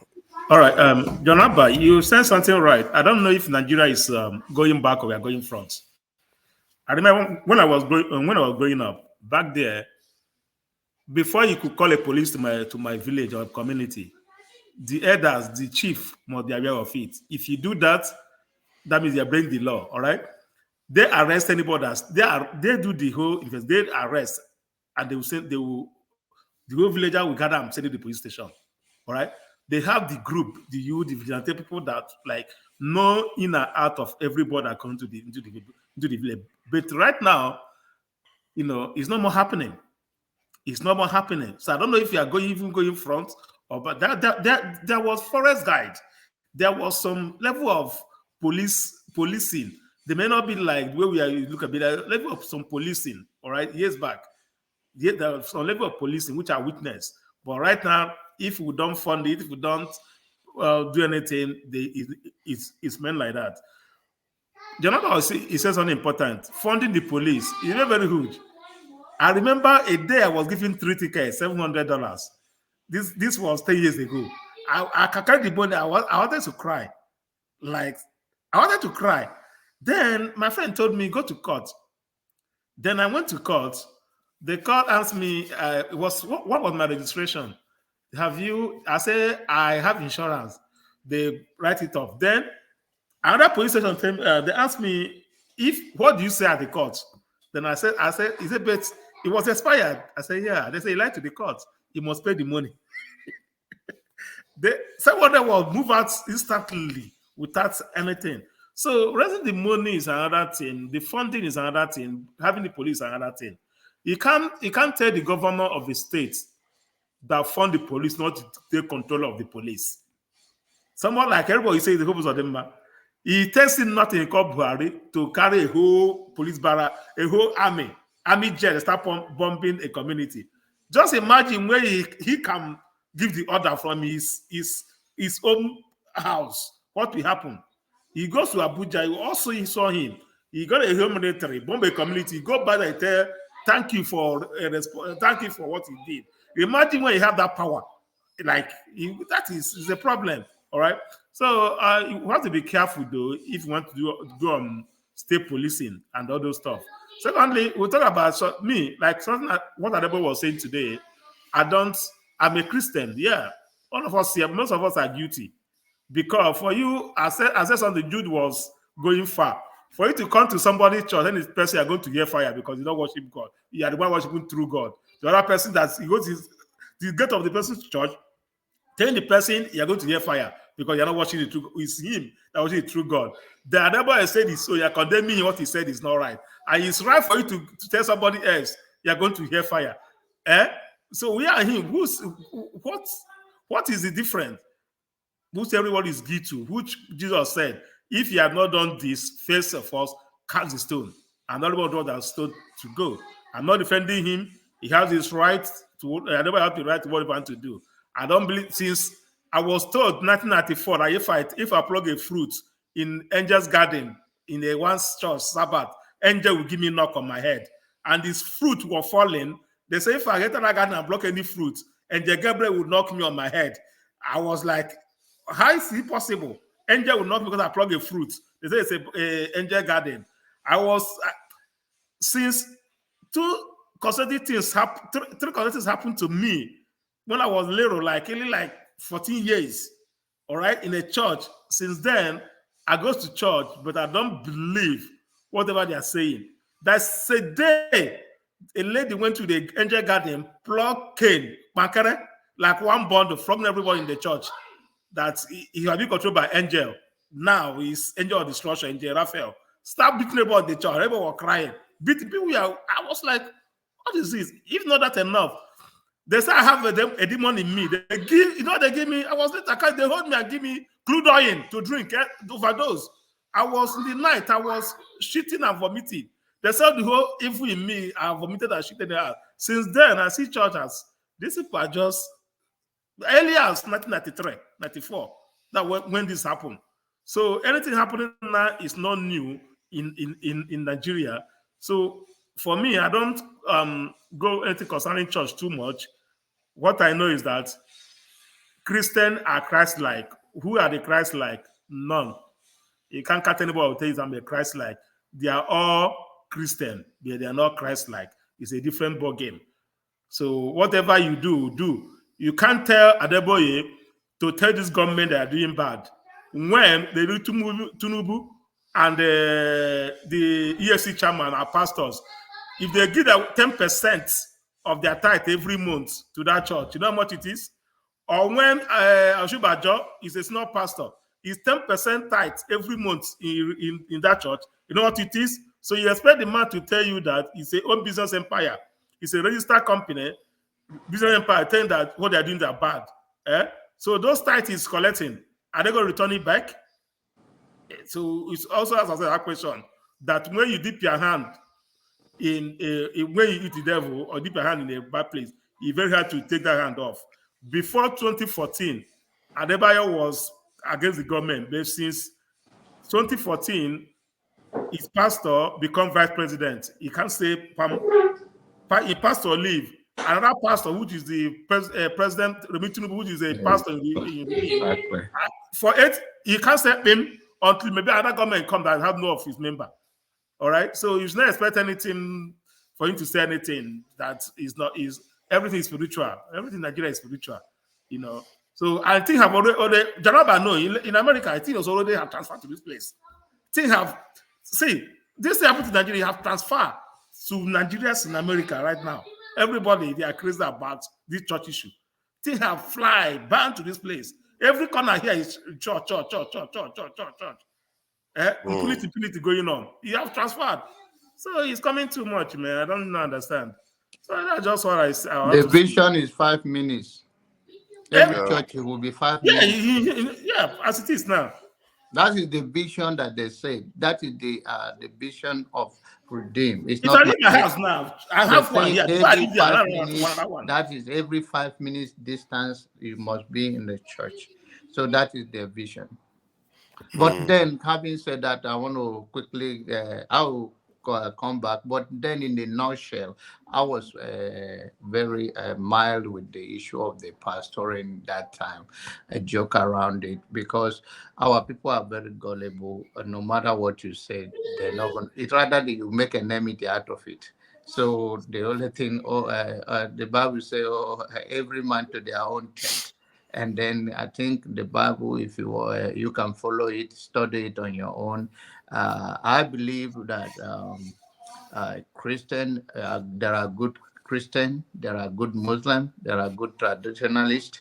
I believe in moral. So whatever anybody think is the good thing that champion their cause of life, they should dedicate themselves to. Above all, let us serve humanity with open-minded, and then we can easily deal with all those issues. But in the case where people are more gullible in the society that they can't design for themselves, then if you have no principality will reign over you. That's a simple thing. Thank you. That's a very good commentary actually. Matt, Matt, you were supposed to speak. We didn't let you. We started from this, so you can say whatever you wanted to say then, and talk about the police issue too. Go ahead. Okay.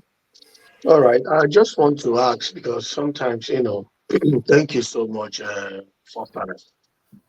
I don't know if someone or anybody saw. There was a video that I saw. Nuhu Ribado and one clergy man from the north when he was speaking, in Hausa.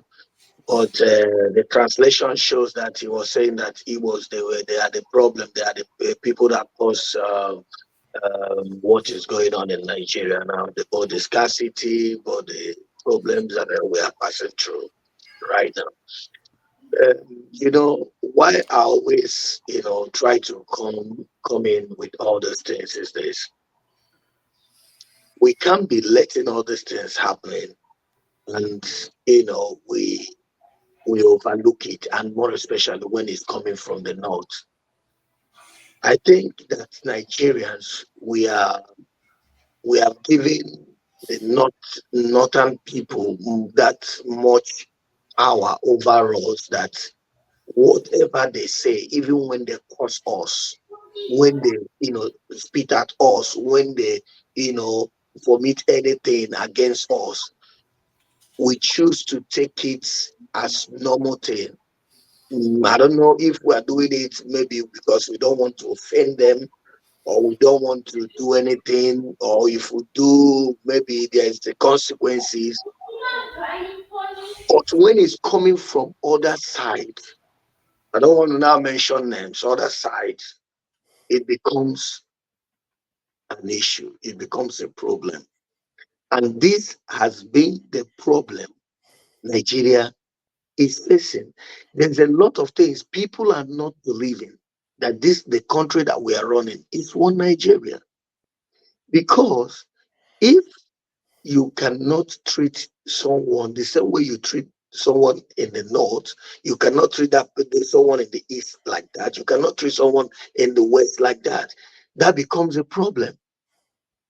You understand? We have a very, multiple examples that we can lay out here. Look at what the Fulanis are doing, and they look at what nobody have come to answer or come or brought to book to say, yes, this is the person who has been causing this harm. Because you can't tell me that this problem is being, it's just people that is what we call them herdsmen. They will just come out from nowhere, kill without somebody sponsoring them, without somebody behind them, because none has been, none has been brought to book.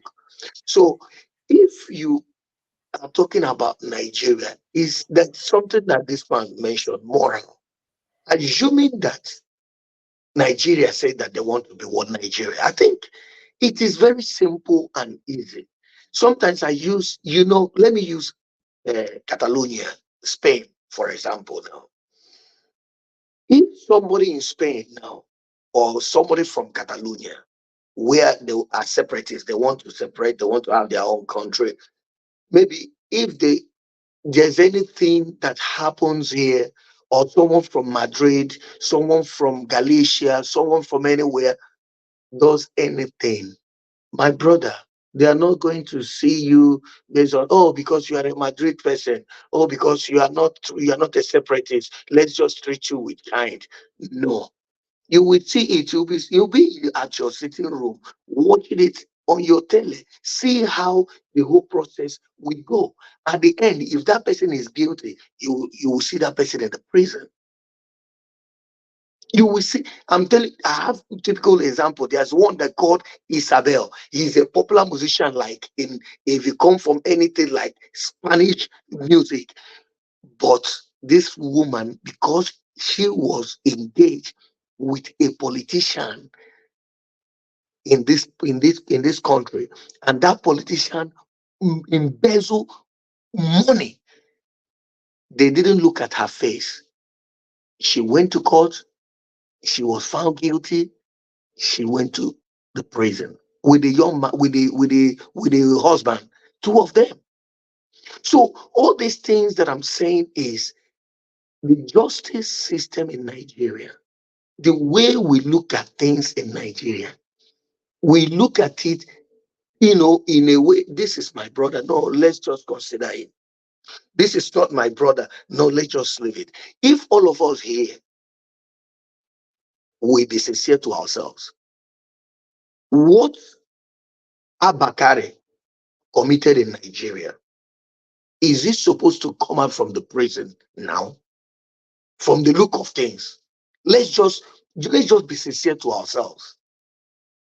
But look at Sowore, who did not do anything. He was just speaking. Imagine the kind of punishment Nigeria gave to him. Look at Iwoho. Look at, he didn't commit because he was challenging all the nonsense that was happening in Nigeria. Look at the way they treated him, because this one is where they feel that power comes from. They now, cuddle him, put him in a relaxed place in the prison. He stayed for a while. They bring him out. He's not even coming out from the news. We don't know where he is, what is going on, what is happening with him. They just hide him, keep him safe. Look at Nnamdi Kanu. Look at what they did to him.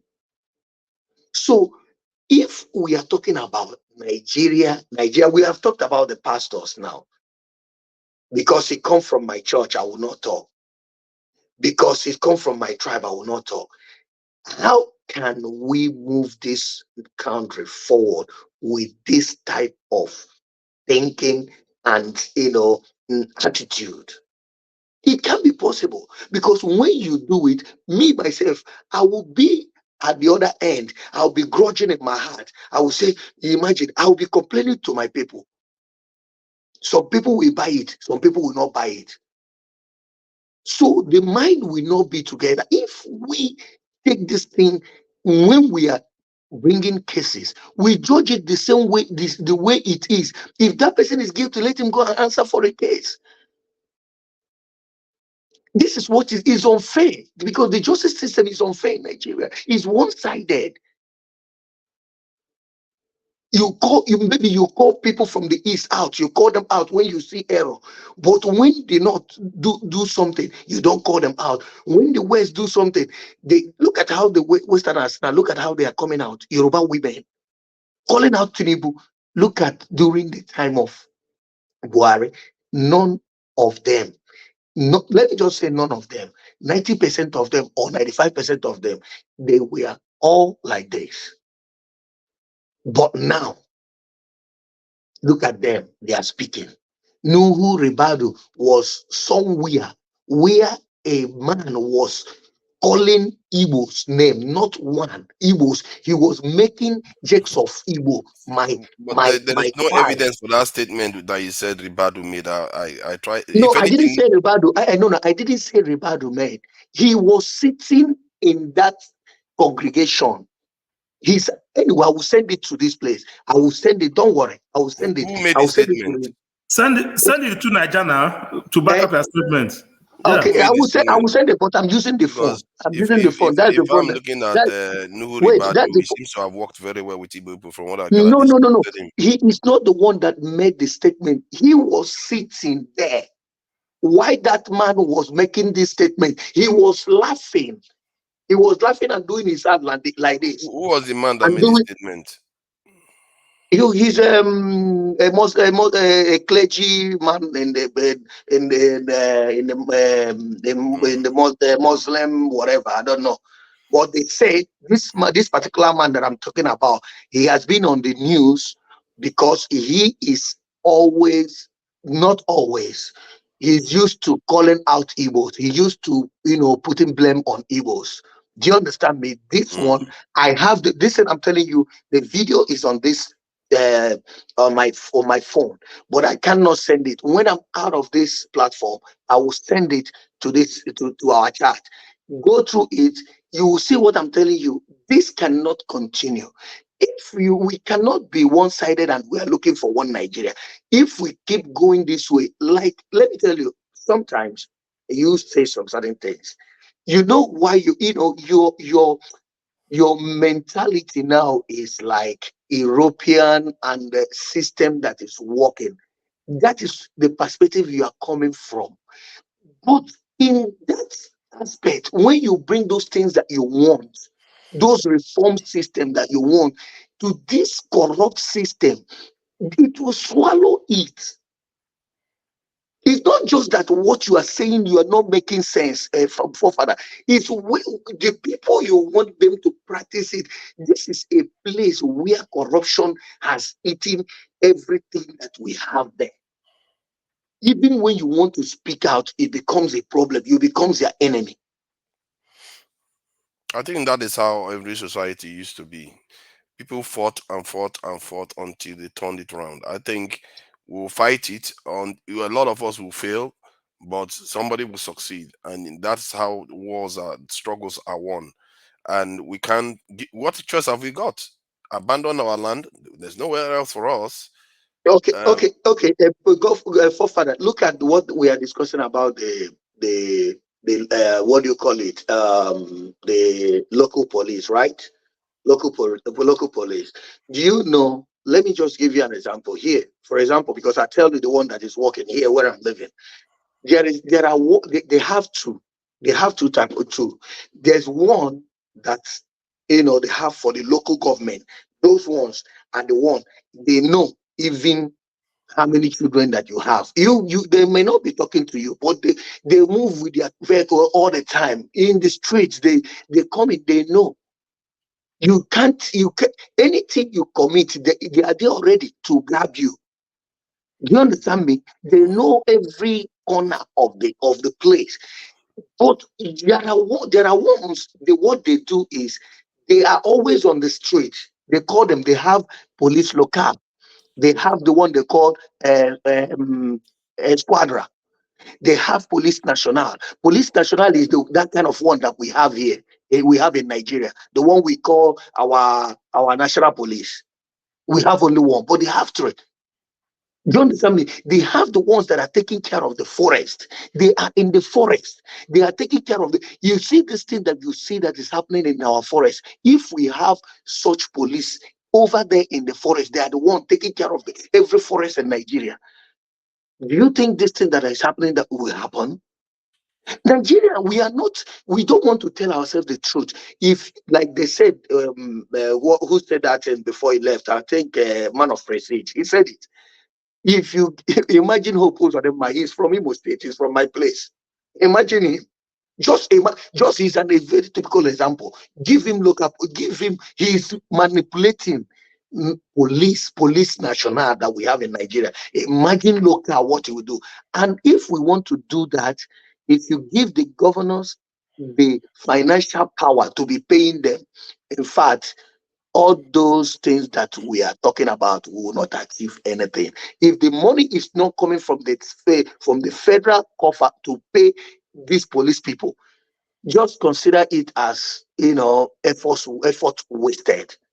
I'm telling you, because those governors that we have and with their mentality, they will use it to oppress both their opponents, both the people that they hate. A lot of things will be going on. Even they will be using it to be killing innocent people. So this is what my submission this night. All I can say is that mentality of Nigerians, both our politicians, imam, pastors, all this, until we start speaking unity, call a spade a spade. You see all these things that we are talking and we are doing is going to be very difficult to achieve. And justice, when you say justice for one, justice for all. This is where I rest my case for now. Thank you. Yeah, thank you, Matt. Mbora, I think it's your turn. But you knew you could have said anything anytime you wanted. Before now, anyway. Please go ahead.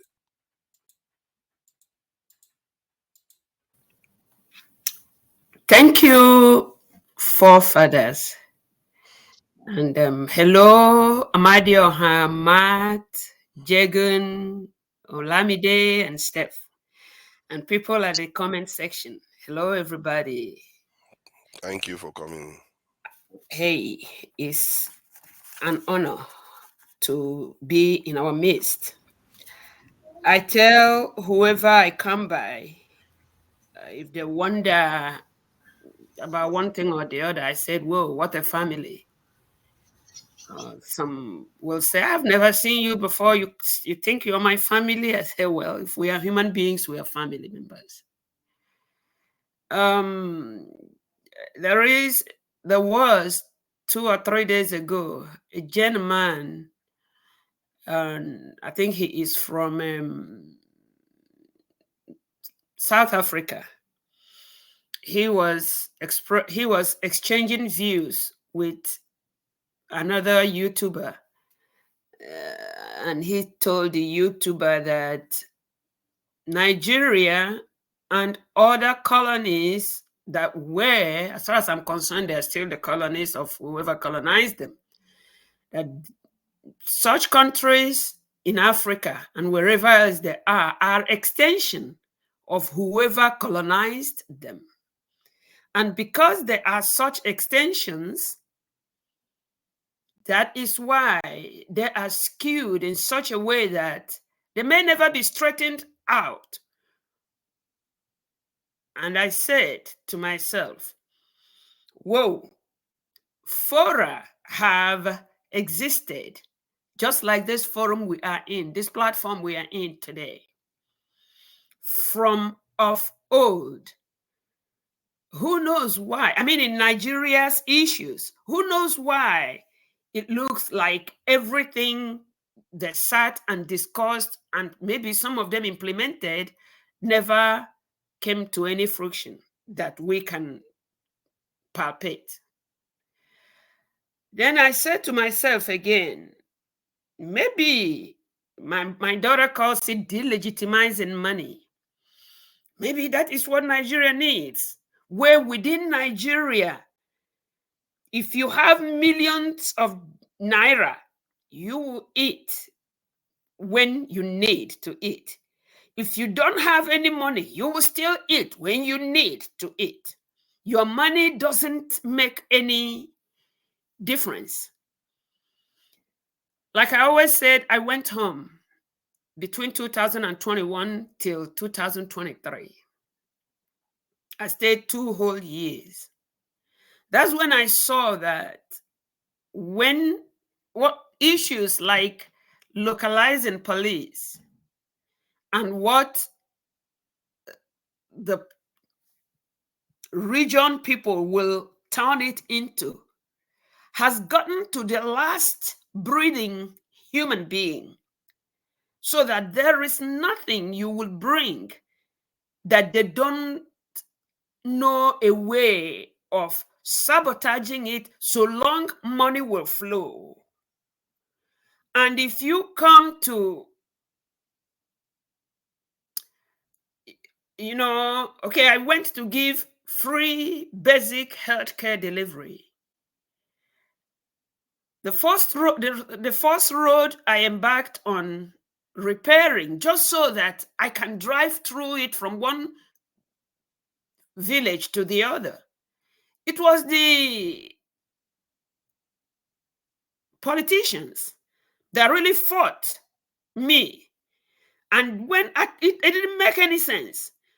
When I went back in the village and I was asking, they laughed and said, "You're bringing America here. Nobody wants that. That is the road they will use for campaign." I couldn't, it didn't mean, I was lost. So you mean I have to stop this so that I won't be in the black book of the politicians who want to use that road to say, if you vote for me, I will build that road.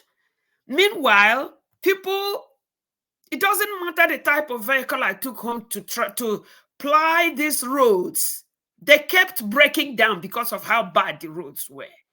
And it shouldn't be repaired because politicians are using it. I think what Nigeria really need are people who are so passionate that they will sacrifice their lives.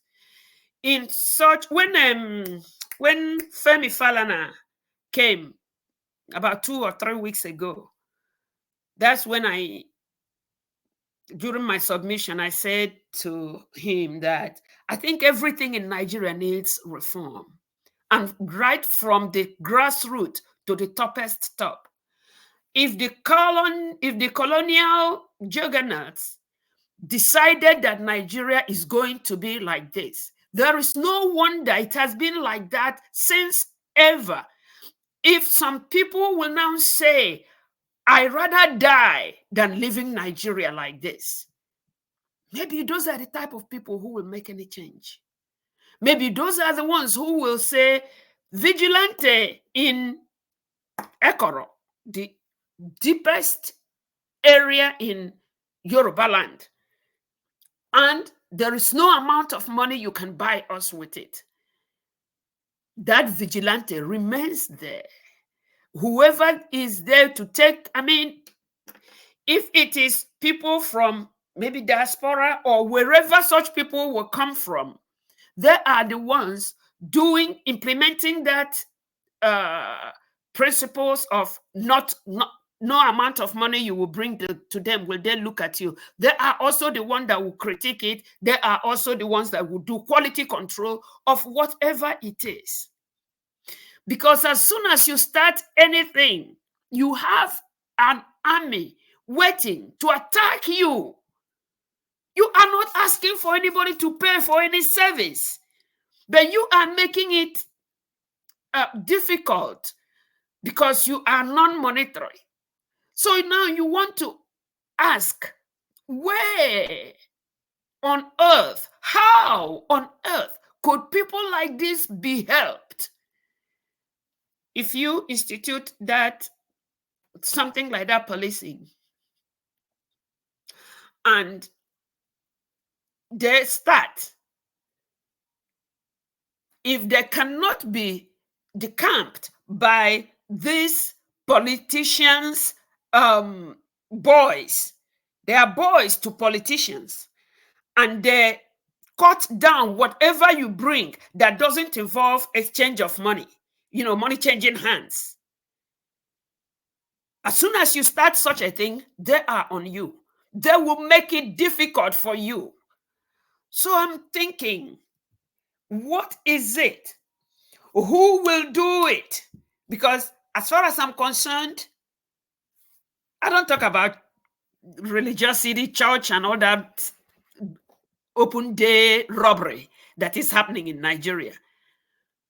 But if you want anything, any type of reform, so that anybody in Nigeria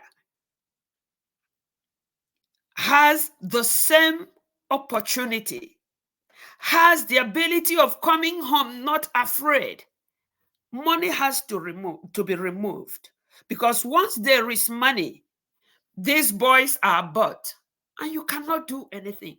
So it does really rub me the wrong way to know that Nigeria seems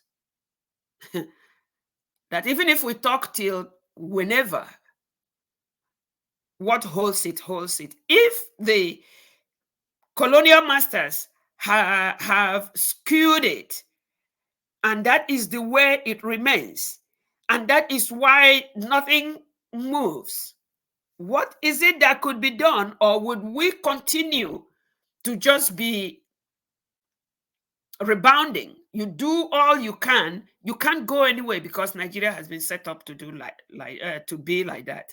Money, money, money. And even as it is, everybody is killing their neighbor. So it's frightening.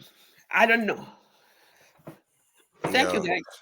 Yeah, we can easily call them Europeans, British colonizers. They are not my masters, and they've never been anybody's master. They just won a war and ruled and groomed our leaders today.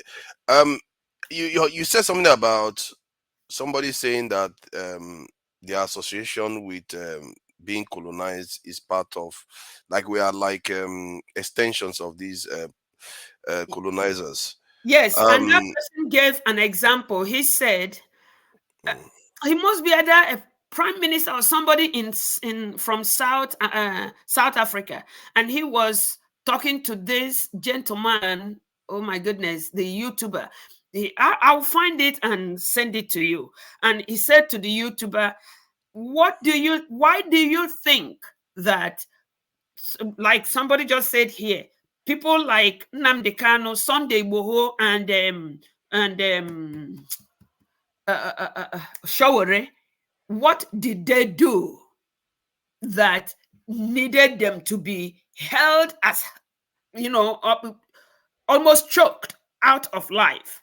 Okay, he also gave an example of the Ifeanyi, somebody that was paraded by the police as the brain behind kidnapping and terrorism, that he was videoed and shown everywhere. You could see her face, even his face, even his teeth and gullet, everything. But that when they brought the boys, that really are the Fulanese, that they shaded their face, they barred you from seeing their face, just like Matt in Matt's submission.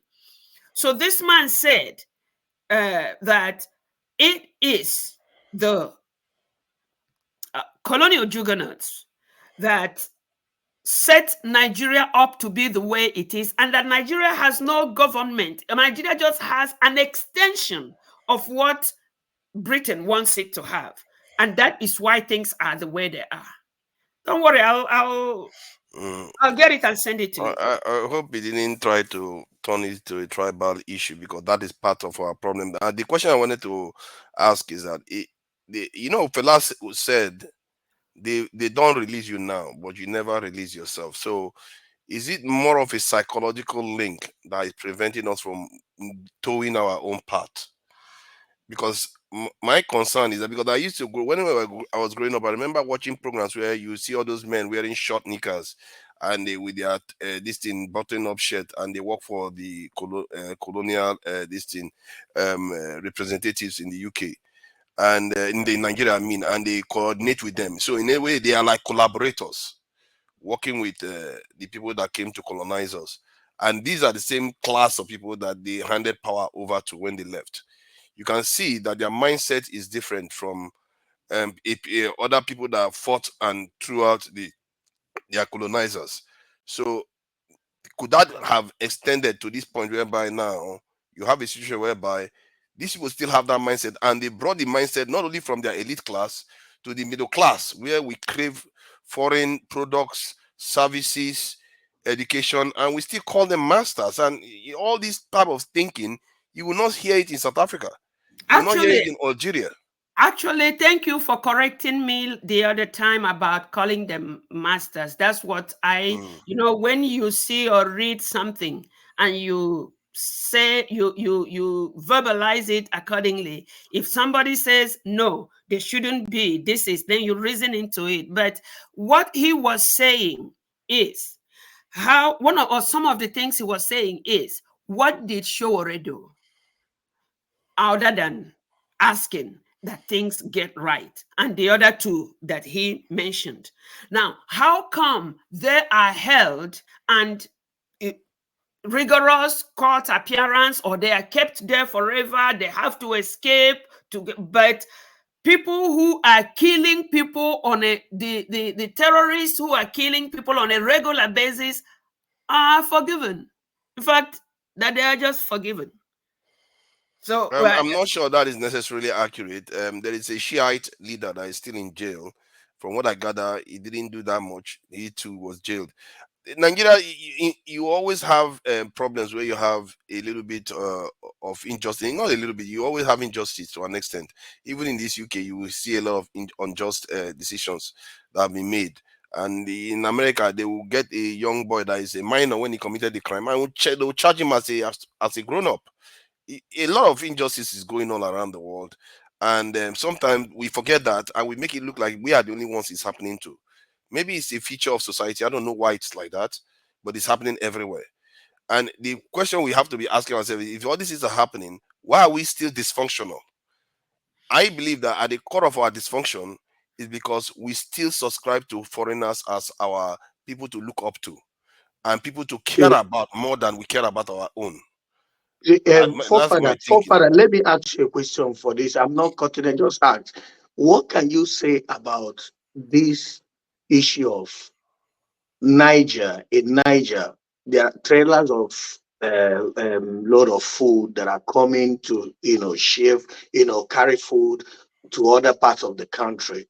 They now stop them on the last village in Niger. They stop them, telling them they can't go beyond this, this place.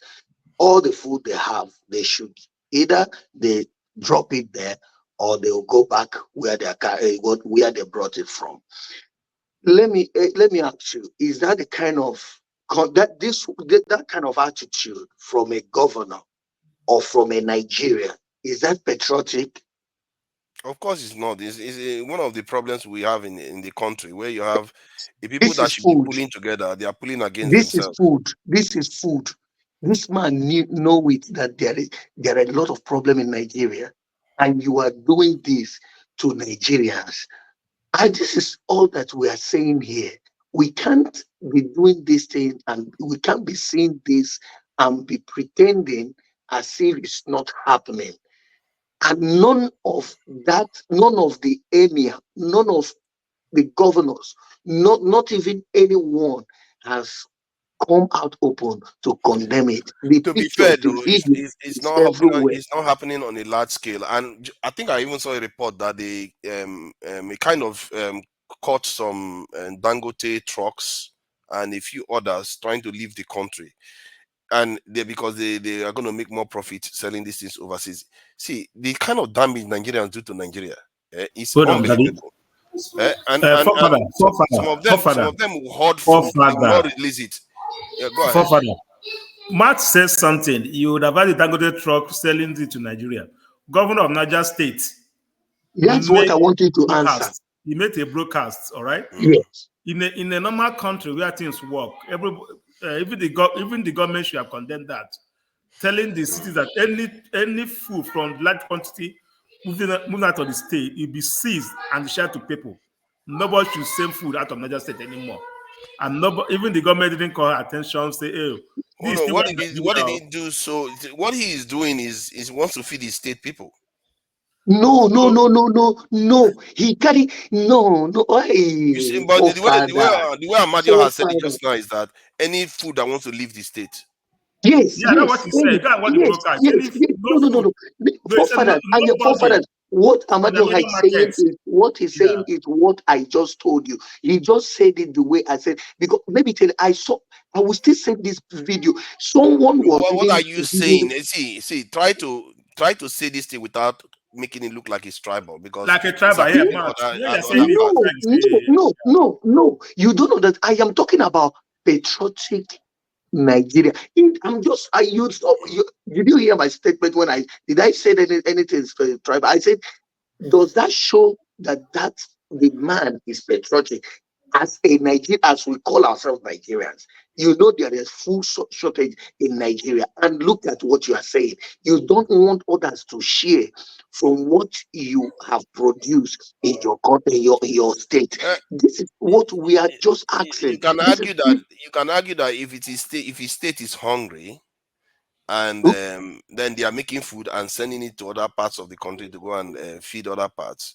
Maybe there's a reason why he decided to say, you know what, don't release food from the state. No, we are talking about going. I'm telling you about states in Nigeria. So far, I get to the context. I said the trucks of a load of food that are going, they are not going outside the country.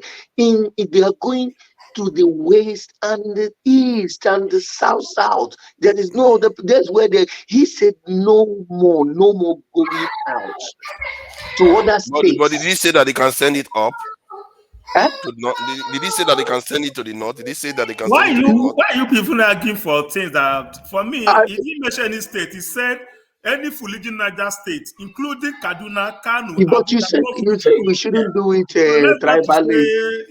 But he's trying to feed the state, so I don't know whether you can necessarily condemn it completely. Yeah, you can, because he's trying to feed the state. Maybe they are hungry. We are still no. For as far as we are concerned, we are still one Nigeria. Nobody have the right to stop the movement of food.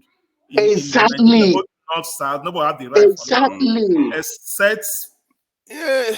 Otherwise, see, that's a tricky one. That's a tricky one, because if you are trying to care for your people in your state, they are Nigerians too.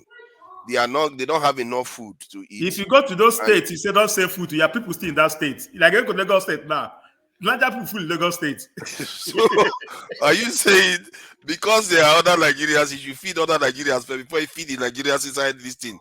The ones you have to worry about. There was a problem. I think the administration was like arresting a lot of people. They have closed down companies because of this. That they have food, they hoard it because they want the price to grow, to increase, because the Nigerian currency is depreciating crazy badly. Some of the things that it's a business. Like when I was back in the village, I got palm oil. I buy it through the where you have how much, you keep it. By December, you sell it for higher price. It's a business. So if I have two, are you one of them? Are you one of them that are hiding food? It's a business. I buy it money. I buy it with money. It's not that I buy it. I go to the market. I buy it. I store it. And I'll sell it. I tell you to not to sell. I make more money.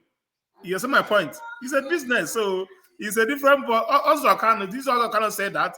That's how you make this money. But when you were in school by selling palm oil and all those stuff. So, but I'm not so sure it's a good idea to buy something, store it, and sell it. Okay, if it's in one season, one cycle, maybe it's understandable because you buy it for one period.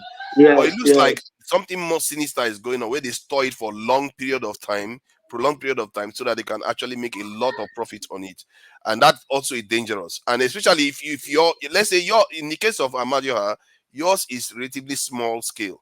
if you are like supplying 20% of the grain of a state and you do something like that, you affect the No, price. that's not some keg of palm oil. Yeah, talking about no, but Niger State is different. Let's talk. See, let's call it speed. The Niger State have no rights, and nobody condemning that to do a national broadcast telling the Niger State food the food consumption in Nigeria are mostly produced in Niger State. I would say half of it.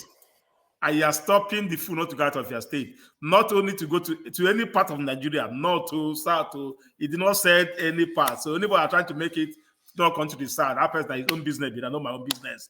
The guy said, leave the state. All right. I will know that where the food are going, you can all know that.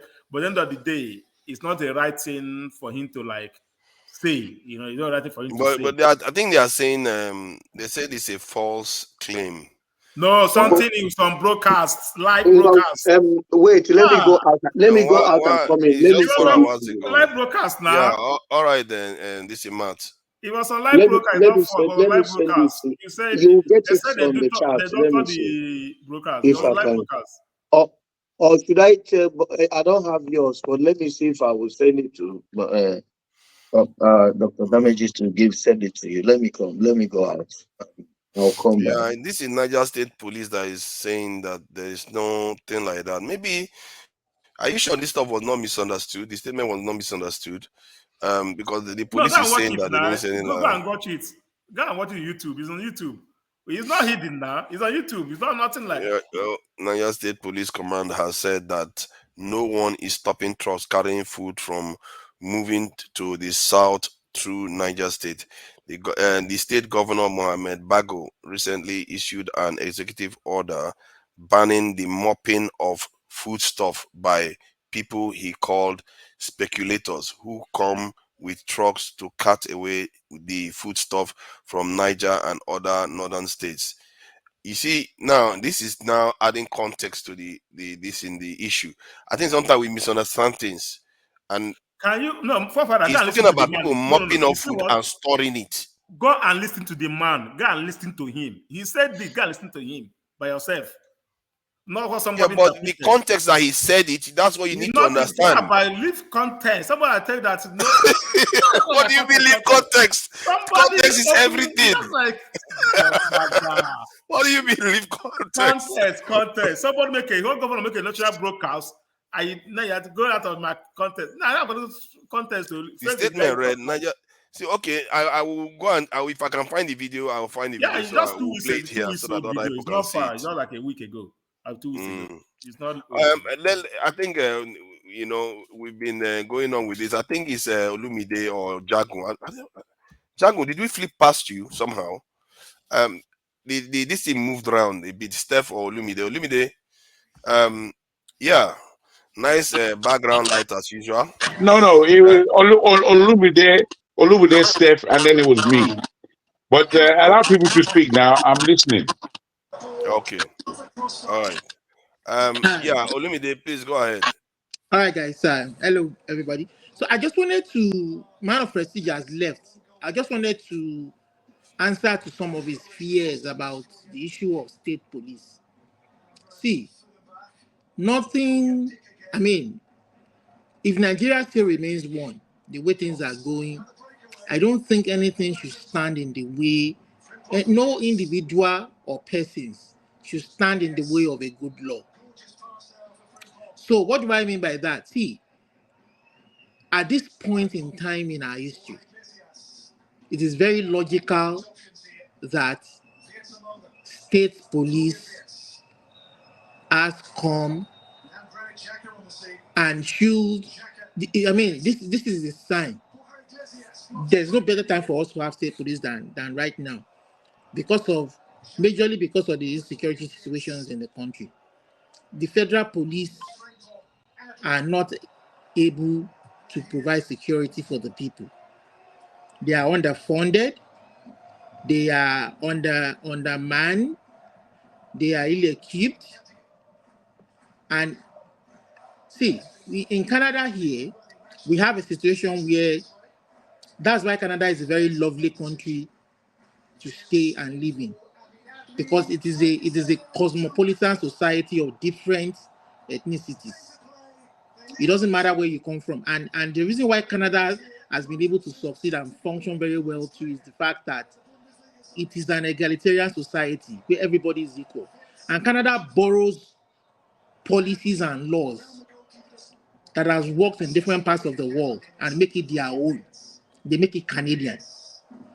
So people who are making input into the Canadian society, people from different ethnic backgrounds, wherever you come from, they take an input from you and they make it Canadian law and it becomes part of the society. This is the kind of country that Nigeria should be aspiring for at this present time in our history. Let me just be a bit of a controversial stuff. You know, the Canadians that used to exist there will not be very pleased with what you are saying now. That were wiped out to create the space for the new people. See, let me tell you. Would you say that if somebody comes to Yoruba land, wipe it out, wipe everybody out from Nigeria and replace us with a multicultural? See. I understand what you're talking about, forefather. See, that is why I said the whites, they were majorly the English, primarily the English people who came. They've acknowledged what they did to the locals, to the owners of the land. We call them natives or units, or they are aboriginals, the natives of the land. You understand? They've acknowledged what they've done to them. You understand? Even up until they've made it even law. You understand? So you go and look up online, you will see where Canada as a government, they've even made it law. They've admitted that they've treated these people wrongly. They've admitted that they've treated them in ways that no human being should be treated. They've killed them. You understand? They are still, and they are surviving. They may not be majority in number. They may be a minority. We call them minorities because they are not majority in number. But the country has acknowledged that they've ill-treated them. You understand? But economic power still may not belong to them. But what they've given them, what they've considered to these people, you understand? It helps in a long way in healing the country. You understand? Has Nigeria done that to its own indigenous people? Have we acknowledged the fact that people have been treated with disrespect on their own lands and they've not been listened to? Have we done that? The kind of benefits these people have in Canada today, and the way you know the way Yorubas will say omonile, the kind of benefits they have, and even the omoniles, they don't even take advantage of it. Even the natives, they've so misused these benefits, free education up to university level. They have their tuition can be paid for. Oh my God, you're doing that stuff again, eh? They have, no matter what medication they get prescribed, it's covered, paid for. You understand? Their resources and everything. I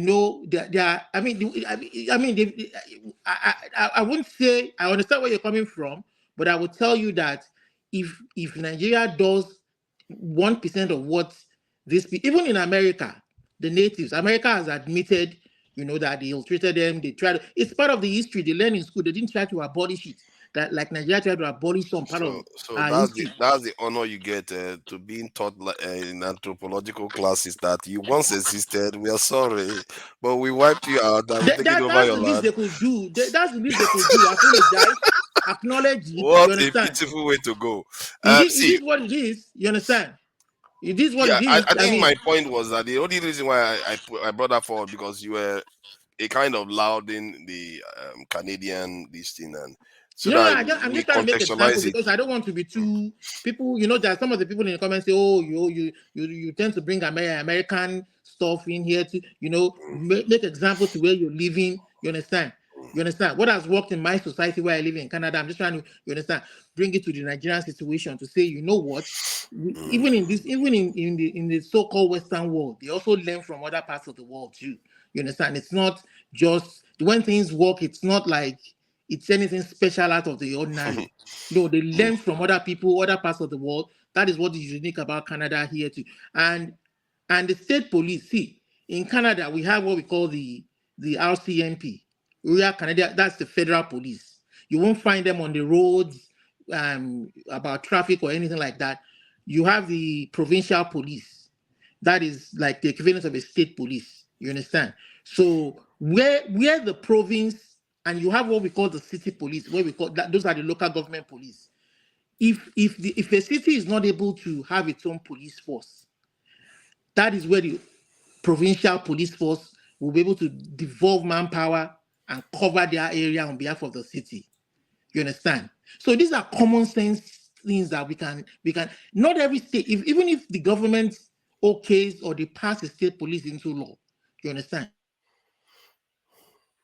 It doesn't mean that every state police will be able to create its own police force. Where they're not able to create their own police force, federal government can fill that vacuum. That way they can use resources judiciously. And if a state police like Lagos can have its own police force and fund it effectively, they should go ahead and do it. But what I would say is that they should make it world standard.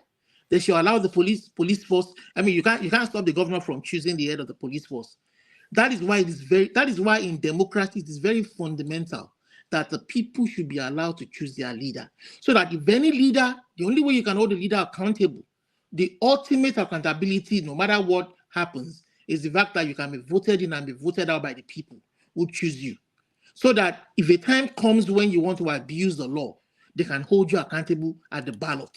Yeah, but don't you think that they should remove the immunity of governors if you want to give them the power? No, see, whether you remove the immunity or you don't remove the immunity, it is, for me, it is immaterial. Even if you remove the immunity, the guy can still find because they will be too dangerous and too powerful. Fine, even if you remove the immunity, as long as the guy can keep rigging himself in office and putting whoever he wants to put in there, like Wiki or whatever, or like Tinubu did in Lagos State, as long as they keep doing that successively every 8 years, for 60 years, for 100 years, for 1,000 years, you won't be able to probe the guy. But if the people can vote who they want, somebody can bring him into accountability. You understand? That is why free and fair election is very critical, very key and germane to a democratic society, so that the leader knows that even if you hold power, you don't hold it forever. At some point, you would give account. That is what the rule of law is all about. That is what being accountable in a free democracy is all about. So that at some point, whether parliamentary, whether you understand, so the fact that you want to run away from state police and say, oh, you are going to be afraid, you are afraid of certain individual, you are afraid of certain. For me, it's not. The most important thing is that we need this, especially in the Southwest. At this point in our history, we need this security, not just because of people who are in the bush or some Fulani headsmen or some so-called who are in the bush killing people, but because even the regular federal police force is not able to tackle crime to its optimal level. There are so many cases in court they've not been able to prosecute. They don't even prosecute them properly. They don't gather evidence very well. I don't know if they have a forensic lab that is up to date and world standard, that can prosecute cases with logical conclusion. So some states can afford to do that. Even in the US, you have States Bureau of Investigation. Some states have elevated their police force to a level of, apart from the Federal Bureau of the State Bureau, that compares and kind of helps challenge even the FBI. Yeah, but why is it the trend around the world is that police forces are converging now. They are reducing them in number. Like the ones that used to have state police or regional police or different type of police forces, they are beginning to coalesce. Which part of the world are you referring to? I think not my part of the world. I think no, actually, even in your part of the world, I think no, that's not true. Not in my part of the world. We have our own city police where I live. Yes, they have them now. But do you know where they started from? Maybe 20, 30 years ago. If you know where they started from, you find that they are trying to converge. The reason why, because they can be able to share information. True. I've not heard of that news, though. That's what I'm saying. You tell me where you've heard that. Which part of the world? Okay, let me. I wanted to tell you now. I was listening to an expert. I should have picked up on the specifics of where he mentioned an expert on this when they were discussing it in Nigeria. I think it was on a Right TV or something, and he said that the trends around the world, and he gave an example of one of them where the size used to be about 200 something, and it's gone down to 40 something. that the people are bringing it together. And you can even see that even in America, like with the FBI and all the other groups they are looking to group them into the Homeland Security. This is because in the modern world, there is a lot of information sharing that is going on in real time with the automated No. security See, system that they have. even in the US, they don't see. Even in the US, but they're not scrappy. In the US, they are saying that these agencies should work more together. The reason why they have Homeland Security is the one coordinating all the law enforcement agencies in the federal parastatal. They are the ones before the CIA and the FBI used to work at loggerheads. They don't want to share information, but now Home Security can get all of them together on a table to share information for the betterment of America, so that they are not Now at you can loggerheads. see that those things are how. Imagine if that was police department and all the rest in other countries, they will look to be collapsing it into one because they will find that it's more efficient. They can share. No, In the we're not context of talking. See, Nigeria, though, I understand. let We're me not ask you: talking in the about. context of Nigeria, how do you take care of the information sharing that is supposed to happen? So Because right now they don't share information very we're well. not talking about. See, the state will have its own jurisdiction. Federal will have its own jurisdiction. You understand? The state. We are not talking about local government police now. For now, it's just state police. Maybe later on in the future, state police will devolve power to local governments to have their own police. But right now, we're talking about state. See, it is the federal government that. So are you saying that they're not going to share information with the federal? No, they should work together where their jurisdiction, you understand, kind of meet or are separate. You understand? So what I'm saying is, it But is they the should federal. share all the information. Every single thing that is going on in the state has to go to federal. Otherwise, that somebody can do something in the state and go to another state, and the other state won't have a clue what's going on. Law enforcement agencies should share information. Even in Canada here, we share information with US. The Canadian police work with US to help track criminals that cross border. Canadian citizens that mess up in US and they want to run back home thinking that they will hide, they are wasting their time. They're going to get deported because they work with US law enforcement agencies. So there's no hiding place for anybody. That's what law enforcement agents should do. So there should be no sweeping anything under the carpet when you're sharing information between states and federal, except there's hanky-panky. Even now, even federal agencies should get themselves all together. Like, for instance, for CID, EFCC, there's financial intelligence unit that is under the police.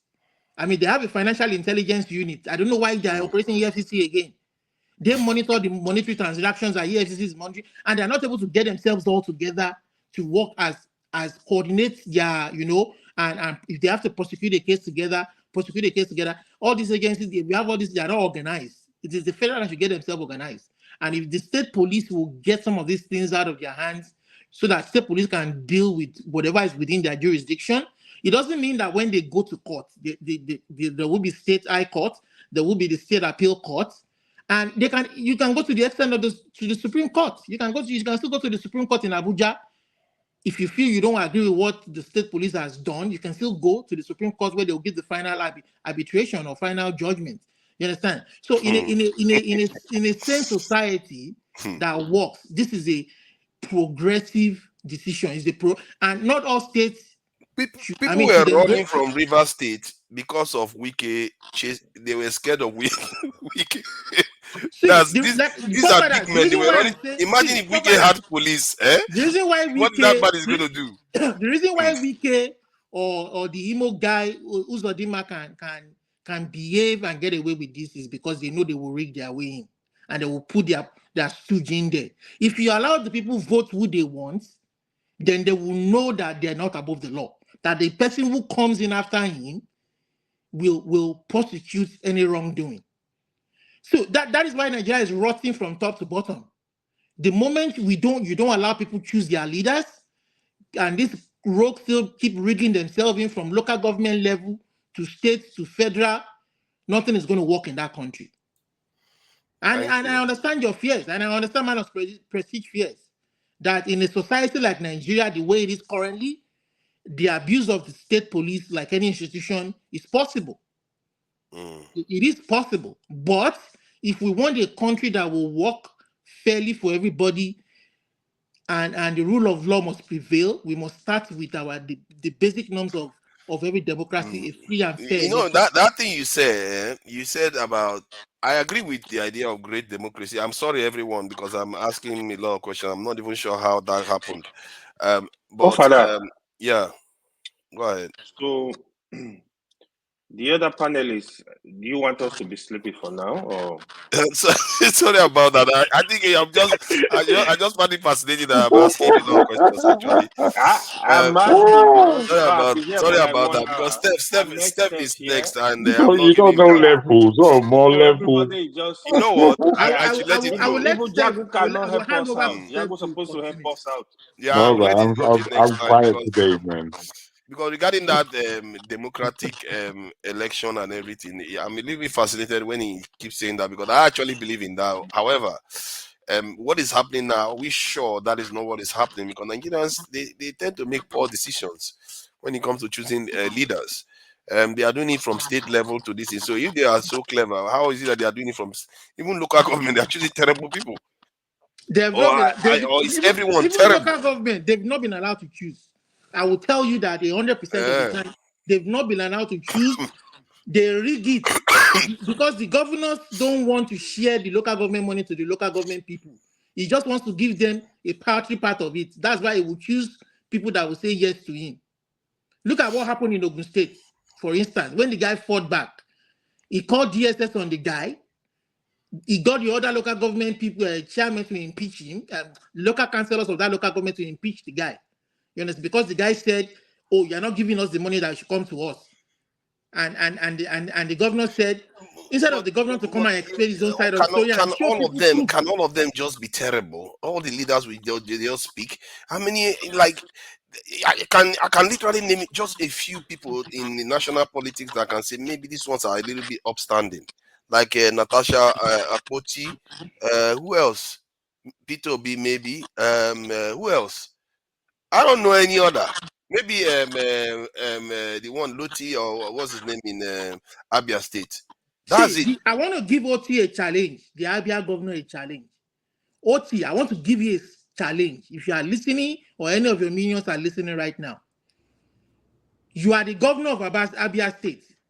All the free and fair election, get your party, Labour Party, to choose credible people that want to contest chairman of each local government. Let them compete and have debates with other parties and allow a free and fair election. Let the people choose. And don't put your hand in it. If you do that, I know you are a good governor. But I think we are going to majority have of that them, what they will soon. do is they will not hold election.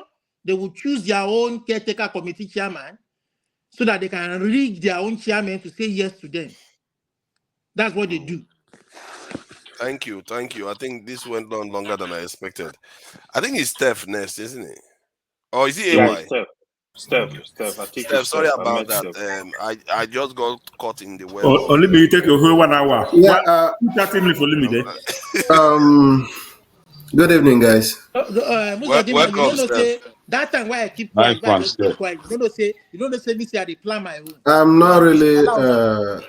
not really surprised because when you praise forefathers once, the next second he will disappoint you. The last time I came onto this show, I actually commended him that he started this year as a different person. But just few minutes I've been here. Forefather has spoken more than half of the time. Oh, easily. But it's okay that I just decided to give him that benefit of the doubt, just like other panelists. Everybody just allowed him to have a field day. The main reason why I came is to I've been listening through the YouTube since morning. And the main reason why I came is to thank some special people that, in my opinion, were panelists of the day today. They represented very well, and they stood out. I want to give a special shout out to Ferrari and Jagun and Maziovie. Unfortunately, Ferrara is not here. 3 of you actually, made me not to miss coming in since the beginning. I applaud you guys. Well done. I'm proud of the 3 of you today.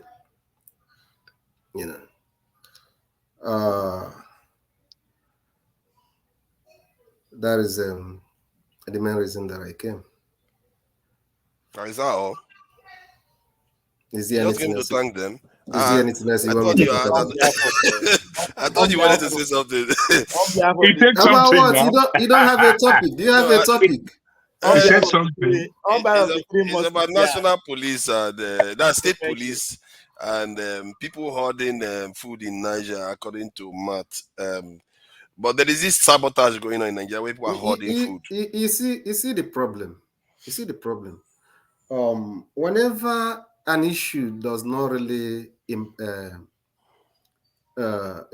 impress forefathers, he will want to downplay it. Like he will claim ignorance of the existence of that issue. He was having this conversation with what's the name of that guy here, telling him about what the Niger State governor said. And forefather is just trying to downplay it, reduce it, as if it never existed. The man never said that. Okay, we'll find out if he said it. Okay, even if he said it, this is the reason why he said it. So I don't even know again whether that he doesn't believe that the man said it or that he's just justifying why the man said it. That's the man. It's not difficult for you to know that he said it. Actually, it was like a press release the day he said it. He didn't say it through a surrogate. He said it. He said he's stopping it. I'm coming. He said he's stopping it till further notice. That was his exact word. Okay, you want to listen to it to show that I was correct on that. The area that because forefather said okay, is good if it's for his own, is protecting his people, right?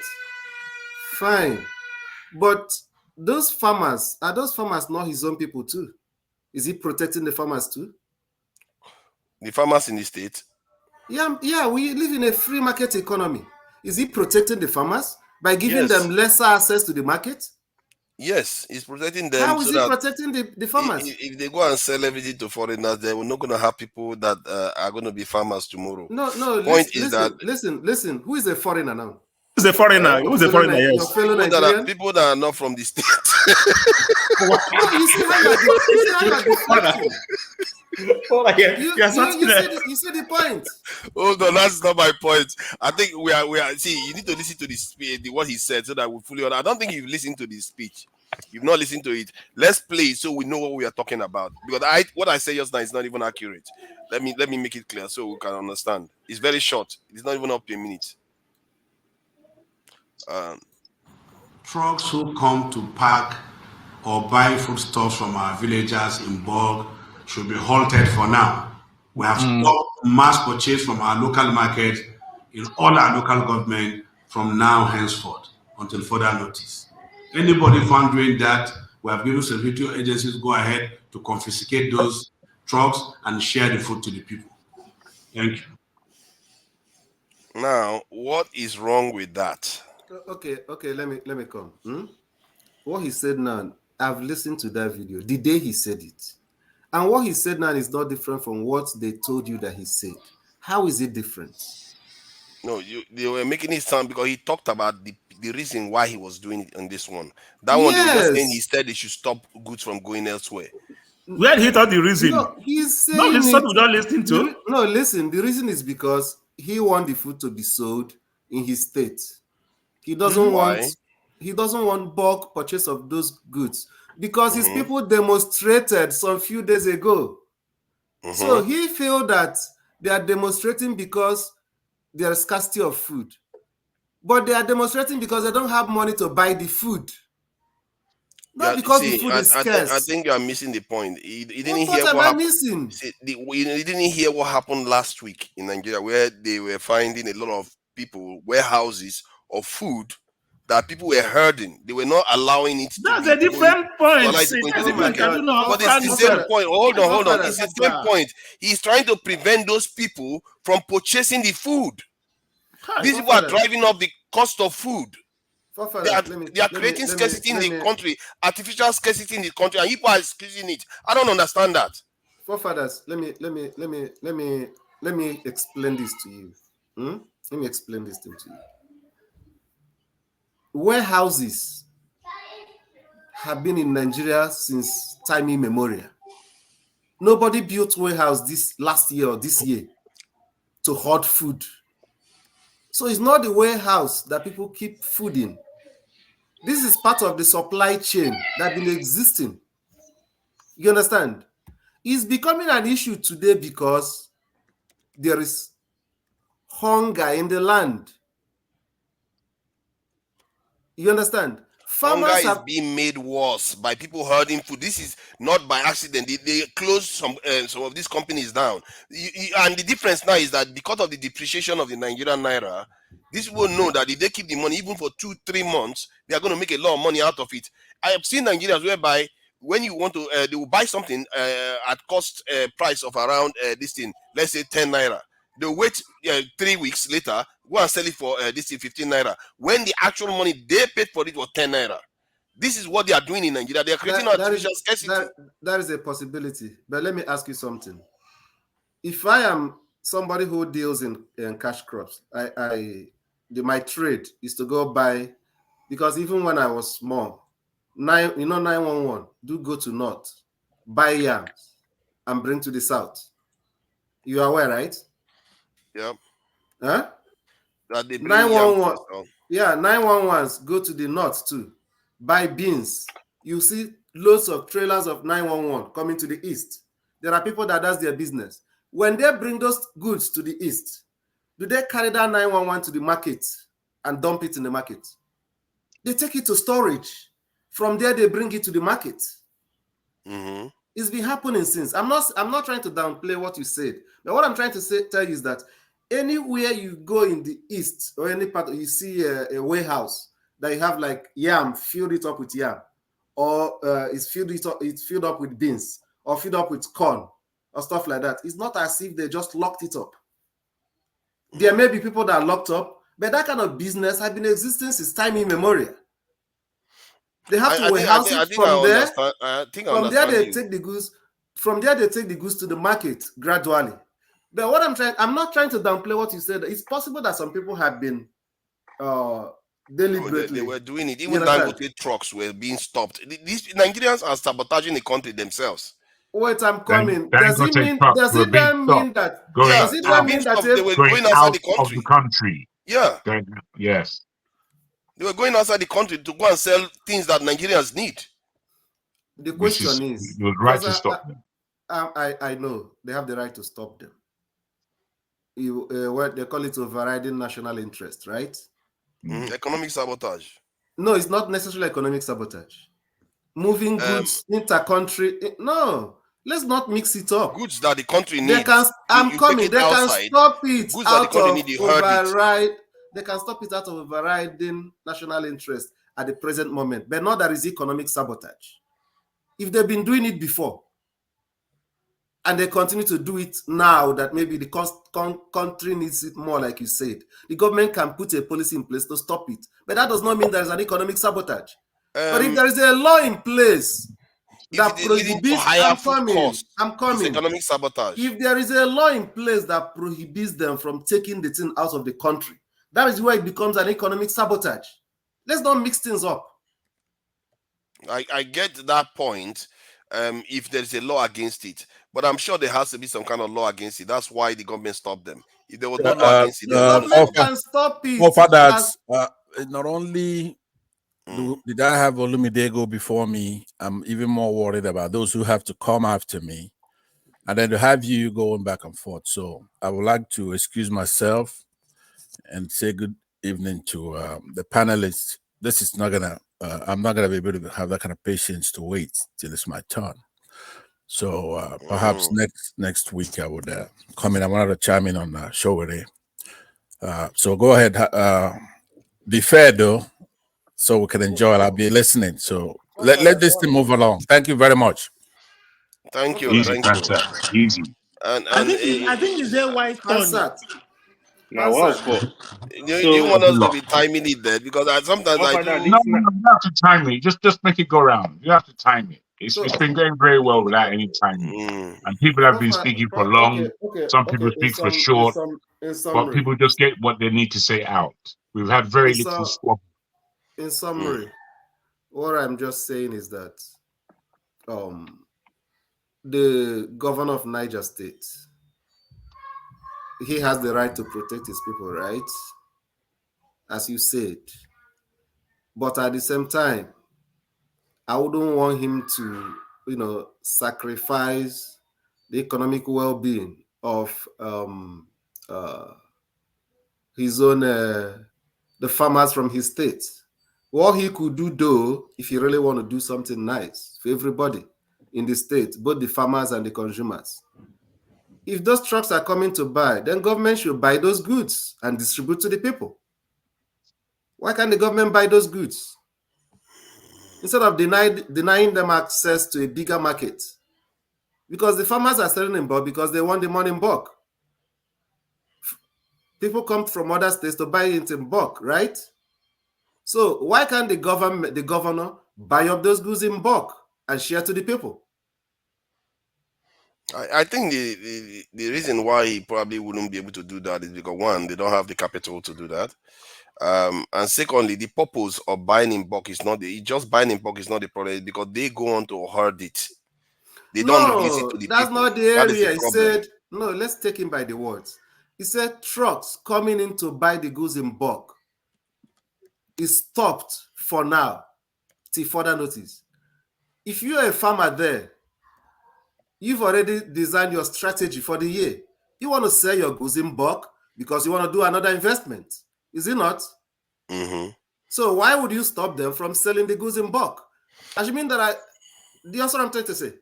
I understand. I think I understand what you're trying to say, but I think you are missing the context why he had to make that statement. The reason why is because when they buy it, they are not selling it; they are holding it. If I mean, like, normally when you buy in bulk, you go and sell it in bulk.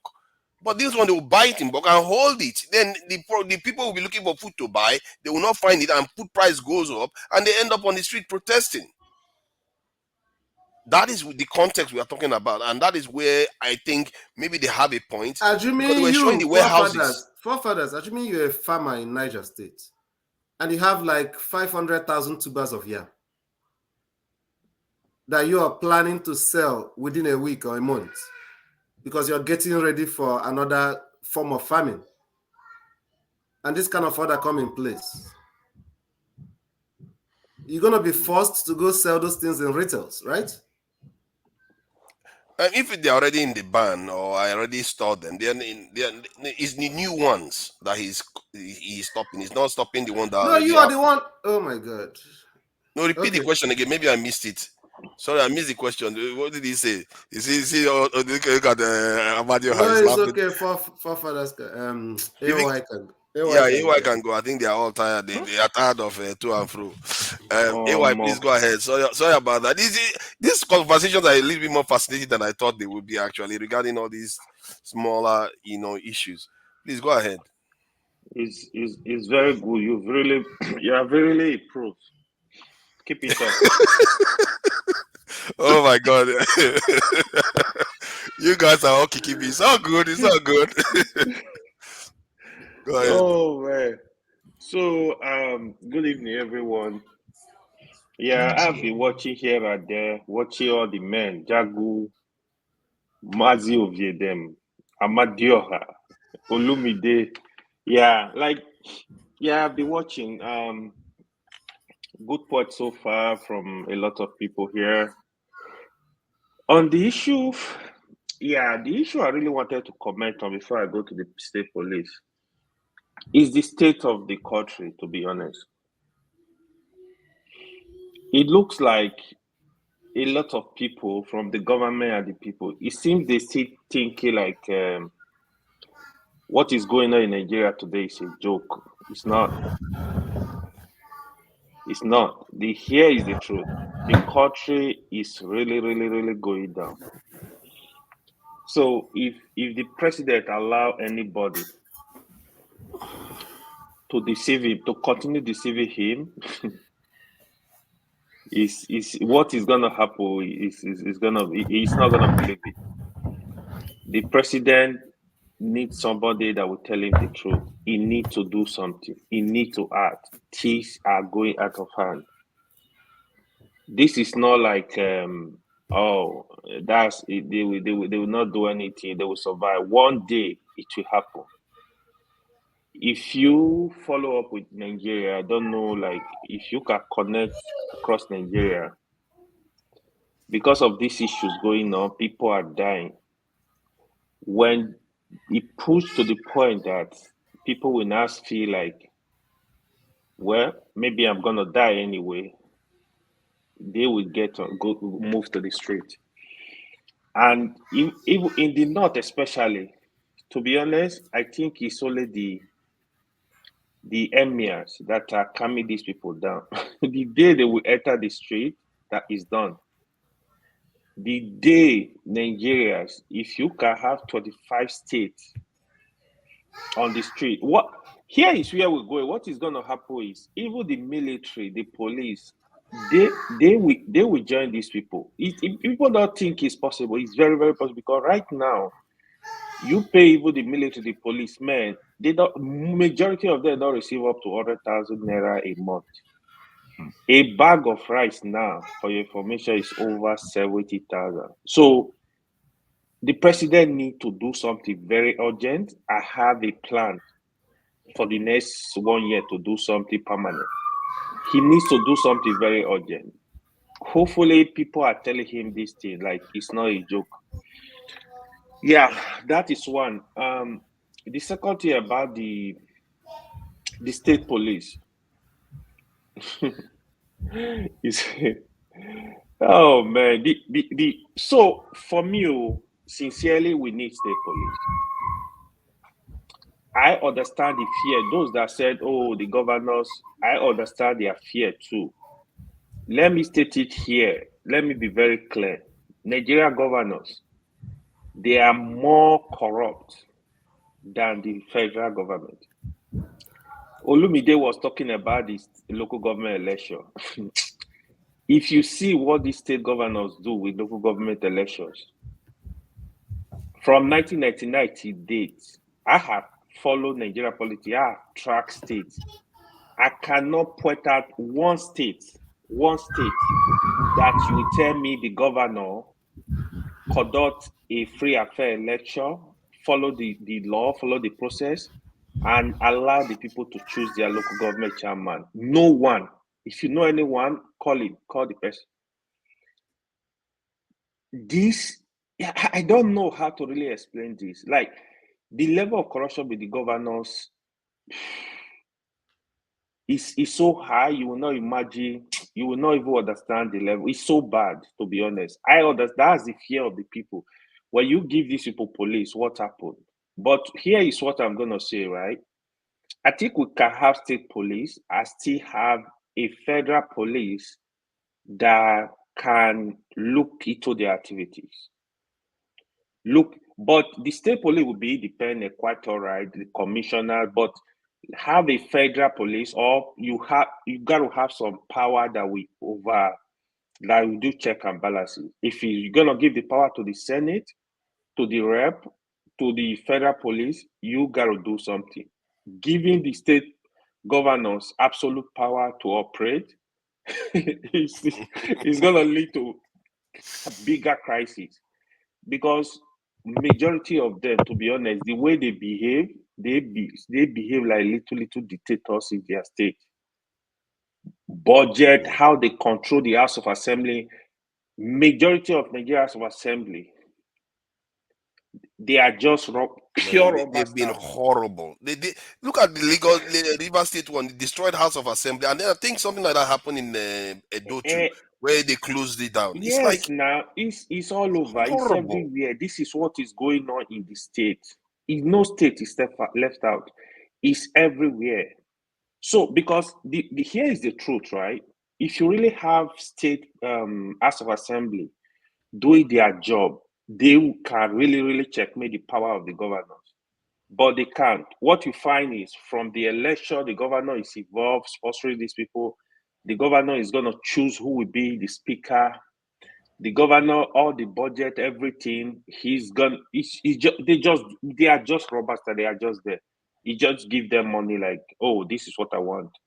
This is what is going on. So when you see them complain of the federal, yeah, we have a lot of issues there too. But the states, they are the worst, because the state, they are basically the microcosm of the federal. But it's very bad. I've been here see some people calling for parliamentary system.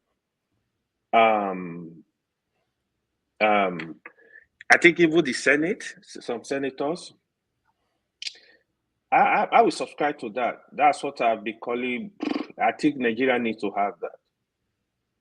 Nigeria, but one thing I know, they need to do something. If they are not gonna create regions, they should give more power down to the local government. I think that is because we are not developing, nothing is going on. We need to have a system where let this development start from even the local government. There is a lot of work to be done. The problem we have leaders that are not honest, that don't believe in the country. This is the problem we have, because if you really have leaders that think about the people, they will look at what will be good for the people. That would be their focus. Okay, no, even if I'm going to benefit this, I know it's going to be better for the people. Give it up. Give it up. We don't have these leaders. That is where the problem, they're not understanding the problem. It's getting bigger. It's getting bigger by the day, right? They're not understanding. They think it's still a joke. It's really big. Now you have a country where half of the population, they are less than 40. Majority of these youths, they don't have jobs. They are not working. Even the people that are working, you are not paying them living wage. It is a problem. It is a problem. So hopefully, and okay, even with all this going on, I've listened to you don't hear the senators talking. You don't hear the rep member talking. Like they think it's a joke. They just go there. It's all about the money. It's all about they need to sit on. If you have to call for extra meetings, you need to look for a way to resolve issues. It doesn't seem to me they do anything. I feel sorry for the president right now, because he said he can do it. He's there. Now there is no, because the thing is, I think it's confused right now. This is just the honest truth. One thing, part of the stuff I think he can do. Let me just ask this though. You know, regarding our leadership, we keep saying we don't have good leaders, but maybe we don't have good citizens, because our citizenship as a people, we don't seem to understand citizenship at all. And maybe that's why we keep generating all these people that we say we don't like. Olumide keeps saying, oh, we should elect good people. The people that are electing are always electing crazy ones. Anyway, they will say, oh, they didn't give us a choice. No, we don't have a choice to an extent. To be honest with you, we don't even have a system that can even bring out the best. That's the problem. That's the major issue. And whenever they try to do that, people push against it. I've seen Nigerians push against it on this panel. I've seen Nigerians push against it in Nigeria. Whenever people try to do that, it's about tribalism, it's about religion. It's not really. So here is it, right? Here is it. Okay, now you have a governor that is completing 8 years. He's gonna do everything, rigging whatever he's gonna do to make sure he installed the next governor. This is the process. This is what is going on, right? It's very difficult. So if we have a system that would be allowed to work, that is what I was expecting when 2023 election was coming, with the electoral amendment and stuff like that. That's what I was expecting. If you have a system that you believe in the system, okay, I know, for example, I have the mind to work for my people. I can give up my job and say, oh, you know what? I'm going to help my people. I will tell the people what I want to do. I would explain all the things I'm interested in, what I want to do for the people. And I know if they understand my language, they will be able to vote for me. And they vote for me, and I'm actually delivering on my promises. They will vote for me again. So if I don't do the job I said I was going to do, they kick me out. But that power needs to be with the people. That power is not with the people. That is why the governors, But not hold only on, the hold on. governors. Let me ask this, because sometimes we don't question things. Like in the West now, that we like to say that democracy, people choose. I don't know how many times people have been voted out just because they didn't do what they promised. And Where? In the West, like an MP now will get elected, or in America, House of Congress member will get elected, and they promise something and they don't fulfill it. They don't get voted out just because of that. Often the reason why they get voted out is because of election cycles. It has nothing to do with whether they do. Sometimes because the trending is trending towards the opposite party because they are tired of this party. The election cycle is often what determines it, not necessarily whether they fulfill what they promised or not. Look at Trump. Trump didn't do half of the things he promised, and he's about to be voted in again. Forefathers, what are you arguing about? Forefather. You're arguing from both sides of it. You're arguing from both sides of your mouth. I'm just saying. Why are you from both sides of your mouth? I'm saying we should question things. Let me What are you things are not as real as we think. What are you questioning? Everything. Did Trump do second term? Because there was a trend against him. That is this thing. It's not because of whether he did something or not. Why did he lose? Because so many people that voted for him felt like he did not meet up. He lost because he barely won the first time. He won with a tiny margin in a specific. Then he should have won. He should have won. He should have won again with a tiny margin. Because there was a big trend. No. Let me ask you. His second term guaranteed for every elected official in America. Sorry. Answer, forefathers. Because I'm in mood to question everything, because given where we are, we have to question everything. You're gonna question, but don't give a false analysis. Don't give a false analysis. But they don't hold people accountable here. Listen. In the city where I am, the woman, the first elected black woman mayor, did only one term. He couldn't win the second term because people were uncomfortable with her style of leadership. But when he came in, before he came in, people thought that he's going to do so many things. They even predicted that he's even going to do a second term. But build up to the election, so many things he did, some of his policies, people were not comfortable with it, and he was voted out. That's what Ewa is saying. Steph, hold on. Okay, let him carry on. Forefather, in the last 10 years, how many prime minister have they changed in UK? Please tell us. And why were they removed? In the last 10 years, the last prime minister, why was she removed? The trust, isn't it? Because of economic instability, what she created. And that hold on, it wasn't the people that removed her. It was the party. Animals? The party is the one that removed her. Of the process. Now, is it not people? Who is the No. It's not people. We're talking about politicians removing each other. People didn't vote her in. People didn't vote her out.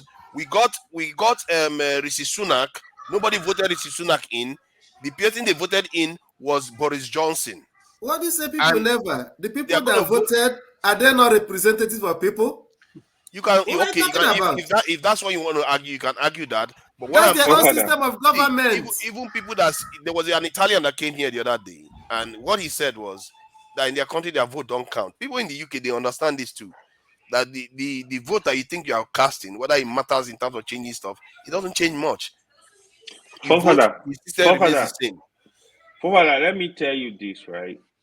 To be honest, the people have when the people have the power, they will get rid of any politician that is not performing. Quote me anywhere, even in Nigeria. Nigeria, the people don't have the power. This is the truth. This is just the summary.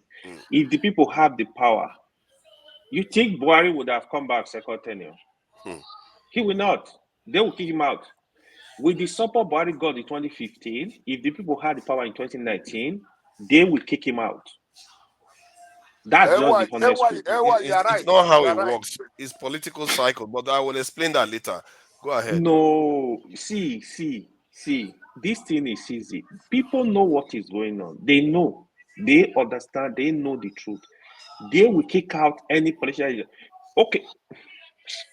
These politicians, I say they know what they're doing. With this Tinubu misbehavior now, 2027, if we want to contest, you think you have the power to remove him? He will pop money everywhere, rig the election from everywhere. It will come back. That's what I'm saying. So by now, Tinubu will be scared that if he contests for another election, the people will vote him out. So he will look for a way to resolve issues. That's what I'm saying here. People don't have the power. It's just the summary of the whole thing. Even the senators, the rep, if the people see this senator, this our rep member, is not performing, it's not acting, it's not doing stuff, they will kick him out. If you are supporting bad laws against the people will kick you out. We don't have the power. This is just the summary. The people don't have the power. Don't be deceived. PDP ran the country for about 16 years, didn't they, or more? 16 years before APC took over, and APC is going to be going to 9 years now. This is what I'm saying. By the time APC gets to 16 years in power, watch the cycle turn. And I've observed it in the UK. Sometimes it's not even about how good a candidate you have. They don't care. But once they turn on you, like now, they've turned on the Tory party. There is nothing the Tory party is going to do in the UK that is going to make the public vote for them. There is nothing. They let bring a John Mayor. It's not going to make any difference. They're going to vote them out because the people are fed up. Enough is enough. So that's why I get a feeling that people always think that individual candidate makes too much of a difference. When they're in the mood, it's a political cycle. Then they sweep them out, bring others in. It doesn't mean that some small cases you don't have people being moved and changed all over the place. But in the bigger scheme of things, it doesn't make too much of a difference. And people in the West know this. They know what this we already. are saying is that the people in Nigeria have not even been given that opportunity to make that choice. We don't have the opportunity. You see, okay, let me tell you. I just want to allow you to talk. Let me tell you this, right? You made mention of Donald Trump. Forefathers, you didn't know what's happening in Nigeria, forefather. Sorry. It's my turn. You better jump in or there's just going to you're not going to sleep. So, you see, you made mention of Donald Trump. America kicked out Donald Trump. You see, American election is based on issue. All this one are you talking? The only thing I see working against Biden right now, one is the age, where even the Donald Trump is old. If you watch the American economy, Americans will give credit to Biden because by now America is supposed to be in recession. UK are in recession now. Japan in recession. American economy is actually getting stronger. It performed better than expected for last year Q4. So these issues they are gonna play. America will always look at they will always look at they will look at what is going on with the economy, the security. There are a lot of things they look at. So Trump might have I don't think Trump is coming back. I really don't see it.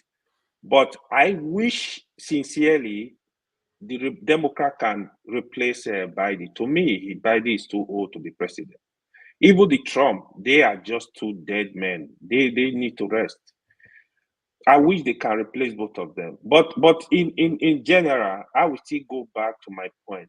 Nigerians, we don't have power. The people don't have power to choose their leaders. It is a problem. It is a problem. If they have power to choose their leaders, things will get better. I can tell you for free. Even the Americans states. have only two choice. Two choice is all they have. Just like in Nigeria. Yeah, UK practically the same thing too. Two choice. They don't have much of a choice themselves. Yeah, America have two choice, good, but Nigeria will have more than two choice now. But the only thing is make the system work. That is what if you make the system work, and the people decide to say they want to vote for a blind man, yeah, that's not my problem. So that just make the system work. That's all we need. Allow us to talk. Here is the advantage. Sorry, Kosan, let me finish this 1 second. Here is the good thing, right? When you make the system work, there are a lot of capable Nigerians. They will come up, no matter where they are. They will come up. Like if they have the belief, I can help this country. You will see way better people than Peter Obi. They will resurface from every part of the world. We have Nigeria that can get this job done. I'm not even in doubt at all. Because we don't have the system, these people are hiding. It's not everybody that want to kill to win election. These people are hiding. They can't even, they are just like, whatever, it's not that they are hungry. They will just feel, let me just live my life. Because they can afford anything they can do, live their normal good life. Because leadership is sacrifice. If you really want to go lead the people, you say you want to be president, it's not decorative, it's sacrifice. You got to fold your sleeve and be ready to do this job for the people. You got to be thinking every day. You got to be working. You got to look for people you can work with to get this job done. That is what we don't have. It is sick.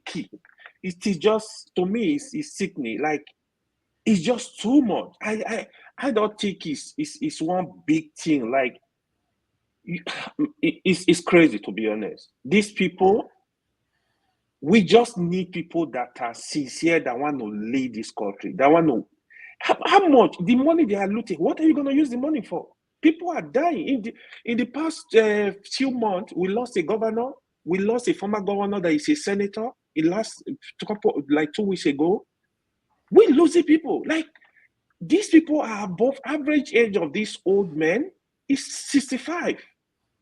How many years do you have to live? The money you are looting, who are you keeping the money for? Why can't you understand? We have a population that is blowing up. Why can't you understand people? Your grandchildren, their grandchildren will suffer it. If they think they will not suffer it, their grandchildren will suffer it. That is what they don't know. You got to have this love for this country and try to work genuinely across the country and do what you can do. If you cannot, exit. Exit. The hunger in Nigeria now, you will not believe it. I've spoken to people across the country, like same thing. Like, you will not believe it. It's crazy. So thank you. Thank you for that, AY. Concerns. Don't start with me now. It's Mazi's turn. It's Mazi's turn. Mazi has been waiting forever. But sometimes we have to hear from Mazi now. We're going to let you talk. Mazi Ovie is sleeping. He's sleeping. He shouldn't sleep. Ovie is not sleeping. Ovie is very much there. He's just tired of waiting. So the man in darkness is saying that. You can't block him. He's been very tired of waiting. He's been waiting for a long time. Ovie, I really appreciate your patience. And thank you for joining us, Ovie. Please allow Ovie speak. Ovie, you will forget Ovie is a moderator and a channel owner. I don't know why he's not streaming as much right now, and he's been patient sitting there for a very long time listening to us. So let's accord him a little bit of time so that he can contribute. Thank you, Ovie, for joining us. I appreciate it, man. We are talking about the Niger and the state policing. But first of all, to Niger, you need to understand that you have to teach the people that they are a member of a state, that they are a member of a nation. It is the responsibility of the state to carry out that duty, to educate their citizen that they are a member of that nation. It is due to the failure of the Nigerian state to do that that inspired Nnamdi Kanu's success. Because Nnamdi Kanu is just doing what the Nigerian state is not doing. Telling the people, this is the way, my way is the way. And you have to respect him for that. That's where natural followership comes from. Just telling them, share, this is it, because the Nigerian state failed to do that. Now, when we talk about the Niger state governor saying that kind of an executive order, he has a reason to do that. The citizens of Niger state took to the streets protesting hardship and cost of living. And they pointed out that it is due to the fact that people are coming from other states and even outside the country to buy their farm product in bulk and take them out, where they're leaving them to nothing. And that's actually directly influenced the high cost of living within that state. The citizen protest. But again, the state governor is saying, now, the state governor is saying that is the reason, but the people are saying that there is a rumor that the state government is trying to hold palliative that is meant for the people. So they were proactive in advance, but the state is saying, no, that is not the reason. But the question we should be asking here, this is a state governor giving executive order. What other powers do our state governor have that we are not paying attention to?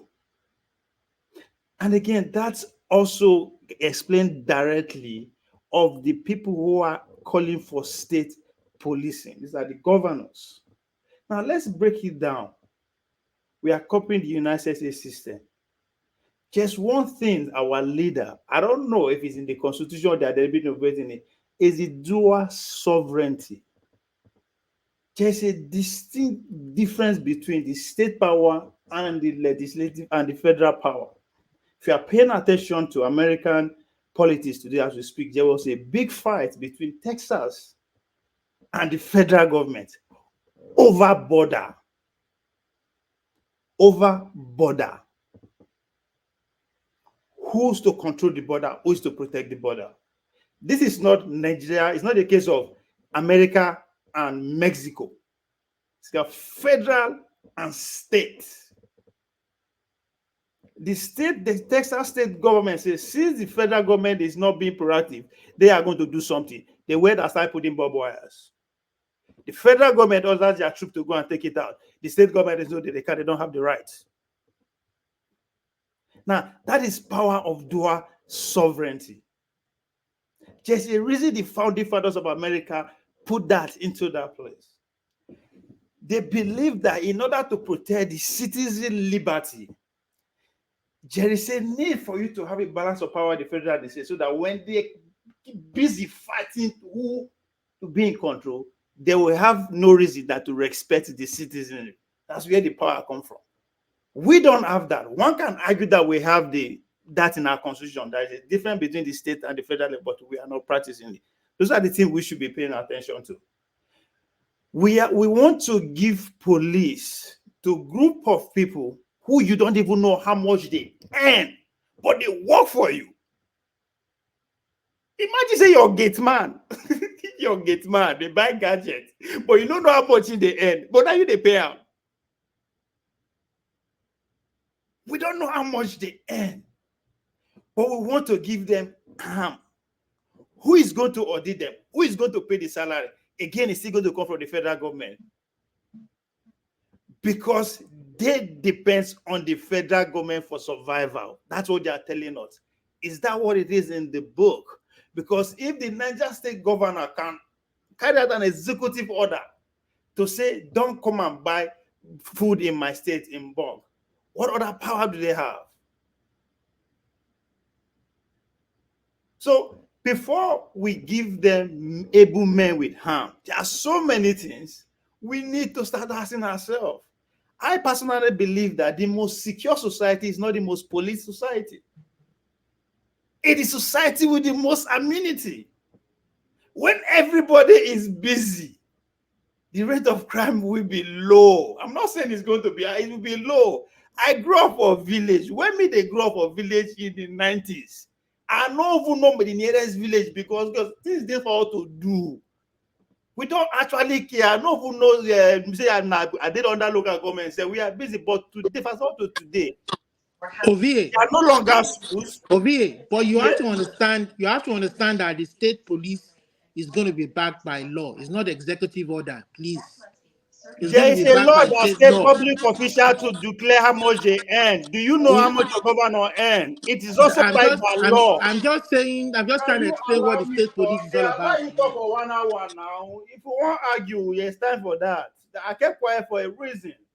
The law also said that the state public official should declare how much he or she earn. There's a law behind it. You know how much a public official earn. There's a law behind it. So all these things that we are talking about, that's why I said maybe in our constitution, I mean, it is spelled out that the federal, state, and local government, they are laws. But is that what we are seeing? Is it out of our ignorance or we are scared? Those are questions. If a man can say, don't come to my state, that means he or she that man is not acting out of stupidity. He's acting out of the law. There's a law that backs him up to carry out the executive order. So in other words, if you give us state police, they can order the state police to come and fuck you up because you don't agree with you, and they find a reason to back you up. Guess what? It's backed by the law. That's the problem we are having, the law. Because, and again, I blame religion for this and our education, all of us, because the idea that we expect individuals to actually act right, it baffles me. We could look around ourselves. We are the most dangerous species on this planet Earth.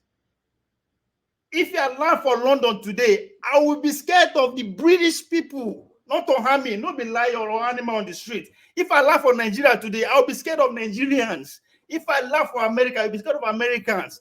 We are evil.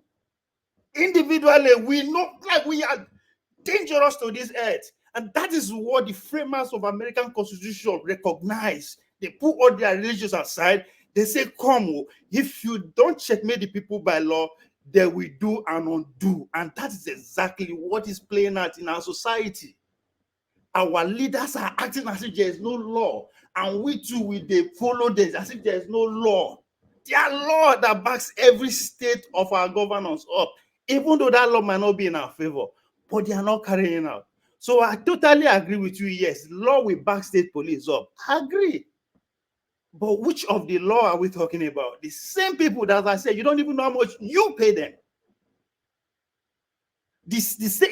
Now, talking about state police, the same power that the local government legislators have, state government, the state assembly have. Who is in control of the state assembly? Now the state citizen have been at the governor. Nigeria is pointing it out. Just because there's a disagreement between the city governor and the former governor, they disrupt people's house. Where is that in the law? The people don't matter.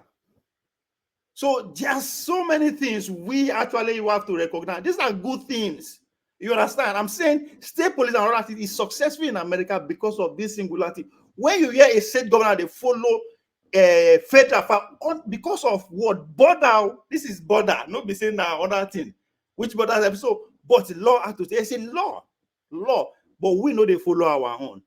Today, governors, not what you're talking about local government election. Who knows? And they appoint them. Once you are loyalist to the chairman of the local government, that's who you go. So is that what the law says? It is because all of us are living without the law. Because to Nigeria, yes, at times you go out to agree with Nigeria when they accuse the followership. I see where it's coming from. But we need to go beyond that to the beginning of who we are. Now, people educate us. They started educating us with Bible. That's why we have this comparison. They say we are nice, we are nice. Nice to who? Human beings are evil. You and me and you know. If the fact that only that you cannot trust me, say, okay, after I said they enter Canada today now. If you just say, oh, you want to leave your house, make a come stay with your family, don't leave me for them for 3 months just because the law says the law will hinder me from doing anything bad. You will not try it. They are laws in Canada, but you will not try it because you know human being. We are evil. So that's why there's law. Yes. And laws are meant to change to favor the people that set it. That's why even up to today, they're still going to court in America after 250 years. State of Colorado, you see, they say we are not going to have a presidential candidate in our state polling unit. Why? Because they have the law that governs that state. And one thing you need to understand why the dual sovereignty is very important is that if you ask yourself, where your loyalty lies first, your loyalty lies to your family first, then your immediate community. If something happened to you now, you're not going to think about how you go to reach Abuja people. No. It is the people around you. That is why that same state sovereignty is very important. That's why it's very important. That's what we should be fighting for. But they will come, they will say, oh, restructuring. Because no, they actually understand that the only way to break their power is actually every state to operate as individual. Now again, and why we actually have to go for that, why they are not seeing like that is because the power comes from one source. Oh yeah. Don't let anybody deceive you. Every rich person today in Nigeria, oil is indirectly involved or directly involved in oil one way or the other. So all of them are one. So that's why they have to make sure that federal unit stand as it is. Imagine say people for Borno, we have 4 or 5 billionaires who don't have anything to do with oil and are all farmers, right? You go down to the east, these are merchants. Of course, the east have them, right? But that power, is it enough to challenge the central power? I would say yes, because that's what Obi is represented. That's what the numbers of people are represented. And the aftermath of Obi 6 million, we can see playing out in Lagos. They are not demolishing poor people's house. They are demolishing people who can contribute to persons that will challenge them, their house, keep them busy. So politics. Our people say, who they cry, they see road. Yes, we are victims, but we should say, why are we victims? All these policies are nice, but already thing we should understand, why is it that all of a sudden the whole 36 states agree with the presidency we need state policing? Why? Is there another way to enrich some people? But that's another thing you should think. The cake, Bola Tinubu talk and say the elephant is big, the cake is big. And I was talking about the elite. The imagined elite is what we should be talking about. Those who want to gain power are the most dangerous ones. Ovie, where I Those say who you want to gain power are the most Ovie, dangerous ones. Okay, can we just do 2 minutes? Can we do 2? Please, I just came in. Forefather, can you give me 2 minutes? Go ahead. Sorry. I'm sorry. Okay. The jargon the jargon there is concerns. Let me let concerns go forward, and then the guy will. I'll go last now. I'll go after them. Kosa, can you give me 2 minutes? Then I'll go back to the. No, I'm not giving you any 2 minutes. It's okay. It's okay. Concerns is a Happy little New Year. movement to give anybody anything. You see, the problem in Nigeria is the problem of impunity. If we don't have impunity in Nigeria, things will work. When people do things in Nigeria, they are not held accountable. That is why the system is not helping the people. Everywhere, everything is rotten. Look at this past election. All the people that committed crime, instead of putting them in jail, they were even rewarded. Wike was rewarded. That senator in Kanu was rewarded for killing people. He was rewarded. Yes, he was rewarded. It's unfortunate. Everything. People who commit crime, they are rewarded in Nigeria. You see, that's why things are not working. That's why things cannot work. It won't work. Even this police now, they are saying they want to. Why are they creating? Why are the states having their own police? We grew up in Nigeria. There was no problem that time. There was no people claiming for all these things. When the states create their own police, why are they creating police? Because of the Fulani herdsmen going everywhere, killing people. That's why. But ask yourself, why can't the government, the federal government, we have military, we have good military, we have good police. Why can't they arrest these people? Why can't they tackle this issue? These governors who are clamoring for police, this thing, because they want to do it to hold their own citizens to ransom. They want to keep. If they do it, they become the lord, more lord in their states. You see, and they want to create, because when you create more police, you give more money to them. That police, they cannot even buy good ammunition to them. They will not good equipment. They will not. They will only eat the money. So that is why things cannot work in Nigeria. The impunity issue. Not only what they call it, that injustice or what, but impunity. All the Supreme Court people who did wrong nonsense, nobody is holding them accountable. If people had held Tinubu accountable, what he did before, his certificate and all the rest, my brother, we couldn't have been in this situation we are today. You see? So that is the problem in Nigeria. So not about all this. For me, honestly speaking, that police cannot work. It won't. It's just a way to save money, a way to make more people richer.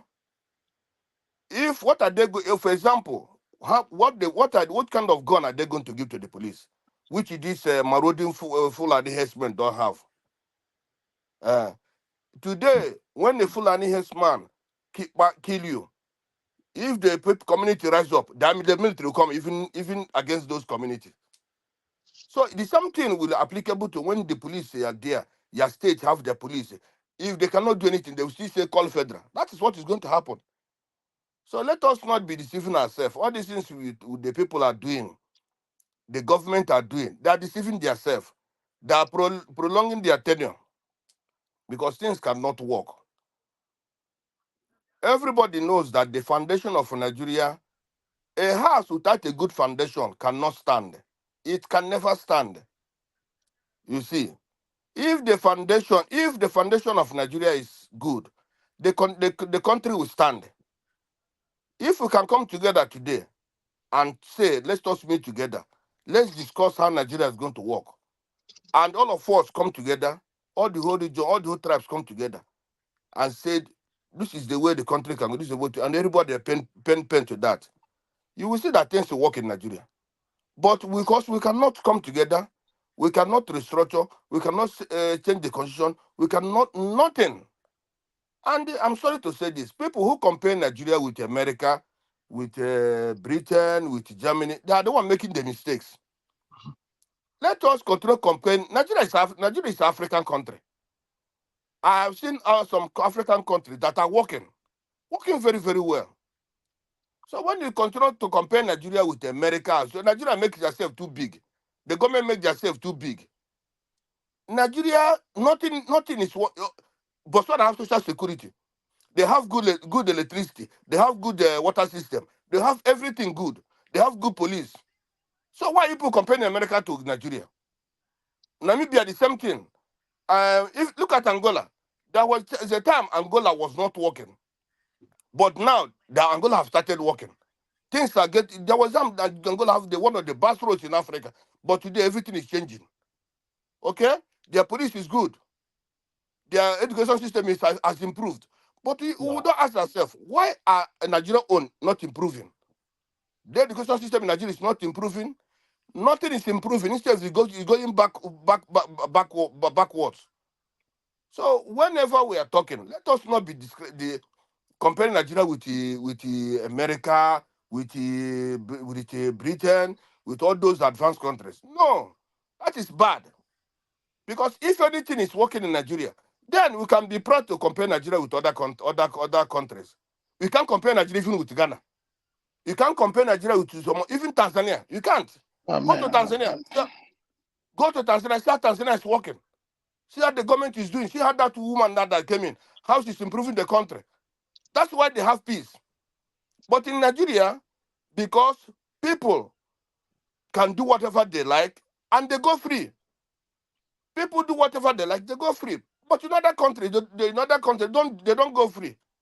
We should ask ourselves, why there's too much impunity in Nigeria?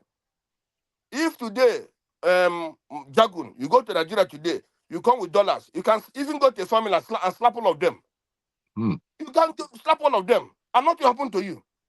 Nobody hurt that can be as long as you splash dollar to the police and to the military. Is that supposed to be a country? No. Things are not working in Nigeria, and things will not work unless this system has changed. But whether this system can be changed, it cannot. When we see musicians, when you see people who say they are influencers, we are this not nonsense. This not me. Let me tell you, somebody come out today with 20,000 years. My brother, you can even go and destroy your family. You can go there, and nobody can hold him responsible. Nobody can arrest him. So that is why things cannot work in Nigeria. You see, we come together, we say this is how we are going to run this country. We forget that we drop this issue of religion, we drop it apart. This issue of somebody having a Mercedes or somebody having a big car. Oh God, let me give you an example now. To be honest with you, I give an example of Namibia. In Namibia, a minister comes to the bank, he goes to the queue. In Namibia, nobody knows who is a minister, who's not a minister. In Namibia, what they call it, the police. Honestly, when there's an armed robbery somewhere, you call the police now. You see them within 10 minutes. They're there. Okay? In Namibia, nobody have a right to. If no minister have a right to slap police don't have a right to slap somebody in Namibia. Police don't have a right. In Botswana, the same thing. They don't have a right to slap anybody. You can't do that. If you do that, you'll be taken to court. You'll be given bail 2 days. The next 2 days or 3 days, you have your you don't not going to the police to pay bail. No, the court will give you bail. Then you go to and pay it. But then they know where you live because they have the identity, everything you have. They know where you live, and you can't run away. And the justice must send send it to jail. But in Nigeria, we don't have those kind of things. That is why we are suffering in Nigeria. And no families, nobody is safe in Nigeria. Unless those who are rich, who are very, very rich. A country that will work never look at richness. They look at your right. They look at the right you have. They look at the justice system. Today, we know our barristers, our lawyers, our judges and this. They're all fake. What are we doing about it? Nothing. Even before this election happened, we see what Ababio, what they did and put him back, what the other man of the former Senate president did, and the people didn't protest. People didn't talk about it. That is why when Tinubu come, they still do the same thing and it's still going. So for me, honestly, I don't believe. Can I just ask you a quick question? You know ask me. that Namibia and Botswana put together is less than the population of Lagos. Of course, a lot less. And they have a landmass together more than about twice But that of Nigeria. But that's the system. It's not the people. It's a system. No, because you can ask yourself if Nigeria has 2 million citizens. If Nigeria America's population is what? Hold on, I'm not talking about American population. I'm just using the example. No, I mean the system. No, let him talk. I'm not saying the system is the issue. I'm just saying the examples he used. And those countries, most of them, especially the Namibia one, is associated with the Germans. Just like South Africa is associated with Europeans, other Europeans. Germans only Namibia is the one that is standing on its own that seems to have done relatively okay. We're not talking about a developed economy here. We're just talking about still underdeveloped countries. Namibia economy is developed. Namibia economy is developed. No, they are not. They don't consider it a developed. Namibia economy is better than. Do you think Nigeria has economy? Excuse me. Nigeria, I think that Nigeria economy is better than Angola or Namibia, but no. Botswana have the strongest one in Africa. Do you know that? Think about it from this point of view. If you have 2-point-something million in population and you have over half the landmass of Nigeria, even just by renting out that land, you shouldn't be that poor. If you're just renting out land, my brother, what makes population do matter? Eh? What makes Nigeria rich? Is that oil? Is that oil? It's not true. It's the oil which you not even accounted for. The oil that people are we are not rich. We are not rich. I'm not saying we are rich at all. We are not. So what again are you talking about? No, the point I'm making is that the countries you are using as an example, and you are saying we should not compare ourselves to other countries that are doing better. We should, because that is the world we are living in, and they are the ones determining our fate. And we don't want that. We want to be able to determine our own fate. Otherwise, we are asking ourselves to end up like the Australian Aboriginals or American Indians that are living in reservation and those in Canada too. That's what happens when you can't determine your fate. Forefather, just sorry, concern. Let me weigh in. Then you continue. Forefather, sorry. Okay. What you're saying here is what I have been. You guys have made wonderful submission today, but I love the example concern brought here because he has been able to open to us that the problem is not people, the problem is system. And it's not the people that activate the system. It is leadership that activates the system. It is leadership that makes the law to work. I can't go and begin to force the government to do this. You can't Now, stop them now. let me come. Just let me come. Let me come. No, we have been condemning people that got their money and went to farm and produce their crops and decide where they will sell it. Government is clamping down on them. We have not remembered that the president signed tons and tons of grants to be released, and they are now policing these people. That means the federal government doesn't even have the grants. Because if they have the grants, if they flood it in the market, these people that are holding their own will definitely lose their own grants. So when the government is go to the market and buy them up, maybe that's what is going on. They will go to the market and buy them up when the federal government release it. Then they what will sell it happen? at more expensive rates. So what would isn't that what they do with oil subsidies too? No, we can't say that. Just like now, okay, like the flood that happened 3 years ago. Did you hear that any farmer was compensated? So when we use these examples, let us see where things are done. In America, they come to farmers and say, produce this quantity, don't produce this quantity. They were compensated. They were not. They were not compensated. That's People that are linked to controversy about it now. Remember the controversy where the lady said, I think one of these northern ministers said the South is not as they don't deserve as much money as those in the North. No, so the people were not farmers. People were giving relief material to people people that were affected, not farmers. No, you think they will give it to individuals? They don't give it to farmers. They do. They didn't give anything to farmers. The ones that lost their crops, I'm sure they did. Otherwise, you have a bigger problem on your hand. Now, let me continue. I don't even have to know, but I'm sure they did. Okay, let me go. Let me continue. You see, forefather. You see, these things you sometimes you ask questions. Sometimes it's only because you're not around me. If you're around me, we are going to fight immediately. Because these questions you ask sometimes, it doesn't help anything. Why would you want to fight me? I'm asking you questions so that you can search your knowledge more. Excuse me. Nigeria was better than India many years ago. India, how many population? Nigeria was better than China many years ago. What is the population of China? Now you're talking about population. Okay? It's not about population. It's about the system. If we have been holding our people, those who commit crime in Nigeria, accountable. Okay, let me give you an example. When Buhari killed some drug dealers many years ago, that time it reduced the distance of drug trafficking in Nigeria. You understand? But later, people again, because they were no more being held being sentenced and arrested. When they arrested them, they give rap. That's why that drug this continue again. So the thing is about the system, the justice system, holding people accountable. Okay, you're asking about why is the water why is this thing? Okay, you say landmass. Namibian landmass is bigger than it's almost the same thing with Nigerian landmass. But then there are 2 million people. Those 2 million people, you can drive from here to drive 10 kilometers. You didn't see anybody. But then when you go to the next village, there's water. That is the system. The system is working. If the system is working in Nigeria, my brother, let me tell you, if the system is working, if the system working in Nigeria, with our population, will be even better than America you're talking about.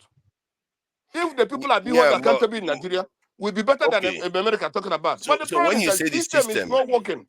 We agree the system is the problem. But to have a system that is functional, there are specifics that you need to put in place. You have to have security. Which one and is you working have to have, yep. Which one is working? Which system is working in Nigeria, forefathers? Just be honest to yourself. Which system working in Nigeria? Tell me now. Let's be honest. Tell me which the system is working in Nigeria. Which one? Let's be careful because not all the systems are not totally flat. They are not like let's say they are supposed to be 100. I'm trying to give it just go a good answer. Go straight. Which one is working? Don't go like this. You want it because the answer is not that straightforward. I'm trying to make it contextualize my answer here. If the system was supposed to be 100% functional, if you let's say you want to compare it to the British system, 100% is the British system. I would say Nigerian system is somewhere around 60 or 40. Nigerian system is zero. You see, that's the thing. It's not true. It's not true. Okay, say which one if you is go and working? commit a crime in Nigeria now and you don't have money, you find out that there is law in Nigeria. You go to jail. If you don't have money. Yeah, if you don't have money, that should tell you that the system is functional for a lot of the population. Let me tell you now. Let me give you now. You see, in Namibia, which I mentioned before, 3 ministers, last 3 years or so, they went and make fish fraud. Do you know that those ministers, they are still in jail up to today? They have been tried in jail. In jail, they have been tried in jail. Which country is that? In Namibia. Okay. Minister for Justice, Minister for the Minister of Justice, Attorney General, and the Minister for Fisheries. And the other one, they are big people who make a fish fraud. My brother, fish fraud. My brother, they were in jail. They were arrested and in jail. Like I said, Namibia is a German. It's still technically still a German colony. Are we talking about colony? Are you talking about my brother? Germans, the Europeans still dominate that economy to an extent. But the point I'm making is that Nigerian system